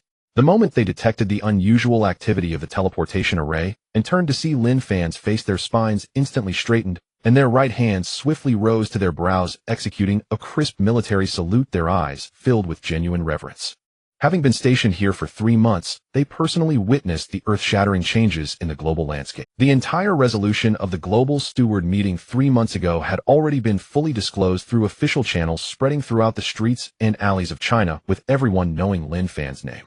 Today's China has already outstripped all Western countries, firmly securing the position of the undisputed global superpower, with the old global balance of power completely collapsed. In these 3 months, stewards and diplomatic envoys from various countries took special flights to the capital of China every day, lining up to pay their respects. The core objective of all was highly unified: to verify the progress of nuclear disarmament in their respective countries, as per prior agreements, to apply for quotas of the longevity elixir, and to curry favor with China seeking preferential access to extraordinary resources. Related diplomatic footage and real-life videos showcasing the rejuvenating effects of the longevity elixir had been thoroughly exposed online, igniting global public opinion. The guards gazed at Lin Fan, who was dressed plainly and appeared calm, their thoughts swirling within. They understood that the supreme status of China today and the subservience of nations worldwide were all created by this young man before them. Even though 2 cities had been completely annihilated previously, that was the territory of Sakura country, which didn't. Lin Fan curled his lips into a faint smile, raising his hand slightly to nod at the crowd, simply greeting them before locking onto the coordinates provided by Li Changjing. With a subtle glow surrounding him, he did not create any large-scale spatial fluctuations and directly vanished in place. Meanwhile, in a highly confidential underground base surrounded by mountains deep within China, the central square of the base was spacious and flat, surrounded by soundproof mountains without any signals leaking outside. There were thousands of men and women in the square, most of them possessing striking appearances, the men tall and handsome with sharp features, and the women slender and elegant with beautiful eyes. Everyone took their seats in pairs, their expressions serious and solemn, curiosity about the unknown task evident in their eyes as they quietly awaited instructions. On the high platform, Zhong Weimin was dressed in formal dark attire, sitting upright. He scanned the orderly crowd below, and through the amplification system spoke steadily, his voice echoing throughout the square. "I have gathered you here today with no public task briefing. Shortly, Mr. Lin Fan will arrive in person. The purpose of gathering you and all subsequent arrangements will be explained by Mr. Lin himself. You need only follow the instructions." As soon as his words fell, the empty air to the left of the high platform suddenly distorted, and a door of spatial darkness, perfectly shaped and entirely black, opened up out of thin air, with tiny spatial cracks swirling within, silent and devoid of any spiritual energy leakage, eerily quiet. In the next second, Lin Fan stepped out slowly from within the black door, which collapsed silently the moment he stepped out, completely dissipating into the air as if it had never existed. The crowd in the square collectively held their breath, and the entire venue fell silent. Everyone had heard the rumors of extraordinary power in the Master of the Moon, but witnessing the miraculous sight of a door opening out of thin air and traversing through space left them profoundly shocked, their pupils constricting, instinctively straightening their spines, and a deep reverence surged within. On the high platform, Zhong Weimin stood up and bowed to Lin Fan. Lin Fan remained calm, gently nodding in acknowledgement to Zhong Weimin, and stepped steadily to the center of the high platform. Zhong Weimin straightened up and immediately turned to face the crowd below, taking the microphone, his clear and loud voice resonating throughout the open square. "Allow me to formally introduce to you, this is Mr. Lin Fan. All previous global nuclear weapons treaties, the privatization of the entire moon, and the emergence of the longevity elixir all stem from Mr. Lin's efforts, making him the universally recognized foremost extraordinary individual today." As his words concluded, everyone in the crowd stood up in unison, their backs straightened. No one had pre-rehearsed their lines, yet their actions were synchronized. Every face was filled with respect as they bowed in unison, their voices resonating, "We pay homage to the Master of the Moon." The synchronized shouts echoed throughout the mountain base, reverberating in the valley. A clear line of confusion appeared on Lin Fan's face, his eyes filled with bewilderment as he silently grumbled, "What on earth is the Master of the Moon?" He turned to Zhong Weimin beside him, his tone carrying a hint of exasperation. "What kind of title is this?" Zhong Weimin, suppressing a laugh, leaned in to explain in a lowered voice, "Mr. Lin, this is a title that spontaneously circulated online 3 months ago. When you announced the privatization of the moon and took up residence there, netizens both domestically and abroad collectively dubbed you Master of the Moon. Now, whether in official circles or among the public, this title is universally accepted and has spread throughout the world." Lin Fan waved his hand, not wanting to dwell on this trending nickname, suppressing the look of helplessness on his face as he turned to face the crowd below. He did not use any amplification devices. His voice was steady and transparent, clearly covering the entire mountain square. "The reason I have troubled old Zhong to gather you here is not to arrange any mundane tasks, but to verify whether you possess the innate qualifications for cultivation." As soon as his words fell, Lin Fan's right hand formed a grasping motion, and a half-a-man-high gray-blue raw stone appeared out of thin air on the ground of the high platform. The surface of the raw stone was covered with intricate cloud patterns, rough to the touch, looking no different from ordinary mountain stones in the wild, with no spiritual energy, leaking, understated to the point of being easily overlooked. This is a common testing stone for the cultivation world, capable of precisely sensing whether a mortal has spiritual roots. Lin Fan pointed at the testing stone, giving a simple and direct command. "Everyone, in order of your lineup, step up to the platform. In an orderly manner, place one hand on the stone's surface for 3 seconds. No additional movements are necessary." After the test, those whose stone exhibited spiritual light should move to the left side of the high platform. Those whose stones showed no response and remained the original color should move to the right side. No loud talking or cutting in line is allowed throughout the process. The eyes of the men and women below instantly exploded with intense excitement as all the previous speculations settled. They had only seen extraordinary legends and official reports and had never dreamed of touching the threshold of cultivation. At this moment, they all stood tall, holding their breath, silently preparing for the test. Zhong Weimin voluntarily stepped back to the corner of the high platform, remaining silent throughout, relinquishing all control of the scene to Lin Fan. The team moved steadily forward according to the prearranged order, and the first to step onto the high platform was a slender girl with short hair. She was a sprinter from the national top athletics team, with explosive physical strength far exceeding that of ordinary people. As she approached the spirit stone, her fingertips tightened slightly, suppressing her nervousness as she pressed her palm flat against the rough stone surface. In just 2 seconds, the previously dull and lifeless surface of the spirit stone suddenly glimmered with a soft pale white spiritual light, the halo flowing along the stone's cloud-like patterns particularly striking in the dimly lit square. The girl's pupils dilated suddenly, her tense shoulders relaxed instantly, and the corners of her mouth couldn't help but rise, her eyes filled with ecstatic joy, her body trembling slightly. She withdrew her hand, instinctively clenched her fist, her eyes brimming with the excitement of having her wish fulfilled. The 1,000 spectators below gasped in unison, all their expressions relaxed, and a common thought arose in their hearts. It turns out that cultivation aptitude is so easily obtained, and most of them are likely to pass the test. The optimistic mood quickly spread throughout the venue, and many people in the back began to whisper and laugh, completely relaxing their tense minds. Subsequently, 20 to 30 more people stepped forward, with a few more sporadically demonstrating spiritual light, further solidifying the crowd's judgment that aptitude is easily obtained and the atmosphere became increasingly relaxed. However, as the number of test takers exceeded half the frequency of the spirit stone, lighting up plummeted. After over 100 people approached and pressed against the stone's surface, the spirit stone remained utterly silent, without a flicker of light. Those who had been filled with hope now walked dejectedly to the right side, joining the queue of those without aptitude, the smiles on their faces completely fading. The laughter in the square gradually disappeared, and the air became oppressive again. Time slowly passed, and nearly 2 hours later the last young man completed the test and walked down the high platform. Lin Fan's calm gaze swept over the queues on both sides, and after counting the number, he announced the results: all 1,000 tests are complete. A total of 72 people exhibited affinity with the spirit roots and caused the stone to glow. Upon hearing this, the entire venue fell into silence. Everyone had incredulous expressions. Previously, they had estimated that at least 300 or 400 people would meet the standards, but no one expected that only a mere 72 out of 1,000 would qualify. The huge disparity left most people pale, their eyes filled with disappointment, their hopes completely dashed. Zhong Weimin also turned slightly secretly astonished. The scarcity of innate spirit roots in ordinary people far exceeded official estimates. Upon rechecking the personnel in the two queues, the 72 qualified individuals were evenly split between genders, with 36 males and 36 females, creating a highly balanced ratio.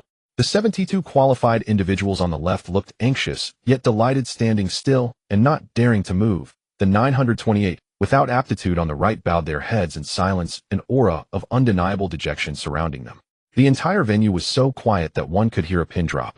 Lin Fan's gaze calmly scanned the densely packed crowd on the right, then turned to Zhong Weimin beside him, explaining softly, "Those with spirit roots are already rare among thousands. To find 72 out of 1,000 is far beyond the normal probability, a surprisingly good result." As soon as he said this, Zhong Weimin suddenly realized. He had previously only known from ancient texts that spirit roots were scarce, but had not understood the specific ratios. Only now did he grasp how precious the data from this selection was. Meanwhile, Lin Fan secretly pondered. Among a typical random selection of 1,000 spirit root bearers are often fewer than a handful. This group consisted of the nation's top physical specimens, and those with resilient temperaments, each one a dragon or phoenix among common people, their vitality far exceeding that of ordinary individuals. Thus, the probability of spirit root awakening was naturally multiplied, resulting in 72 individuals qualifying. He did not voice his inner thoughts, but instead faced the dejected crowd. Without spirit roots, his voice, soothing as it spread throughout the venue, alleviating their despair, there is no need to be disheartened. Not having a spirit root does not mean you are completely destined to be ordinary. As he finished speaking, Lin Fan opened his hands, and an ancient yellowed thread-bound book floated into the air. The edges of the pages bore the warm patina of long-term exposure to spiritual energy, and the cover had no extra decorations, only a simple title engraved in seal script.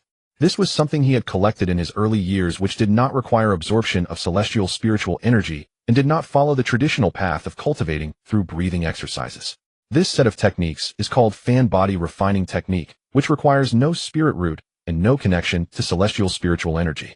By relying on the refining of flesh and blood and harmonizing one's own vital energy with long-term practice, one cannot achieve flight or immortality, but it is sufficient to prevent illness, strengthen bones far beyond ordinary people, and easily extend one's lifespan beyond 100 years. It is compatible with your long-term high-intensity training background, with no risk of meridian rupture, easy to learn, and effective with diligent practice. The previously dejected group of over 900 young people instantly lifted their heads, their eyes reignited with hope. Having once believed they had completely missed their chance, they now learned that there was still a path to strengthen their bodies and prolong their lives. Their tense expressions relaxed entirely, and their disappointment dissipated significantly. Zhong Weimin also breathed a sigh of relief, admiring Lin Fan's thoughtful consideration, which neither let down the nation's selected individuals nor neglected the psychological disparity of the entire crowd. Lin Fan's gaze then fell on the relaxed Zhong Weimin, his fingertips glowing again as a thin booklet only half an inch thick and covered in light brown mulberry paper gently floated onto the table, forming a stark contrast to the heavy fan body refining technique. This is another set of calm and nourish vitality technique, which serves a completely different purpose from the previously mentioned refining technique. The fan body refining technique emphasizes external force to strengthen bones and stimulate the flow of vital energy, suitable only for vigorous young adults. Elderly individuals with weakened vitality and brittle meridians can easily suffer from ruptured blood vessels and internal injuries if they force themselves to practice. This calm and nourish vitality technique requires no physical movements, relying solely on slow breathing and mental guidance to dissipate one's vital energy. It does not consume physical strength, does not damage meridians, and has no entry threshold. It is suitable for elderly individuals over 50 who suffer from chronic fatigue, rheumatism, or physical weakness, and even those who have long been bedridden or have mobility difficulties can practice it. Long-term daily practice for half an hour can slowly repair hidden injuries to the organs, unblock congested meridians, slow down cellular aging, and eliminate cold and dampness from the body. Its longevity effects are even stronger than those of the refining technique. An ordinary person's life expectancy is capped at 120 years. Practicing this technique can easily ensure a stable life up to 150 years, maintaining bodily functions in old age without relying on medication for health, remaining sharp in hearing and vision and agile in movement. Zhong Weiman's expression brightened, and he hurriedly approached to carefully pick up the thin booklet, his fingertips stroking the rough mulberry paper surface, his eyes filled with emotion. With the aging population in Huaxia becoming increasingly prominent, the higher-ups have been seeking reliable means for nationwide longevity. Previously, the scarce longevity pills could not be widely distributed, and this risk-free health cultivation technique precisely fills the gap, representing a tremendous opportunity for the entire populace. Lin Fan looked at Zhong Weiman's delighted expression and calmly added, the fan body refining technique and calm and nourish vitality technique can be handled entirely by the state. The subsequent organization, printing, and dissemination will be managed uniformly by the state without needing to report to me. With a shift in his gaze, he turned towards the 72 spirit root holders who were lined up neatly, holding their breath and waiting. As for the 72 of you, I intend to gather you separately and establish a cultivation sect. The sect shall be named the Moonlight Pavilion. Lin Fan slowly articulated the origins of the sect, his voice resonating clearly throughout the venue. The term moonlight is derived from the primal lunar spiritual energy of the moon itself. The core mental cultivation method of the sect shall henceforth be founded upon lunar spiritual energy. The Moonlight Pavilion will have two bases. The main hall shall be permanently established on the moon, backed by the entire source of lunar spiritual energy on its far side. An external branch shall be established on Blue Star within the Laojun Mountains, connected by an Earth-Moon teleportation array for transit. The sect's rules are exceedingly simple, devoid of cumbersome formalities. First, only those of pure heart shall be admitted. Second, disciples of the Moonlight Pavilion shall prioritize the cultivation of lunar-attributed techniques. Third, the Moonlight Pavilion shall not secede from Cathay. It shall maintain a relationship of mutual non-interference and mutual aid with the authorities, and disciples shall not disrupt the secular order through the use of supernatural powers.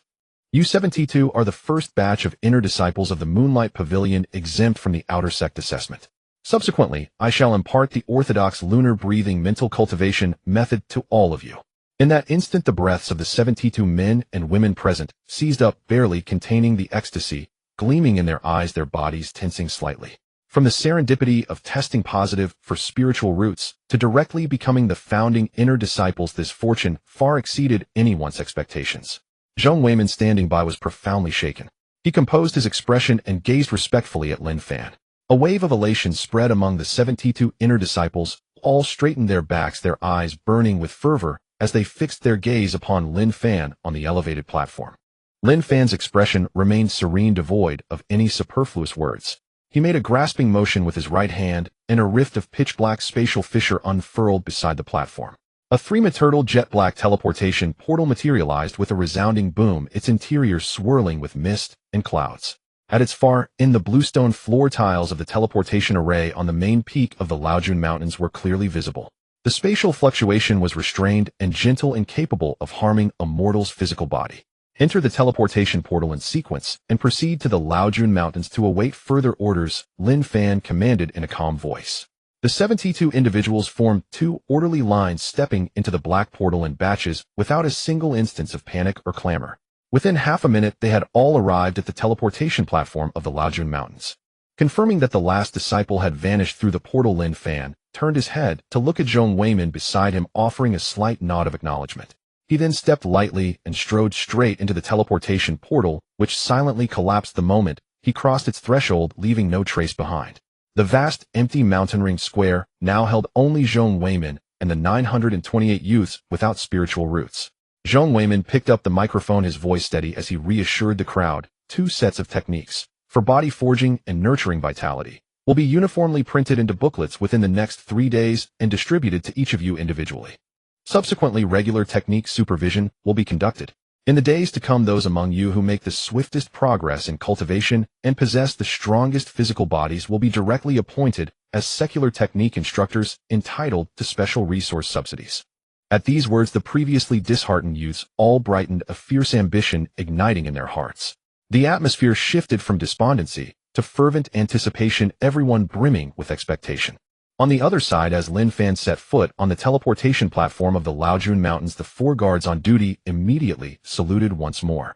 Lin Fan acknowledged them with a slight nod and directly commanded the 72 disciples, "Fall in line here and proceed through the Earth-Moon bidirectional teleportation array to the base on the far side of the moon." The group fell in line as instructed and activated the teleportation one by one through the spiritual array engraved with lunar patterns. White light flashed in succession, and the 72 individuals gradually materialized in the valley on the far side of the moon. Before them lay an endless expanse of gray-white lunar soil, a chain of desolate, rugged, ring-shaped mountains, and above a pitch-black, bottomless deep space. Billions of stars blazed with dazzling intensity, unsoftened by an atmosphere, lending the landscape a stark monochromatic chill. Everyone was utterly stunned. It was their first time departing from Blue Star, and their first realization that the nation had long since constructed a complete settlement on the barren far side of the moon, warehouses for supplies, barriers for spiritual energy, and energy towers arranged in orderly rows, with scattered lights twinkling upon the lifeless lunar soil. A mixture of awe and reverence gleamed in every eye, and their breaths involuntarily grew hushed. Li Changjing, the station chief on the moon, arrived promptly upon hearing the news, holding a personnel registration terminal. He hurried forward, intending to verify their identities and log their information for lunar residency. Before he could even pose a question, Lin Fan spoke first to interrupt him. "No registration is necessary. From this day forth, I formally establish a sect here. The Moonlight Pavilion shall have its permanent main hall on the far side of the moon." As his words fell, Lin Fan raised his hand and retrieved a piece of smooth, warm lunar soul shadow wood from his storage ring. The timber and native wood from the moon's depths in bygone years bore a faint, inherent lunar essence, and emitted a soft silver-gray glow without any polishing. A wisp of pure white spiritual energy flowed from his fingertip, sharp as a blade, smoothly trimming the edges of the wood. In a mere 10 seconds, it was shaped into a neat plaque. Then, with a flow of spiritual power at his fingertip, he carved the seal script characters "Moonlight Pavilion," stroke by stroke, using lunar spiritual energy. The moment the characters were inscribed, the plaque autonomously absorbed the surrounding lunar essence, the 3 characters gleaming with a lustrous, self-illuminating halo. Lin Fan casually levitated the plaque, which then settled and fixed itself onto the horizontal beam above the main entrance of the Moonlight Hall. Li Changjing looked up at the plaque, his eyes filled with unconcealed envy, his Adam's apple bobbing slightly. As the highest-ranking official stationed on the moon, he witnessed extraordinary opportunities daily. Watching a group of youths embark on the path of cultivation stirred a profound yearning for cultivation within his own heart. Lin Fan paid no heed to the emotions of others. He raised his hand to signal the 72 disciples to follow him into the Moonlight Hall. Inside, a warm glow pervaded, and the concentration of lunar spiritual energy far surpassed that of the outside world, the air moist and refreshing. Standing at the main seat of the hall, Lin Fan saw 2 uniformly bound ancient texts with silver threads materialize on the desk before him. The first was the Lunar Heart Purification Art, primarily cultivated by Lin Wan. Its pages, absorbing lunar essence, appeared a pale silver, the script soft and restrained. This technique focused on calming the spirit, consolidating the foundation, nourishing the soul, and harmonizing qi and blood. It was well suited to the delicate spiritual meridians of women, fostering a peaceful mind during cultivation and making it less prone to inner demons, though its weakness lay in relatively weaker physical attack and defense. The second technique was the Dark Moon Peak Breaking Art, a male-exclusive method. Its pages were deep ink black with sharp, aggressive patterns. It also relied on lunar spiritual energy for cultivation, but its pathway was entirely different. It harnessed the killing force of the waning moon to temper the bones and sinews, broaden the meridians, and focused on physical combat and spiritual power assault. Its explosive power was immense, making it suitable for the typically robust qi and blood vessels of males. Both techniques share the same origin and are of equal rank, differing only in gender suitability. Henceforth, male and female disciples will receive separate instruction, each cultivating their corresponding mental method. Do not practice the other's art privately to avoid injuring the spiritual meridians through reverse flow. Lin Fan issued the stern order to the 72 disciples, bowing respectfully below him. Just as his voice faded, the curtain at the rear side door of the hall was gently pushed aside, and Xiao Huang accompanied Lin Wan as they slowly entered. Lin Wan had just finished watching a drama series. Hearing from Xiao Huang that the master had brought a large group of strangers into the hall, curiosity led her to come along. As the two stepped into the hall, their vision was filled with the densely packed, orderly rows of young men and women. The originally quiet and solemn atmosphere of the hall gained a touch of vibrant life with the influx of newcomers. Xiao Huang's ears twitched slightly. He instinctively moved closer to Lin Fan's side and asked in a low, puzzled voice, "Master, why have so many people suddenly arrived?" Lin Fan's gentle gaze swept over a person and a dog, casually responding, "These are my newly recruited disciples, the first batch of inner disciples of the Yuehua Pavilion." He then briefly summarized the process of selecting spiritual roots from Blue Star, establishing Yuehua Pavilion, and dividing the two genders to practice two sets of Yuehua techniques, explaining it simply to Xiao Huang and Lin Wan, omitting the complex official details and only clarifying the core reasons. Lin Wan on the side wasn't paying attention to the details of the techniques at all. Her apricot eyes were filled with curiosity as she scanned the 72 disciples below. She felt that these individuals exuded vitality far beyond ordinary people, standing in a uniform manner, radiating a resilience that was completely different from the temperament of the researchers at the lunar base, prompting her to glance over frequently.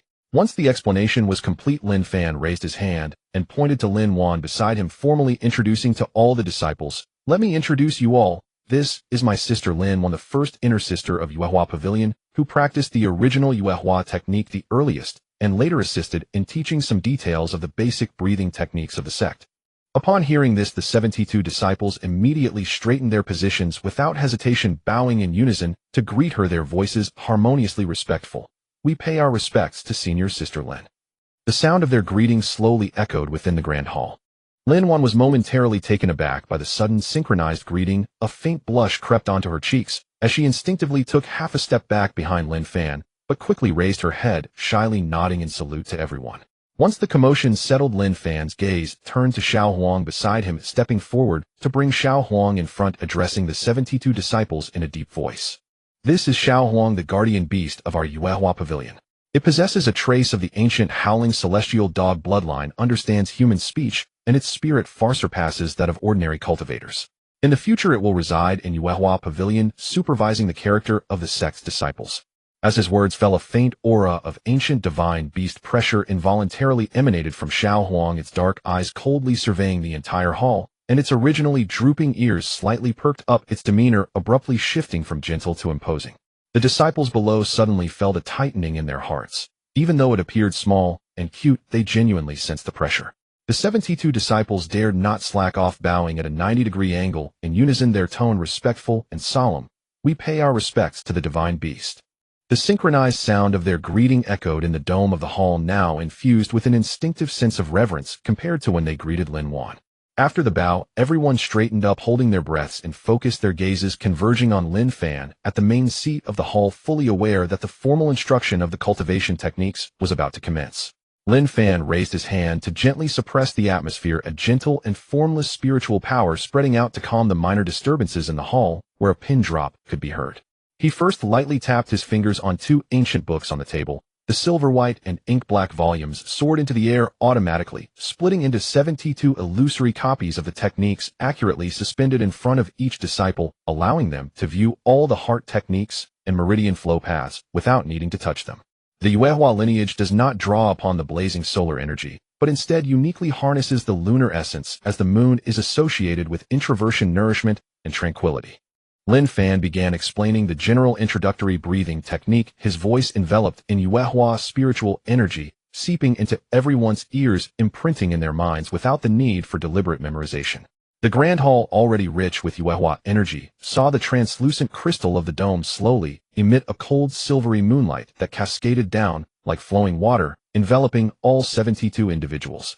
The 36 female disciples had the illusory image of the Yuehua tranquil heart technique appear before them, and Lin Fan specifically explained, "The tranquil heart technique follows the in and soft route of the soul. During breathing, one must slow down their breathing, guiding the moonlight to circulate along the hands, Shaoyin heart meridian, nourishing the dantian and spiritual sea.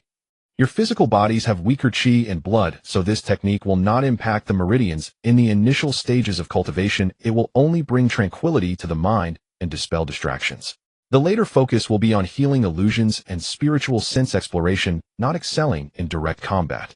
Many female disciples immediately instinctively attempted to practice the breathing technique according to the mantra, and within just a few moments their complexions became warm and translucent. The restlessness from the mundane world they brought from Blue Star completely dissipating their bodies, faintly emanating a soft silver glow similar to Lin Wan's, showcasing a high compatibility. Turning to the male disciples, Lin Fan pointed at the Xian Yu Piyu technique and continued teaching. The Piyu technique draws upon the fierce energy of the waning moon, focusing on the brute strength exterior cultivation route. During breathing, one needs to settle the dantian and gather qi and blood, guiding the refined moonlight to wash through the limbs and bones, expanding the bodhis meridians. You all have robust qi and blood just right to bear the ferocity of the waning moon's energy. The main focus will be on physical resilience, powerful spiritual attacks, and swift movements, but the downside is a slow nurturing of the spirit. The male disciples practiced the technique accordingly, their surrounding moonlight aura appearing cold and dark, muscles slightly tensed, and a subtle tingling sound echoed from within their bones, the fatigue of their bodies dissipating in an instant. However, 3 male disciples struggled to control their qi and blood, causing the moonlight's spiritual energy to flow slightly backward, their bodies trembling and cold sweat beading on their foreheads. Lin Fan's gaze swept over, and he flicked 3 gentle streams of spiritual energy to precisely calm their chaotic qi. Beside him, Xiao Huang quietly observed the scene, while Lin Wan stood to the side, silently noting the issues encountered by everyone during their introduction to assist in future teachings. Half an hour later, all disciples successfully completed their first round of introductory breathing techniques, successfully drawing the moonlight into their bodies. Lin Fan withdrew the illusory techniques, solemnly establishing the introductory rules. From now on, every day at the hours of the rabbit and dog, we will gather in the hall for collective breathing practice. At other times you will comprehend on your own, and after half a month we will conduct the first sect assessment. The 72 disciples straightened their backs, bowing in unison, their voices loud and clear, "Yes, Master." The resounding reply echoed in the Yuehua Hall, the quiet hall resonating with lingering sounds. Seeing this, Xiao Huang immediately put away its usual lazy and docile demeanor, deliberately stiffening its fur, keeping its ears upright, its expression flat, as it gazed straight ahead, trying to exude a deep and imposing aura, as a divine beast striving to match Lin Fan's presence, though its slightly swaying tail betrayed its forced facade. Watching Xiao Huang feigning seriousness while its tail couldn't help but sway, Lin Wan stifled a laugh, tiptoeing to gently tug at its fluffy tail tip. Xiao Huang's fur suddenly stiffened, the forced cold demeanor collapsing instantly, and its ears trembled uncontrollably. Lin Wan smiled with her eyes narrowed, teasing lightly. "Xiao Huang, with more disciples in the sect in the future, you'll have to keep an eye on their characters. You might be quite busy then." Time flew by in an instant, and half a month passed in a blur. The far side of the moon remained unchanged in its cold and deep space, while the moonlight flowed day and night, with 72 disciples regularly practicing breathing exercises in the hall, leading to a monotonous and routine life. Today marked the first sect assessment of Yuehua Pavilion, and Lin Fan gathered all the disciples early in the grand hall. The moonlight flowed smoothly within the hall, and Xiao Huang lazily lay at the edge of the white jade platform, its head resting on its front paws, eyelids half open and half closed. The novelty of inspecting disciples and feeling their reverence had long faded, leaving only a sense of boredom as it resumed its usual lazy demeanor. Lin Wan stood quietly beside Lin Fan, her hands naturally hanging in front of her. The moonlight radiating around her grew ever warmer, and her aura became increasingly serene. Occasionally she would lower her head to glance at the disciples below, silently comparing her own progress in cultivation. Lin Fan slightly closed his eyes, his vast and gentle divine sense instantly enveloping the entire moonlight great hall, meticulously probing each disciple's dantian spirit energy reserves and the stability of their meridians. After a moment, he withdrew his divine sense, a hint of faint approval flickering in his eyes.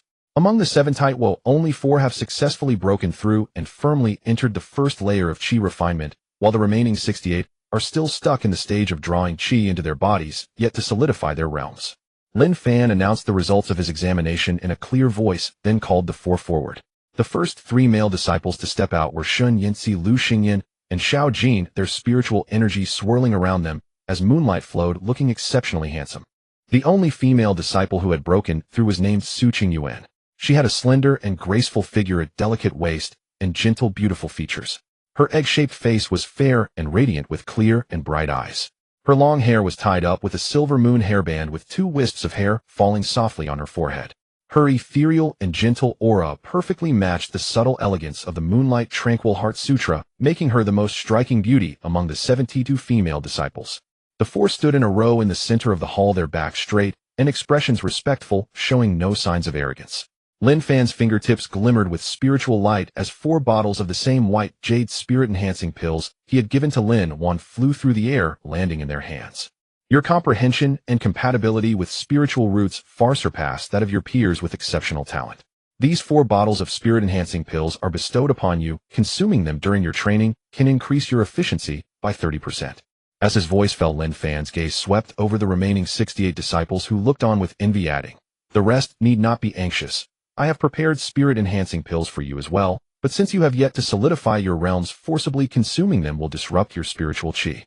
Once you formally enter the chi refinement stage, you may collect the pills collectively." Upon hearing this, the 68 disciples suppressed their disappointment, their eyes rekindling with determination, and they bowed in unison, restoring the hall's solemn atmosphere. Lin Fan's gaze lightly swept over the handsome and graceful disciples below, and he spoke calmly, "The small assessment for today has concluded. Everyone may return to your respective quarters to reflect on the shortcomings in your cultivation methods. You are dismissed." The 72 bowed deeply, their backs bent at the same angle, their voices clear and unified as they echoed through the hall. "Yes, master." After the formalities, the crowd exited the Moonlight Great Hall in an orderly fashion with no one whispering. In an instant, the hall was once again empty, leaving only Lin Fan, Lin Wan, and Xiao Huang. Lin Fan turned his head, the aloofness of a master fading from his brow, replaced by a gentle smile. He looked at Lin Wan beside him, his tone teasing. "Little sister, now that you have over 70 junior disciples under you, and have become a senior sister of the Moonlight Pavilion, how does it feel?" Lin Wan's eyes curved into crescent moons, the warm moonlight aura around her gently swaying, as she responded with a cheerful sincerity, "It feels quite wonderful. Previously on the moon, it was just me, Xiao Huang, and the base staff, which felt incredibly lonely. Now that I have fellow disciples watching everyone practice together, no longer feels isolating. Moreover, everyone respects me, and there is no hint of overstepping. I also feel a great sense of accomplishment when I assist in explaining the details of breathing techniques." In the half-month of practicing alongside the disciples, her mindset had also stabilized considerably, and an additional layer of serene and composed senior sister aura enveloped her. Xiao Huang, who had been lounging by the edge of the white jade platform, perked up immediately after the important matters were concluded. Shaking off its earlier laziness, it rushed to Lin Fan's feet, rubbing its head against Lin Fan's pant leg, its round eyes filled with a sense of grievance as it whined softly, "Master, I haven't touched any games for a whole half-month. I was busy monitoring the disciples' mental states and had no time. Now that I have some free time, I want to play games." Lin Fan looked down at its pleading expression, unable to suppress a chuckle of helplessness. He casually agreed, "All right, go to the side hall on the west, and be careful not to disturb others while they are cultivating." After instructing Xiao Huang, Lin Fan turned his gaze back to Lin Wan beside him and spoke gently, "Little sister, you should also take your leave now." Lin Wan's eyes brightened immediately. She had previously made arrangements for close female disciples to go to the observation deck for a chat and relax. Upon hearing this, she turned and walked out of the hall with a light step, making her way to the observation deck along the lunar path, her skirt fluttering with scattered moonlight, her steps relaxed and pleasant. Xiao Huang was even less willing to linger, flicking its fluffy tail and darting toward the west side hall, quickly logging onto the game on the computer, fully immersing itself in entertainment. With the hall completely empty, Lin Fan stepped out of the Moonlight Pavilion, walking along the well-maintained bluestone path through the Moonlight Settlement. Along the way, research staff and disciples of the Moonlight Pavilion could be seen everywhere, each group attending to their own tasks without interference. Upon seeing Lin Fan, they all bowed respectfully, to which Lin Fan responded with a casual nod. Moments later, he arrived at Li Changzheng's private office. The door was unlocked and Lin Fan pushed it open. Li Changzheng was sitting at his desk reviewing the annotated manual for calming and nourishing qi. Upon seeing Lin Fan arrive, he hurriedly stood up, bowing respectfully with his back straightened. Lin Fan casually raised a hand to signal him to remain seated, then sat down at the table and directly asked, "During this time of practicing nourishing qi, has there been any obscure confusion regarding the circulation of qi and blood within your body?" Upon hearing the question, genuine gratitude surged in Li Changzheng's eyes, filled with sincerity. In just half a month's practice of nourishing qi, not only had his insomnia completely healed, but his physical condition had improved significantly. "Thank you, Mr. Lin. There are no confusions at present," Li Changzheng replied, his tone full of gratitude. Lin Fan looked at his vibrant appearance and sighed lightly, his expression neutral. "It's a pity you have no spiritual roots. You cannot embark on the path of cultivation and can only remain at the level of a mortal's physical refinement and nourishment. While others might feel regret upon hearing this, Li Changzheng merely smiled calmly, his eyes clear and content. I am already immensely satisfied. Extraordinary opportunities can only be encountered, not sought after. As a mortal, being able to rid myself of ailments and extend my lifespan is already a great fortune. I dare not wish for more. Li Changzheng then actively reported on the progress of domestic cultivation methods, his tone serious and detailed. Additionally, the two sets of cultivation methods have been revised and split under the leadership of Elder Zhong. Both mortal body refinement method and calming and nourishing qi have been divided into 5 layers.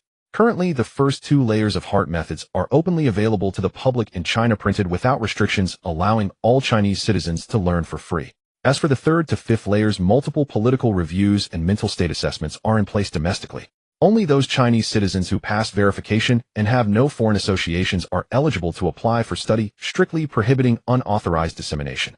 For overseas countries, we only open the first 2 foundational heart methods, fulfilling our earlier promise of universal longevity, while also safeguarding the bottom line of extraordinary resources. Lin Fan nodded lightly at this, his expression showing no excessive fluctuations. He spoke casually. You can handle the distribution of cultivation methods yourselves. There is no need to report every detail to me, just maintain the bottom line. After saying this, he shifted his focus to Li Changzheng, asking directly, I have one more thing to inquire about besides the cultivation method's progress. I have a female disciple named Su Qingyuan. Oh, please retrieve her detailed family background and inform me. Li Changzheng did not hesitate at all.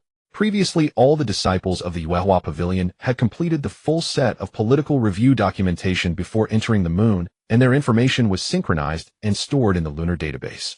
He lightly tapped the touchscreen of the table and soon called up the complete file, lowering his head to report truthfully. Su Qingyuan hails from the top research family of the capital, the Su family, which is the same family of Su Xia, who had a casual chat with senior sister Lin Wan earlier, belonging to the direct lineage of the Su family's 3rd branch. There is also a biological younger sister of the same parents at home, 20 years old, named Su Qinghe, 2 years younger than her, currently studying at the top medical university in the capital, still staying on Blue Star for her studies. Lin Fan nodded slightly upon hearing this, his expression calm and unperturbed, not asking further about the details of the Su sisters, showing no signs of unusualness. Seeing that he no longer asked questions, Li Changzheng also wisely fell silent, thinking that Lin Fan was simply trying to understand the background of the disciple and had no deeper thoughts. Meanwhile, Lin Fan retracted and spread out his divine sense, quickly locking onto the outer Yuehua viewing platform. The soft light of the moon filled the viewing platform, and the oxygen barrier isolated the external silent deep space. Lin Wan was chatting and laughing with 4 lovely-looking female disciples sitting together on the ground against the jade railing of the viewing platform, with specially brewed floral fruit tea from the lunar base beside them, creating a relaxed and pleasant atmosphere. Among the 4 there was exactly Su Qingyuan. Removing the solemnity of her cultivation, she had loosened her silver moon hair ribbon, her long black hair casually draped over her shoulders, her brows and eyes losing some of their ethereal aloofness, replaced by a vibrant youthful energy, as she softly chatted with Lin Wan about the everyday trivialities of the capital on Blue Star. The other 3 female disciples were also outstanding beauties of the Yuehua Pavilion, each possessing a demeanor that was either charming or gentle, all of them slender and graceful.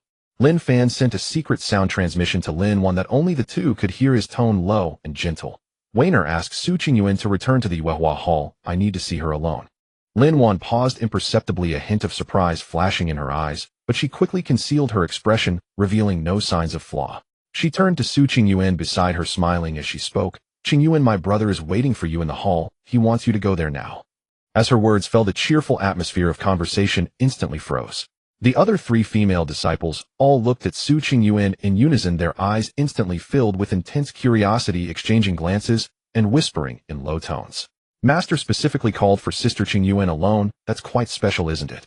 With so many disciples, this is the first time anyone has been called alone.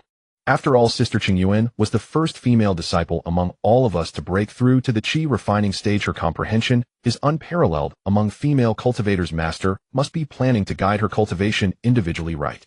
Master clearly values Sister Qingyuan greatly. Perhaps he will impart exclusive Yuehua secret techniques to her. The fragmented whispers of gossip circulated among the group, their eyes filled with curiosity and envy. Su Qingyuan herself was slightly taken aback, a hint of apprehension and confusion flashing in her eyes, but she quickly gathered her emotions and bowed respectfully to Lin Wan as a farewell, turning to swiftly walk towards the Yuehua Hall along the path. After a moment, Su Qingyuan walked along the moonlit bluestone path, lowering her head and furrowing her brows as she entered the Yuehua Hall. Inside, the moonlight flowed quietly, and Lin Fan sat alone at the main seat, his expression calm as he watched the approaching girl. With her hair released from its binding hairpin, Su Qingyuan lost some of the solemnity of a sect disciple. Her black hair cascaded down to her waist, her side profile soft and cool, her long lashes drooping, standing with an air of respectful restraint, surrounded by the spiritual energy of the moon. Once she stood still in the hall, Lin Fan did not engage in unnecessary pleasantries, casually waving his right hand in the air. Several transparent white jade bottles floated out, landing steadily on the ground before Su Qingyuan. Inside the bottles, the pills were round and lustrous, surrounded by wisps of faint silver moonlight, with a subtle fragrance that was soft and contained, not spilling out. These pills were all specially designed for the qi refining stage, compatible with the Yuehua techniques, including the Ningyue pill for stabilizing the foundation, the Juhua pill for accelerating breathing exercises, and the Tongmai pill for resolving spiritual energy blockages, covering the cultivation from the initial to later stages of qi refining. Following the pills, a plain black iron storage ring floated to Lin Fan's fingertip, the ring devoid of any carvings, with a simple and restrained material, having a constant internal space of 20 square meters. This ring has an internal space of 20 square meters and can be recognized by a drop of blood. In the future, you will use it to store your cultivation materials. Lin Fan raised his hand, pushing the storage ring towards her, his tone calm and gentle. Your compatibility with the Yuehua Qingxin technique is extremely high. These pills are exclusively for your qi refining stage cultivation. If you encounter any difficulties with meridian operation or internal vision in the future, feel free to come to the hall to find me and focus on cultivating your mind and progressing steadily. Su Qingyuan's fingertips slightly stiffened as she raised her head to glance quickly at Lin Fan. This master before her appeared to be just over 20, with a handsome and ethereal appearance, a demeanor that was indifferent and aloof, yet he wielded supreme power that transcended the mundane. A clear thought involuntarily arose in her heart. This is clearly Master giving her special treatment. The other 3 breakthrough disciples only received a single bottle of spirit refining pills, while she alone was granted multiple types of accompanying pills and a storage ring. The disparity in treatment was obvious. Despite the tumult of thoughts in her heart, she did not dare to show anything on her face, deeply bowing in respect, her voice soft and reverent. Disciple will remember Master's teachings, diligently cultivate, and will not disappoint your expectations. You may leave now. Lin Fan waved his hand lightly. Su Qingyuan carefully stored the jade bottles and the storage ring, suppressing her surprise, and turned to quickly exit the hall, retracing her steps back to the oxygen viewing platform. At this moment, the atmosphere of laughter on the viewing platform remained unchanged. Lin Wan and the 3 lovely-looking female disciples kept an eye on the entrance of the path, and when they saw her return, they immediately gathered around her, surrounding her by the railing. The first to speak was the most lively female disciple, Lin Wan, her eyes filled with curious gossip, lowering her voice to ask, "Qingyan, what did Master call you over for? We've been curious for a long time." Lin Wan stood in the frontmost position, her brows and eyes carrying pure curiosity, without a hint of comparison, softly adding, "Yes, my brother specifically sought you out. Is he guiding you on cultivation techniques?"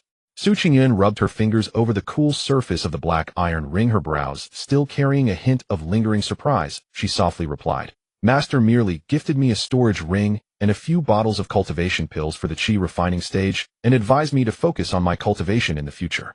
Saying this, she slightly raised her hand, bringing her right hand to the center of everyone's view, the plain black iron ring quietly resting against her fair slender finger, its design exceedingly simple and understated, without any ornate carvings, looking no different from an ordinary iron object. Lin Wan's eyes widened in surprise, instinctively leaning in half a step, her gaze fixated on the ring, her tone filled with amazement. "Is this the storage ring mentioned in the storybook? Is it really capable of storing things without a bag? That's simply incredible." Beside her, the gentle and reserved female disciple Suzy bit her lip and chuckled lightly, her eyes curving into a playful arc, her gaze darting between Su Qingyuan's reddened ears and the ring, lowering her voice teasingly. "Not just incredible, you know, in Blue Star, gifting a ring often carries another special meaning." The other 2 instantly understood, exchanging knowing glances, their eyes shimmering with gossiping amusement, the air around them tinged with the light-hearted banter of the girls. Lin Wan immediately chimed in teasingly, saying, Yes, it's only Yu Qingyuan who received the storage ring alone. This special treatment is just too obvious. Who knows, before long Qingyuan might just become our Yuehua Pavilion's matriarch." With several teasing remarks, the viewing platform erupted into light, tinkling laughter. Su Qingyuan's cheeks instantly flushed with a light pink, her ears turning bright red, hurriedly retracting her right hand and hiding it behind her, her gaze flitting nervously, both shy and flustered, softly retorting, "You all mustn't say such nonsense. Master only values my cultivation talent, and there is no other meaning." Yet her long lashes trembled slightly, and deep inside a sense of indescribable emotions began. After some playful banter, as the moonlit evening breeze grew cooler, the girls reined in their teasing thoughts, exchanging farewells before returning along the path to their respective private quarters. The residences of the Yuehua Pavilion disciples were all fully furnished with a strong sense of privacy. The other four girls returned to their rooms to freshen up and rest, but Lin Fan kept pondering the earlier gossip, feeling a growing curiosity. After hesitating for a moment, she turned and walked away from the corridor, heading back to the Yuehua Hall. At this time the hall's lights were dimmed, only the soft silver-white moonlight lamps remained around the main seat, where Lin Fan sat alone reading through texts with a calm demeanor. Lin Fan walked quietly to the foot of the stairs, looking up at Lin Fan, her bright apricot eyes sparkling with curiosity as she bluntly asked, "Brother, do you like Sister Qingyuan?" Lin Fan's fingers froze on the page he was turning, raising his eyes to meet his sister's earnest gaze filled with speechlessness, his brows slightly furrowed as he helplessly replied, "No, I have no romantic feelings for her at all." Lin Fan covered her mouth, laughing with her eyes squinting into crescent moons, her tone teasing, "But you gave her a storage ring and a lot of pills, and none of the other brothers received such treatment. I thought Sister Qingyuan was going to become my sister-in-law." Hee. Lin Fan put down the book in his hand, his expression turning serious. "Impossible. I'm rewarding her solely based on her talent, nothing more. Little sister, don't let your imagination run wild, and don't follow others in gossiping in the future." Seeing Lin Fan's determined expression devoid of any hint of jest, Lin Fan stuck her tongue out, obediently nodding in acknowledgement. "I understand, brother. Go rest now." Lin Fan gestured for her to leave. Lin Fan said no more, giving a polite bow before turning to exit the hall. At the same time, Su Qingyuan returned to her own room. She locked the door behind her, shedding the plain uniform of the outer disciples, changing into a loose moon-white home outfit, and sat cross-legged on the soft mat by the bed. The teasing words from earlier still echoed in her mind, her ears still faintly burning. Feeling flustered, she took out her ultra-thin smartphone synchronized with the moon and earthed the home page, automatically displaying her previously saved readings, the title glaringly prominent, "The Overbearing Master Falls in Love with Me." The page summary and plot tags resonated strongly with her own experiences today. Her fingers stiffened slightly as she stared at the title. The image of Master summoning her alone and privately bestowing treasures reappeared, and her cheeks quietly flushed with a light red. Time flew by, and 3 months passed in a flash. The atmosphere of cultivation within the Moonlight Pavilion remained orderly and solemn as the 72 disciples diligently practiced their breathing exercises day and night, honing their skills and steadily advancing in their cultivation. Thanks to the unique and rich spiritual energy of the moonlight, combined with the sect's abundant resources for medicinal pills and the orthodox purity of the techniques, the vast majority of disciples in the pavilion had already broken through their bottlenecks and firmly entered the initial stage of qi refinement, establishing a solid foundation. While everyone made significant progress in their cultivation, Su Qingyuan stood out alone. With the resources provided by Lin Fan and the continuous nourishment from various qi refinement pills, along with her exceptional innate talent, her cultivation speed far surpassed all her peers, having already left them behind and successfully stabilized her entry into the mid-stage of qi refinement. Surrounded by increasingly refined and rich moonlight spiritual energy, her aura became ever more ethereal and transcendent, far exceeding her peers who were still polishing their foundations in the initial stage of qi refinement. She was undoubtedly the foremost disciple of the Moonlight Pavilion.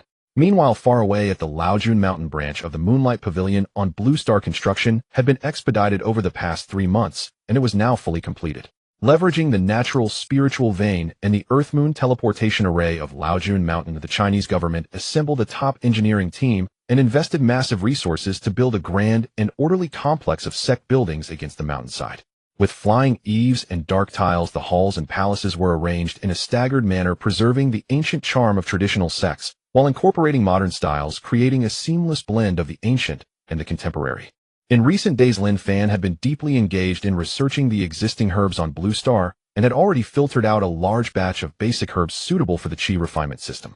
These herbs were all common and abundant plants native to Blue Star, which could be used to refine low-level cultivation pills, sufficiently meeting the daily cultivation needs of the disciples of the Moonlight Pavilion and stabilizing their foundations.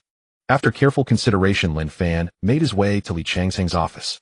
Li Changsheng was still busy handling the coordination matters between the lunar base and the Blue Star branch. Upon seeing Lin Fan's arrival, he immediately set aside his work and respectfully stood to greet him. Lin Fan raised his hand to signal him to remain seated, directly stating his purpose. With a flick of his fingertip, a neatly folded piece of plain rice paper floated into view, landing steadily on the desk. The list of all the herbs listed on this paper is the inventory of basic herbs from Blue Star that can be used for alchemy and cultivation. Li Changzheng quickly bent down to pick up the paper and examine it closely. The handwriting on the paper was neat and clear, listing over 100 familiar herbal materials, including common plants found in the mountains, as well as valuable medicinal herbs that were cultivated on a large scale. Each herb was accompanied by a brief note on its refining uses and compatible formulas, clearly structured and easy to understand. Lin Fan slowly explained, after days of research, I have confirmed that the spiritual energy compatibility of these native Blue Star herbs is sufficient. There is no need for external spiritual materials to assist. Various basic qi refinement pills can be refined from them, which will adequately support the cultivation consumption of everyone in the Moonlight Pavilion at this stage, eliminating the need to rely solely on the pills I previously refined. Li Changzheng's heart was increasingly shaken as he realized that this thin list of herbs was equivalent to completely opening the doors to a local extraordinary alchemy system for China, holding immense significance. Before he could express his gratitude, Lin Fan continued calmly, I will hand this list over to you, with the government taking full responsibility to coordinate the planting, procurement, screening, and transportation of herbs nationwide, unifying the collection of these alchemical materials and delivering them to the lunar base and the Laojun Mountain Branch's alchemy room in batches. As a reward for the national effort in gathering these herbs, I will allocate 30% of the output from all mass-produced basic pills to be handled by the government. These pills can be used for rewards for top researchers and for soldiers guarding the borders, as well as serving as high-end benefits for the country to cultivate top local talents.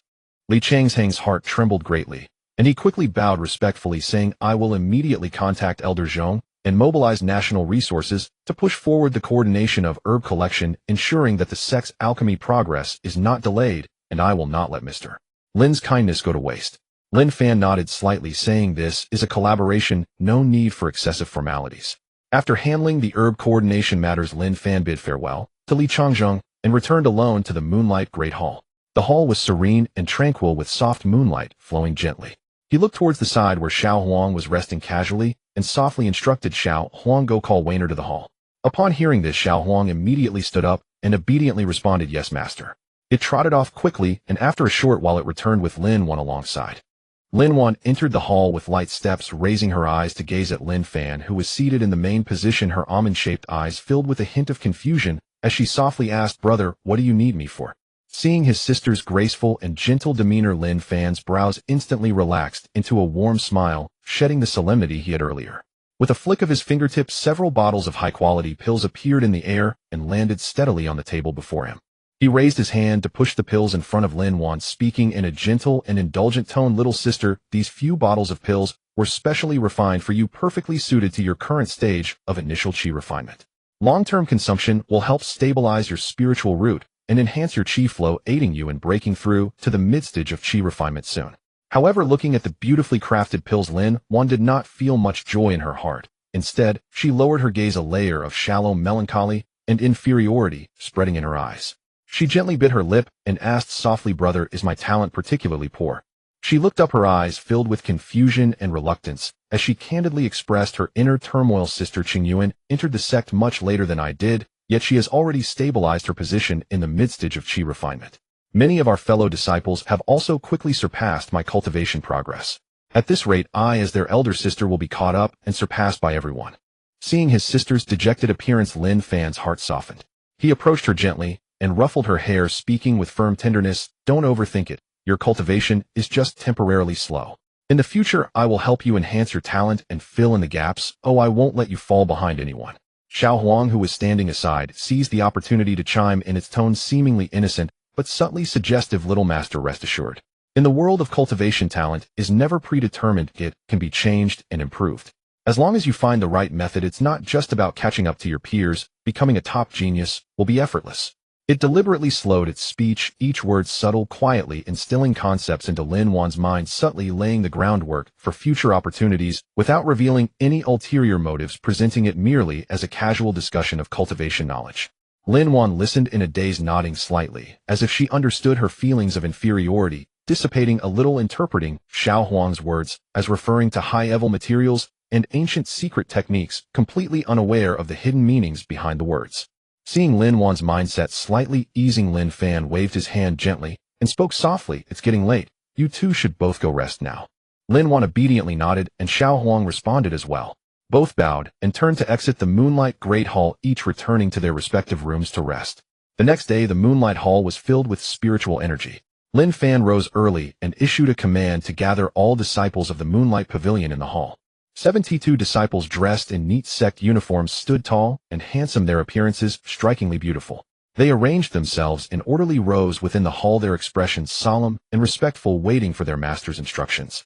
After 3 months of rigorous cultivation, everyone's breath became calm and restrained, having long shed the naivety and restlessness of their initial entry into the sect, now embodying the demeanor of true cultivators.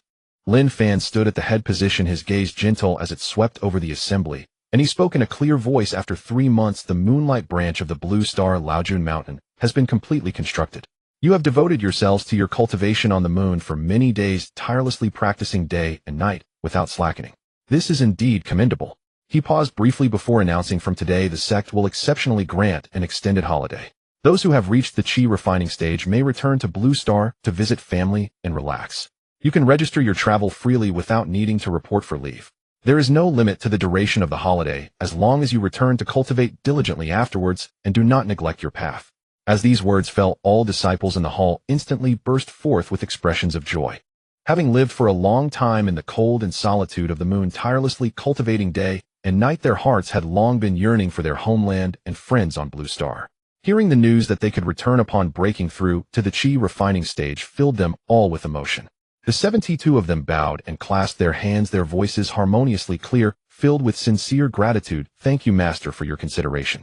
Lin Fan raised his hand slightly to signal them to disperse. Go ahead, remember to use spiritual energy to protect your body during the transfer. The disciples bowed once more and exited the hall in an orderly manner, leaving Lin Fan, Lin Weiner, and Xiao Huang alone in the now quiet and spacious hall. Lin Weiner looked up at Lin Fan, her eyes bright, and her tone cheerful and soft. Brother, the Laojun Mountain branch has been completed and Blue Star has become much livelier. Why don't you go back and take a look? Lin Fan lowered his gaze towards his little sister, a gentle smile in his eyes, and replied in a tone filled with affection, the world's splendor is but fleeting clouds. With you by my side, that is enough for me. Hearing this, Lin Weiner's cheeks flushed slightly, and she couldn't help but teasingly shake her head, her tone lively and playful. Brother, you can't just keep revolving around me. You should have your own life too. I've been looking forward to when you will bring home a gentle and beautiful sister-in-law. The sudden teasing left Lin Fan both amused and helpless. He raised his hand to give her head a gentle rub just as he was about to retort, when soft and graceful footsteps approached from outside the hall. Su Qingyuan walked into the hall slowly, her plain sect uniform accentuating her graceful and beautiful figure, surrounded by a halo of moonlight spiritual energy, her aura ethereal and transcendent. She approached Lin Fan, respectfully bowing and greeting her expression sincere and earnest. Master. After rising from her bow, she looked up at Lin Fan and earnestly invited, thanks to Master's repeated extraordinary rewards and careful guidance, I was able to break through to the mid-Qi refining stage in just 3 months. I have been filled with gratitude. With the sect granting a holiday, I wish to humbly invite Master to my home on Blue Star for a simple home-cooked meal as a token of my appreciation. Lin Fan nodded slightly, just about to politely decline this kindness. However, before he could speak, Lin Weiner had already stepped in, her eyes sparkling with a smile, as she responded cheerfully, sure. With Qingyuan's kind intentions, my brother will definitely agree. We'll be there on time. As she finished speaking, Lin Weiner subtly nudged Lin Fan's arm, her eyes gleaming with mischief, clearly wanting to play matchmaker for the two. Seeing his little sister so enthusiastic, Lin Fan felt helpless. The words of refusal lingered on his lips, but ultimately did not come out. Meanwhile, the disciples of the Moonlight Pavilion who had reached the Qi refining stage were using the lunar transfer array to return to Blue Star, each going back to their hometowns to rest and visit family. Xiao Jin was among the most eager to return. He was eager to return home, quickly packing his belongings, and then used the transfer array to directly land on Blue Star, rushing back to the Special Forces camp where he had previously served. The sounds of training in the camp were deafening. The atmosphere, filled with passion, remained familiar. The soldiers moved with tall postures and resounding steps, presenting a scene of vigorous vitality. Xiao Jin, dressed in a refreshing sect uniform, had undergone a remarkable transformation in demeanor, surrounded by a faint aura of moonlight spiritual energy, standing out conspicuously in the camp. The old squad leader, who was leading a patrol inspection, caught sight of him and instantly stopped in surprise, quickly walking over to examine the dramatically changed Xiao Jin, with curiosity, asking Xiao Jin, "Why have you suddenly returned? I remember you went to the moon to cultivate with that moon master, didn't you?" Hearing the title Moon Master, Xiao Jin's expression darkened instantly, and he corrected squad leader, "That is my master. Please don't casually call her Moon Master, it's too strange." The old squad leader grinned upon hearing this, looking enlightened, as he explained, "You can't blame us.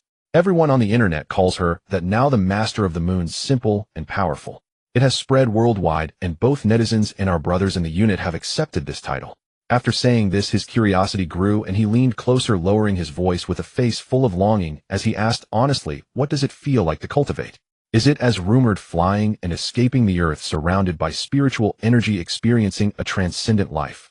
Xiao Jin recalled the days of hard cultivation on the moon, his brow relaxing as he spoke earnestly. "It feels great, like stepping into an entirely new world, transcending worldly constraints, strengthening the body, and refining the soul, an opportunity unimaginable for ordinary people."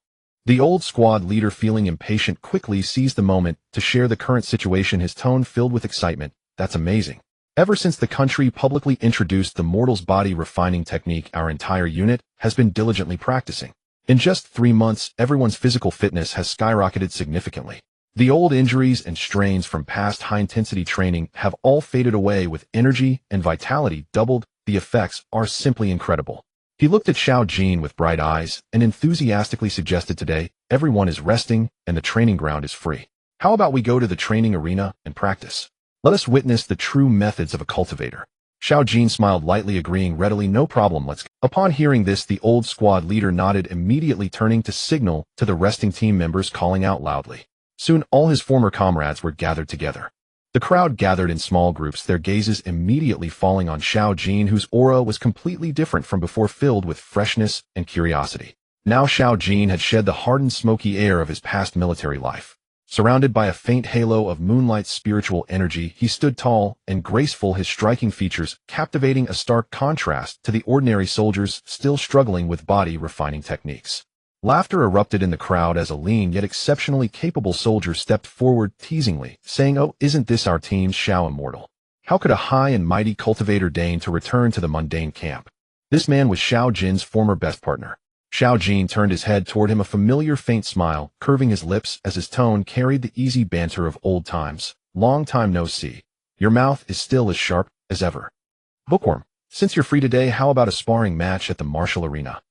The bookworm's eyes blazed with fierce competitiveness. He lifted his chin and accepted without hesitation. "Bring it on. Don't think your cultivation on the moon gives you an automatic edge over me.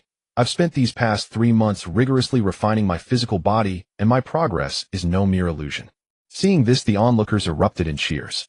Laughing and chatting, the group gathered around the two men and hurried toward the spacious central martial arena. Its flat sandy expanse stretched wide and open, windless, undisturbed, perfect for a friendly bout.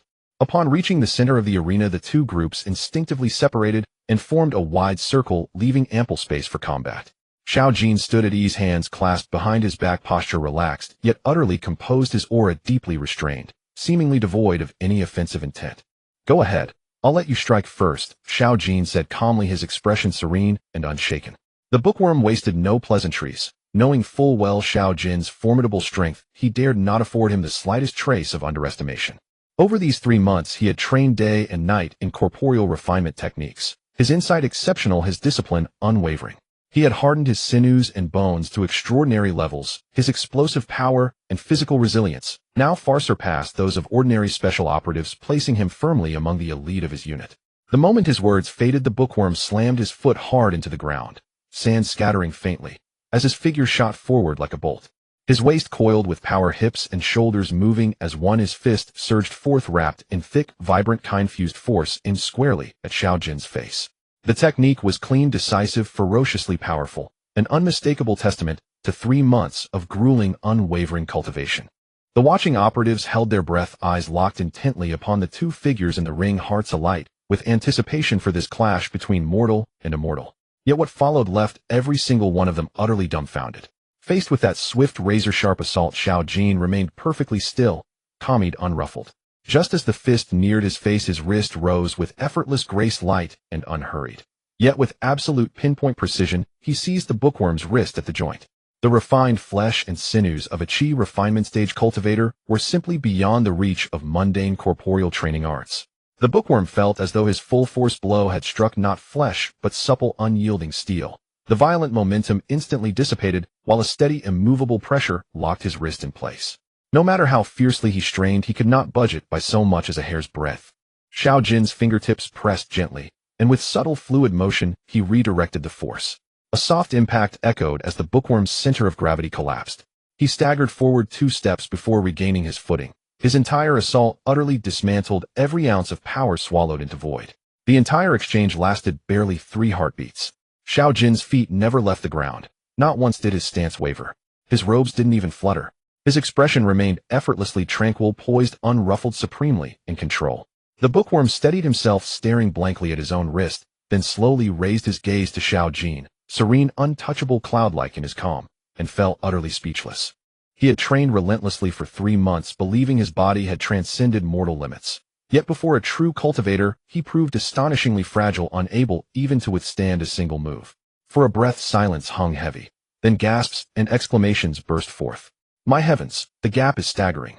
The bookworm is already our unit's top corporeal trainer, yet he couldn't block even one of Xiao Jin's strikes.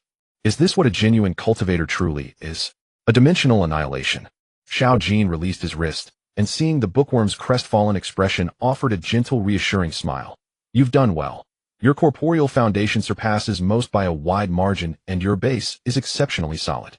But earthly corporeal arts, however refined, can never rival orthodox cultivation. They belong to entirely different realms of existence. The bookworm shook his tingling wrist, utterly humbled, his eyes shimmering with sincere admiration as he breathed out, awestruck. Truly extraordinary.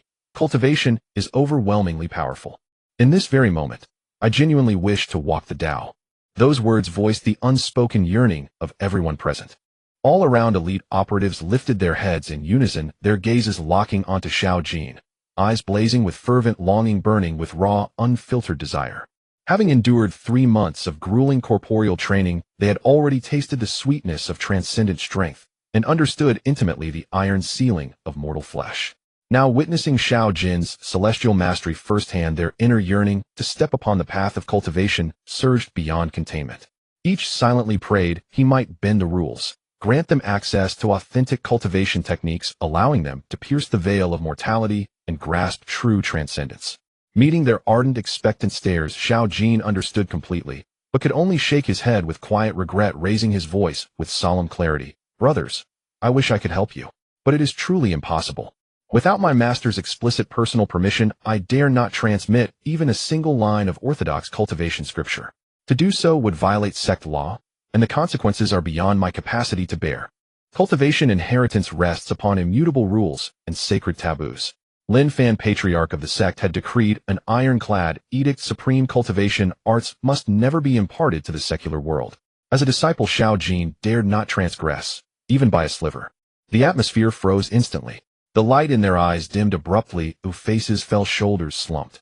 Every soul wore the unmistakable mask of profound disappointment, their deepest hopes dashed to dust. Sensing the mounting heaviness, Senior Sergeant stepped forward, clapped Xiao Jin on the shoulder, and broke the tension with a warm, easy laugh. Let's not press, Xiao Jin. Strict sect discipline is a blessing, not a burden. After all, without order there can be no harmony. Merely learning corporeal refinement arts to fortify health and extend life is already a celestial boon for us. One must not covet too much. Yet despite his words, the sorrow in their eyes remained untouched. Xiao Jin gazed upon his former comrades, battle brothers who had stood shoulder to shoulder with him, and felt a deep pang of sorrow. Yet he could do nothing. After a moment's pause, he reached into his pocket, pulled out his phone, unlocked the screen, and opened the top-end WeChat group chat. Its name glowed clearly: Yuehua Pavilion Main Group. Messages flooded the chat. Disciples returning home for family visits shared light-hearted updates, filling the channel with warmth and vitality. Xiao Jin's fingers danced across the screen. Brothers and sisters, what are you all up to right now? The reply came instantly. 1-1. The most vivacious and spirited among them popped up first, on my way home gazing at Blue Star's landscapes. Shame the master insists we must reach Foundation establishment before forging flying swords and soaring through the skies. Otherwise I'd fly straight back in style. What a pity. Others quickly joined in. Jokes and teasing replies cascaded down the screen. Some complained about the monotony of lunar cultivation, others marveled at Blue Star's vibrant earthly charm, Still more joked about hastening their foundation establishment to soar freely across heaven and earth. The group's energy swelled brighter than ever. Seizing a lull in the banter, Xiao Jin typed again, "I've just returned to my former military unit and sparred with my old comrades.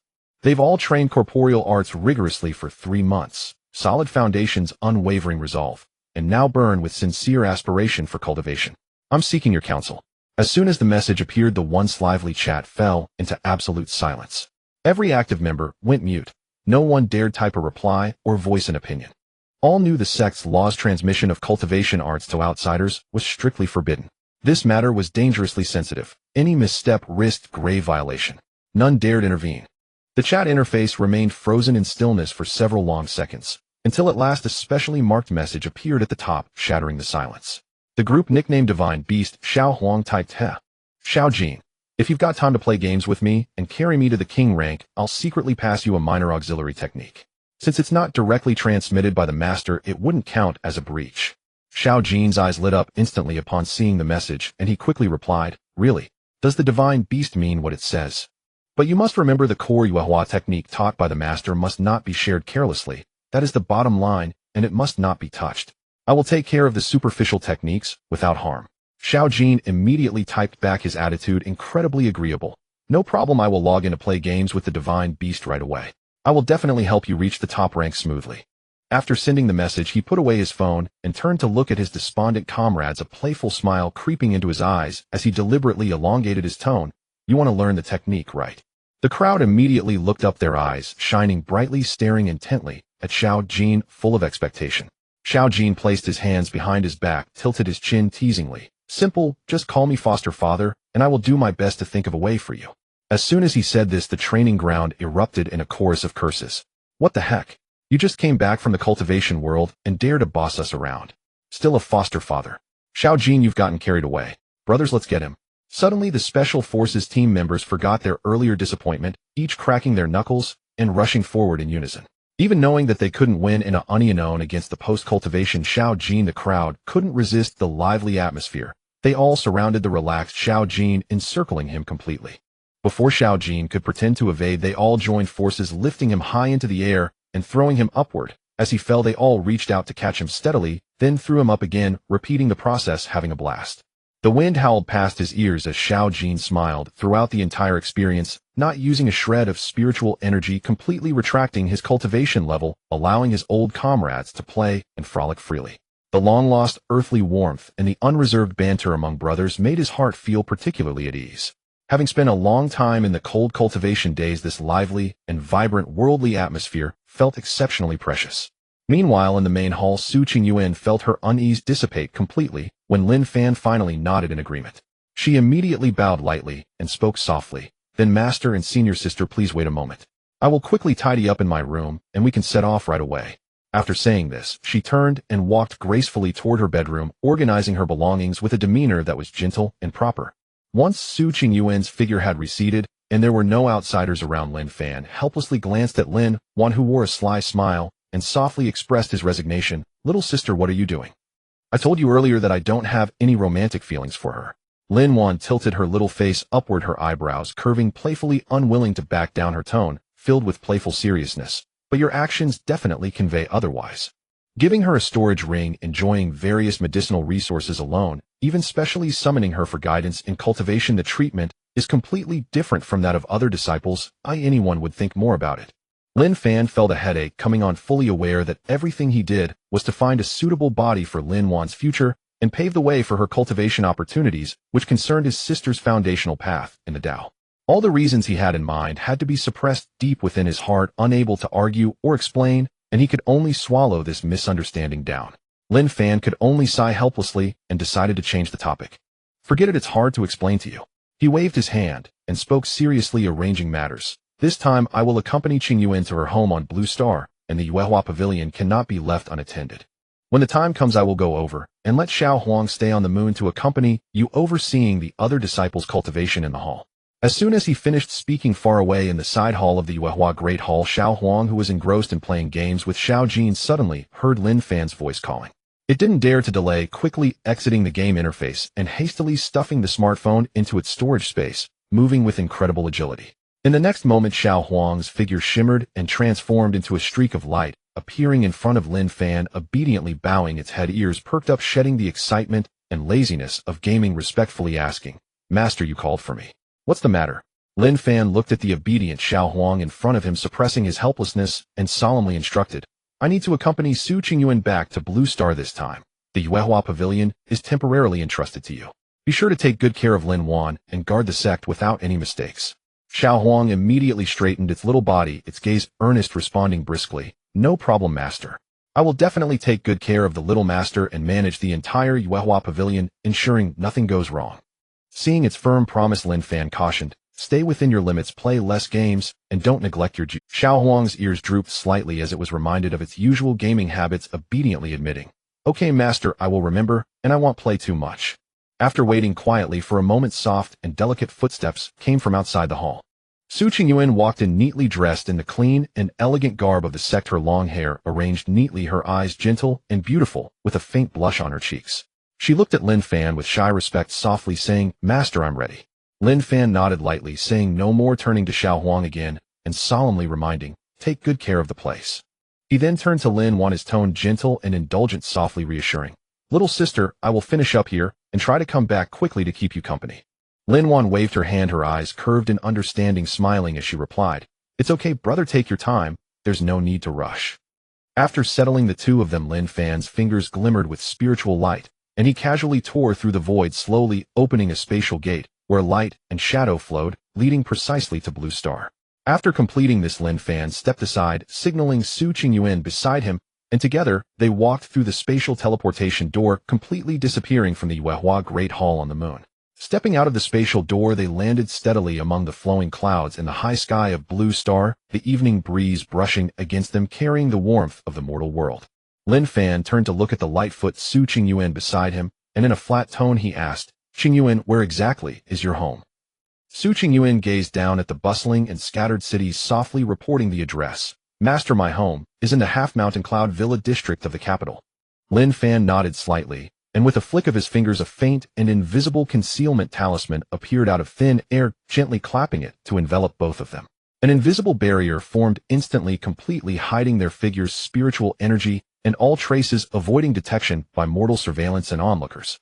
After finishing the concealment, he lightly lifted Su Qingyuan's figure with his spiritual energy, soaring into the sky, toward the capital, their figures graceful and ethereal. The journey was long, with gentle winds and warm air above the clouds. Su Qingyuan looked at Lin Fan, who appeared calm, feeling a bit shy and apprehensive. She softly asked, "Master, what kind of dishes do you like to eat? What flavors?" "I will inform my sister to prepare the ingredients so that we won't be lacking in hospitality." Lin Fan replied plainly, "I have been fasting for many years, so you can handle it as you wish." Upon hearing this, Su Qingyuan's cheeks flushed slightly, and she obediently nodded. She raised her hand to unlock her phone and sent a message to her sister. Not long after, Lin Fan arrived at the destination under Su Qingyuan's guidance. He retracted his spiritual energy, removed the concealment talisman, and landed steadily on the bluestone ground in front of the Su family's courtyard. He raised his gaze and quietly surveyed the surroundings, assessing the elegant courtyard. Su Qingyuan stepped forward, pushed open the courtyard door with a gentle hand, and gestured invitingly with a soft and respectful tone, "Master, please enter." Lin Fan nodded slightly, walking calmly into the courtyard. His gaze casually swept over the scattered flowers and plants and the neat bluestone path, his demeanor serene and unruffled. Su Qingyuan promptly followed and closed the courtyard door, quickly walking to the main house to unlock and open the door. Inside, the room was bright and tidy with a warm atmosphere, yet it was exceptionally quiet, devoid of any human voices. She frowned slightly and softly called out twice into the room, "Qinghe, little sister." The spacious living room only echoed with a faint response, with no one answering. After calling out several times without seeing Su Qing's figure, Su Qingyuan felt a flash of confusion in her heart. She turned to Lin Fan beside her and said softly, "Master, please take a seat and rest for a moment while I give my sister a call to check on her situation." "No worries," Lin Fan replied casually, slowly walking to the sofa in the living room to take a seat. Su Qingyuan then took out her phone, skillfully dialing Su Qing's number.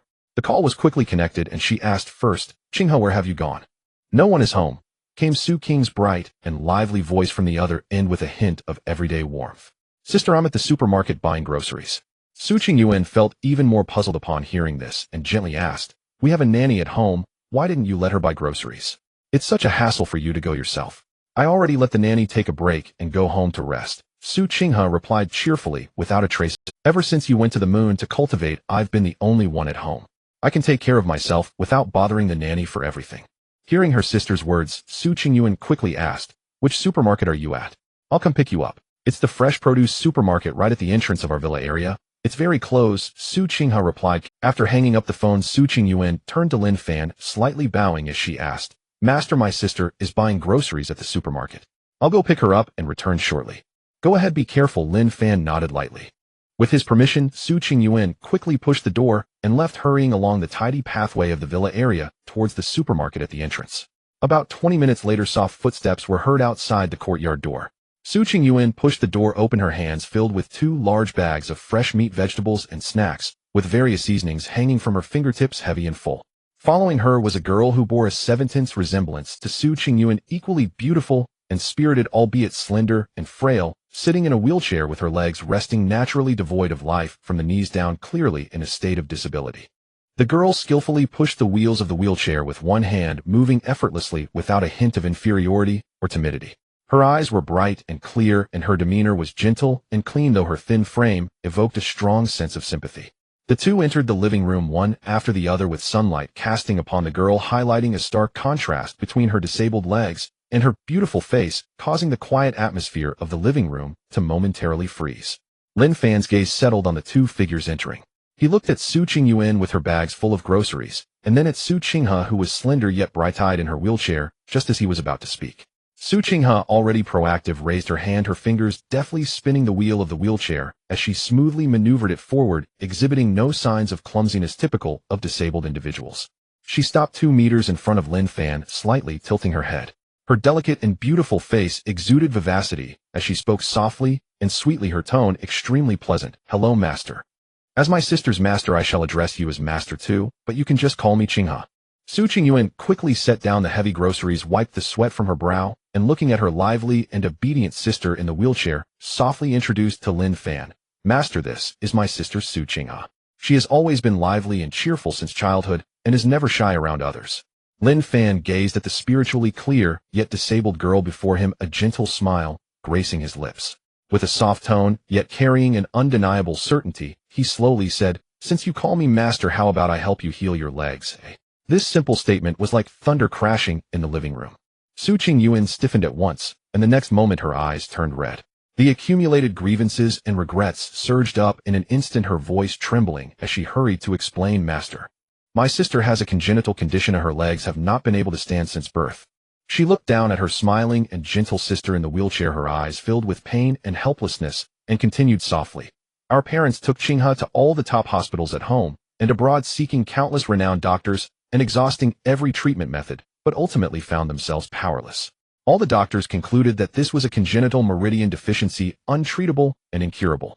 Later, Qinghe, unwilling to accept this fate, relied on her own talent to get into the top medical university in the capital, majoring in neurology and body rehabilitation, determined to use her knowledge to heal herself, yet she has always found herself at a loss. The despair of years without effective treatment and the pain of watching her sister live alongside her wheelchair weighed heavily on Su Qingyuan's heart, and at this moment Lin Fan's words completely triggered her emotions, tears welling up in her eyes. Seeing her sister's eyes redden and her voice catch in her throat, the originally lively expression in Su Qing's eyes softened instantly. She quickly spun the wheel of her wheelchair, with one hand moved closer to Su Qingyuan's side, and gently grasped her sister's wrist, soothing her softly. Sister, I'm fine, I don't cry. Lin Fan approached Su Qinghe in the wheelchair, his gaze slightly focused. A formless and gentle divine sense quietly spread out, intricately probing into the muscle, meridian, and bone structure of Su Qing's legs, comprehensively understanding her physical condition.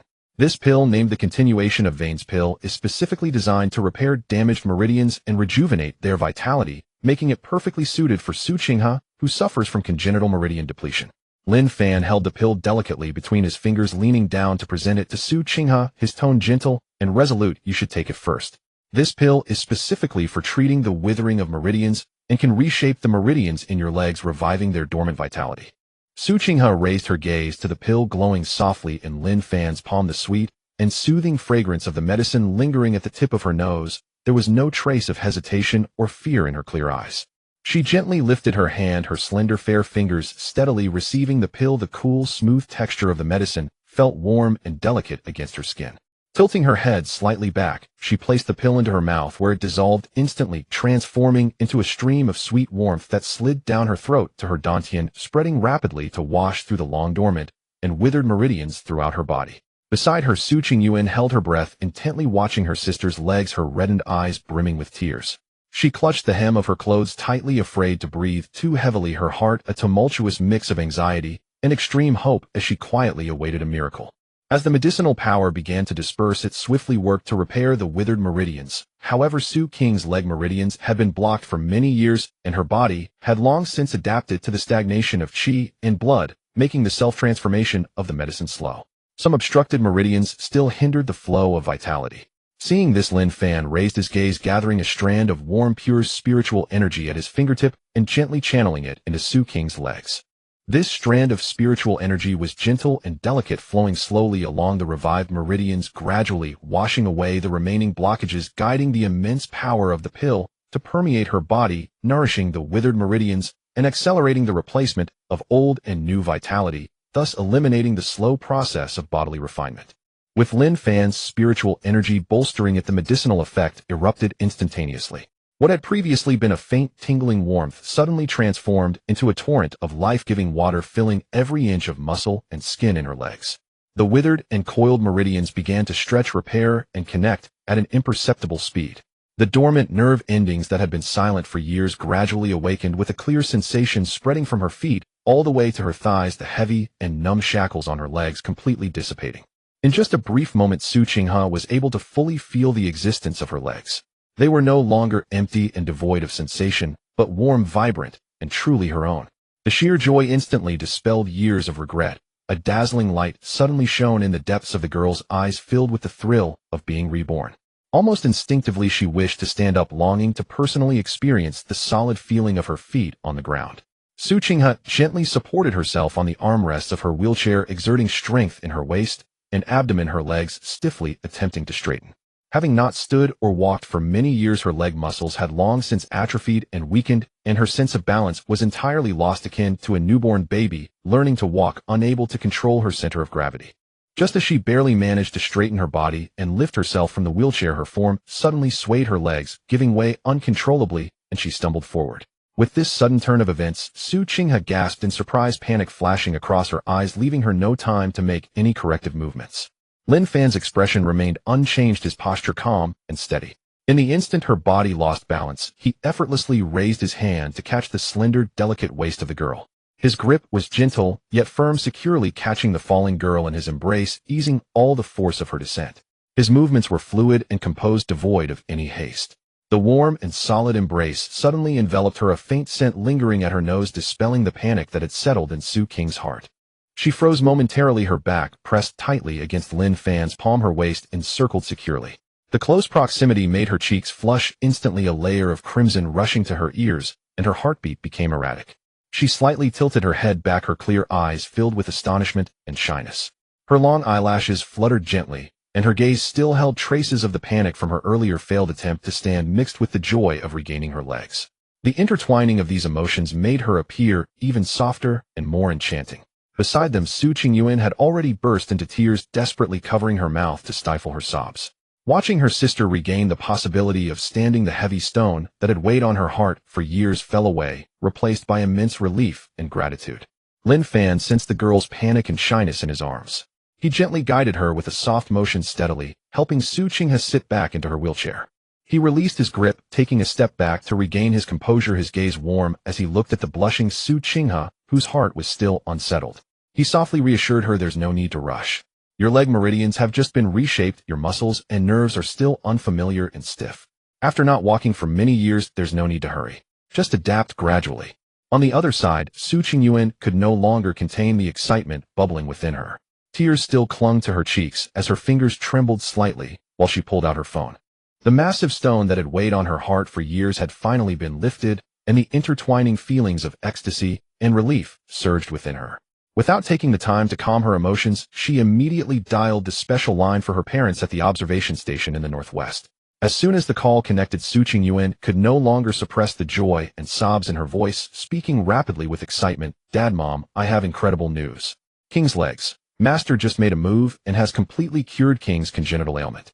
Her legs have regained sensation, and soon she will be able to stand and walk normally. On the other end of the line, there was a moment of stunned silence followed by urgent and trembling questions from her parents. The two who had long been stationed in their research positions and were usually calm now spoke with disbelief, joy, and emotion, their excitement palpable even across the miles. Hearing this, Su Qinghe smiled gently, her eyes glimmering with tears. She turned to Lin Fan, who stood calmly before her, filled with gratitude and warmth, and softly said, "Thank you, Master." Lin Fan responded with a calm and gentle demeanor, "It's nothing. Since you call me Master, it's but a small effort on my part. No need to take it to heart." Beside them, Su Qingyuan gradually calmed her surging emotions, raising her hand to wipe away the tears on her cheeks, her eyes still filled with warmth and gratitude. She glanced down at the fresh ingredients piled up at her feet, then turned to Lin Fan, bowing slightly, and softly said, "Master, I will head to the kitchen to prepare the ingredients. You can rest in the living room for a while." Lin Fan nodded slightly. "Go ahead." Su Qingyuan said no more, carrying the heavy ingredients as she quickly walked towards the kitchen, gently closing the door behind her to create a space for solitude, leaving the spacious and quiet living room to the two of them. The living room fell silent instantly, with only the faint sound of the wind outside and the gentle flow of air within the room. After a brief silence, Su Qinghe, sitting in her wheelchair, raised her gaze to Lin Fan, who stood tall and graceful before her, and softly said, "Master, I would like to go back to my room." "You may," Lin Fan replied calmly, offering no objections. Su Qinghe nodded slightly, her slender fingers skillfully maneuvering the wheelchair's wheels as it slowly glided toward her room. Her movements were gentle and restrained, devoid of any urgency. Though her figure was slender, she carried herself upright. Even while still seated in the wheelchair, her eyes sparkled with the light of new life. A moment later, Su Qinghe gently pushed open her bedroom door, stepping into the elegantly quiet room, and closed the door lightly behind her to cut off all sounds from the living room. In the enclosed quiet room, she paused her wheelchair, slightly lowering her head, her nose gently twitching as she reveled in the refreshing scent that lingered around her, refusing to dissipate. It was the unique scent of Lin Fan. For over 20 years, she had been trapped in a flawed body and had long since given up hope for life. The world only knew Su's youngest daughter as cheerful, vibrant, and optimistic, but little did they know that all her liveliness and brightness were merely displayed in front of family and loved ones.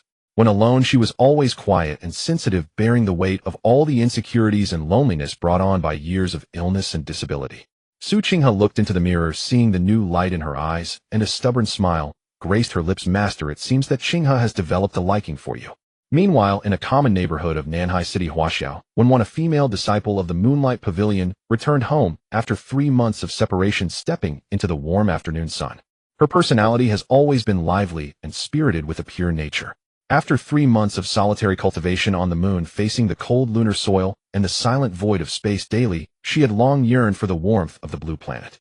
Having received special permission from her master for an extended leave, she quickly bid farewell to her fellow disciples, walking with light steps, filled with joy at the thought of reuniting with her family.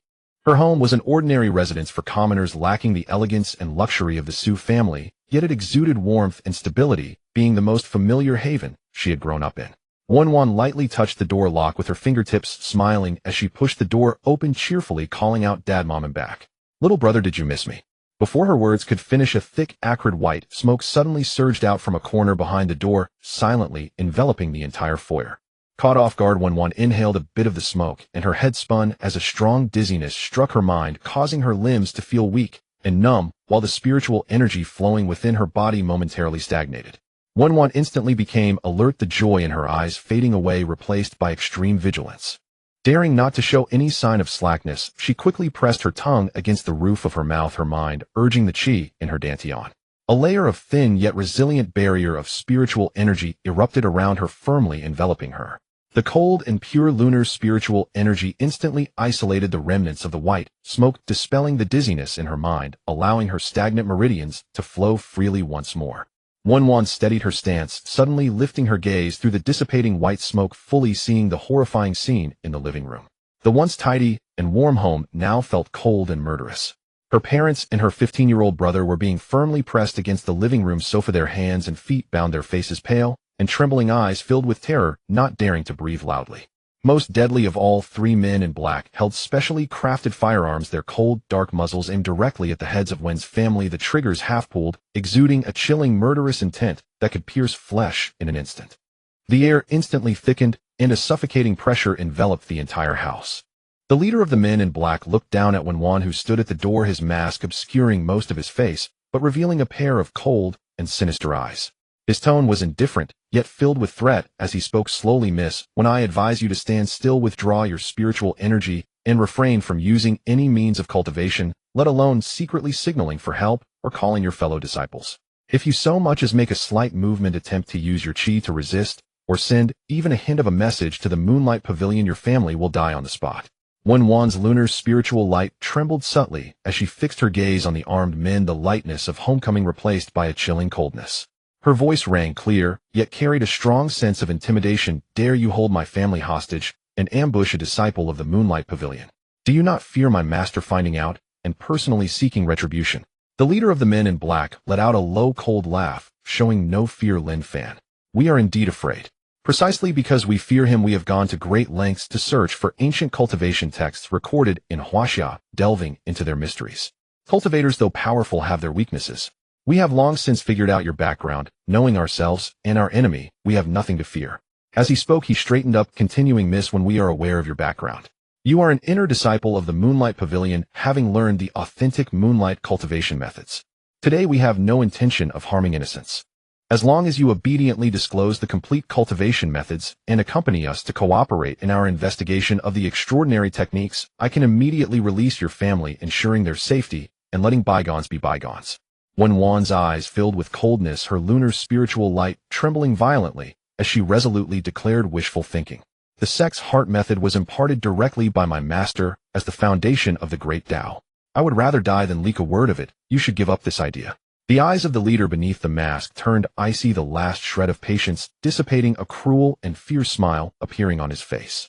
"If soft and hard measures won't work, then don't blame us for being rude." As he spoke, he turned to one of his subordinates beside him, shooting a cold glance, his movement swift and decisive. One of the men in black stepped forward, immediately grabbing a soft cushion from beside the sofa, pressing it tightly against Wan's brother's legs, completely suppressing sound and preventing any cries of pain from escaping. In the next moment, the black-clad man raised a pitch-black silenced pistol, aiming it at the small leg covered by the cushion. Without a moment's hesitation, he suddenly pulled the trigger. The faint, muffled sound of the silenced gun quickly vanished into the air, the cushion instantly soaked in blood, the warm stains slowly spreading along the fabric's texture. The boy, already firmly bound and unable to move, suddenly felt excruciating pain, his body convulsing violently, cold sweat instantly covering his forehead, his pale face etched with extreme agony, yet muffled by the cushion, he could only emit faint choked sounds. This bloody and brutal scene completely shattered the psychological defenses of Wen's parents. They were firmly pressed against the sofa, helplessly watching their youngest suffer, their eyes instantly turning red, tears streaming down as they trembled uncontrollably. "Wan, don't be stubborn." Her mother's voice was hoarse and choked, filled with a broken plea, every word soaked in blood. "Your father and I are not afraid of suffering, but your brother is still young and can't withstand this torment. It's just a technique. Just say it. Life is more important." Beside her, her father also reddened his eyes, suppressing his deep anger and humiliation, urgently advising, "Daughter, be obedient. Don't gamble with your brother's life." The pleas of her parents, her brothers trembling in pain, and the spreading bloodstains felt like sharp knives stabbing deep into Wan's heart. The lunar spiritual energy surrounding her became tumultuous, the resilience in her eyes completely cracking, and feelings of heartache, despair, and helplessness surged through her. She clenched her fists tightly, her knuckles turning white, her jaw set tight, watching her family suffer, the last shred of her stubbornness crumbling completely. She knew these desperate men would act on their threats. If she continued to resist, her brother would only suffer more cruel harm, and their families' lives would be at stake. After a long moment, Wan closed her eyes, and when she reopened them, only exhaustion and compromise remained. Her voice was hoarse and dry, filled with deep helplessness. "All right, I agree to you." She looked directly at the leader of the men in black, her tone firm, setting her terms. "I can clearly explain the Moonlight Heart method, providing you with the complete mantra and operation methods, but you must release my parents and brother, allowing them to leave here safely." The leader of the black-clad men, seeing her finally relent, revealed a hint of a sinister smile in his eyes, slowly raising his hand to signal his subordinates, "Stop the bleeding and bandage him. Don't let a corpse delay our business." Two black-clad subordinates immediately stepped forward, skillfully tearing open the boy's torn pants, leg, pulling out a first aid kit they carried quickly, cleaning the wound, stopping the bleeding, and wrapping it with a bandage. Their movements were professional and swift, clearly seasoned veterans of such coercive tasks. After the bandaging was complete, they still did not untie him. They merely stopped the bleeding, temporarily preventing the boy from going into shock. The person is fine for now. Oh, if you want them to leave intact, it depends on your sincerity. The leader of the black-clad men spoke flatly, his tone carrying an absolute control. Step forward and stand in the middle. A sense of vigilance sprang up in Wenwan's heart, but she dared not disobey, and could only suppress her unease, slowly walking to the empty space in the center of the living room, her surrounding moonlight spiritual energy completely retracted, no longer showing any signs of resistance. Just as she steadied herself, the leader of the black-clad men suddenly shifted to the side, drawing out a sharp dagger with a chilling gleam from his waist. The blade glimmered with cold light, its edge menacing. Before Wenwan could react, he quickly stepped forward, exerting force with his wrist, the dagger's tip precisely aimed, stabbing fiercely towards Wenwan's lower abdomen, targeting her dantian. This strike was swift, accurate, and ruthless, without any hint of warning, aimed directly at the foundation of the cultivator's practice. PFF. The blade pierced through skin and flesh, a faint sound of tearing flesh echoed. Wenwan's body suddenly stiffened, a violent pain surged through her, a tearing agony radiating from her dantian, and the moonlight spiritual energy that had circulated around her instantly dissipated, chaotic and exhausted. Her face turned pale as paper, her body staggered, as if she would fall, cold sweat instantly soaking her back, staring incredulously at the black-clad man before her. The leader of the black-clad men firmly pressed down on the dagger's handle, ensuring the blade did not penetrate too deeply. His tone was cold and indifferent, carrying a hint of mockery as he slowly said, "Miss Wen, don't blame me for being ruthless. It is clearly written in novels and records of cultivation that as long as a cultivator's dantian isn't destroyed, there will always be a hidden danger of turning the tables. Only by completely shattering your dantian's foundation can we truly feel at ease." He slightly leaned forward, drawing closer to the trembling, Wenwan, his tone feigning civility. "Thank you for cooperating, Miss Wen. This step is an essential insurance." The cold dagger pressed firmly against Wenwan's abdomen wound, the intense tearing pain constantly eroding her consciousness, and her dantian's spiritual energy completely shattered and dissipated, her entire cultivation foundation forcibly ruined. She felt utterly weak and limp, lacking even the strength to stand, her body swaying dangerously, her eyes filled with profound anger and unwillingness, yet her lost cultivation left her with no power to resist. The leader of the black-clad men looked at her pale and exhausted form, completely devoid of any threat, the corners of his mouth curling into a cold and sinister smile as he slowly withdrew the dagger. As the blade moved away, warm blood gushed out violently through the fabric, instantly soaking the entire front of her clothes. Wenwan's body swayed and fell forward. The foundation of a sect disciple is no different from that of an ordinary person when it comes to being ruined, the black-clad man scoffed quietly, turning to his subordinates and ordering in a low voice, "Take them all away, leave no traces behind." Several black-clad subordinates immediately sprang into action, pulling out an odorless and colorless potent knockout gas from their specially prepared packs. Wenwan's parents, already mentally shattered and tense, could not evade, and as the gas invaded their nostrils, their eyelids grew heavy, their tense bodies suddenly relaxed, and they slumped onto the sofa, falling into deep unconsciousness. The injured boy, enduring intense pain, was already weak from blood loss, and upon inhaling the gas, he instantly lost consciousness, his head drooping limply on his shoulder, completely falling asleep. With her dantian shattered and cultivation utterly lost, Wenwan barely sustained her consciousness with the last bit of will, but the remaining spiritual energy was no longer sufficient to protect her, and the knockout gas rapidly invaded her flesh and consciousness. A wave of heavy fatigue and dizziness engulfed her, her vision rapidly blurring, and the last thing she saw was the cold and unfeeling mask of the black-clad man. In just a few breaths, Wenwan could no longer hold on, her eyes closed, her body softly collapsing to the ground, falling into deep unconsciousness with no further movement. Everyone in the room fell into a deep slumber, leaving no sound behind. The black-clad men acted with extreme meticulousness, clearly defined roles and swift actions. One person quickly stepped forward, carefully lifting the unconscious Wenwan to avoid further injury, while others securely carried her parents and younger brother, moving quietly without making any unnecessary noise. The remaining personnel quickly cleaned the scene, collected firearms and knives, dispersed the lingering knockout gas, erasing all traces of their presence, restoring the house to its original neat appearance. Once everything was handled, the group quietly exited the residence, with the four unconscious individuals gently locking the door behind them, quickly retreating through the hidden blind spots of the community's surveillance, merging into the depths of the city streets, completely disappearing into the afternoon crowd, leaving behind a seemingly peaceful, yet secretly perilous ordinary residence. In a villa in the capital, not long after the kitchen was filled with a faint and fresh aroma smoke rising. Su Qingyuan was skilled in cooking, transforming fresh fruits and vegetables into exquisite home-cooked dishes, with a colorful arrangement of meat and vegetables, their vibrant colors alluring, and the steam wafting around filled with the warmth of mundane life. She brought plate after plate of home-cooked dishes to the dining table, wiped the thin sweat from her fingertips, and softly said, "Master, the meal is ready, with simple home cooking. I hope you won't find it distasteful."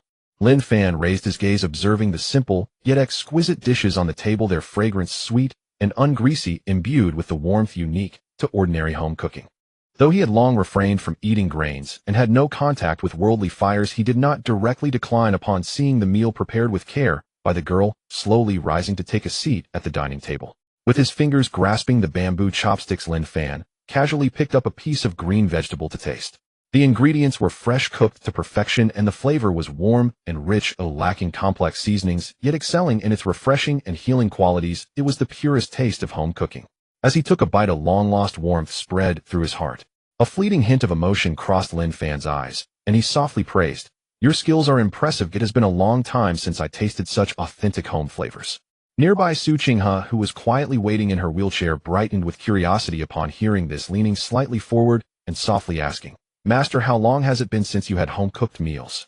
Lin Fan paused momentarily, setting down the bamboo chopsticks, raising his gaze toward the worldly smoke and fire outside the window, a hint of distant time flashing in his eyes. After a brief moment of reflection, his tone was calm and unruffled. "Probably a few hundred years." "A few hundred years." Su Qing's pupils suddenly shrank in disbelief, her small body shook slightly. She looked at Lin Fan, who appeared youthful and seemingly in his early 20s, with clear and bright features, a tall and unblemished stature devoid of any signs of the passage of time, yet he had astonishingly lived for several hundred years. After the extreme shock, her eyes brimmed with pure curiosity, and she cautiously asked, "Master, after living for hundreds of years, how is it that you don't age at all? Completely different from ordinary people." Lin Fan chuckled softly at this, his laughter light and warm, his tone calm and indifferent. "On the path of cultivation, upon reaching a certain level, one's appearance can be fixed." These simple words completely overturned Su Qing's understanding. She gazed at Lin Fan with bright eyes filled with earnest hope, her tone laced with a hint of tension and anticipation, and earnestly asked, "Master, can I also cultivate immortality? I also want to step onto the path of cultivation, following in your footsteps." Lin Fan looked down at the girl, whose eyes sparkled with sincerity and expectation, his expression gentle, neither immediately agreeing nor outright rejecting her. He knew Su Qing's nature was pure. Though she had long been ill, her will was strong, making her a rare good seed, but her spiritual root quality was yet to be determined. With a slight thought, a half-human, tall, azure-gray, spiritisting stone appeared out of thin air, landing steadily on the empty floor of the living room. The stone was plain and unadorned, with no spiritual energy leaking out. It was the spiritisting stone used for selecting disciples. Whether one can cultivate immortality depends on one's spiritual root quality. Lin Fan raised his hand to point at the spiritisting stone, calmly advising, "You just need to place your hand on the stone and wait for 3 seconds." Su Qinghe did not hesitate at all, her eyes filled with anticipation. Her slender, fair fingers gently touched the rough surface of the stone. She held her breath, her heart full of expectations for a new life, quietly awaiting the result. In a mere instant, the once dull and lifeless spiritisting stone suddenly erupted with brilliant spiritual light. A clear and luminous halo flowed along the natural cloud patterns of the stone, layer upon layer of moonlight shimmering across the entire raw stone, its brightness far surpassing that of most entry-level disciples, and a gentle spiritual energy instantly enveloped the entire living room, the faint moonlight aura lingering around her. The spiritual light was clear, pure, warm, and long-lasting, indicating an exceptionally high-quality spiritual root, greatly surpassing that of ordinary worldly cultivators. Lin Fan looked down at the girl in the wheelchair, her eyes brimming with brightness, and her heart filled with sincere expectation, a hint of mild approval flickering in his gaze. With her meridians restored and her physical vitality renewed, combined with this rare top-tier spiritual root, her pure and resilient nature indeed made her a rare talent for cultivation. He slowly spoke, his voice gentle, yet carrying the seriousness of a sect master. "Qinghe, your spiritual root quality is excellent, far exceeding that of the vast majority of cultivators. You are a talent worth nurturing. You mentioned wanting to step onto the path of cultivation and follow me. Now I ask you, are you willing to formally join my sect and become a disciple of the Moonlight Pavilion?" The sudden formal invitation to become a disciple made Su Qing's eyes burst with brilliant light. Her body stiffened slightly, then her heart surged with joy, all her expectations coming to fruition. Without a moment's hesitation, she maneuvered her wheelchair forward a bit, straightened her posture, and sincerely bowed, her tone earnest and resolute. Disciple, Su Qinghe, willing to take master as my teacher. In this life, I will devote myself to cultivation, adhere to the sect's rules, and never let master down. Her voice was crisp and soft, yet each word was firm, her eyes filled with unwavering determination. Having endured a lifetime of frailty and hopelessness in seeking medical help, she now not only regained a new life, but was also about to step onto the extraordinary path and follow the one she admired. This opportunity was an extravagant wish she had never dared to dream of before. Lin Fan nodded slightly, tacitly accepting this new disciple, his demeanor calm and composed as he continued to outline the subsequent cultivation arrangements. Since you have joined my sect, you are now a member of the Moonlight Pavilion. The spiritual energy on the moon is dense, making progress in cultivation far more efficient, perfect for newcomers to solidify their foundations. When I return this time, you will accompany us back to the Moonlight Pavilion to cultivate with the others. After his words fell, the joy in Su Qing's eyes paused slightly, and a hint of contemplation arose. On the moon, there are a total of 72 senior disciples, and as the head of the pavilion, master is undoubtedly busy managing the sect and guiding many disciples. How could he have the extra energy to attend to her? But if she stayed on Blue Star cultivating alone, even as master's only direct disciple in the mundane world, she wouldn't have to compete for resources nor mingle in the crowd, allowing her more opportunities to be alone with master and seek guidance in her cultivation. This thought quietly took root in her heart, yet Su Qing's expression revealed nothing. She merely looked up at Lin Fan, her eyes carrying a perfect mix of hesitation and obedience, softly probing, Master, may I stay on Blue Star to cultivate for a while? Lin Fan raised an eyebrow, a hint of mild confusion crossing his eyes, as he asked calmly, why choose to stay on Blue Star? The spiritual energy on the moon is abundant, and the cultivation speed far exceeds that on Blue Star, which would greatly benefit your foundation establishment. Your progress would be several times faster. Su Qing's sister Su Qingyuan also quickly chimed in to persuade her, her tone gentle, genuinely considering her younger sister's well-being. Little sister, let's return to the moon to cultivate together. The Moonlight Pavilion has a complete sect system with fellow disciples to spar and refine each other, and there are also master and senior sisters to guide you at any time. It's much more reliable than cultivating alone on Blue Star, and you won't feel lonely on the path of cultivation. Faced with their persuasion, Su Qinghe had already prepared her words, perfectly concealing her inner thoughts. She calmly explained, Sister Master, I am currently studying at the top medical university in the capital and have not yet completed my studies. I have been deeply engaged in medicine for many years and do not wish to give up my lifelong learning, nor do I want to abandon my studies halfway. Worldly studies are also an accumulation. Perhaps in the future, they can complement the path of cultivation. Therefore, I want to stay on Blue Star for now, focusing on my studies while also cultivating.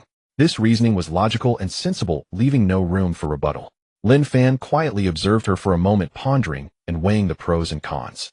Su Qinghe had decent talent. If she stayed on Blue Star and diligently cultivated, she might not lag behind the collective cultivation on the moon.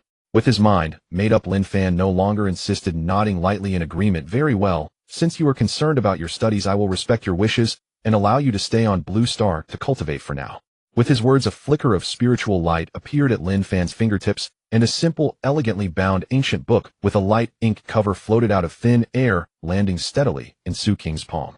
The pages of the ancient book were warm to the touch, exuding a faint, clear spiritual energy with delicate and orderly patterns distinctly different from the two sets of techniques currently in the Moonlight Pavilion. This set of techniques is called the concentration technique. Lin Fan began to explain the characteristics of the technique. It focuses on cultivating the spirit and refining the soul. This technique excels in stability and subtlety. Su Qinghe carefully cradled the ancient book in her hands, her fingertips tracing the warm pages. She quickly bowed deeply, her eyes bright and sincere as she expressed her gratitude. Thank you, Master, for your kindness. I will practice the technique diligently and never let Master's careful guidance go to waste. As she lowered her head, a fleeting spark of hidden joy and triumph crossed her eyes. Staying on Blue Star, receiving an exclusive technique, and enjoying Master's favor. This was the outcome she desired the most. In the long years to come, she would not need to compete among her peers, but could quietly remain on Blue Star, devoted to her cultivation and silently transforming, patiently awaiting every visit from Master, cherishing the uniquely shared moments. Beside her, Su Qingyuan watched her sister's wishes come true, completely at ease, her brows and eyes filled with gentle smiles, genuinely happy for her sister. The atmosphere was warm and relaxed. Su Qinghe held the ancient text of the cultivation method in her hands, feeling a sweet delight in her heart. She raised her eyes to look at the ethereal Lin Fan beside her gaze shifting playfully as she softly asked, "Master, what is your WeChat number? I want to add you so that I can conveniently ask you for guidance whenever I encounter difficulties in my cultivation." Lin Fan was momentarily taken aback by her words, then shook his head calmly, replying in an easygoing tone, "I do not use those worldly social media apps. I only have a phone number." Seeing this, Su Qingyuan quickly smiled and explained for her master. Qinghe Master is usually busy with cultivation and managing the sect's affairs, living a life of simplicity and purity. He rarely engages with worldly trivialities, so naturally, he does not use these entertainment social tools. He mainly communicates via phone or sect messaging. However, Su Qinghe refused to give up that easily. A glint of cleverness flashed in her eyes as she looked up at Lin Fan, softly coaxing, "Master, it's fine. Just take out your phone, and I can help you set it up quickly." Seeing the girl's eager expression and her unwillingness to relent, Lin Fan could only chuckle, helplessly reaching for his phone and handing it to her. With nimble fingers, Su Qinghe skillfully operated the phone, smoothly downloading the app in a few quick motions and registering a new WeChat account for Lin Fan. Taking advantage of the brief moment, she stealthily scanned her code to add her WeChat account, and after confirming the friend request was successful, she gently returned the phone to Lin Fan. She quietly opened Lin Fan's WeChat friend list, and seeing it was empty except for her, as the sole friend, a wave of deep satisfaction filled her heart, and a secret joy spread within. This meant that she was the unique presence among Master Lin's WeChat friends, an exclusive exception, and this special affection made her feel particularly at ease. Lin Fan looked at his brand new WeChat interface and could only shake his head in helpless amusement, allowing the girl to have her way without much interference. After tidying up these trivial matters, Lin Fan collected his smile and spoke earnestly. "All right, I will take you to the Moonlight Pavilion's designated location on Blue Star. You both go back to your rooms to pack some personal essentials and make simple arrangements." "Okay," the two sisters replied in unison, then retreated together to their rooms to pack their luggage. Inside the bedroom, the environment was quiet and elegant. As Su Qingyuan simply organized her clothes, she recalled the earlier events and smiled as she turned to her sister, Su Qinghe, saying, "Little sister, I will add you to the internal group of the Moonlight Pavilion. From now on, you are also a formal disciple of the sect, making it easier for you to get acquainted with the senior brothers and sisters and receive sect news." After finishing her words, Su Qingyuan directly opened WeChat and added Su Qinghe to the Moonlight Pavilion disciples group. The moment she entered the group, Su Qingyuan quickly edited a message and sent it out. "Dear senior brothers and sisters, this is my younger sister Su Qinghe, who has just been officially accepted by Master today to become our Moonlight Pavilion's new disciple. Please take care of her." As soon as the message was sent, the originally quiet sect group became lively, with congratulatory messages pouring in one after another. "Welcome little junior sister to the group. Another new junior member, that's great. Welcome Qinghe junior sister. Master's eye for talent is always exceptional. Junior sister's aptitude must be excellent. Welcome to the Moonlight Pavilion." The senior brothers and sisters in the group all congratulated her, creating a warm and harmonious atmosphere filled with camaraderie. Su Qingyuan looked at the screen filled with welcome messages, her brows smiling, but upon scrolling through she found that the usually most active and lively Wenwan was absent. In the past, whenever there was a new development in the group, Wenwan was always the first to jump in and interact enthusiastically, yet today, she remained silent without a word. A trace of doubt quietly arose in her heart as she muttered to herself, "Strange, why is Wenwan so quiet today? She isn't coming out to join the fun." After a moment, the two sisters had finished packing and walked out of their room together. Lin Fan, seeing this, did not delay any longer. He raised his hand and tore through the air, creating layers of shimmering white ripples as a stable spatial passage suddenly opened. At the end of the passage, clouds and mist swirled and spiritual energy flowed, which was the location of the Moonlight Pavilion sect at Laojun Mountain on Blue Star. The three of them exchanged no more words and each stepped into the spatial door, their figures flashing as they crossed the spatial barrier, landing steadily on the bluestone square of the main hall at Laojun Mountain. As they landed, Lin Fan's divine sense quietly spread, instantly covering the entire residence. Under the sweep of his divine sense, most of the grand and sprawling hall was quiet and empty. Within the entire residence, only a few disciples remained in the side halls, quietly cultivating with no one else in sight. Lin Fan casually called out his spiritual power, carrying his voice clearly resonating throughout the residence. All disciples gather in the main hall immediately. Before long, several figures in simple white robes quickly emerged from the side halls, forming an orderly line as they entered the main hall, bowing respectfully, greeting in unison. "Greetings, Master." "Greetings, Senior Sister Qingyuan." The eyes of the crowd fell upon Su Qinghe in her wheelchair, instantly recognizing her as the new junior sister who had just joined the sect in the group, and they kindly greeted her. "Hello, little junior sister." Su Qinghe responded with a gentle nod, polite and well-mannered. Lin Fan looked at the several disciples before him whose auras were stable and cultivation solid and calmly inquired, "You all have returned from the moon and have been granted leave. Why are you not going home to visit?" The leading disciple bowed respectfully and answered truthfully, "Master, we plan to stay at the residence for a few days to rest and settle our minds before returning home." Lin Fan nodded slightly, his expression calm, and he responded blandly, "Your mindset is good. Since you have a plan, just arrange it as you said." After speaking, Lin Fan waved his hand and said in a relaxed tone, "If you have no further matters, you may retreat and continue your cultivation." All the disciples bowed in unison, then exited the main hall in an orderly manner, returning to their side halls to cultivate quietly. The main hall instantly fell silent, leaving only Lin Fan, Su Qingyuan, and Su Qinghe. Lin Fan's gaze settled on Su Qinghe in her wheelchair, his expression gentle and composed, and he instructed Su Qing, although King's legs and meridians have been fully healed, and her vitality has completely revived, she is yet to stand and walk, and her leg muscles and balance are entirely untrained. In the coming time, you will stay at the residence to assist Qinghe in practicing standing and walking slowly, patiently, helping her adapt to the use of her legs. It won't take long. With her constitution and the nourishment of spiritual energy, she will soon be able to walk normally by herself. Su Qingyuan immediately responded, earnestly nodding in acknowledgement, "Disciple understands. I will faithfully follow Master's instructions and make sure to accompany my little sister in practicing so she can walk proficiently as soon as possible." Lin Fan then turned his gaze to Su Qinghe beside him, speaking in a gentle and soothing tone, "Qinghe, for now, just focus on resting and adapting to the recovery of your legs. In a few days, when your body is fully stretched and stable, I will personally teach you the concentration technique and guide you in the basics of cultivation." Su Qing's eyes instantly brightened with a soft glow as she gratefully said, "Thank you, Master. I will definitely take good care of myself and wait for your teachings." Lin Fan nodded slightly and spoke calmly, "You two sisters may step back for now, familiarize yourselves with the surrounding environment, and practice walking." The two girls acknowledged and withdrew, with Su Qingyuan pushing Su Qing's wheelchair as they slowly exited the main hall and headed to the quiet courtyard to practice their steps. Once the two left, the hall was completely empty.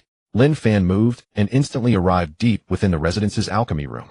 Pushing open the sandalwood door, he saw that the room was well stocked with various spiritual materials, meticulously organized, filling the ground and shelves abundantly.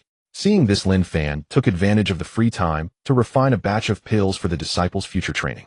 He raised his hand, and a pill furnace from his storage space rose into the air, steadily hovering as spiritual energy circulated around it, officially beginning the alchemy process. Time flew by, and a month passed in the blink of an eye. During this time, Lin Fan remained in the alchemy room day and night, controlling the fire with pure spiritual energy, fully focused on creating various training pills. The vast quantity of rare spiritual materials accumulated at the Laojun Mountain was entirely consumed under his exquisite alchemy skills, leaving the shelves and storerooms completely empty, with not a single herb remaining. However, this closed-door refining earned him substantial rewards, significantly replenishing the supply of pill. The variety of pills, including those for solidifying the foundation, healing wounds, calming the mind, and enhancing the body, were all complete, each with dense pill patterns and rich spiritual energy sufficient to support the long-term cultivation and daily maintenance needs of the disciples. With the task completed, Lin Fan withdrew, the aura of pill fire surrounding him brushed off the faint dust of herbs from his sleeves, and slowly walked out of the alchemy room. As he stepped outside, his boundless divine sense instantly spread to envelop the entire Laojun Mountain, quickly capturing the familiar fluctuations of two auras coming from the direction of the teleportation array.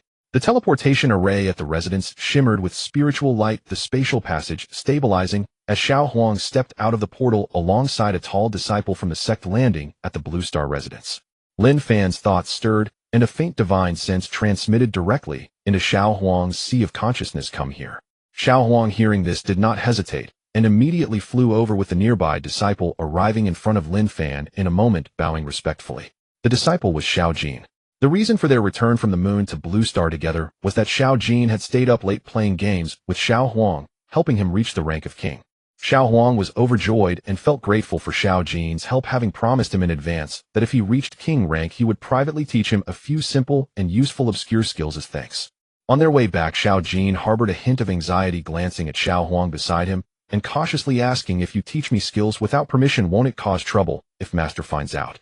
Xiao Huang shook his body, looking entirely relaxed and confident. "No, Master doesn't care about such trivial matters, it's fine." As they spoke, they had already stopped in front of Lin Fan, their expressions composed. Lin Fan looked down at the pair and asked calmly, Xiao Huang, why didn't you stay at the moon residence as instructed? Why did you follow Xiao Jin back to Blue Star? Xiao Huang lifted his head and truthfully replied, I came back with Xiao Jin because I wanted to see his old team and planned to teach them some simple skills. Lin Fan raised an eyebrow slightly, asking indifferently what's going on. Explain in detail. Xiao Jin immediately stepped forward, bowing respectfully, and explained, Master, I used to have an old team in the secular world. Upon learning that the path of cultivation truly exists, they are all eager to cultivate and break free from the confines of their mortal bodies.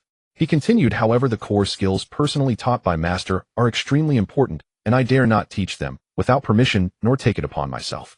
Xiao Huang immediately took over the conversation, chattering, I have many small skills that I can teach them perfectly. Lin Fan understood the situation and realized that the skills Xiao Huang possessed were only those that could reach the foundation establishment stage, not core transmissions, so there was no major issue in teaching them. He nodded slightly, his expression calm, and without any blame, saying lightly, if that's the case, you may proceed as you see fit. Just be mindful of the limits and do not overexpose it. Upon receiving Lin Fan's approval, both Xiao Huang and Xiao Jin felt relieved and quickly bowed in gratitude, saying, Thank you, Master, and thank you, Lord. Lin Fan raised his hand slightly, indicating go ahead. As his words fell, Xiao Huang immediately responded joyfully, turning to call Xiao Jin, his body shimmering with spiritual light as he soared into the air, riding the mountain breeze out of the main hall. The two soared through the clouds and mist of Laojun Mountain. In the air, Xiao Huang swayed his light body, reminding with a hint of pride in his voice, You got lucky this time. Master was magnanimous and didn't blame you. From now on, you have to play games with me more often to rank up. Otherwise, it would be a loss for me to teach you skills. Xiao Jin, following closely, chuckled softly and readily agreed, Don't worry, I will definitely accompany you to play games and rank up whenever I have free time. The pair laughed and chatted as they sped away. Once their figures completely disappeared from sight, Lin Fan took a slow step out of the hall, walking onto the spacious bluestone area in front of the palace. Looking up, he saw two graceful figures standing quietly in the courtyard. Su Qingyuan stood beside with a smile, while Su Qinghe, no longer the frail girl who had relied on a wheelchair for years, stood tall. After a month of continuous training combined with the nourishing of spiritual energy day and night through her leg meridians and body refinement, Su Qinghe now walked steadily, her posture upright, moving gracefully, with perfect balance and muscle strength restored, indistinguishable from an ordinary healthy person. The inability to walk was completely compensated, and her demeanor became even more elegant and ethereal. Lin Fan's gaze fell upon the rejuvenated Su Qinghe, his expression gentle as he spoke slowly. Qinghe, come with me. Lin Fan's voice was warm and deep, carrying a hint of the steadiness of a master. Su Qingyuan immediately understood, realizing that Master was going to formally teach her sister the concentration technique and open the path to her cultivation. She smiled knowingly and stepped back a few paces, bowing obediently. Master, I will wait here and not disturb your teachings. After saying this, she quietly stood at the corner of the courtyard, obediently leaving the entire spacious hall for the two of them. Lin Fan said no more and turned to walk toward the main hall. Su Qinghe followed closely behind her, steps light and steady, her posture upright, her eyes sparkling with uncontainable anticipation and joy as she stepped with Lin Fan into the solemn and grand main hall. Inside the hall, it was spacious and tranquil, with spiritual energy circulating steadily, the most suitable place for serene teachings.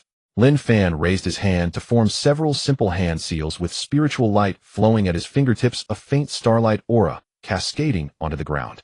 In an instant, a simple yet exquisite gathering formation took shape, a pale silver glow spreading across the hall's floor, locking in the surrounding spiritual energy, forming an excellent small secret realm for cultivation. Sit cross-legged in the formation, Lin Fan instructed softly. Yes, Master. Su Qinghe obediently responded, following instructions to enter the center of the formation, kneeling down with her back straight, hands naturally resting on her knees, her eyes clear as she earnestly awaited the lesson. Lin Fan walked gracefully to stand in front of her, his posture tall and elegant, and slowly began to explain the operation path of the concentration technique, in detail, word by word. His speech was calm and clear, breaking down the originally obscure principles of cultivation into easily understandable concepts, covering everything from the method of absorbing spiritual energy to the flow sequence of the meridians, and finally to the techniques for calming the mind and focusing. Su Qinghe, having dedicated many years to studying medicine, possessed a far deeper understanding of the meridians than most. She comprehended every principle and pathway Lin Fan spoke of in an instant, fully grasping the essence of the technique, her mind already aware of all key aspects of cultivation. However, she secretly harbored a few mischievous thoughts, deliberately pretending to be confused and bewildered, her long lashes fluttering, slightly a hint of appropriate confusion in her eyes, her brows slightly furrowed as she feigned understanding. To appear even more genuine, she tilted her head slightly, speaking softly with a hint of youthful perplexity. Master, it seems I still don't quite understand certain aspects. The path of spiritual energy movement feels a bit vague to me.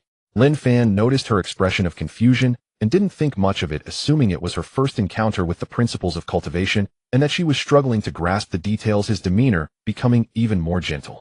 It's normal to find it difficult to understand at the beginning of your journey, he said, leaning slightly forward, his long clean fingers gently lifting, lightly touching the meridian points on Su Qing's back, releasing gentle spiritual energy that slowly flowed along her meridians. The warm and pure spiritual energy flowed into her body through his fingertips, clearly outlining the complete operation trajectory for her, a subtle warmth spreading through her limbs, gentle yet stable.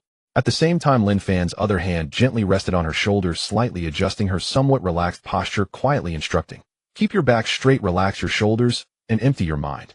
The spiritual energy rose from her dantian, flowing through the Shaoyang meridians, guiding the energy into her body, focusing her mind and breath. "Just follow the trajectory of my spiritual energy to sense it."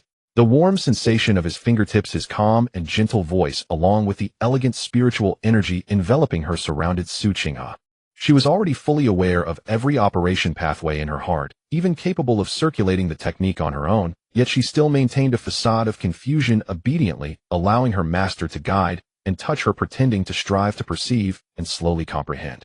The delicate warmth from his touch on her back and shoulder caused a sweet sensation to surge within her, yet she still feigned an earnest and slightly puzzled demeanor, quietly savoring this exclusive time of close instruction from her master. An hour passed quietly. Under Lin Fan's patient guidance of spiritual energy, Su Qinghe gradually harmonized her meridians and stabilized her mind, finally completing her first full cycle of spiritual energy operation in life, albeit with some difficulties. As the spiritual energy slowly converged back to her dantian, the faint cool aura surrounding her gradually faded away. She slowly opened her eyes, a hint of just the right fatigue and regret in her gaze, looking up at Lin Fan in front of her, her tone soft and tinged with a bit of guilt and grievance. "Master, I seem to be quite foolish. It took me so long to barely grasp the basics. In the future, if I encounter anything I don't understand during cultivation, may I ask you for guidance at any time?" Lin Fan looked into her eyes, seeing her pure reliance, and replied warmly and calmly with a slight nod. "It's all right. It's normal for beginners to struggle during their first cultivation. Your aptitude is exceptional, far above average. If you have any confusion in the future, feel free to seek me out for guidance."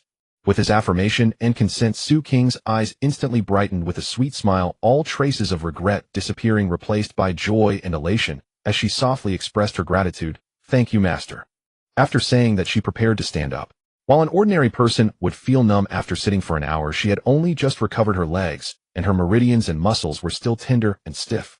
Hiding a slight intention in her heart, she felt her limbs go weak as she stood, and in a moment of imbalance, she gently fell toward Lin Fan's embrace. Lin Fan reacted extremely quickly, instinctively reaching out to wrap his arms around the slender waist of the girl, securely holding her in his arms, his movements naturally restrained as he steadied her unbalanced form.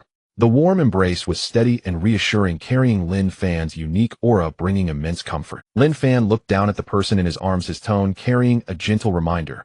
"You will need to train your legs more in the future. The proficiency of your body still needs further practice. You must not become unbalanced so easily again." Su Qinghe quietly leaned against him, her nose filled with his clean and refreshing scent, warmth surging in her heart as her gaze brimmed with infatuation and affection. She replied softly, "Understood, master." The two walked side by side out of the hall.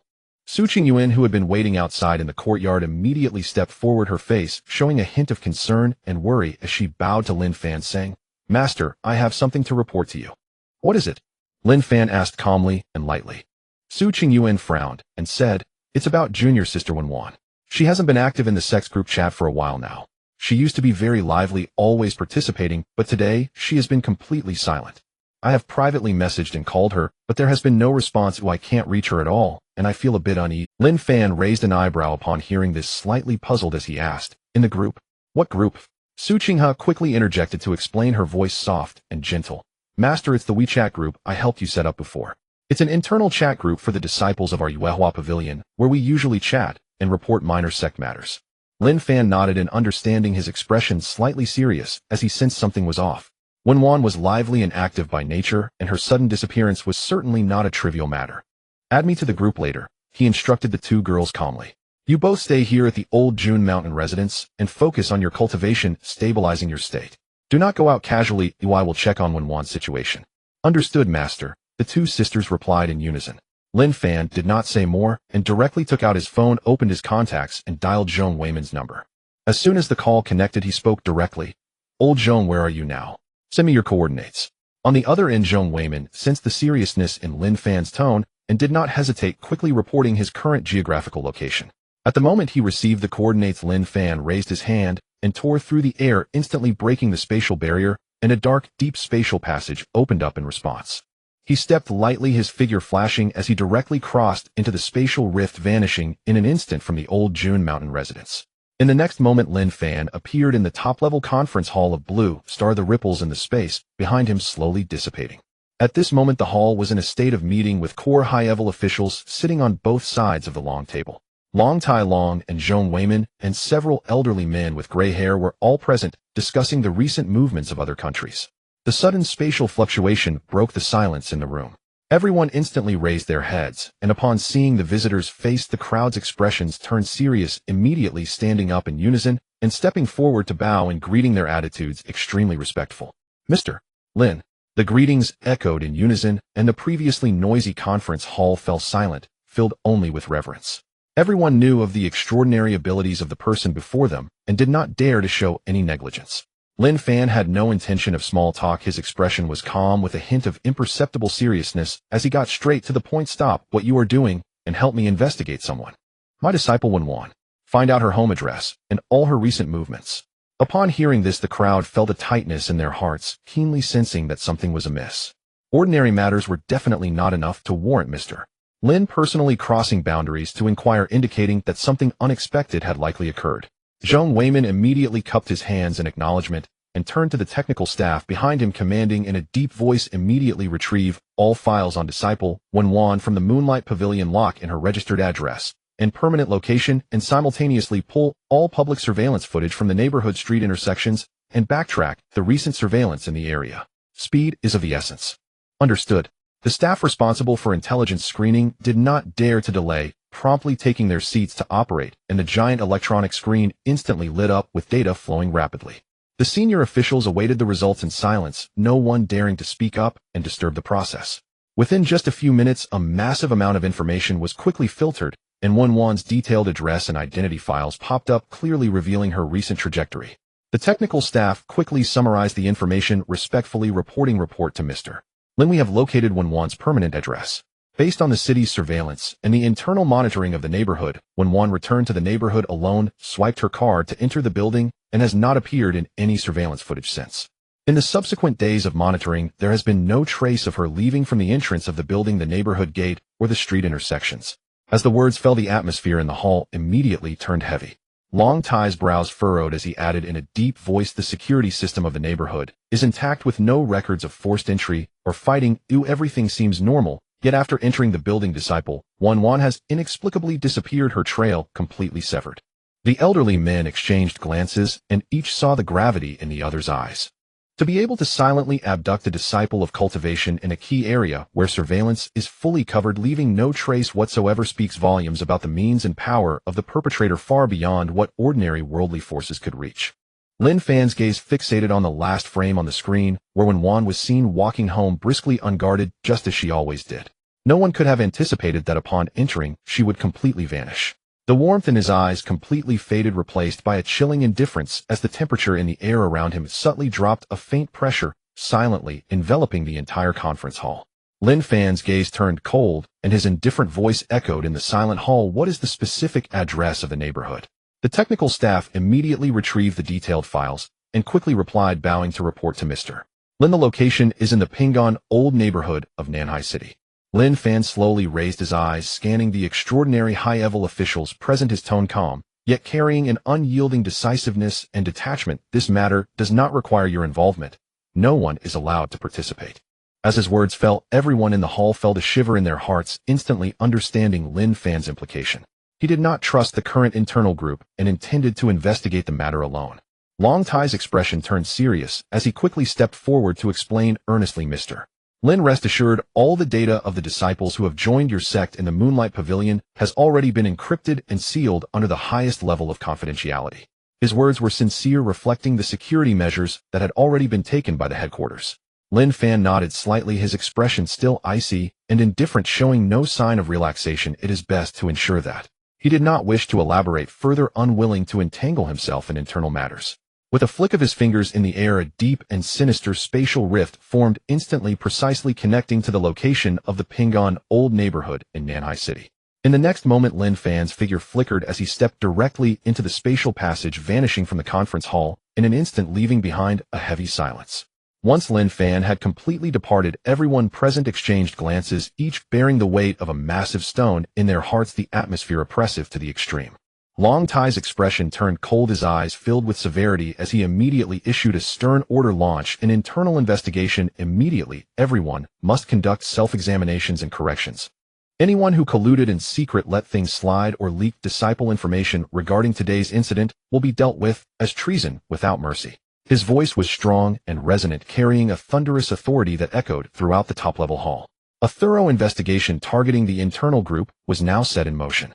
In Nanhai City, in the Pingon Old neighborhood, the old residential buildings stood quietly and silently, the hallway dimly lit, and the entire apartment building appeared no different from usual, devoid of any unusual atmosphere, ordinary to the extreme.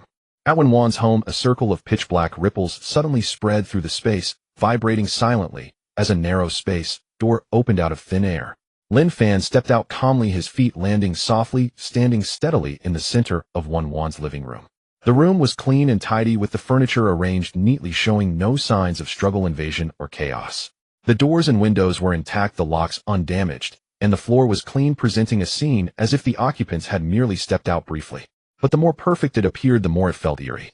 Lin Fan stood in the center of the living room, his eyes cold and his aura incredibly calm. In the next moment, his divine sense surged forth, filling the entire apartment like a tidal wave, meticulously sweeping through the walls, floors, crevices, and corners, leaving no minute detail unexamined. The opponent's methods were extremely clean, erasing almost all traces with a meticulous layout. Lin Fan's divine sense penetrated deeper and finally detected a faint, unusual color in a hidden corner where the sofa's back and cushion met a gap that an ordinary person would never notice. It was a drop of tiny dark red blood, minuscule in volume, dried and hidden in the shadow of the crevice, extremely well concealed. Without the utmost probing of his divine sense, it would be impossible to detect. Lin Fan's eyes narrowed with a cold glint, slowly raising his hand. Pure and warm spiritual energy quietly flowed from his fingertips, transforming into a thin, transparent membrane of spiritual energy, carefully wrapping around that drop of dried blood and gently lifting it. The spiritual energy was gentle and restrained, neither damaging the essence of the blood nor dissipating any trace of energy, securely sealing it and suspending it in midair, firmly locking in the remaining soul aura and life mark within the blood. Confirming that the trace was secure, Lin Fan formed an ancient and obscure tracking seal. With one hand, the patterns flowing at his fingertips, faint light swirling as threads of causal connection extended from the blood wrapped in spiritual energy.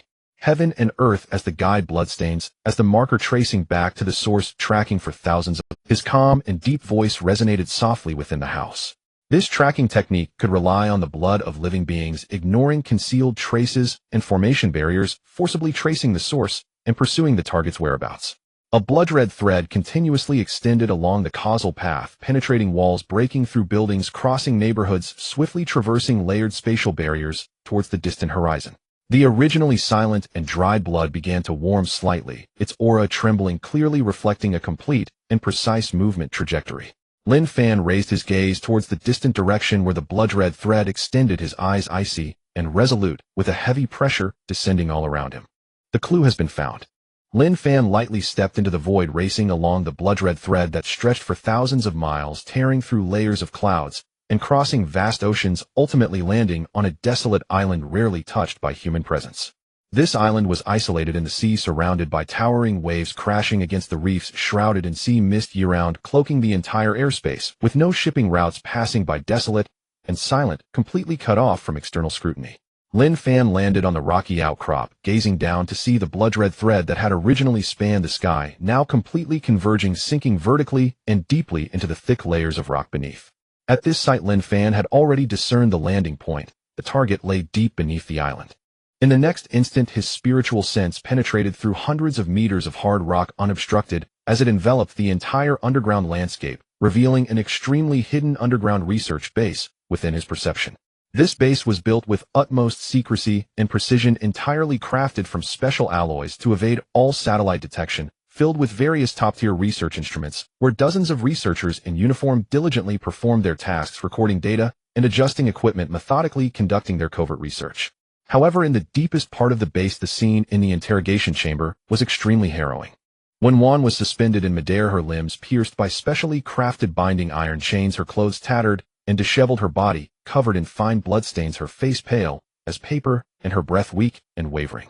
Her once solid and refined Dantean spiritual sea had been utterly shattered and collapsed, her cultivation foundation brutally destroyed, reducing her to a mere mortal devoid of any trace of the aura of a cultivator.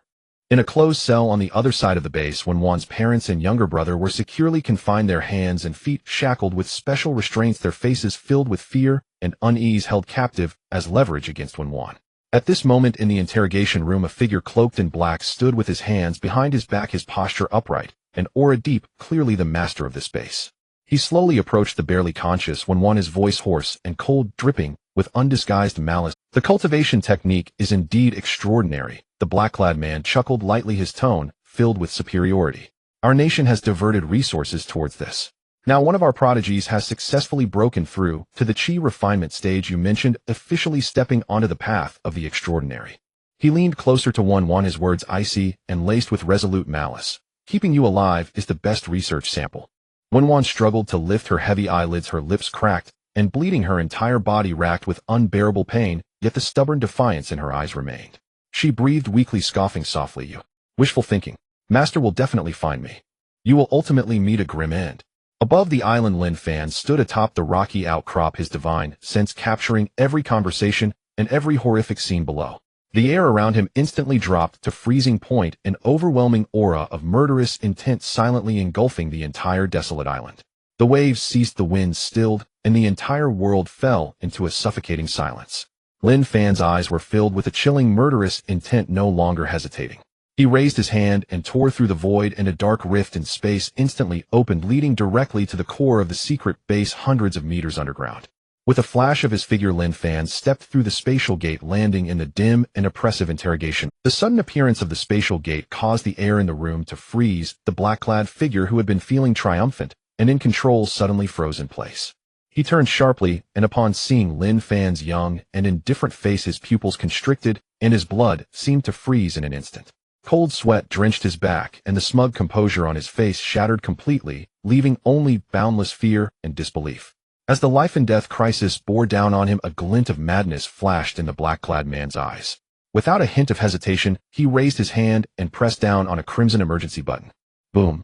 The moment the button was triggered, the massive underground base erupted in a blinding crimson light, as countless buried high-explosive devices activated simultaneously, unleashing a violent force of destruction that swept every inch of the area. The alloy walls crumbled, the rock layers collapsed, and the explosive shockwaves shook the entire island, while scorching waves and torrents of destruction rampaged, seeking to engulf all living beings within the base. The black-clad man had long resolved to perish together, knowing he was no match for Lin Fan. He planned to blow up the entire base, taking everyone inside with him, hoping to erase all traces. As stones flew and flames raged, the collapsing rock layers and violent explosive energy bore down, putting Juan's family, who were so close, in imminent danger. In a critical moment, Lin Fan's expression remained unchanged, and the warm and vast spiritual energy around him suddenly surged. The clear and luminous spiritual energy erupted around him, transforming into a thick, solid, and flawless protective barrier, like an impregnable glass wall, swiftly enveloping the gravely injured Juan along with her terrified and despairing parents and younger brother in the adjacent cell. The violent torrent of the explosion slammed against the spiritual barrier, producing a deafening roar. Fire surged in the sky as debris, metal fragments, and shattered equipment violently struck the barrier, yet it remained utterly unshaken. Regardless of the tumult outside, the barrier inside remained calm and tranquil, undisturbed by wind. Juan weakly lifted her gaze, looking at the tall, upright figure before her, seeing the warm spiritual light protecting her family. Tears welled up in her eyes, and within her heart, once filled with despair and silence, a flicker of hope reignited. She knew that Master would definitely come to save her. The raging flames gradually receded, and the deafening roars slowly quieted. The entire underground base had completely collapsed and shattered, turning into a field of charred ruins with molten lava and broken mechanical debris mixed with shattered rocks piled on the ground, a scene of devastation. Only the spiritual barrier upheld by Lin Fan floated steadily in the center of the ruins, pristine and untainted, securely isolating all remnants of the explosion and scalding heat. Inside the barrier, Wenwan sat weakly on the ground, her breath faint and dim, the excruciating pain from her shattered dantian tearing at her body incessantly. Wenwan's parents, already traumatized by the series of events, were pale and trembling, while her young brother tightly curled up in their mother's embrace, his eyes wide with terror, completely stupefied by the apocalyptic scene before them. Lin Fan's gaze fell upon the feeble Wenwan, his voice calm, yet carrying a hint of chilling coldness as he slowly inquired, "Wenwan, did you see who they were? Did you recognize their identity or hear anything unusual?" Wenwan struggled to open her heavy eyelids, her lips cracked and bleeding, gently shaking her head, her voice as faint as a mosquito's. "Master, I don't know. They all wore black robes, their faces obscured by masks revealing no hint of their features. They spoke in standard Mandarin the entire time, deliberately erasing all accents, leaving me unable to discern their origins." Hearing Lin Fan's question, Wenwan's parents, still in shock, quickly responded with trembling voices filled with fear and urgency, "Mr. Lin, we also have no idea. Since our daughter followed you on the path of cultivation and left home not long ago, this group of mysterious individuals suddenly appeared, silently controlling our family. All of our private communications with our daughter were manipulated and replaced by them. They had been lurking, never revealing themselves, and only upon learning that Wenwan was returning to the old home in Blue Star did they finally act, abducting Wenwan and demanding the cultivation technique." Upon hearing all the statements, Lin Fan's gaze grew colder, and he sighed softly, his tone laced with helplessness and indifference. "A guard against thieves at night is difficult. It is difficult to guard against family thieves." Very well, very well." Lin Fan shook his head slightly, his gaze sharp. "Since you are unaware, I shall ask myself." As his words fell, Lin Fan's fingertips stirred with spiritual energy, chanting incantations softly, the obscure and ancient soul-binding technique flowing quietly as invisible laws enveloped the entire ruins. In the next moment, the void trembled gently, and a translucent soul shadow was forcibly pulled from the ruins, hovering steadily outside the shield of spiritual energy. It was the black-robed man who had just detonated the base. At this moment, his soul was separated from his body, completely lost in confusion, his gaze hollow and dazed, utterly unresponsive to what had transpired. He had clearly triggered the self-destruction, his physical body annihilated, and should have perished, yet unexpectedly someone had forcibly extracted his residual soul from the world. He stared blankly at Lin Fan, his eyes filled with extreme terror and disbelief, his entire soul shadow trembling uncontrollably. Lin Fan, too lazy to engage in further conversation, flicked a pure force of divine soul towards the man's soul essence. The domineering soul-binding secret technique took effect instantly. Though the black-robed man was a top agent trained under strict conditions with willpower surpassing that of ordinary people accustomed to torture and unafraid of physical pain, the torment and pressure on the soul level was a realm he had never encountered and could not resist. The piercing pain of the soul surged through his entire body as if thousands of steel needles pierced and fiery flames burned, the extreme agony instantly shattering all his psychological defenses. The so-called training wheel was utterly fragile before the absolute power of the soul's laws. "I will speak, I will disclose everything." The black-robed man's soul trembled violently, unable to hold on any longer, completely breaking down, hurriedly shouting his confession, revealing everything without reservation. "I am a secret official directly under the upper echelons of the Sakura Nation, responsible for cross-border theft of cultivation intelligence. The plan targeting Wenwan and stealing the Moonlight Pavilion's techniques was the result of our covert arrangements. We bribed the Qin family within Huaxia to obtain Wenwan's cultivation identity, homecoming trajectory, and all private information from them. The exchange condition was the complete cultivation techniques of the Moonlight Pavilion. All hidden conspiracies were laid bare at this moment without any concealment." With a casual flick of his fingertip, a pure and piercing force of divine soul shot out, instantly touching the black-robed man's residual soul. No, the black-robed man's residual soul let out a mournful and desperate wail, and before his words could finish, the entire illusory soul shadow shattered with a bang, transforming into countless specks of shimmering light, completely dissipating in the underground ruins, his soul extinguished with no possibility of reincarnation. After dealing with this person, Lin Fan raised his hand and lightly waved a warm and stable spatial gate, slowly opening with spiritual light swirling and soft clouds inside, leading directly to the main hall of the Moonlight Pavilion at Laojun Mountain in Huaxia. He removed the shield of spiritual energy surrounding him, his voice gentle, yet soothing, addressing the exhausted Wenwan and her family. Don't be afraid, you are safe now. Step through and rest. Having endured captivity, torment, and near-death experiences, Wenwan's family was utterly exhausted, and upon hearing this they all breathed a sigh of relief.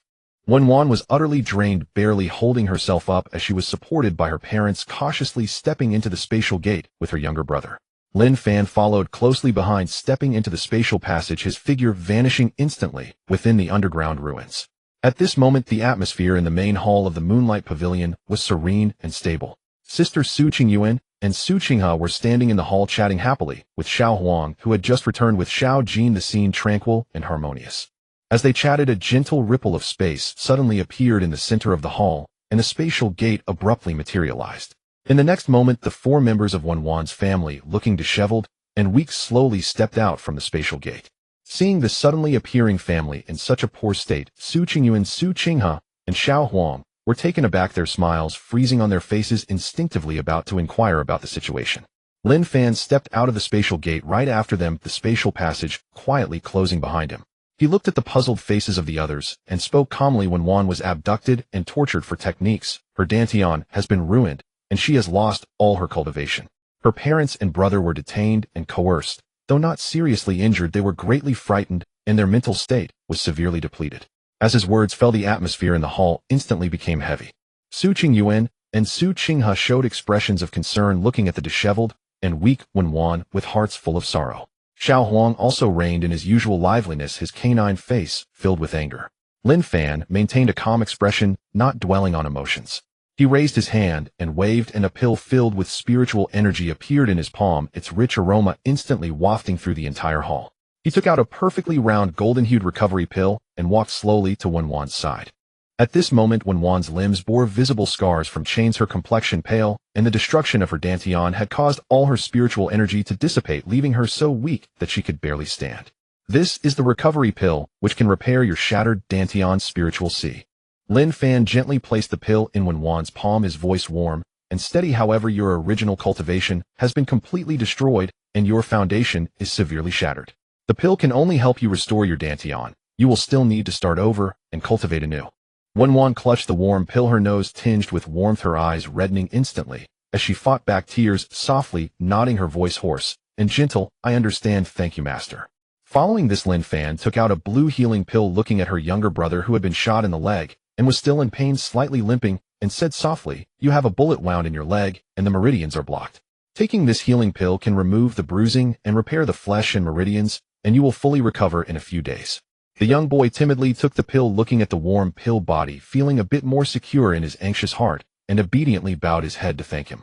Lastly, Lin Fan took out 2 calming pills and handed them to Wenwan's parents, his tone calm and soothing. You too have suffered imprisonment and shock for days, your mental state severely depleted, unable to sleep at night, and restless.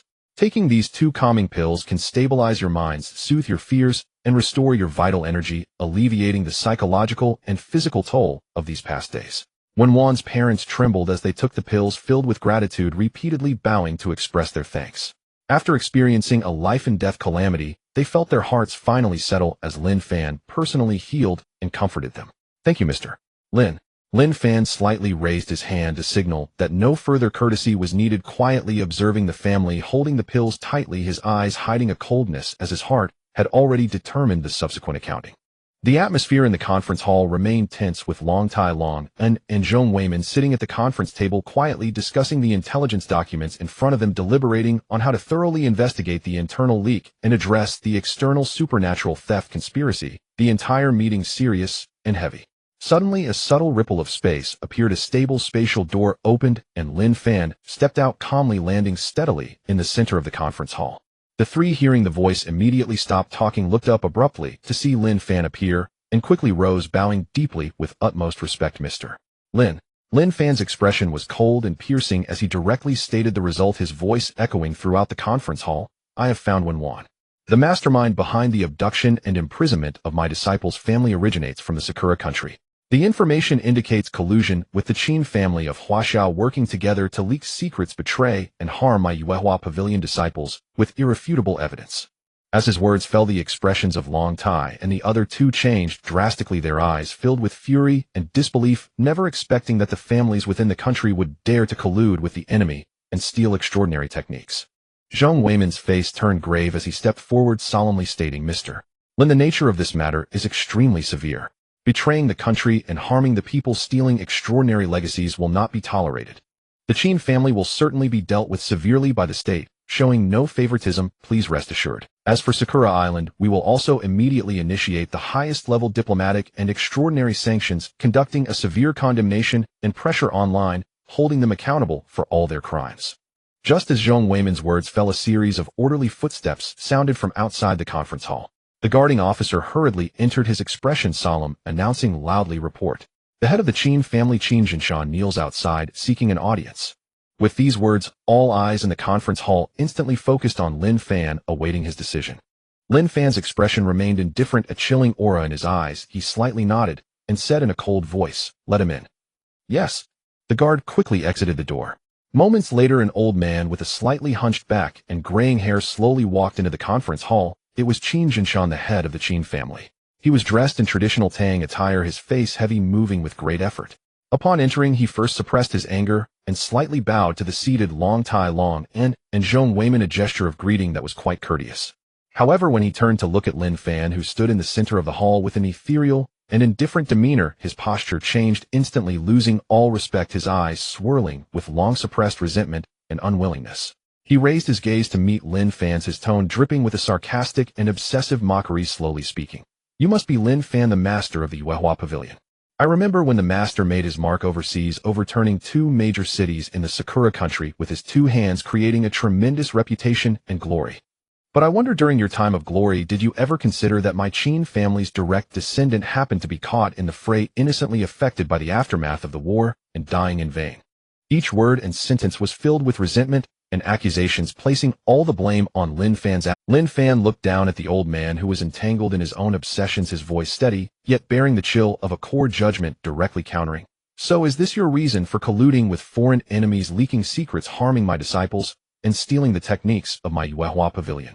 Qin Zinshan's body shook, all his pent-up anger erupted as he looked at Lin Fan, his tone obsessive and insane, shouting defiantly, "My Qin family's direct descendant was innocently harmed and met a tragic end abroad. Isn't it only right that I seek revenge?"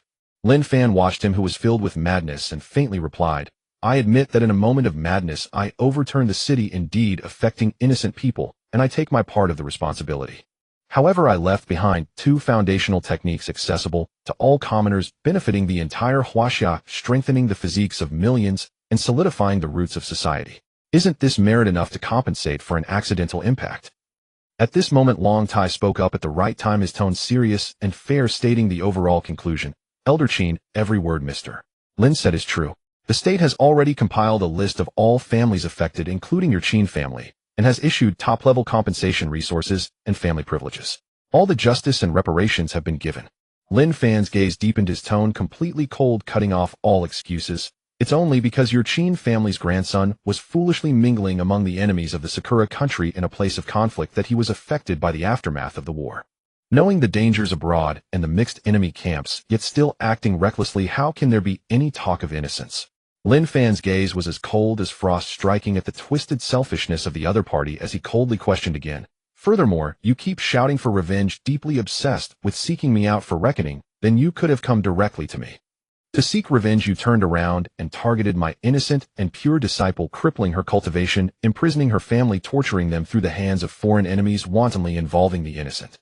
He pressed forward, his aura overwhelming the entire room, his tone laced with extreme sarcasm and judgment. "The revenge you speak of is merely cowardice, not daring to confront me directly, only able to bully the weak and harm the innocent, dragging ordinary families into the fray.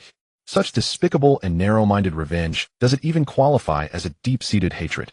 He cast a faint glance at Qin Jinshan, not raising a hand or forming a seal, merely focusing. A thread of formless and intangible pure spiritual energy instantly penetrated the void, precisely landing within Qin Zinshan's body.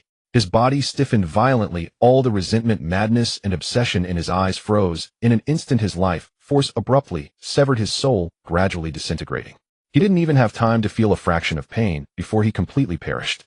In the next moment, his hunched body fell silently to the ground. The entire conference hall fell into a dead silence. Long Tai Long, Un, and Zhong Weimin felt a chill in their hearts, and no one dared to speak a word. Lin Fan showed no signs of emotion, as if he had merely brushed away a speck of dust, his gaze calmly sweeping over everyone present. The chief culprit of the Qin family has been removed. The remaining family members will be thoroughly investigated and accounted for.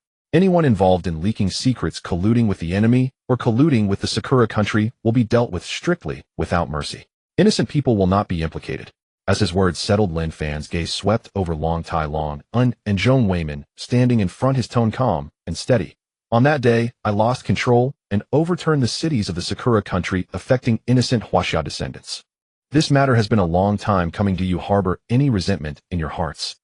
As this question fell, the three high-ranking members stiffened, not daring to hesitate, even slightly, their expressions growing increasingly respectful and serious. Long Tai was the first to bow and clasp his hands sincerely without any pretense. Mr. Lin, we have never had a single word of resentment. The situation that day was special, and the unintended consequences were truly the result of the unpredictable nature of war, not your fault. Long and followed suit, speaking earnestly and transparently. Moreover, Mr. Lin proactively left behind two foundational techniques accessible to all, benefiting billions of citizens, a meritorious deed unparalleled, benefiting future generations. The state has already compensated all affected and implicated families adequately and arranged proper resettlement. The public and private matters have already been clearly divided, and all grievances have been settled. We only hold respect in our hearts with no resentment whatsoever. Zhong Weimin nodded seriously, his tone sincere. Old Qin's stubborn rebellion and treason are entirely the result of his own greed and obsession, disregarding the greater good of the country. We see the overall situation clearly in our hearts, and do not dare to, nor will we speak ill of you, Mr. The three of them spoke sincerely, their stance firm, completely clarifying the rights and wrongs, also highlighting Qin Zinshan's despicable and ridiculous act of venting personal hatred through treason. After hearing their words, Lin Fan solemnly instructed the three, since that is the case, I will give you 3 days. Within 3 days, make use of all channels, exert all your strength to evacuate and repatriate all Huaxia people who are stranded, residing, working, or studying in the Sakura country. Ensure that all Huaxia people within the borders of the Sakura country are brought back to the country. His words were brief, hinting at the impending, overwhelming punishment. Long Tai Long, Un, and Zhong Weimin's hearts trembled instantly, and they immediately bowed to receive their orders, their expressions extremely grave. We will strictly follow Mr. Lin's orders and immediately deploy to carry out the evacuation work overnight. Lin Fan said no more, having completed his instructions. He raised his hand and lightly traced the air. A spatial portal instantly opened, leading directly to the Yuehua Pavilion's base. The spatial gate slowly closed, and Lin Fan's figure instantly returned to the main hall of the Yuehua Pavilion at Laojun Mountain. He looked at the now powerless Wen Wan and her family, slowly arranging, you all can temporarily stay at the Laojun Mountain base. Focus on resting and recuperating, and do not worry about worldly matters. Wen Wan, you should stabilize your mind and heal your injuries. With that, Lin Fan communicated with Long Yuan, who was stationed at the teleportation array on Laojun Mountain. Long Yuan, the Wen family will temporarily stay at the base. Daily necessities, accommodation, security, and routine care will all be your responsibility. Ensure their proper arrangement and strict supervision without any negligence to guarantee their peace and quiet. Mr. Lin, rest assured I will take care of everything. Long Yuan cupped his fists in acknowledgement. After settling the trivial matters, Lin Fan turned to the elegant Su Qinghe. Beside him, Qinghe, you wish to cultivate in the Blue Star and have never seen the scenery of the Moon sect. Would you like to return with us to see the Yuehua Pavilion on the Moon? Su Qing's eyes instantly lit up with bright anticipation. Without a hint of hesitation, she nodded obediently and replied, I want to go. Upon receiving her response, Lin Fan no longer delayed, his gaze sweeping past Su Qingyuan and the jumping little Huang. He said calmly, let's return to the Moon sect. With that, he raised his hand and made a sweeping gesture in the air. The shimmering moonlight flowed, and a spatial gate connecting the stars slowly opened with swirling clouds and vast spiritual energy behind it, leading directly to the moon base. Su Qingyuan, Su Qinghe, and little Huang stepped into the passage one after another, with Lin Fan following closely behind. The spatial ripples undulated and closed in an instant. The group landed steadily in the magnificent and serene main hall of the Yuehua Pavilion on the Moon. At this moment, the hall was tranquil and elegant, with moonlight cascading down, enveloped in a haze of spiritual energy. Inside the hall, Lin Wan was surrounded by several female disciples from her sect, huddled together, chattering and laughing, the atmosphere lively and relaxed. Lin Wan was the first to lift her gaze, her eyes immediately falling on Su Qingyuan and little Huang, and then she noticed the strikingly beautiful and graceful unfamiliar woman beside them. In her heart, she instantly understood her brother had recently accepted an exceptionally gifted disciple, Su Qing'a. This outstanding woman was undoubtedly the new junior sister. Lin Fan immediately suppressed her playful demeanor, her brows and eyes softening. She, along with several female disciples, approached in an orderly manner, displaying proper etiquette, greeting with warmth and respect. The group of female disciples glanced over Su Qingyan, Little Huang, and Su Qingha before converging on Lin Fan, who stood in the center, all bowing and greeting, their voices clear and crisp. Greetings, master. Lin Fan regarded the obedient and lively disciples, nodding slightly in response to their greeting, his expression carrying a hint of fatigue and coldness, shedding the usual warmth.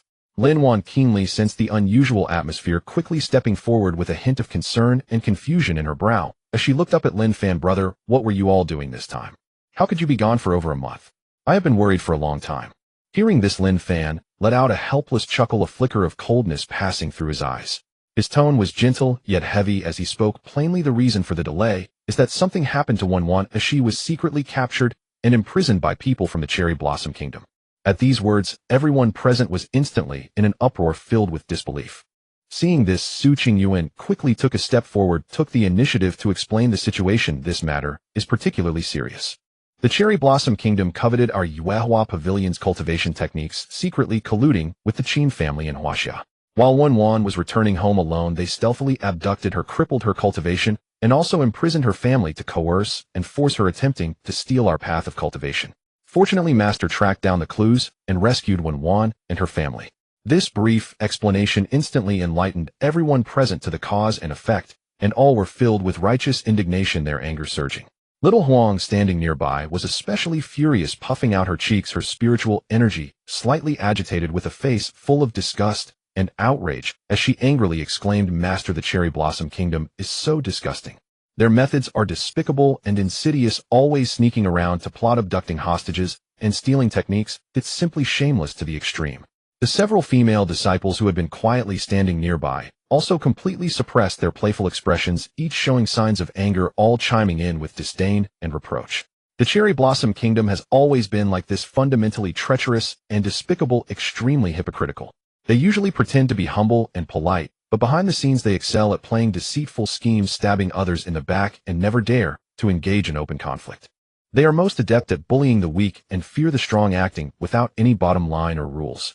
Unable to face the pressure of the master, they target the weak, abducting disciples and imprisoning families, using the most underhanded and insidious means to steal techniques and scheme against others. This is simply shameless to the extreme.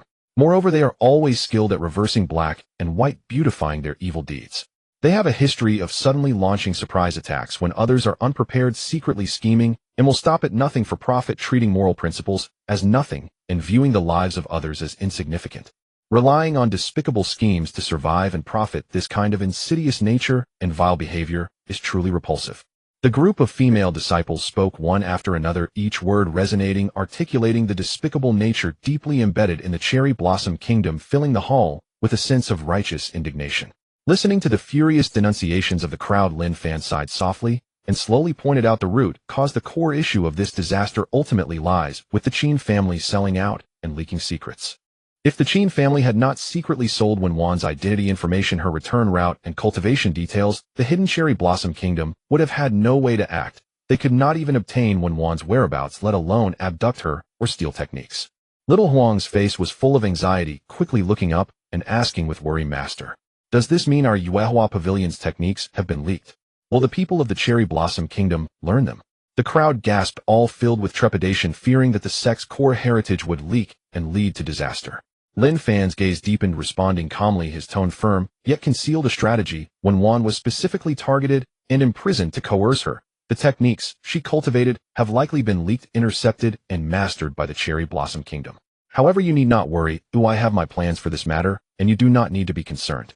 Meanwhile, Lin Fan was secretly pondering, I have already ordered the higher-ups to thoroughly investigate the Qin family and eliminate any remnants. If the Huaxia authorities, after dealing with the Qin family, harbor greedy thoughts and secretly hide leaked techniques or privately arrange personnel to cultivate the Yuehua Pavilion's heritage, attempting to seize the extraordinary foundation, then from now on I will sever ties with the state, no longer showing any leniency or tolerance. Lin Fan suppressed the chaotic thoughts in his heart, retracting the coldness from his gaze as he spoke faintly to the disciples in the hall. For now, let this matter rest. There is no need for further discussion. Each of you should focus on your cultivation and stabilize your Tao heart, lest you be disturbed by the external conflicts. As his words fell, he turned his gaze slightly to the lively little Huang beside him and gently instructed little Huang, come with me. Lin Fan turned with little Huang and walked directly out of the grand main hall, the doors slowly closing behind them, cutting off the view between the inside and outside. The hall instantly fell silent, leaving only Su Qingyuan, Su Qinghe, Lin Wan, and a few female disciples who remained behind. Su Qingyuan looked tenderly at her younger sister, Su Qinghe, her eyes filled with a smile, as she softly said, Qinghe, let me take you to tidy up a graceful residence and settle in properly. You rarely come to the moon's moonlight pavilion, so take a few days to enjoy yourself here, relax your mind, and do not rush to cultivate. Our sect has an interstellar teleportation array allowing swift travel back to Blue Star. It won't be too late to return after you've had enough fun. Su Qing's eyes curved with joy as she obediently nodded, okay, thank you, sister. Lin Wan looked at Su Qing's exquisite features and graceful demeanor, her eyes filled with genuine admiration as she stepped forward and praised junior sister. Qinghe is truly beautiful, with lively and gentle eyes and ethereal demeanor that makes one feel delighted at first glance. The other female disciples also gathered around, continuously expressing their compliments with sincerity and enthusiasm. Indeed, junior sister's beauty is unparalleled, with an elegant figure and an exceptionally pure and transparent aura. She is simply stunning. Not only beautiful, but junior sister's talent must also be exceptional. Truly, she possesses both beauty and wisdom, making her enviable. The ongoing praises created a warm and lively atmosphere in the hall surrounding Su Qinghe with compliments. A light blush appeared on her cheeks as she slightly lowered her head, looking even more adorable. As they exited the hall, Lin Fan took to the sky, with little Huang swiftly passing through the layers of protective barriers of the moon, flying directly to the boundary of the locking sky great formation. This place was vast and desolate, with the boundless black starry sky overhead and the moon cloaked by the locking sky great formation below, serene yet magnificent. Lin Fan hovered silently in the space between the stars, his gaze penetrating through layers of spatial barriers, looking far towards the distant blue star direction. The warmth in his eyes faded completely, leaving only lingering annoyance and coldness.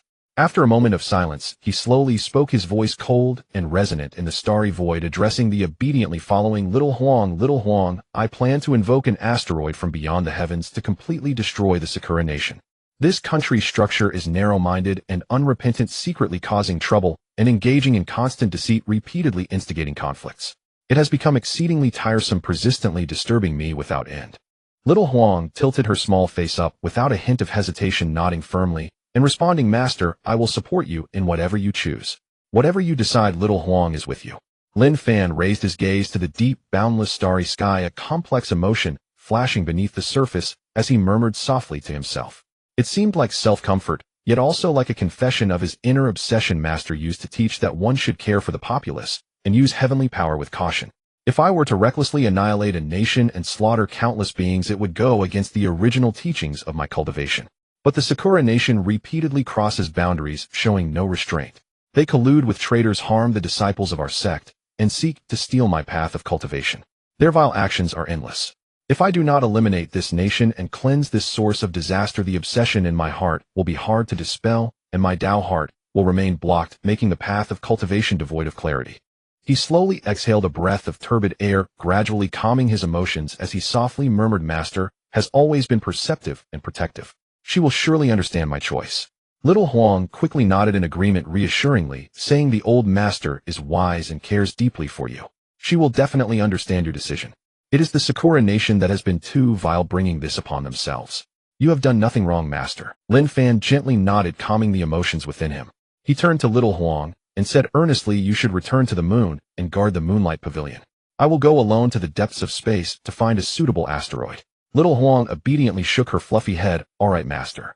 I will guard the sect well and will not run away. After giving his instructions, Lin Fan hesitated no longer, his form suddenly transforming into a sharp azure streak of light, breaking through the moon's barriers and shooting into the vastness of space at an incredible speed, vanishing from little Huang's sight in an instant. The entire starry sky of the solar system was vast and desolate, the black void infinite, with countless stars scattered shining brightly. The cold star streams slowly drifted while fragments of meteoric debris and interstellar dust aimlessly floated in the void. In the distance, the stars twinkled brilliantly, casting endless starlight. The sizes of celestial bodies varied, arranged irregularly, ancient and solemn, with no one able to disturb the tranquility of this interstellar realm. Lin Fan traversed through the river of stars meticulously, selecting suitable celestial bodies. Before long, a small asteroid quietly floating in deep space came into view. It was a deep, ink-colored rock, its surface marked with craters from impacts, hard and dense with a well-formed structure. He focused and calculated precisely. This asteroid had a diameter of exactly 2,000 meters, a moderate size, yet possessing impact force comparable to trillions of tons of TNT, sufficient to completely flatten the Sakura nation. Lin Fan nodded slightly and whispered, "This will do. The power is just right to eradicate the source of disaster, perfectly fitting." As he finished speaking, golden light erupted around him, penetrating the river of stars. Lin Fan invoked the celestial transformation technique, causing his avatar to rapidly swell to a height of 1,000 meters, towering majestically amidst the stars. The avatar bent down steadily, carrying the entire asteroid on its back, shouldering the massive celestial body, its steps firm as it crushed the starry dust, turning around and speeding back towards the moon. At this moment, within and outside the Moonlight Pavilion, thousands of top-tier researchers were diligently performing their tasks, observing interstellar data, debugging space equipment, and monitoring blue star's dynamics. Numerous disciples of the sect were also quietly cultivating and chatting in the courtyard. All was calm and orderly. Suddenly, the entire lunar space trembled violently, the moonlight swirling fiercely. A terrifying pressure powerful enough to crush the starry river abruptly enveloped the entire moon. Everyone instinctively looked up at the starry sky, instantly shocked by the sight before them, their pupils constricting and their bodies freezing in place. In the vast black starry sky above, a towering avatar of 1,000 meters stepped through the stars, carrying a massive asteroid the size of a mountain on its back. The 2,000-meter celestial body hung in midair, its dark rocky surface contrasting sharply with the brilliant starlight, the scene grand and terrifying. What is that? My heavens, a giant asteroid with a diameter of 2,000 meters. Did Mr. Lin really carry it back? Thousands of researchers were rendered speechless, their devices coming to a halt, their faces filled with incredulity and fear. Having delved deeply into the field of aerospace and interstellar studies for many years, they understood the terrifying power of a 2,000-meter asteroid. If such a celestial body were to impact a planet, it could trigger regional annihilation, qualifying as a world-ending entity. Yet now such a terrifying celestial body had actually been moved and lifted by a person using sheer physical strength, a feat that completely overturned everyone's understanding.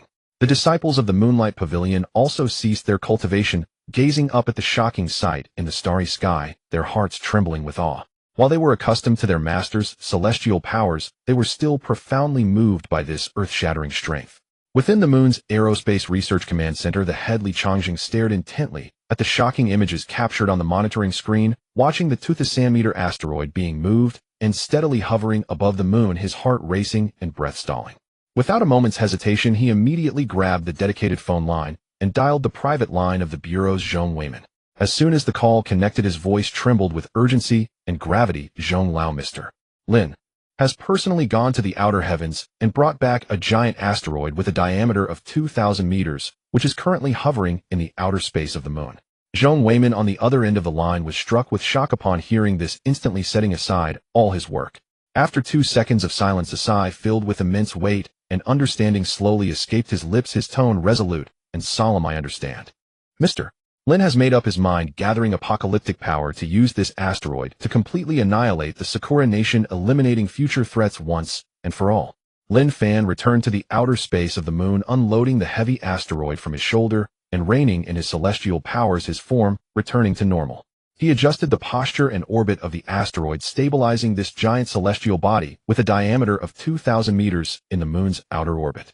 Utilizing the gravitational forces of the Earth-Moon symbiosis, the asteroid slowly rotated at a constant speed, quietly lurking in the depths of space, awaiting its final descent. Having positioned the celestial body, Lin Fan raised his hand and tore through the air, a deep black spatial rift appearing and a portal connecting the skies above Sakura nation instantly taking shape. He stepped lightly, entering the spatial passage, instantly crossing to a height of 10,000 meters above the entire territory of Sakura nation. Beneath him lay a patchwork of cities, mountains, and coastlines, with smoke and fire covering the land, appearing peaceful and serene, yet hiding countless violent tensions. Lin Fan's gaze was cold as he overlooked the entire territory below, his mind entirely submerged in the formation's calculations. Vast and pure spiritual powers surged from within him, transforming into billions of shimmering white lines like stars falling and celestial threads, weaving a net slowly spreading out to the four corners of the world. Each array pattern precisely landed on the mountain ranges, sea nodes, and void barriers, gradually solidifying the foundation of the formation, linking the array paths, and solidifying the barriers. As the sun rose and set and the stars shifted, more than 10 hours quietly passed from the bright day under the blazing sun to the deep night, shrouded in darkness, and then to the dawn of the next day. Lin Fan stood in the void, maintaining focus on the formation, not resting for a moment. Countless invisible array patterns intertwined and stacked, gradually sealing all spatial gaps in the entire territory, completely locking down the spiritual energy of Sakura Nation, forming a closed prison isolated from the world. The oppressive feeling in the air layered upon one another, creating an atmosphere so heavy that it was suffocating, an invisible force of confinement, enveloping every inch of land, causing the entire nation's beings to feel anxious and restless.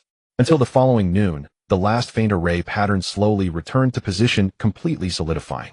The invisible, intangible giant barrier was fully formed, securely enveloping the entire territory of Sakura Nation. High above at 10,000 meters, Lin Fan slowly opened his eyes, sky locking, killing formation activate. From this moment on, those within Sakura Nation could not break through this barrier, covering the entire territory. A true net of heaven and earth, impossible to escape. Lin Fan's gaze suddenly swept over the nearby coastal waters. He saw several large, well-painted ocean liners quietly anchored on the surface of the sea, their straight hulls proudly flying the bright red Huaxiao flag, making a resounding sound in the sea breeze and morning light. These were evacuation ships dispatched by the headquarters specifically to bring back Huaxia compatriot students and workers stranded in Sakura Nation. Lin Fan moved, transforming into a beam of azure light, instantly landing at the bow of the leading ship, standing tall and majestic at the top of the ship's railing in the fierce sea wind. The personnel on board and the team leader hurried over to the bow, their expressions extremely respectful, bowing and greetings, Mr. Lin. Lin Fan stood elegantly on the railing, his clothes billowing in the wind, directly asking the core situation, what is the current progress of the evacuation? Have all Huaxia citizens within the country boarded the ships for evacuation? The leading official did not dare to be lax, quickly bowing and reporting truthfully, his tone serious and heavy. Mr. Lin, we have urgently coordinated multiple rounds, and the evacuation is being pushed forward simultaneously at all ports. Currently, the vast majority of Huaxia citizens, students, and workers stranded in Sakura Nation have successfully boarded their ships for the return journey, with the main evacuation fleet gradually setting sail for home. At this point, he showed a bit of difficulty lowering his voice to add, however, there are still a small number of long-term residents who have long settled here, who are clinging to hope and unwilling to evacuate, insisting on staying behind and refusing to board the ship back. We have visited them multiple times to persuade them, but they remain resolute and refuse to cooperate with the evacuation. Lin Fan's expression was calm. Hearing this, he merely nodded slightly, his tone calm and indifferent without a hint of fluctuation. It's fine. Everyone has their own attachments. Since they are determined to cling to this place and unwilling to leave, let them follow their hearts.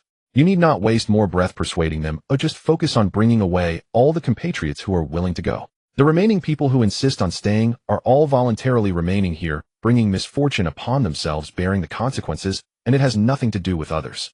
The official bowed solemnly, his expression serious. We will strictly adhere to Mr. Lin's instructions. We will promptly finish up and ensure the safe return of all willing compatriots. Lin Fan spoke with a steady and serious tone, informing them of the truth. I have locked down this territory and set up a deadly formation. This formation seals the entire region. Those without tokens will be trapped inside with no possibility of escape.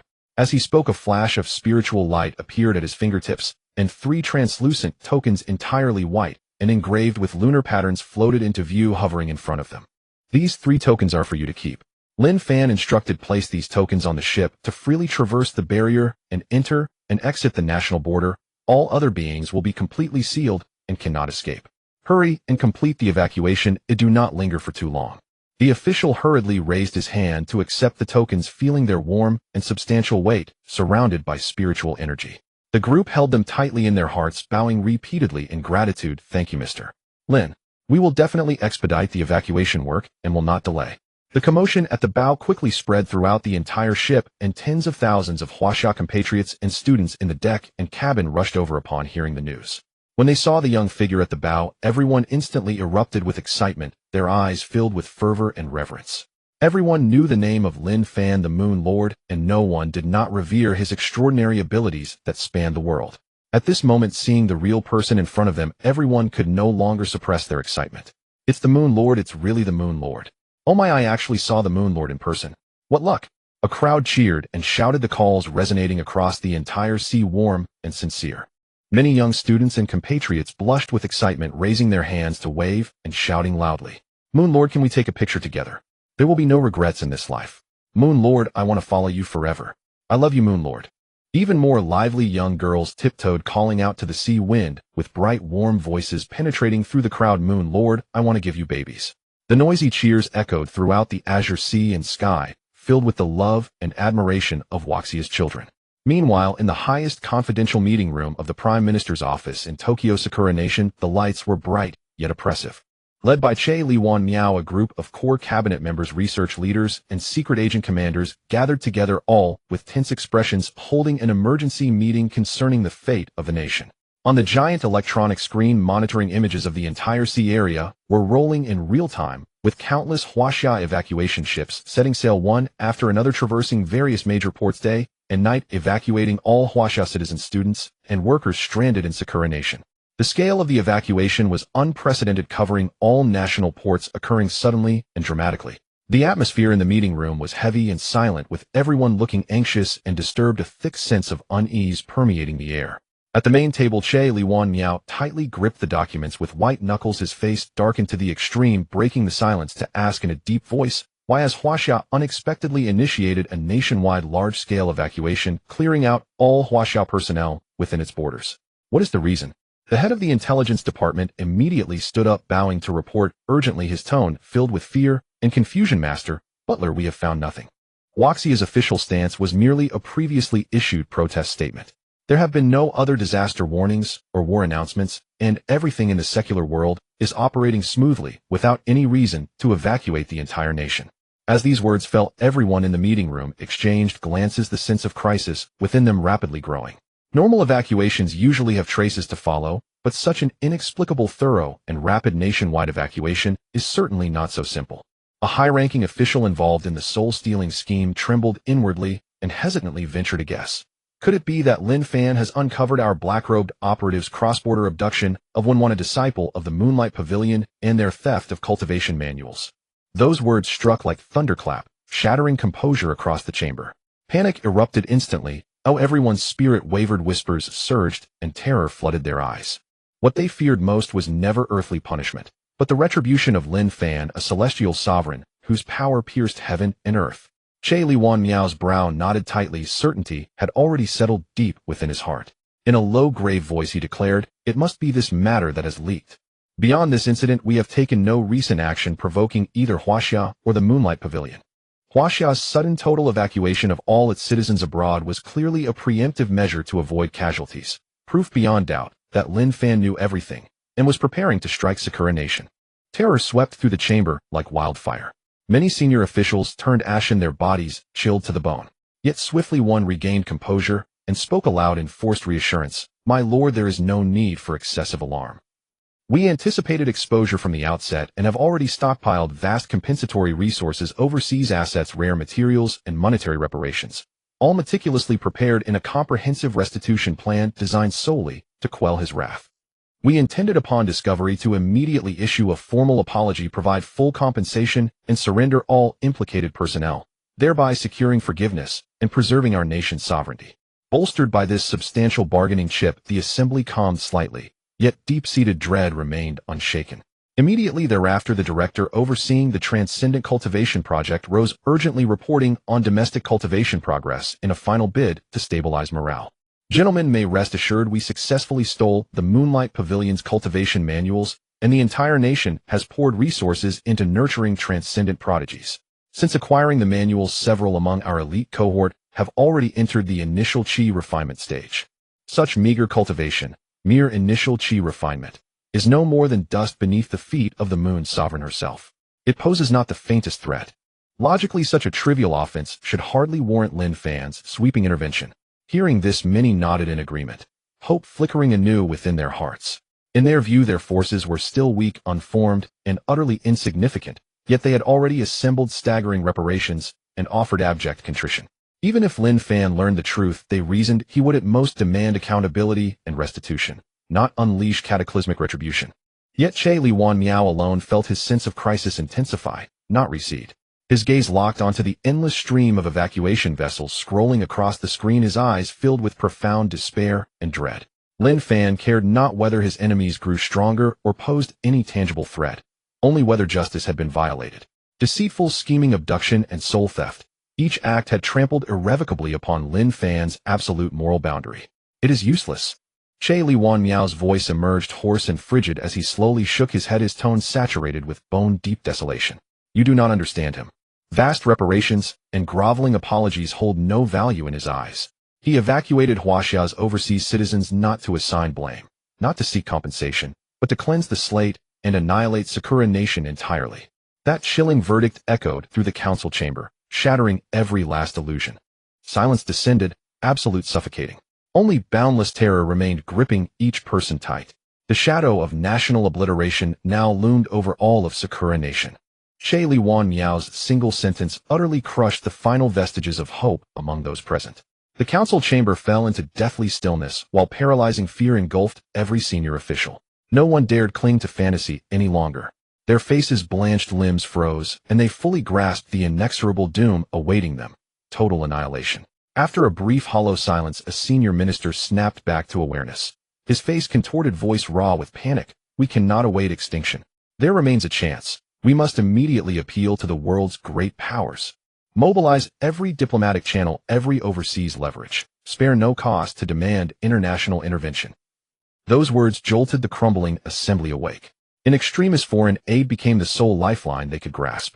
A faint glimmer of desperate hope flickered in Che Li Wan Miao's eyes. Even if slender, he refused surrender. Gritting his teeth, he issued a terse, urgent command: activate the highest-level diplomatic appeal protocol, immediately. Contact all major Western and extraterritorial powers. Disclose the full truth, and offer every national asset in exchange for protection. Beg them to shield Sakura Nation. At that order, Sakura Nation's entire diplomatic apparatus surged into overdrive. Every overseas embassy, every envoy went on emergency alert, desperately dialing top-tier secure lines, flooding capitals with frantic pleas and encrypted dispatches. They laid bare decades of accumulated overseas mining rights, pledged astronomical economic aid, surrendered cutting-edge scientific research, and even offered access to overseas military bases, humbling themselves, utterly begging only for mediation to halt the coming cataclysm. Yet within moments, rejection after rejection arrived. Cold, encrypted replies, icy voice messages, flooding back into the Prime Minister's council chamber, extinguishing their final embers of hope. The first extraterritorial superpower contacted responded instantly, with a stark official reply: this matter falls outside the jurisdiction of foreign states. We categorically refuse involvement. No interference in transcendent affairs. Cease further contact. The subsequent Western powers replied with even greater finality, utterly devoid of mercy. They understood Lin Fan's terrifying might better than anyone, the Moon Sovereign's celestial authority, capable of leveling cities with a mere gesture. The memory of Lin Fan's two palm strikes, toppling two of Sakura Nation's great cities and subjugating the globe, remained seared into the minds of every world leader. None dared challenge his fury. All nations saw clearly Sakura Nation, steeped in grievous sin, had dared covet Huaxia's transcendent legacy and abducted disciples to steal sacred arts. Its current plight was self-inflicted justice. To risk national destiny defending such a culpable nation and provoke Lin Fan's apocalyptic wrath would be sheer folly, tantamount to suicide. No sovereign state would wager its fate for Sakura Nation. A senior statesman from an established power voiced blunt private disdain. Unmasking both fear and cold indifference, Sakura Nation brought its own destruction upon itself, deserved and inevitable. Any who aided invite conflagration, any who shelter it court annihilation. Smaller nations with prior ties to Sakura Nation trembled uncontrollably, immediately severing all communication, rushing to disavow all connection, terrified of being drawn into this cosmic calamity. Every avenue of appeal collapsed. Nationwide entreaties met universal silence. No nation. Icy rejection documents blanketed the conference table. A relentless call declined. Alerts echoed across every comms device. The assembly plunged irrevocably into the abyss of utter despair. Moments earlier clinging to fragile hope, the senior officials now slumped lifelessly into their chairs, faces drained of color, eyes hollow, bodies utterly spent. The nation's entire arsenal of leverage, exhausted, had yielded only global indifference and collective abandonment. Che Liwan Miao gripped the rejection dispatch so tightly his knuckles whitened his body, trembling uncontrollably. His final spark of light extinguished, leaving only infinite ash-gray desolation. He finally understood Sakura Nation stood utterly alone, abandoned by all, shielded by none. Before Lin Fan's absolute celestial authority, every worldly diplomacy, every international alliance proved illusory, worthless. Across the entire realm, no force remained capable of rescuing Sakura Nation, steeped in sin, incorrigible, and condemned. The call for national assistance was completely cut off, the last hope shattered, and the once silent conference hall erupted into chaos. An overwhelming fear of death swept through the crowd, and all the high-ranking officials, disregarding dignity and national honor, were consumed by the singular thought of fleeing for their lives. Sitting idle meant certain death. At this moment, their only desire was to escape and survive. Che Liwanmio felt a chill run through her body, her rationality completely devoured by panic. Losing all composure of a steward, she hoarsely shouted, "All personnel, evacuate. Immediately head to the seaport and airport. Utilize all private jets and ocean-going vessels. Everyone scatter and flee. As long as we escape the mainland, we can survive."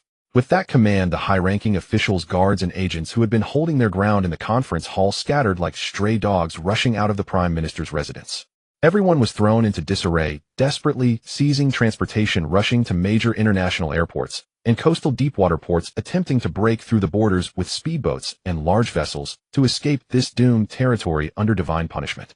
In an instant, the airspace over Sakura country roared to life. Dozens of top private jets and official passenger planes took off in haste, carrying cabinet officials and core elites, soaring through the high clouds at full speed, aiming straight for the national airspace, striving with all their might to break free from the mainland.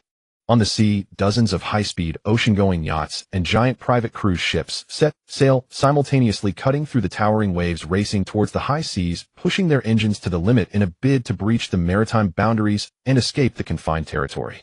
The exclusive supersonic passenger jet that Che Liwanmio boarded was painted in a stealthy design and equipped with the most advanced wind-breaking navigation system, making it the fastest civilian aircraft in Sakura country. The jet broke through the low clouds and ascended rapidly, just a few kilometers from the border. Inside the cabin, all the elites stared intently out the window, their eyes filled with an intense desire to survive, trembling as they prayed for a successful escape. But just as the aircraft was about to exit the territorial airspace, the void ahead suddenly froze. There was no thunderous roar, no blinding light. An invisible and intangible barrier as transparent as water suddenly appeared in the sky, silently cutting off all paths forward. The entire airspace became utterly stagnant. The flowing air currents and rushing winds came to a halt. The speeding jet violently collided with the barrier. A dull and heavy sound of impact echoed through the skies. The sturdy fuselage trembled violently. The alloy shell of the aircraft instantly compressed, and deformed alarms blared loudly inside the cabin, and all the instrument panels went black. The extreme inertia caused everyone on board to lurch forward, screaming as they fell, a scene of utter chaos. This layer of invisible barrier was as solid as an ancient divine mountain. Despite the supersonic jet's furious assault, it remained completely unyielding, not even a scratch. The hard aircraft structure had collided with the barrier of the entire world. All the force of the sprint was mercilessly rebounded and dissipated. At the same time, a similar scene of despair unfolded in the outer seas. As various high-speed ocean liners and yachts rushed to break free from the coastal waters and enter the open sea, the surface of the sea was suddenly sealed off by an invisible barrier. A smooth barrier appeared out of thin air across the sea, cutting off all maritime routes. The speeding ships crashed violently against it. The sturdy bow trembled intensely. Waves soared dozens of meters high, and the entire vessel rocked violently, causing countless people to lose their footing and tumble into the water, screams and wails echoing. No matter how the captain urged the power and revved the engines, the ship was still firmly obstructed by the invisible barrier, unable to advance a single step, with all routes to the sea completely sealed off. In the sky and on the sea, all escape routes were completely severed. Countless planes and ships repeatedly crashed against the barrier, desperately trying to break free, but all they received in return were futile bounces and endless despair. That layer of heavenly locking barrier that enveloped the entire territory was omnipresent and flawless, sealing off all dimensions of escape by land, sea, and air, truly achieving a situation where not a single inch of land was left unguarded, with no way to flee. With the great formation sealing the heavens, all things were imprisoned. They could not fly out, could not run out, could not escape. The entire Sakura country had turned into a desperate land, with no one able to flee. No one could be spared. At the moment when the entire Sakura country's elite found themselves in a dire predicament, with no way out, the Chinese expatriates who had hesitated to evacuate and clung to false hopes finally became aware of the strangeness.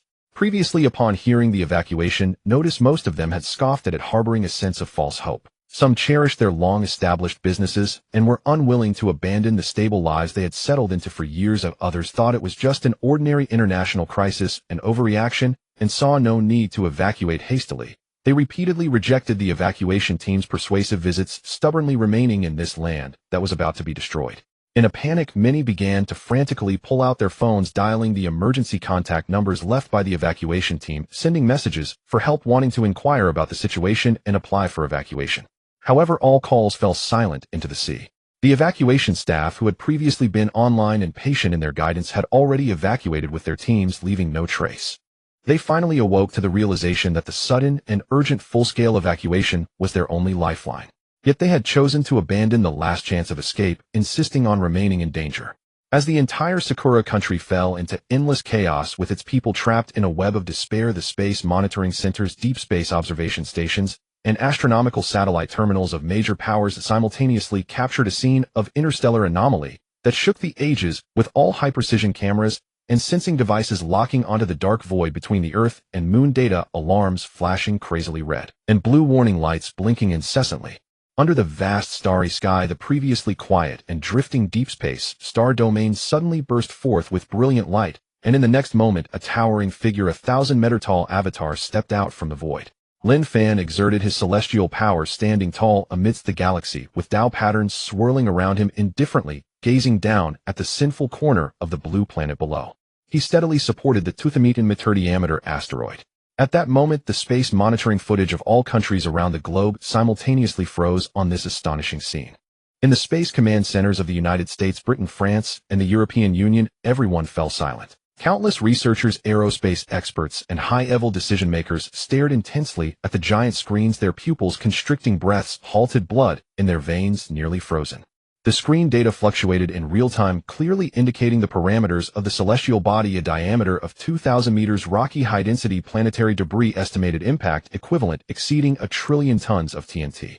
Normally, asteroid impacts are due to natural gravitational forces in space, unpredictable and unavoidable. Yet at this moment, this giant celestial body, capable of annihilating a territory, was being effortlessly controlled by a visible human giant, shattering all scientific and extraordinary cognitions of the nations. God, is that a power humanity can possess? To lift an asteroid. This is no longer extraordinary, this is divine power. Inside the major command centers, suppressed gasps echoed one after another, every face pale, hearts trembling, filled only with utmost awe and fear. Previously, Lin Fan's overwhelming pressure of annihilating enemies was merely confined to a localized area of blue star, but at this moment his ability to manipulate stars and shift celestial bodies represented a true cosmic might that shook the stars and intimidated the entire world. Above the starry sky, Lin Fan coldly gazed down at the entire Sakura nation, sealed by the great heavenly lock array, without a hint of extraneous emotion. As he relaxed the spiritual energy at his fingertips, the supreme celestial power locking the stars instantly dissipated. Fall. With a single word, the sound reverberated through the galaxy. The colossal asteroid, weighing trillions of tons, instantaneously broke free from its restraints, enveloped in extreme interstellar gravity and terrifying descent potential, trailing a crimson tail across the sky, like divine retribution from beyond, plummeting straight down toward the entire Sakura nation. The asteroid's descent speed rapidly surpassed several dozen times the speed of sound, tearing through layers of the atmosphere, violently rubbing against the air, transforming from dark rock into a blazing, white fireball engulfed in flames, creating a heat wave that could suffocate anyone watching through satellite feeds, while the trailing 1,000-mile streak of fire dyed half of the blue star's sky red. All global satellite cameras followed the entire process, witnessing this unprecedented divine punishment. Above the Sakura nation, the clouds were instantly shattered, and the scalding shockwave preemptively crushed the entire region, causing the air to heat up abruptly, the ground to tremble violently, and mountains and rock layers to crack and collapse wildly. All remaining buildings, roads, and bridges within the territory emitted a deafening roar under the unbearable burden, swaying precariously. High above the heavenly lock killing array remained a stable, closed loop, the invisible barrier sealing off all escape routes, yet it did not hinder the destructive force of the divine punishment from descending intentionally, opening a path of annihilation for this world-ending celestial body solely to allow the realm of sin to endure the most thorough retribution. In an instant, the colossal asteroid, wrapped in blazing flames and trillions of tons of potential energy, crashed down with a thunderous roar. Boom! A terrifying sound that shook heaven and earth, reverberating through the galaxy. Without any buffer, the asteroid accurately struck at the core region of the Sakura Nation. The moment it landed, endless crimson flames soared into the sky. A giant shockwave spanning hundreds of kilometers erupted, and blinding white light instantly enveloped the entire island nation, its brightness surpassing that of the scorching sun, causing all monitoring satellites worldwide to overload and go black, their lenses turning completely white. The ultimate destructive power erupted in an instant. The surface at the point of impact was completely vaporized, the hard crust fracturing and melting layer by layer, transforming into rolling magma that spewed skyward with waves of lava hundreds of meters high, sweeping in all directions. The originally scattered city buildings, mountains, forests, and coastal areas were all obliterated in the first moment, leaving not even a trace of debris. The terrifying shockwaves surged from the point of impact, sweeping across the entire territory of the Sakura Nation. The ground trembled, the earth's veins ruptured, and countless bottomless ravines tore through the land, slicing through the entire region.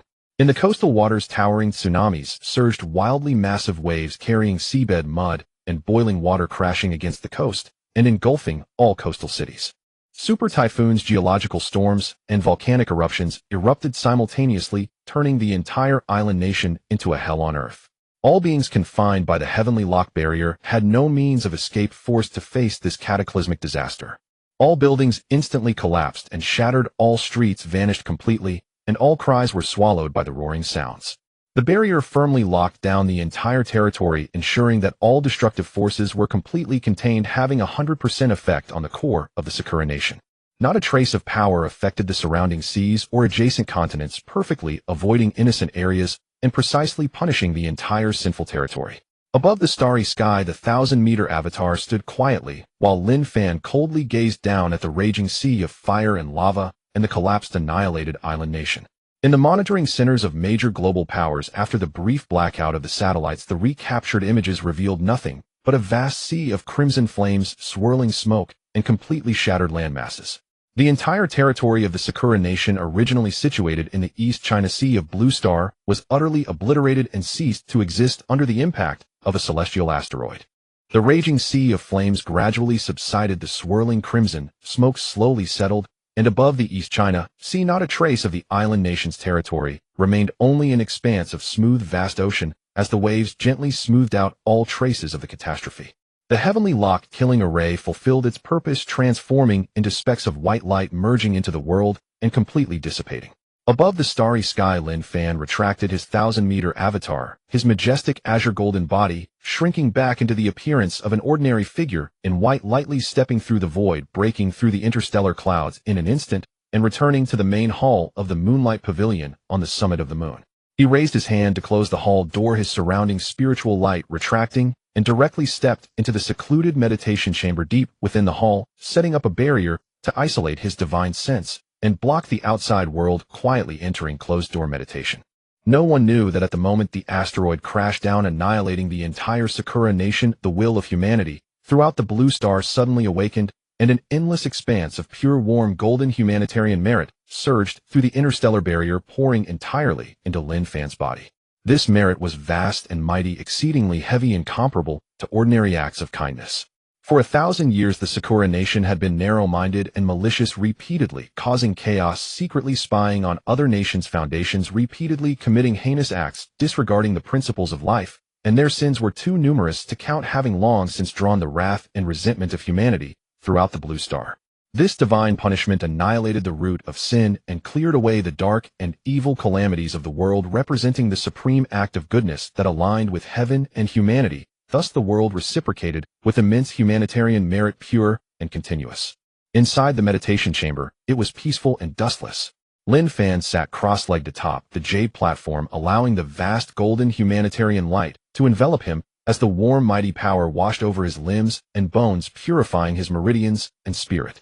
The originally firm barrier at the peak of the nascent soul was instantly loosened, shattered, and connected under the endless humanitarian merit. Boom!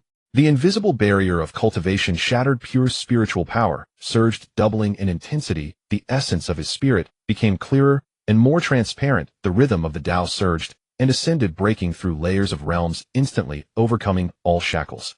At the peak of the nascent soul, half a step into the God transformation, finally stabilizing in the middle phase of God transformation. At the moment of breakthrough, the entire Moonlight Pavilion's spiritual energy surged wildly, with endless moonlight and starlight gathering in layers enveloping the entire meditation chamber. Lin Fan's spiritual power and Tao heart underwent a complete transformation, becoming increasingly transcendent and ethereal, capable of shaking mountains with a thought and drawing stars with a breath, with his ability to master the rules of heaven and earth increasing severalfold. The boundless merit entered his body, not only aiding him in successfully breaking through his realm, but also refining his Tao foundation, soothing the violent energy left from past killings, allowing his Tao heart to become increasingly transparent and pure with moderation in killing, and a heart dedicated to protecting the Tao, while his affinity with the heavenly Tao of Blue Star reached a new height. This silent breakthrough of the realm went undisturbed by anyone. At this moment, time on the Blue Star was frozen on the 3rd day of September. With the catastrophe in the East China Sea concluding and the sins of the island nation eradicated, the gloom in the world completely dissipated. The sky cleared up into a bright expanse, and the spiritual energy of the entire Blue Star became increasingly transparent and pure with a prolonged rhythm of Tao. All forces that witnessed this interstellar divine punishment and understood the cause and effect would firmly engrave this day in their hearts. From this day forth, the records of Blue Star's history would add a significant entry. On September 3rd, Lin Fan, the Moon Master, summoned the star punishment upon the world, purging 1,000 years of calamity, establishing the order of heaven and earth, and suppressing the evil of the world. Later generations would respectfully refer to this day as the Day of Divine Punishment. Time swiftly flowed, the years quietly changed, and in the blink of an eye a whole year had quietly passed. After a full year of focused cultivation, the disciples of the Moonlight Pavilion experienced a collective transformation in their cultivation, revitalizing the overall strength of the sect. It was precisely at this moment, when the entire sect's cultivation had reached a peak and their foundations were completely renewed, that the barrier in the secluded meditation chamber deep within the Moonlight Pavilion began to shimmer with fragmented spiritual light, layers of barriers gradually dissolving the stone door of the meditation chamber that had been closed for a whole year, slowly opening inward. Lin Fan, who had been in closed-door meditation to stabilize his God transformation realm, finally emerged. Lin Fan stepped out of the secret chamber, his aura warm and majestic, shedding the cold and lethal presence he had before his seclusion, now infused with a gentle Tao rhythm that embraced the heavens and showed compassion for all beings. After breaking through to the midstage of the transformation of God realm, his divine soul was faintly connected to the Tao veins of the beings of Blue Star, and in the brief moment of stabilizing his realm during seclusion, he sensed the primordial messages of the Tao will of the Blue Star beings. The Tao of heaven, earth, and humanity values the continuity of life and the benefit of all beings. If Lin Fan can guide more people on Blue Star to embark on the righteous path of cultivation, it would not only cleanse the lingering sinister aura of the mundane world, but also solidify the Tao foundation of the Blue Star, nurturing an unending stream of pure human virtues. All the merits gained from this endeavor would be under his sole control, allowing him to refine the Tao foundation and stabilize his realm at will, or distribute them freely to the disciples, assisting them in advancing their cultivation and breaking through their shackles. With this thought, Lin Fan had already determined a new layout for the sect. The Moonlight Pavilion must attract talented individuals from the world, spreading the Tao to benefit society in order to strengthen the sect's lineage and give back to the Tao of heaven and humanity, forging an everlasting Tao foundation. He lifted his gaze towards the uneven halls of the Moonlight Pavilion, his divine sense gently unfurling, and a calm, yet resounding Tao sound reverberated throughout the lunar base, clearly reaching the ears of every disciple. All disciples stationed on the moon immediately proceed to the main hall at the peak for a meeting. The Tao sound was gentle, yet carried an undeniable authority, instantly spreading across the entire. In a moment, the disciples of the Moonlight Pavilion set off, dressed in uniform white sect robes, moving in an orderly manner as they traveled through the air from their various training grounds to the main hall at the peak. The flow of people was continuous, yet there was not a trace of noise or clamor. Everyone wore a respectful and solemn expression, knowing that the master had emerged from seclusion to summon them for important sect matters. Su Qingyuan, Su Qingla, Lin Wan, and other core disciples took the lead, walking steadily as they arrived first at the hall and lined up in an orderly fashion. Little Huang also wobbled over and settled obediently to one side of the hall, gazing at Lin Fan on the high platform, with clear eyes, quietly waiting for instructions. In an instant, within and around the majestic main hall, the disciples stood in neat rows, their ranks orderly, and their momentum contained the entire space was serene and silent, with only the rich spiritual energy of the moon gently flowing. Lin Fan stood atop the highest jade platform in the hall, his posture tall and ethereal, overlooking the respectful disciples below, his gaze sweeping across the steady cultivation auras of the crowd, a hint of faint approval flickering in his eyes. After a year of arduous cultivation, the entire sect had undergone a transformation, their foundations solidified, and they were now capable of branching out and spreading the Tao to the mundane world. He remained silent for a moment before slowly speaking, his steady voice resonating throughout the hall, reaching every disciple's ears. I have been in seclusion for a year, breaking through to the transformation of God realm, receiving the gift of the Tao, will of the Blue Star beings, and perceiving the primordial truths. Now all beings of Blue Star have the opportunity to follow the Tao, and as the foremost immortal sect of Blue Star, we must embrace the will of humanity and propagate the path of cultivation. As his words fell, the disciples below were all shaken, attentively listening. Lin Fan spoke slowly, each word clear, officially announcing the new policy of the sect. From today onward, I have decided to widely recruit disciples from all over Blue Star, disseminating the righteous path of cultivation. I will personally lay out plans to establish fixed trial locations across the continents and regions of Blue Star, opening a path for universal trials. Regardless of background, age, or aptitude, as long as one has a pure heart, harbors the righteous path, and can successfully pass the sect's trials while adhering to their goodness, they may join the Moonlight Pavilion as outer disciples, receiving orthodox cultivation teachings and learning methods to enhance their physical foundations. The clear rules and inclusive opportunities stirred the hearts of the disciples below, yet no one spoke out, all quietly listening to the subsequent regulations. Lin Fan continued in a deep voice, refining the sect's hierarchical system. The sect has newly established inner and outer ranks. All who enter through trials will start from the outer door, learning basic techniques, tempering their Tao heart, and solidifying their physical foundations. Only when outer disciples break through the foundation establishment realm, solidify their Tao foundation, and pass the character test, may they be promoted to inner disciples, entering the main base of the Moonlight Pavilion to cultivate and access the core resources of the sect. This new system is fair and transparent, with clearly defined levels, granting ordinary beings from the mundane world hope to step into cultivation, while also establishing a clear path for advancement in cultivation, preventing those with ulterior motives or weak wills from infiltrating the sect. Lin Fan's gaze was clear as he added, "This time, we open our doors wide and spread the great Tao, following the momentum of humanity. The more mundane cultivators there are, the more widespread it becomes, the richer the human virtues born from heaven and earth. All the merits of heaven and earth will belong to me, which I can allocate freely, rewarding diligence and punishing laziness, to commend disciples who are diligent in their cultivation and have made contributions to spreading the Tao, assisting them in breaking through their cultivation shackles and refining their Tao heart and spirit." As these words were spoken, a subtle wave of emotion rippled through the hall. All disciples instantly understood that the master's actions were not only to expand the sect, but also to pave a new path of cultivation for all disciples. In the future, those who devote themselves to cultivation and support the sect in spreading the Tao will receive the blessing of the master's merits, making their cultivation journey smoother, with opportunities to break through bottlenecks and stabilize their realms. Su Qing'an was filled with admiration, bowing deeply, and was the first to respond. "I will diligently follow the master's decree." Following closely, Lin Wan, numerous core disciples, and tens of thousands of ordinary disciples all bowed in unison, their voices resonating powerfully, echoing throughout the main hall. "We will diligently follow the master's decree." The grand Tao sound reverberated through the long sky of the Moonlight Pavilion, accompanied by the flowing spiritual energy of the moon, heralding the official beginning of a new prosperous era of entering the world and spreading the Tao to benefit all beings. With the decision made, Lin Fan did not linger any longer, standing in the void, tearing through the air with his fingertips, and a spatial passage spanning the earth and moon suddenly formed. He stepped forward, instantly crossing the starry void and landing firmly back on the land of Huaxia. As his feet lightly touched the mundane soil, his vast divine sense instantly spread out, covering the entire territory of Huaxia, encompassing mountains, rivers, lakes, and seas, as well as deep valleys and towering peaks.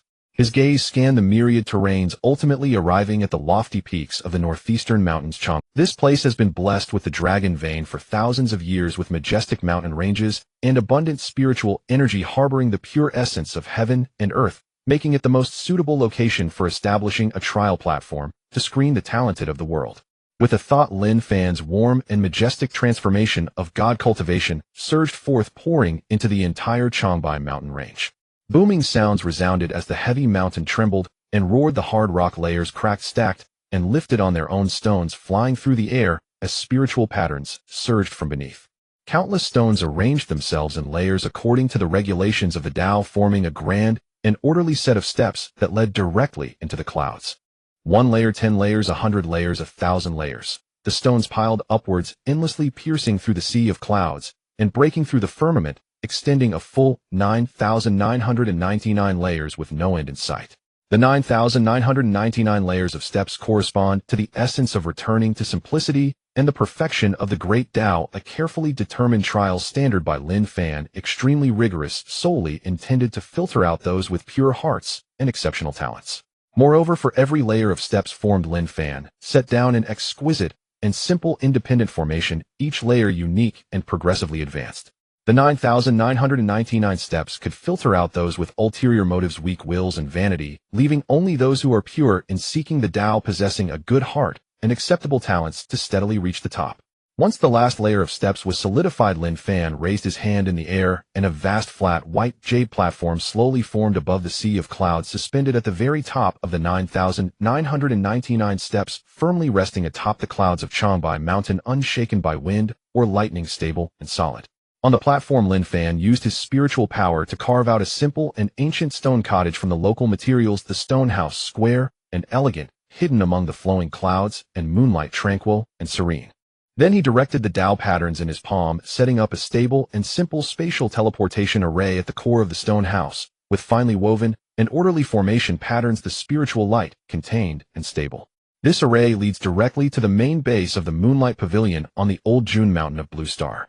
In the future, disciples can be assigned to guard the small stone house, and anyone who successfully reaches the top of the 9,999 steps and passes the trial may have a disciple activate the teleportation array to reach the Moonlight Pavilion's base, complete their entrance registration, and officially join the ranks of outer disciples. The trial site of Changbai Mountain in Huaxia has been completed, with regulations perfected and formation stable. Lin Fan rose once more, traversing the skies across continents, exploring the vast territories of the world.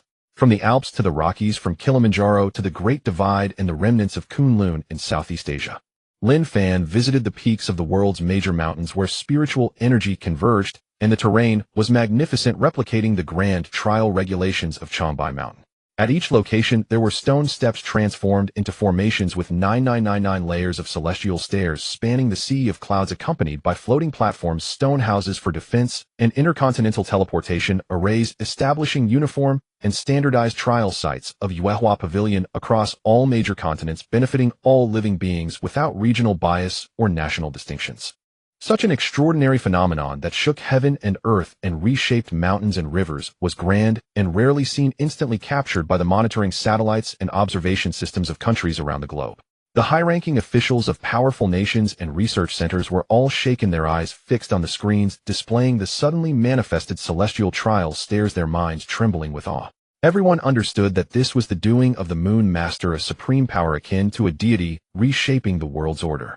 Despite the shocked curiosity and speculation filling the hearts of various nations, no one dared to voice inquiries, nor did any country dare to investigate or pry. Having experienced the overwhelming might that obliterated a nation, all forces worldwide had deeply engraved in their memories Lin Fan's unparalleled authority and decisive actions, daring only to observe from a distance, silently, awaiting the Moon Master to personally declare the purpose of this arrangement, with no one daring to make any transgressions.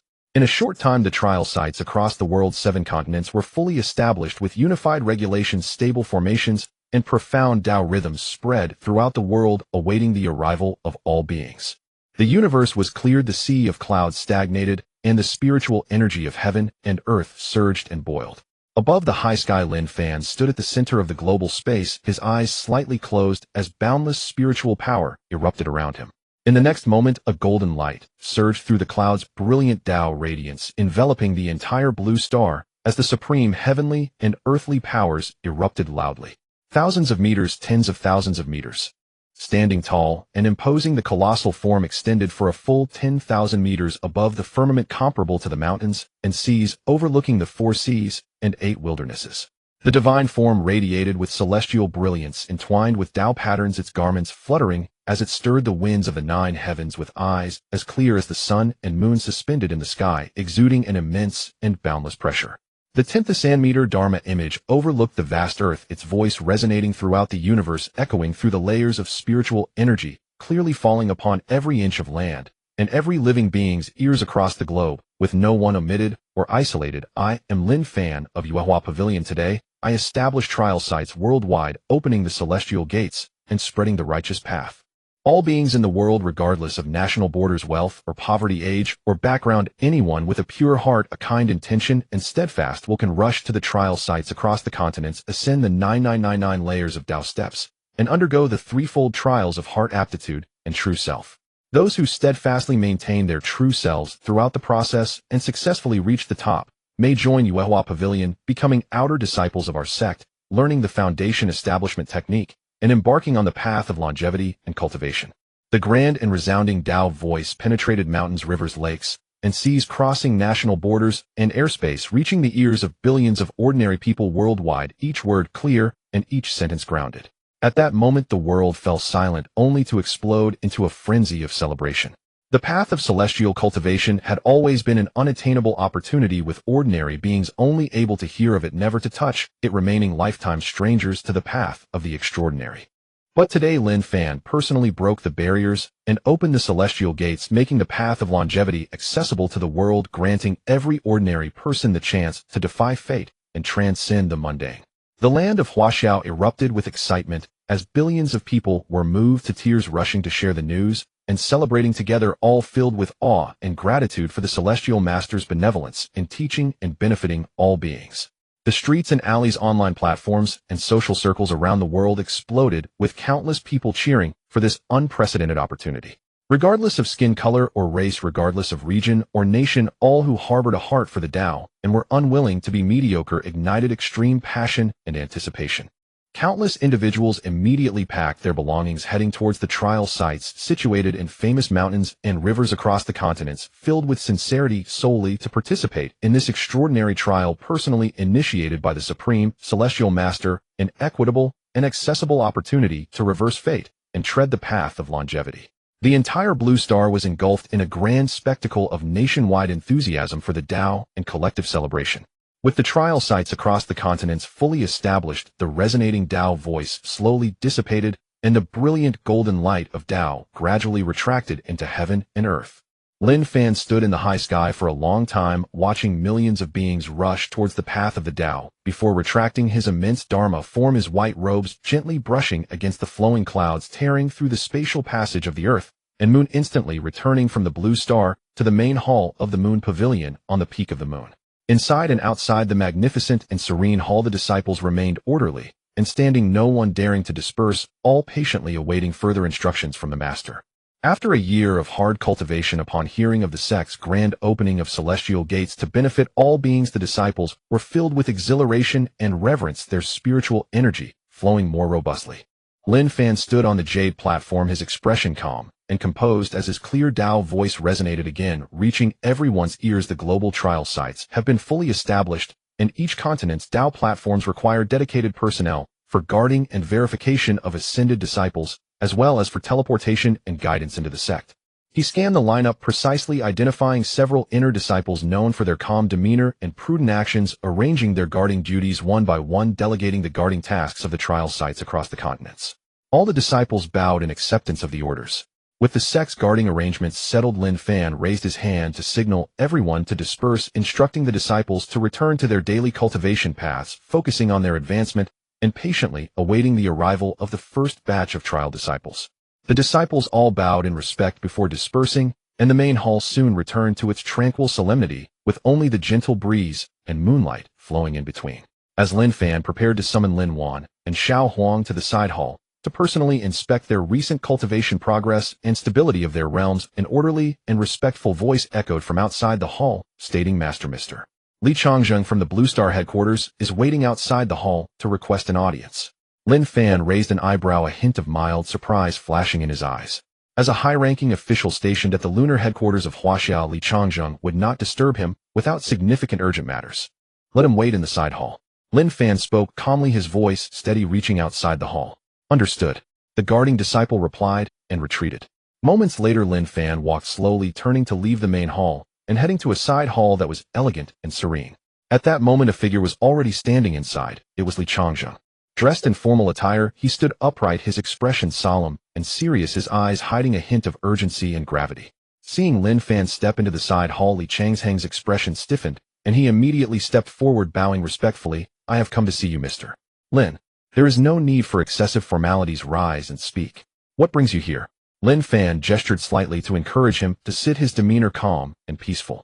Li Changzheng looked earnestly at Lin Fan and stated, "Mr. Lin, my sudden visit is not for ordinary matters of the world, but to discuss your sister Lin Wan." Lin Fan gazed at him, his expression solemn, and asked in a deep voice, "What method are you referring to? Just say it directly." Li Changzheng organized his thoughts and replied earnestly, "Mr. Lin, are you familiar with the scientific principles of a Faraday cage?"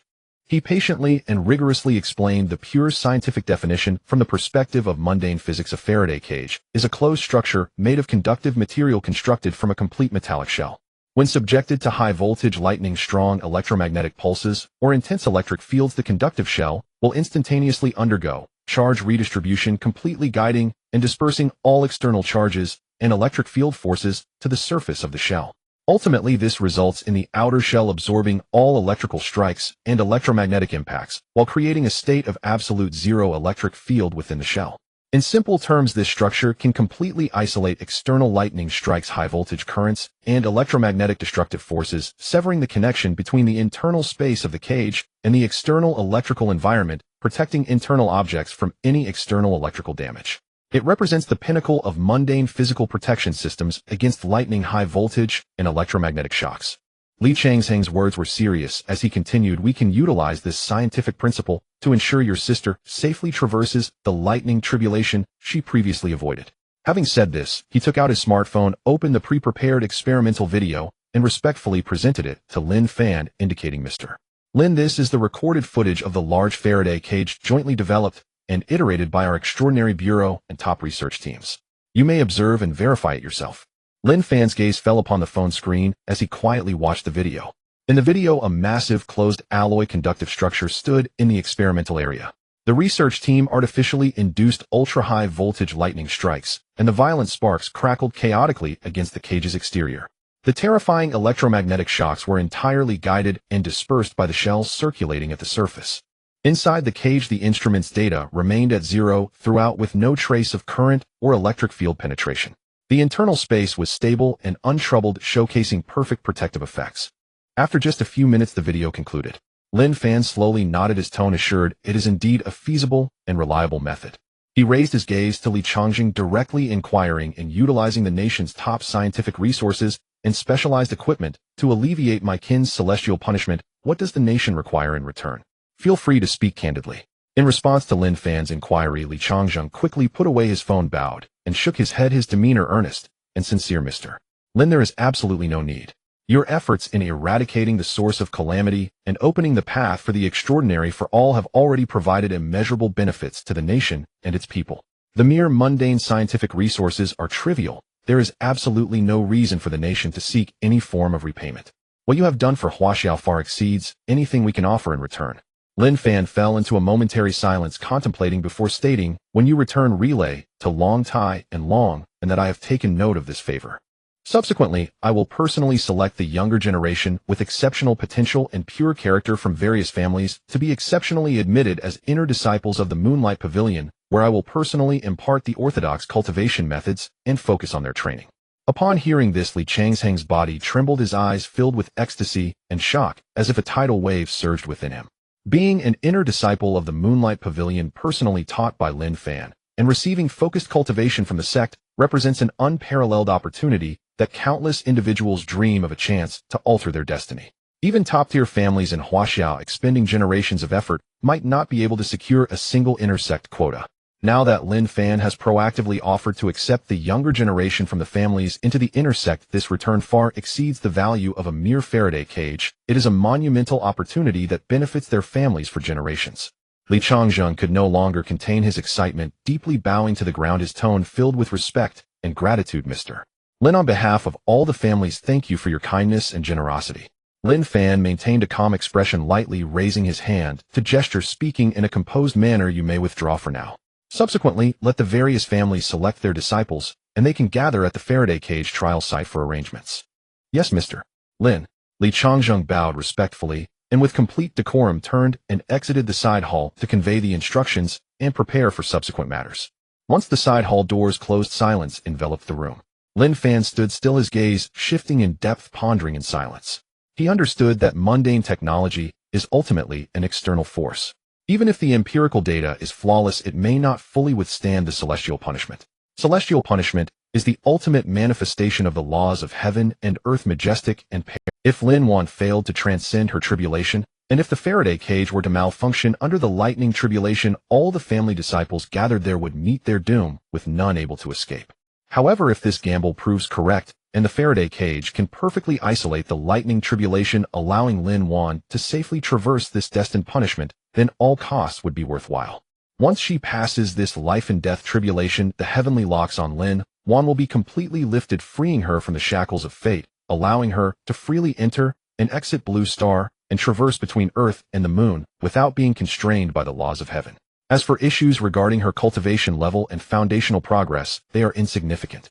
Now that he holds the merits of humanity and can freely allocate them, even if his little sister's cultivation progress is slow and her foundation weak, he can directly infuse her with immense merit, refining her Tao foundation, breaking through shackles, and rapidly elevating her cultivation, providing full support to ensure her path ahead is smooth and worry-free. With his resolve clear, Lin Fan no longer pondered further. He flicked his finger lightly, and a stream of divine sound resonated throughout the lunar base, directly reaching Lin Wan and Xiao Huang's cultivation quarters. "Wainer Xiao Huang, come to the side hall to see me immediately." The message was clear and gentle, devoid of any authority, yet it penetrated through layers of hall and mist, swiftly reaching their ears. In just a moment, two lively figures hastily entered the side hall. Lin Wan, dressed in a simple white disciple's long dress, appeared graceful, her eyes warm and gentle, with a solid foundation of spiritual energy increasingly stable in her cultivation. Following closely beside her, Xiao Huang was surrounded by spiritual energy emanating a dense aura of golden core stage, having been stuck at the bottleneck for quite a while. The two bowed in unison, greeting Brother Master. Lin Fan turned his gaze to Lin Wan, his expression softening, shedding the coldness of earlier contemplation. He spoke gently, "Little sister, I just found a method that will likely allow you to safely pass through the destined lightning tribulation." Upon hearing this, Lin Wan's clear eyes instantly lit up, filled with surprise and emotion. She had long been aware that she was locked onto Blue Star, knowing that going there would bring about thunder punishment, which had caused her much anxiety, but she had never mentioned it. Now, hearing that there is a method to traverse the tribulation, the heavy stone hanging over her heart suddenly fell. Without waiting for her to speak, Lin Fan continued, "Having made thorough arrangements, however, this method combines mundane technology and has not been tested yet, so its reliability remains to be verified. At that time, Xiao Huang will need to test it for you first." He turned his gaze towards Xiao Huang, speaking calmly, "Just in time, it is also the moment for you to undergo transformation. Seizing this opportunity, you can also break through the shackles of transformation." Upon hearing this, Xiao Huang shook his body vigorously, quickly raising his head, his tone mixed with confusion and unease. "Master, but I am currently only at the late stage of golden core, yet to step into the nascent soul realm. According to the cultivation rules of demon beasts, without reaching the nascent soul, I cannot fully take on human form or break through transformation. I fear I cannot achieve this. In the usual path of demon beast, transformation must pass the nascent soul threshold. This is an inherent rule of the heavens and earth, unchanging for millennia." Xiao Huang had diligently cultivated to this day, his realm solid and stable, yet he remained stuck at the late stage of golden core, still a step away from the nascent soul, naturally unable to fully transform. Lin Fan's expression was calm, his voice unwaveringly certain. "It's all right. When the time comes, you will just follow me. I have my ways to forcibly help you break through your realm and transform against the odds." He masters the virtues of humanity. The mere barrier of a demon beast transformation is a vast chasm for others, yet for him it is but a regulatory shackle that can be easily broken. Looking at his little sister beside him, a trace of shallow worry passed through Lin Fan's eyes, and his tone became serious as he preemptively reminded her of the potential risks. "Little sister, there are still unknown risks involved in this matter. As for Xiao Huang's transformation, I need not worry. With my protection, it will undoubtedly be fine. Only your foundational cultivation is currently too shallow. I cannot intervene in your tribulation, and I fear there might still be some danger." Lin Wan nodded lightly, unconditionally trusting Lin Fan, and softly said, "Brother, just arrange it as you wish. I will listen to you."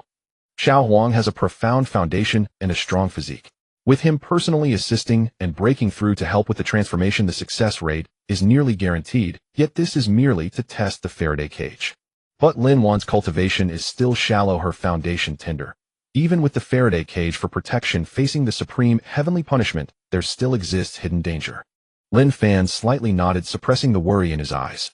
He turned to Xiao Huang beside him, his tone steady and organized, and solemnly instructed, Xiao Huang, you are to return to your residence immediately, calm your mind, and stabilize your current late-stage golden core cultivation. Refine your aura and solidify your foundation. In 3 days we will set off for Blue Star on time. Xiao Huang hurriedly bowed and accepted the order, nodding earnestly, yes, master. I will definitely stabilize my cultivation and not slack off. After addressing Xiao Huang's matters, Lin Fan again turned his gaze to Lin Wan. Watching his obedient and trusting little sister, a hint of indescribable bitterness and heaviness arose in his usually decisive heart. He swallowed slightly, wanting to give his little sister a preemptive warning, his voice slightly low as he slowly began. Little sister, if this method fails, then the trials of life and death destiny is unpredictable. Even if he meticulously planned and laid out countless strategies, he did not dare to boast a 100% certainty of victory. The remaining words were heavy and piercing. Even he found it hard to fully articulate. But before he could finish, Lin Wan gently raised her eyes, her clear gaze fixed on Lin Fan, without a trace of fear or panic, only complete transparency and tenderness. She gently raised her hand, grasping Lin Fan's sleeve, her voice soft, yet incredibly firm, proactively accepting the unspoken perilous conclusion. Brother, I understand what you want to say. If we truly fail, then it is my destiny, it is fated, and I hold no grievances nor regrets. So brother, no matter the final outcome, I hope you will not be sad nor grieve for me. Lin Fan fell silent for a long time upon hearing this, his heart filled with mixed emotions, 1,000 words ultimately condensed into a steady reminder, you all may withdraw. Spend these 3 days calmly focusing, stabilizing your own state. Lin Wan and Xiao Huang both bowed and acknowledged not daring to disturb Lin Fan's thoughts, and quietly exited the side hall, each returning to their residences for quiet cultivation. The hall was completely silent. Lin Fan walked out of the moonlight pavilion alone, standing above the cloud sea of the moon, his gaze distant, looking towards the far, brilliant blue star. That mundane world bore the fates and opportunities of his little sister, and also concealed this unknown gamble. The evening breeze stirred his white robes, and he stood quietly waiting for the 3-day deadline to arrive. Time passed swiftly, and in the blink of an eye 3 days had gone by. A call echoed from behind. Master. Master. I'm ready. Xiao Huang hurriedly ran over, his aura refined and rich, who after 3 days of focused cultivation his state had already been adjusted to its peak, ready to face the breakthrough and tribulation at any moment. Lin Fan's gaze was calm, no longer saying much. With a wave of his hand, the power of space surged suddenly, and a pitch-black deep space passage split open in front of him. With a movement, he took Xiao Huang and leaped into the passage, instantly crossing the distance between the Earth and Moon, heading straight to the trial site of the Faraday cage on Blue Star. At this moment, the trial square was vast and empty, pristine and unblemished. The young disciples, selected from various prominent families in Huaxia, stood lined up with the males on one side and the females on the other, their postures upright, in expression solemn, each one tense and waiting for the arrival of the Moon Master Lin Fan. Suddenly the void trembled and tore apart as 2 figures slowly stepped out. Lin Fan, dressed in snow-white robes, exuded an otherworldly aura, his presence refined and ethereal, like an immortal descended to the mortal realm. Seeing this, not a single young disciple dared to be lax. They all bowed in unison, their voices harmonious and loud, echoing throughout the square, we greet the Moon Master. Lin Fan slightly nodded, his expression calm, his gaze sweeping over the crowd before finally settling on Li Changjing, who had been waiting at the side. He got straight to the point, instructing in a deep voice, today, I will first let Xiao Huang undergo tribulation here, personally testing the protective power of this Faraday cage to verify whether it can truly isolate the heavenly punishment lightning tribulation. Li Changjing quickly nodded in agreement, bowing as he replied, that is only right, prudence is paramount, and we shall follow Mr. Lin's arrangements. As soon as the words fell, Lin Fan took Xiao Huang and soared into the air, looking down from above, his gaze gentle yet serious, as he reminded Xiao Huang, I will assist you in breaking through the shackles and stepping into the nascent soul stage. Then I will take you into the Faraday cage. You can calmly undergo your tribulation and complete your transformation inside without panic. Do you understand? Xiao Huang nodded firmly, his eyes resolute. Yes, master, I will follow your arrangements. With the response, Lin Fan no longer hesitated. With the thought the immense virtues of humanity he had accumulated surged forth, transforming into pure warm golden light that poured unreservedly into Xiao Huang's body. The vast power of virtue instantly enveloped Xiao Huang, cleansing his meridians, refining his foundation, and breaking the shackles of his realm. Xiao Huang's cultivation began to soar rapidly, the barriers of his realm shattering layer by layer. Late stage of Golden Core. Peak of Golden Core. Accompanied by the sound of an invisible barrier shattering, the shackles completely crumbled, and Xiao Huang successfully broke through, stepping into the nascent soul stage. At the very moment Xiao Huang broke through to the nascent soul, the entire world suddenly changed. The originally clear sky rapidly dimmed, dark clouds rolled together in the heavens, and fierce winds howled violently. The spiritual energy of heaven and earth stirred violently, a vast and imposing heavenly punishment aura sweeping across the surroundings. The nascent soul transformation tribulation arrived as scheduled. Lin Fan's expression remained unchanged, calm and composed. As the heavenly punishment lightning tribulation had yet to fully take shape, he swiftly moved with Xiao Huang into the interior of the giant Faraday cage in the center of the square. He looked at Xiao Huang beside him, earnestly reminding calmly, undergo your tribulation and transformation. Lin Fan finished speaking and exited the cage, quietly hovering in the air at a distance. Above the sky, the surging black clouds lay still, accumulating power, and an overwhelming pressure of divine punishment enveloped the entire square, with the wind suddenly ceasing, creating a suffocating silence. The long-nurtured thundercloud had fully formed, and the first violent purple-golden lightning suddenly tore through the clouds, accompanied by a thunderous roar that seemed to annihilate the heavens, crashing down precisely onto the massive Faraday cage. Boom! The deafening thunder roared in all directions, and the blinding lightning instantly illuminated the entire world. The violent power of the lightning intertwined and washed over the surface of the alloy cage. Arcs of electricity burst forth wildly, creating an intimidating spectacle. In the distant monitoring room, Li Changzheng and a group of top researchers and high-ranking officials from the Extraordinary Bureau were fixated on the instrument screens. In the next moment, the multitude of red warning lights on the instruments flickered wildly, and urgent beeping alarms erupted continuously, with voltage, electromagnetic, and impact values instantly soaring to the critical limit, causing countless hearts to tighten, their expressions turning pale. Everyone's eyes were filled with shock and anxiety. This was the true might of the Tao, far more terrifying than any earthly high-pressure lightning. The crowd stared intently at the screen, already mentally prepared for the worst scenario of protective collapse and lightning leakage, their palms drenched in cold sweat. They saw that the thunder was completely absorbed by the alloy cage, with all lightning energy perfectly channeled and distributed by the outer shell, circulating on the surface barrier without a trace penetrating into the cage's interior. The instruments finally stabilized, showing zero values inside the cage, calm and undisturbed. The first bolt of lightning was successfully blocked. Before the crowd could calm their astonishment, the second and third bolts of lightning followed, each more violent and majestic than the last, their purple-golden light illuminating the heavens as they relentlessly struck the Faraday cage.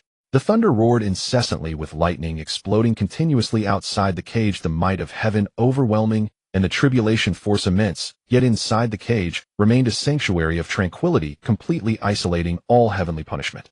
Until the ninth and final, most robust and terrifying apocalyptic thunderbolt came crashing down. The nine heavens trembled with thunder, the thunderclouds roiling fiercely, the power of lightning violently washing over the cage, yet the entire Faraday cage remained as steady as a rock, entirely intact. As the 9 bolts of lightning came to an end, the thunderclouds slowly dissipated, the oppressive divine might quietly receding, and the world regained its clarity. Following that, the blessings of the Tao descended, and threads of pure white rain fell from the heavens, enveloping the entire Faraday cage, purifying the physical body and soul of the tribulation taker, and nurturing the Tao foundation. Amidst the gentle rain, Xiao Huang's body slowly rose into the air, wrapped in layers of brilliant soft golden light, the spiritual energy swirling and transforming around it, the aura of the beast rapidly fading, its human form becoming increasingly clear. As the golden light dissipated, a crisp and youthful voice filled with joy rang out in the cage, bursting with excitement. I have finally fully transformed. A small cute figure emerged. It was a child appearing to be around 6 or 7 years old, with fair and delicate skin, exquisite and lively features, and clear pure eyes full of spiritual energy. The little one was small and tender, wearing a soft and fluffy yellow sweater, the warm tone making it even more adorable and endearing, with pure and rich spiritual energy surrounding it. Having successfully transformed, Xiao Huang's face broke into a radiant smile, filled with joy, unable to contain the excitement within, and with a flicker of its form it transformed into a stream of light, and rushed out of the Faraday cage, throwing itself sweetly into Lin Fan's arms, affectionately rubbing against his clothing, full of reliance and happiness. Nestled in Lin Fan's embrace, Xiao Huang nuzzled against his clothing, eyes bright. With joy, its tender voice cheerfully chimed, "Master, master. I successfully transformed and crossed the tribulation. With this cage, my young master's divine punishment should be safely passed through." Lin Fan gently ruffled Xiao Huang's soft hair, his eyes revealing a hint of warmth as he softly replied, Confirming that the Faraday cage's isolation effect was foolproof, Lin Fan cradled the transformed Xiao Huang and lightly swayed, slowly descending to the ground to approach Li Changzheng. His gaze fell on the intact Faraday cage in the center of the square, his tone resolute. "Testing complete. This method is viable, sufficient to isolate divine punishment lightning." Li Changzheng felt a heavy stone lift from his heart, letting out a long sigh of relief, quickly bowing and smiling. "Wonderful. If Mr. Lin is satisfied, it is the best outcome." Upon hearing this, Lin Fan lightly moved his fingers and several round, plump, and spiritually rich red pills appeared in his palm, their surface patterns swirling, and the fragrance of the pills instantly filled the air. He handed the pills to Li Changzheng, speaking calmly. "Keep these pills for refining. After taking them, the shackles of your body tempering technique can be broken, sufficient to break through to the perfected realm." Li Changzheng's pupils contracted sharply, his heart filled with joy, quickly receiving the pills respectfully, with both hands bowing deeply in gratitude, his tone filled with reverence. "Thank you, Mr. Lin, for your generous gift." Without further pleasantries, Lin Fan turned his gaze towards the direction of the moon, and ripples suddenly spread through the void, slowly tearing apart the pitch-black spatial rifts. He turned to remind, "I will return to the Moonlight Pavilion immediately. Prepare to bring my sister here for the tribulation when ready. The venue, equipment, and subsequent matters here will be entirely managed by you." Having given his instructions, Lin Fan stepped into the spatial passage with the small Xiao Huang, the void rippling for a moment before they swiftly returned to the main hall of the Moonlight Pavilion on the moon. After landing, he immediately raised his hand to send a voice transmission to Lin Wan. "Wainer, come to the main hall." Dressed in elegant white, Lin Wan entered the hall gracefully, her demeanor gentle, her aura serene. She cast her gaze around and immediately noticed the 6 or 7-year-old child in a yellow sweater beside Lin Fan, and a sense of curiosity arose within her. She gently asked, "Brother, who is this?" Before Lin Fan could respond, Xiao Huang, unable to contain her excitement, lightly jumped in front of Lin Wan, blinking her clear and lively eyes, playfully teasing, "Little master, guess who I am?" Lin Wan was slightly taken aback looking at Lin Fan, and upon seeing her brother's gentle nod, she smiled softly. "I know. You are Xiao Huang, right?" Xiao Huang's eyes widened in surprise, her tender voice filled with disbelief. "Wow. Little master, how did you—" Lin Fan stood by, watching the warm and amusing interaction between the two, helplessly smiling with affection. Lin Wan also covered her mouth, lightly laughing, and the heavy atmosphere that had lingered in the hall for several days instantly dissipated without a trace. Once their laughter subsided, Lin Fan spoke with a more serious expression. "Xiao Huang, you have successfully crossed the tribulation and fully transformed. Your old name no longer suits your identity, so I will give you a proper name." He pondered for a moment, looking at the little one bathed in warm yellow spiritual energy reborn from the ashes, and slowly said, "From now on you shall be called Lin Huang." Huang, as in phoenix, represents rebirth and immortality, perfectly reflecting your tribulation, crossing, and transformation. Good, good, good. I have a new name now. I will be Lin Huang from now on." The little one was so happy that she jumped up, her eyes crescent-shaped, with joy, completely satisfied with her new name. Overwhelmed with novelty and joy, Lin Huang eagerly took out her phone, skillfully opened the group chat for disciples of the Moonlight Pavilion, and raised her hand to take a cute selfie, then edited the message and sent it out. "From now on, everyone call me Lord Lin Huang. This divine beast has successfully transformed and entered the nascent soul stage." As soon as the news broke, the sex group chat exploded, notifications flooding the screen continuously. Countless lurking disciples instantly surfaced, all in shock. "Master Lin Huang. Senior Huang has transformed. I've seen the photo. So adorable. Such a tiny one, how cute." Amidst the barrage of messages, the usually gentle and delicate Wan was the first to send a message accompanied by a series of cute emojis. "Wow, really so cute. Congratulations to Master Lin Huang for transcending the tribulation and transforming." In an instant, the chat box was filled with congratulations and praises, a screen full of blessings. The disciples of the Yuehua Pavilion were completely lively. In the great hall, Lin Fan watched the lively and boisterous Lin Huang, shaking his head helplessly before retracting his smile, turning to look seriously at Lin Wan beside him, and said in a deep voice, "Little sister, I have personally verified that the Faraday cage's isolation effect is excellent, sufficient to shield against the 9 heavens lightning tribulation. You are likely to pass through this heavenly punishment safely." Lin Wan's eyes lit up, her tone straightforward and gentle. "Then, brother, when shall we set off for Blue Star?" Lin Fan raised his hand gently to comfort her shoulder reassuringly, saying, "No rush. I will first enter the secret chamber to refine a teleportation shuttle, just in case. When it is time for you to transcend the tribulation, if any unforeseen events occur with the Faraday cage, and the protective barriers fail, you only need to immediately crush the teleportation shuttle in your hand, and you can instantly traverse the lunar space, teleporting directly back to the main hull of the moon peak, ensuring your safety. Lin Fan nodded obediently, her eyes filled with reassurance and trust. Okay, I will listen to brother. Lin Fan gently nodded. You take Lin Huang out to play and relax, adjust your state, and quietly await the tribulation. After saying this, he turned and stepped into the nearby cultivation secret chamber, the stone door slowly closing, isolating external sounds, preparing to quietly refine the life-saving teleportation shuttle, solidifying the last line of defense for his sister's tribulation. Inside the secret chamber, spiritual energy flowed gently, and the patterns shimmered brightly. Lin Fan focused his mind, spending several hours, and finally completed the refinement of a teleportation shuttle entirely pearly white, etched with dual-layer protective teleportation patterns. This teleportation shuttle is small and exquisite, warm to the touch, containing a fixed-point teleportation array between Earth and the Moon, extremely stable, specifically tailored as a life-saving trump card for Lin Fan, sufficient to handle any emergencies during the tribulation. Lin Fan finished his work and stood up, the stone door slowly opening. He then sent a voice call to summon Lin Fan and Lin Huang, who were playing outside. Two figures approached quickly. Lin Fan's expression was calm and gentle, already adjusted to her best mindset and state, quietly awaiting the tribulation. Beside her, Lin Huang bounced around, full of spirit, her form after transformation becoming increasingly lively and adorable. Lin Fan looked at the two and said solemnly, I have finished refining the teleportation shuttle. After saying this, he took out his phone, the message flashing and disappearing, immediately inquiring with Li Changzheng from Blue Star, confirming whether the trial site Faraday cage equipment and various preparations were all ready. Moments later, Li Changzheng's response came back swiftly, confirming that all equipment was debugged, personnel were in place, and the site was on standby. Everything was well prepared. Everything is ready, we are setting off. Lin Fan's gaze was resolute, no longer hesitating, raising his hand to tear through the space in front of him. A deep space, gate spanning Earth and the Moon, slowly unfolded with shimmering lights within the passage. He looked down at Lin Fan beside him, his gaze reassuring. Lin Fan gently nodded, her eyes clear and determined, showing no sign of fear, softly saying, brother, I am ready. The three of them stepped forward together into the space gate. Just as Lin Fan's foot was about to step into the space passage, the distant blue star sky suddenly changed dramatically.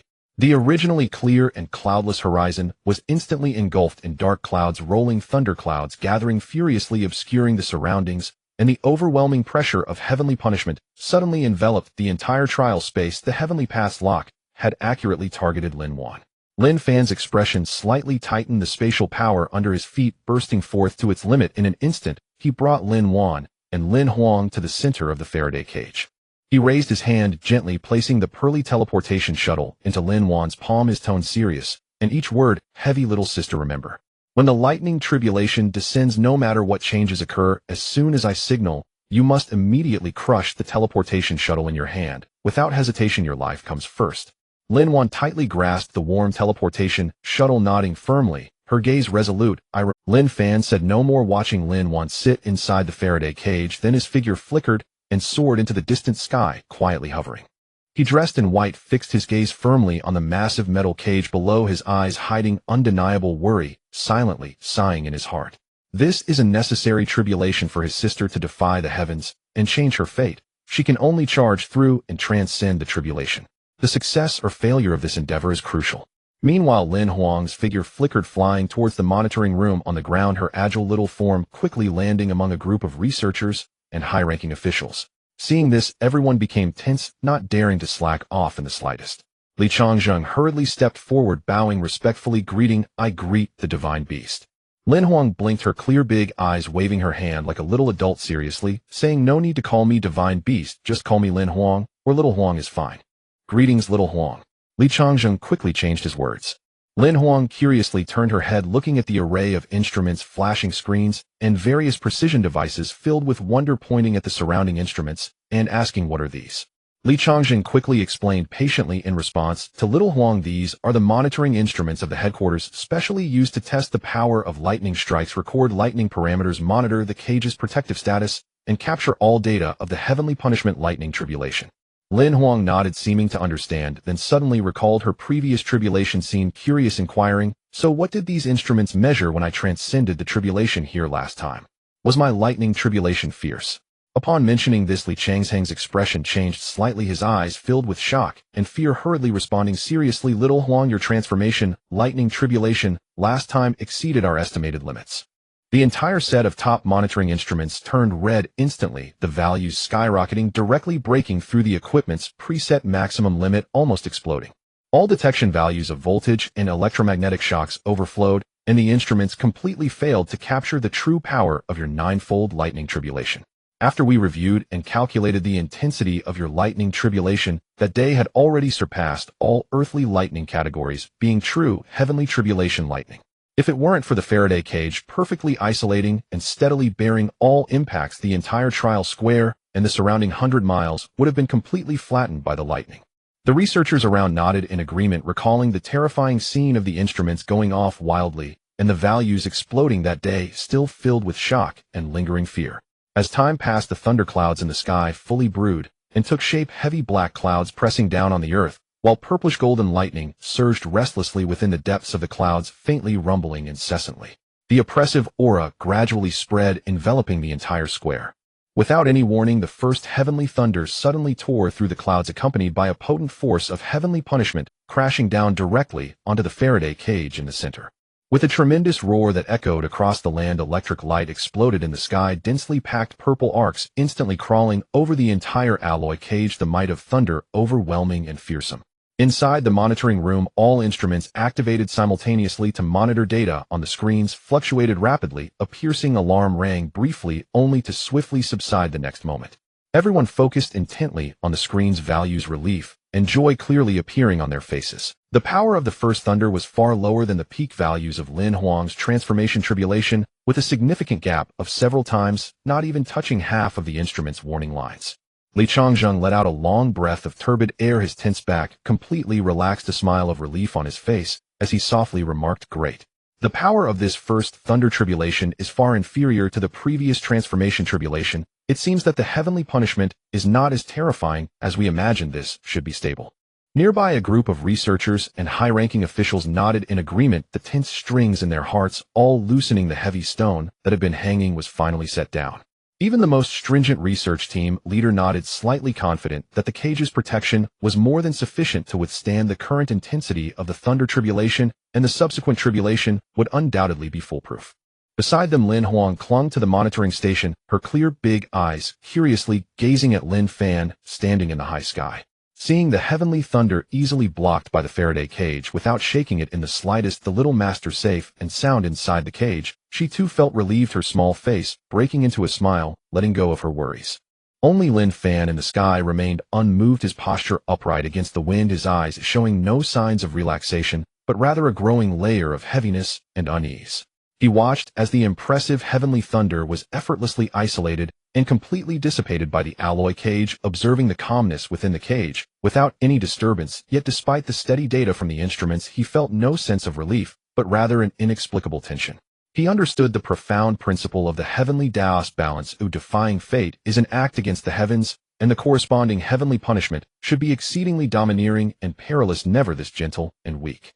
Now the power of the first thunder was far below expectations, seeming auspicious and stable, yet this excessive calmness revealed an eerie abnormality. Lin Fan's gaze was heavy, firmly locking onto the Faraday cage below, his mind highly alert.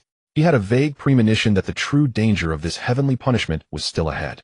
The thunderclouds in the sky churned endlessly, one bolt of thunder after another crashing down, 8 mighty thunders, all striking the surface of the Faraday cage, each time with great force, yet they were all firmly blocked by the alloy barriers, not allowing even a ripple to penetrate inside. Finally, the 9th and last visibly thick bolt of thunder tore through the black clouds, descending with a thud. The sky was filled with purple lightning crashing down, washing over the cage, arcs of electricity covering the entire alloy barrier, the lightning dazzling and mightily threatening, yet it still, like the previous 8 thunders, was perfectly diverted and neutralized. As the thunder dissipated, the thunderclouds in the sky quickly receded, the oppressive force of heavenly punishment rapidly dissipating. The researchers and high-ranking officials in the monitoring room visibly relaxed. Everyone's tense bodies suddenly loosened, the gravity in their brows completely fading, replaced by overwhelming joy and relief. The 9 thunder tribulations have all concluded. We succeeded. The Faraday cage truly is perfect and unbreakable. Heavenly punishment is nothing extraordinary. Li Changzheng let out a long sigh of relief, a smile beaming on his face as he prepared to step forward with everyone to welcome Lin, one who had safely transcended the tribulation, firmly believing that this tribulation would conclude perfectly and without fail. Only Lin Fan in the sky remained completely still, never showing any signs of relaxation. He continued to gaze up at the remnants of clouds above that had yet to completely dissipate, his deep eyes locking onto the entire expanse of sky, the strange feeling of unease in his heart not only failing to diminish but growing ever stronger. The unusual calmness and extreme smoothness were too false from beginning to end, entirely inconsistent with the heavenly tribulation's natural rules. Lin Fan's mind was highly tense, his pupils constricted just as he was about to warn Lin Wan inside the cage to be more vigilant and not to let down her guard. A sudden change erupted. Buzz. There was no sound of thunder, no crack of lightning. A nearly transparent dark lightning silently descended from the remnants of the tribulation clouds. This eerie lightning bypassed all physical rules, completely ignoring the Faraday cage's barriers and the electromagnetic protections of the mundane world. Like a ghost penetrating the void, it directly pierced through the heavy alloy cage, triggering no alarms from any instruments, silently and accurately striking Lin Wan, who sat quietly inside the cage. In an instant, the entire scene froze. The square fell into a deathly silence. The mundane devices could not capture the existence of this bizarre thunder tribulation, yet everyone could clearly see that the dark, thin lightning had already penetrated the cage, landing on Lin Wan's body. The next second, Lin Huang, who had been crouched at the monitoring station, intently watching the entire process, turned pale, her tender voice filled with extreme panic and urgency, as she exclaimed, "Not good. This is the inner demon tribulation." Little Huang's expression turned gravely serious, her gaze fixed on the figure within the Faraday cage, as she quickly explained the dangers. This tribulation transcends physical confinement, transcends the heavenly thunder. No treasure can isolate it. Once the inner demon tribulation invades the soul, one will fall into an endless illusion, becoming trapped within and unable to extricate oneself. In the illusion, there are countless delusions and tortures ensnaring the mind and disturbing the Tao heart. If one remains unable to break free from the illusion, ultimately the soul will wither and the Tao heart will shatter, leading to the complete destruction of the soul and the death of the body. In just a few short sentences, the crowd in the monitoring room, who had just relaxed, felt their hearts suspended in their throats again, in extreme panic sweeping through the entire room. Everyone hurriedly looked at the screen. The mental monitoring curve that had originally stabilized to 0 was now plummeting wildly and fluctuating violently, while Lin Wan inside the Faraday cage slowly closed her eyes, her body motionless, her spiritual energy stagnant, completely falling into the illusion of the inner demon. The feeling of sinking into the pitch-black soul faded, replaced by warm and gentle heavenly light. Lin Wan slowly opened her eyes, and what she saw was no longer the cold alloy walls of the Faraday cage, but rather the familiar wooden eaves of her childhood home. Gentle sunlight streaming through the window, a soft breeze carrying a faint scent of grass, and trees brushing lightly past her ears. Everything around her was familiar and warm, a scene from the past that she deeply cherished and longed for. She stared blankly at her delicate little hands, dressed in the light-colored clothes of her childhood, without a trace of a cultivator's spiritual energy surrounding her. "Wayne, what are you daydreaming about? Come over for dinner now." A gentle and kind female voice slowly echoed, warm and familiar, belonging to her unforgettable mother. By the dining table, her father, with a gentle demeanor, was smilingly setting the chopsticks and bowls, his brows and eyes filled with stability and affection. The youth beside the table, Lin Fan, stood tall, his features warm and gentle, dressed in simple, everyday clothes. With her brother present, her parents around, and her family gathered, it was a time of peace and stability. Lin Wan raised her gaze in a daze, her eyes sweeping over her smiling and gentle parents, finally settling on the unscathed, reassuring presence of Lin Fan beside her, as her eyes instantly filled with a layer of misty warmth. Without the heavenly Taoist punishment, without the parting of life and death, all her beloved ones were safely by her side year after year, as usual, living in peace and security. At this moment, the utmost tranquility and warmth enveloped her entire soul, allowing her to completely indulge in this perfect illusion, unwilling to break free. Yet outside, the world was thrilling and perilous to the extreme. Within the Faraday cage, Lin Wan's body trembled slightly as the once stable and warm spiritual energy around her became entirely chaotic and unstable, her breath fluctuating wildly, teetering on the brink of collapse. If this continued, it wouldn't take long before her soul would be obliterated, extinguished within the realm of her inner demons. Lin Fan witnessed this scene and instantly rushed into the Faraday cage, landing before Lin Wan. At this moment Lin Fan had her eyes tightly shut, her brows slightly furrowed, her face appearing calm and peaceful, yet her soul had already deeply sunk into the shackles of illusion, completely cut off from all external sensations, unwilling to awaken and unable to break free. Lin Fan no longer hesitated, immediately settling cross-legged and sitting opposite Lin Fan. His expression was solemn, his eyes slightly closed. Buzz. A tiny figure in white, clear and ethereal, emerged from his brow, and Dantian, looking identical to Lin Fan, this was his nascent soul. The nascent soul, imbued with Taoist aura, radiated a sacred and majestic presence, quietly hovering before Lin Fan, its tiny gaze firmly locked onto Lin Fan, who was trapped in the illusion. In the control room outside the cage, everyone was intently staring at the real-time images on the screen, witnessing this miraculous scene, and an uproar of astonished gasps erupted, leaving everyone dumbfounded, overwhelmed with shock. The nascent soul has exited the body, just like in the novels. It's unbelievable. A group of researchers and high-ranking officials from the Extraordinary Bureau were shaken to their cores, their bodies stiffened as they stared at the lively and sacred nascent soul on the screen, feelings of awe and shock flooding through them. Only Lin Fan, standing aside, showed no signs of astonishment, her face filled with profound worry. Her clear eyes were tightly focused on Lin Fan and the detached nascent soul within the cage, her small body slightly tense, the color draining from her youthful face, grave to the extreme. She understood better than anyone present the deadly risks that Lin Fan was undertaking at this moment. The inner demon tribulation is the heavenly demon's heart-striking tribulation from beyond the realm. The illusion forms an independent domain with twisted rules and reversed morality, specifically designed to devour the souls of living beings and extinguish their Tao hearts.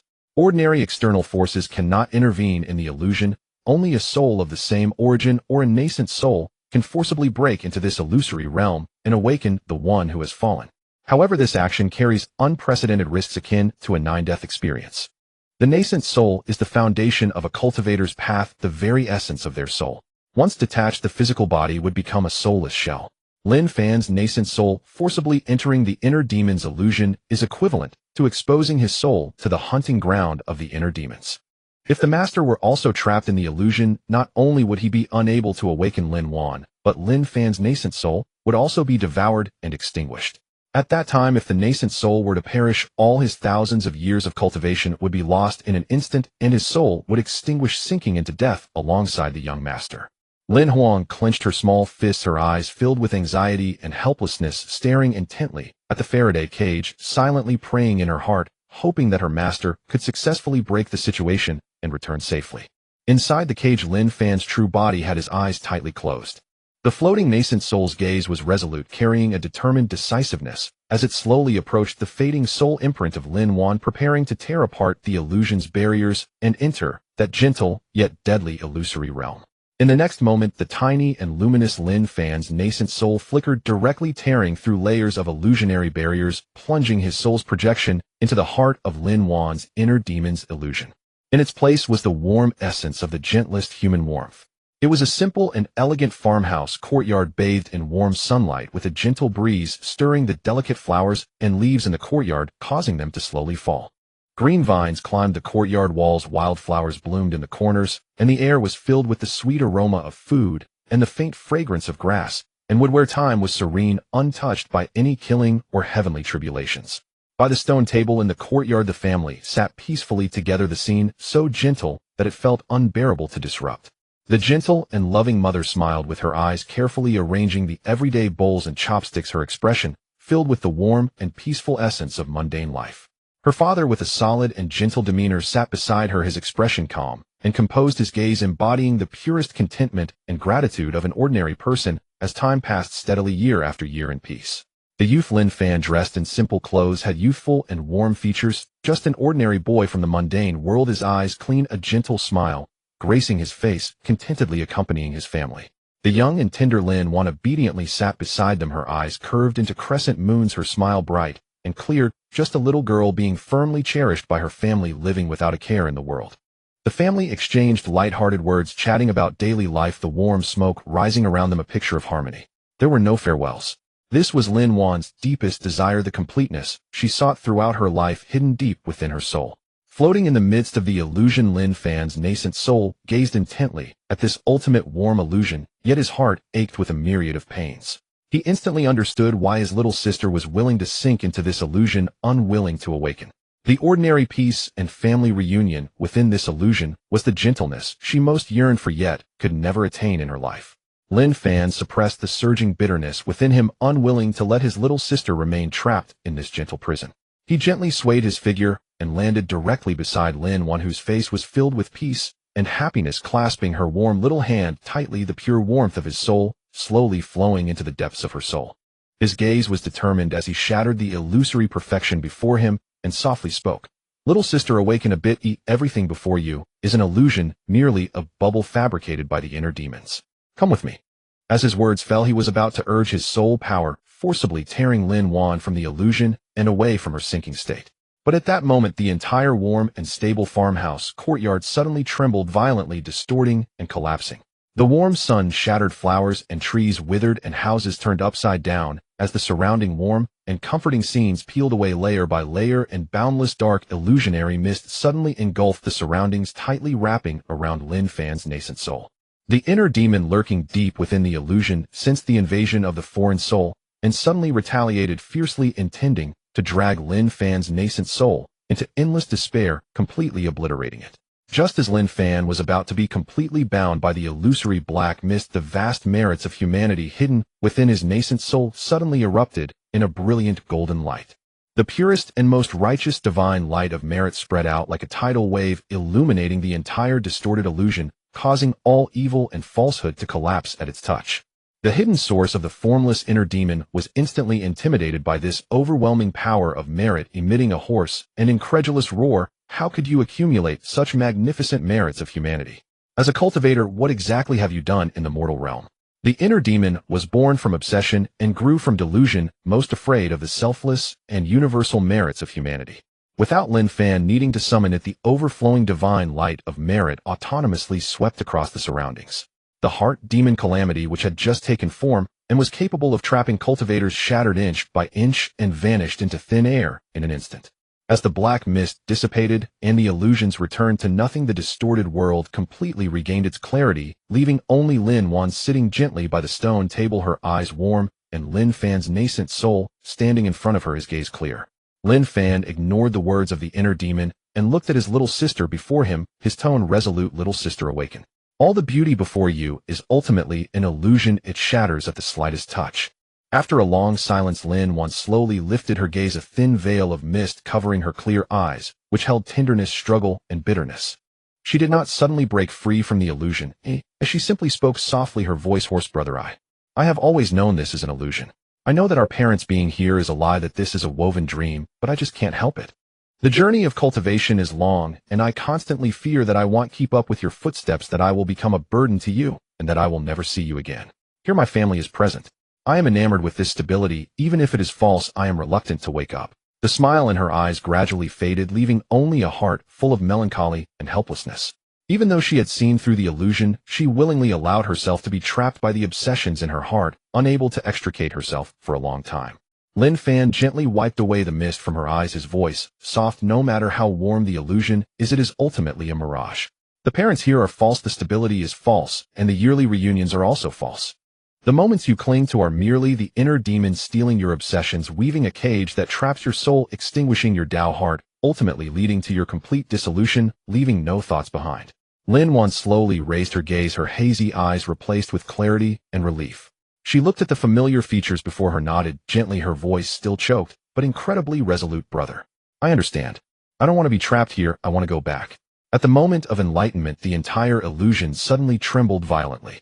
The once warm and fulfilling rural courtyard began to shatter inch by inch, the warm sun, green grass, and smoke from cooking all turning into tiny specks of light scattering in the wind. The gentle smiles of her parents and the mundane stability of life, everything she yearned for, dissolved with her obsessions, and her Tao heart became clear. In the next moment, the tender illusion of warm life completely vanished, revealing the cold, hard metal walls around her. The laughter of family faded, leaving only the faint sounds of wind and the low humming of instruments. Her soul returned to its place, her consciousness fully awakened, and she had returned to the Faraday cage. At the same time, Lin Fan's tightly closed eyes suddenly opened, and he immediately looked at Lin Fan in front of him. At this moment, though Lin Fan's complexion was pale and her spirit slightly weakened, there was no trace of confusion in her eyes, They were clear and transparent, her heart having undergone the baptism of the inner demon calamity, completing its transformation. Sensing her brother's worried gaze, Lin Fan gently raised her eyes and smiled faintly. "Brother, I am away." As her voice fell, the last trace of heavenly punishment pressure remaining in the sky completely dissipated, and the dark clouds cleared away, revealing the bright blue sky once more. A gentle blessing from the Tao descended, precisely enveloping the Faraday cage, nurturing Lin Fan's damaged spirit and Tao foundation. In the monitoring room, the previously chaotic and plummeting mental monitoring curve instantly stabilized, climbing back to normal values, and all instruments returned to stability. Li Changzheng and the team of researchers, along with the high-ranking officials, let out a long sigh of relief, their highly tense minds finally relaxing. Beside them, Lin Fan tightly covered her chest with her small hand, exhaling a long breath, her face displaying a relieved smile, the fear and anxiety in her eyes completely fading. The master was unharmed, and the young master successfully saw through the inner demon and emerged from the illusion. This extremely perilous heavenly punishment ultimately concluded safely. The endless light of day gathered, and the world completely regained its clarity. The oppressive atmosphere that had accumulated for a long time vanished, and the extraordinary personnel of the Bureau and various family members who had been waiting outside the square quickly stepped forward, their gazes all focused on the Faraday cage, filled with reverence and respect. The heavy alloy gate slowly opened, a gentle breeze sweeping through. Lin Fan, untainted by dust in his white attire, held Lin Fan's hand protectively at his side as he walked out of the cage. Having undergone the tempering of the inner demon calamity, Lin Fan's eyes had become clear and transparent, and her every movement exuded an aura of calm detachment. Lin Fan, beside her, lightly tapped the ground with her small feet, following closely with a lively gaze sweeping over the entire crowd. The crowd of people all bowed and stood solemnly, no one daring to make a sound, their hearts filled with shock and reverence for Lin Fan. Lin Fan's gaze lightly swept over the gathered crowd before turning to Li Changzheng, who was bowing and waiting, and slowly instructed, "Gather all the selected descendants from the major families to the center of the square." "Yes." Li Changzheng bowed in compliance, turning to signal to relay the order. The clear command echoed across the square, and in an instant the hundreds of family descendants who had been quietly waiting adjusted their postures, quickly gathering at the core of the square in an orderly line. The hundreds of young descendants stood tall and solemn, each one tense and anxious, their eyes hiding nervousness and expectation, quietly awaiting Lin Fan's assessment. They were all the selected juniors from various families, all coming for the supreme opportunity to join the Yuehua Pavilion and receive Lin Fan's personal teachings. Lin Fan, holding Lin Fan's hand, slowly stood on the high platform, looking down at the group of young boys and girls below. His clear voice echoed through the heavens, reaching every ear. "Today a talent assessment is set. Those with spiritual roots, compatible Tao aptitude, and upright character may join my Yuehua Pavilion as disciples and receive my personal guidance." As his voice fell, the hearts of the hundreds of youths surged with excitement, their breaths calming as hope ignited in their eyes. To enter the Yuehua Pavilion was the ultimate dream for everyone on Blue Star, and with this opportunity within reach, no one dared to slack off. Lin Fan raised his hand slightly, and a gentle Tao rhythm quietly enveloped the entire square. This invisible Tao force did not harm or oppress anyone, but could accurately penetrate the flesh and examine their roots, clearly identifying everyone's spiritual root qualifications. Those with mediocre qualifications would naturally be filtered out. The trial silently commenced. The vast majority of people trembled slightly, their forms dissipating, lacking spiritual roots, and were immediately eliminated after identification, retreating to the sides with deep regret. After layers of selection, in the center of the large square, only 3 figures stood firm and unmoving. The 2 males and 1 female were all in their teenage years, possessing upright postures and pure temperaments. Their spiritual energy was clear and refined, with their spiritual roots transparent and pure, showing no hint of impurities. Their calm and pure dispositions made them exceptional candidates. Lin Fan's gaze sharpened slightly as he scanned the 3, a trace of faint approval crossing his eyes. "The 3 have pure spiritual roots and qualified dispositions. You have passed the trial and may enter my Yuehua Pavilion." Hearing this, the 3 were unable to conceal their wild joy, kneeling on both knees in unison, their gestures respectful and orderly, their voices resounding, "Disciple greets master." With the first bow, the 3 shed their mundane identities, breaking free from worldly shackles, officially stepping onto the path of immortality, becoming Lin Fan's direct disciples. Lin Fan nodded slightly, raising his hand to signal them to rise, then turned to Lin Fan and Lin Fan beside him softly, saying, "The matters here are concluded. Follow me to the base at Laojun Mountain." As his words fell, he said no more, raising his hand to tear apart the void before him. A wide and stable spatial passage suddenly unfolded, within which flowed shimmering light, the power of space, long and stable. Lin Fan lightly pulled Lin Huang along, signaling the three newly accepted disciples to follow closely, while Lin Huang swiftly moved to keep pace with the group. The entire group stepped into the spatial passage, the void rippling for a moment, and their figures instantly vanished from the trial square, landing steadily outside the Yuehua Pavilion at Laojun Mountain in Huaxia. At this moment, Laojun Mountain was no longer the tranquil place of the past. The entire mountain range was bustling with activity, filled with voices, creating an unprecedented spectacle. Since the global trial venue had opened, countless top-tier contenders from around the world had gathered here through the teleportation arrays and predetermined routes. The entire Laojun Mountain range was orderly, with practitioners from various continents and groups visible everywhere at the foot of the mountain, halfway up and outside the mountain gate. The crowd was diverse, carrying the atmosphere of different regions, yet without exception their expressions were solemn and filled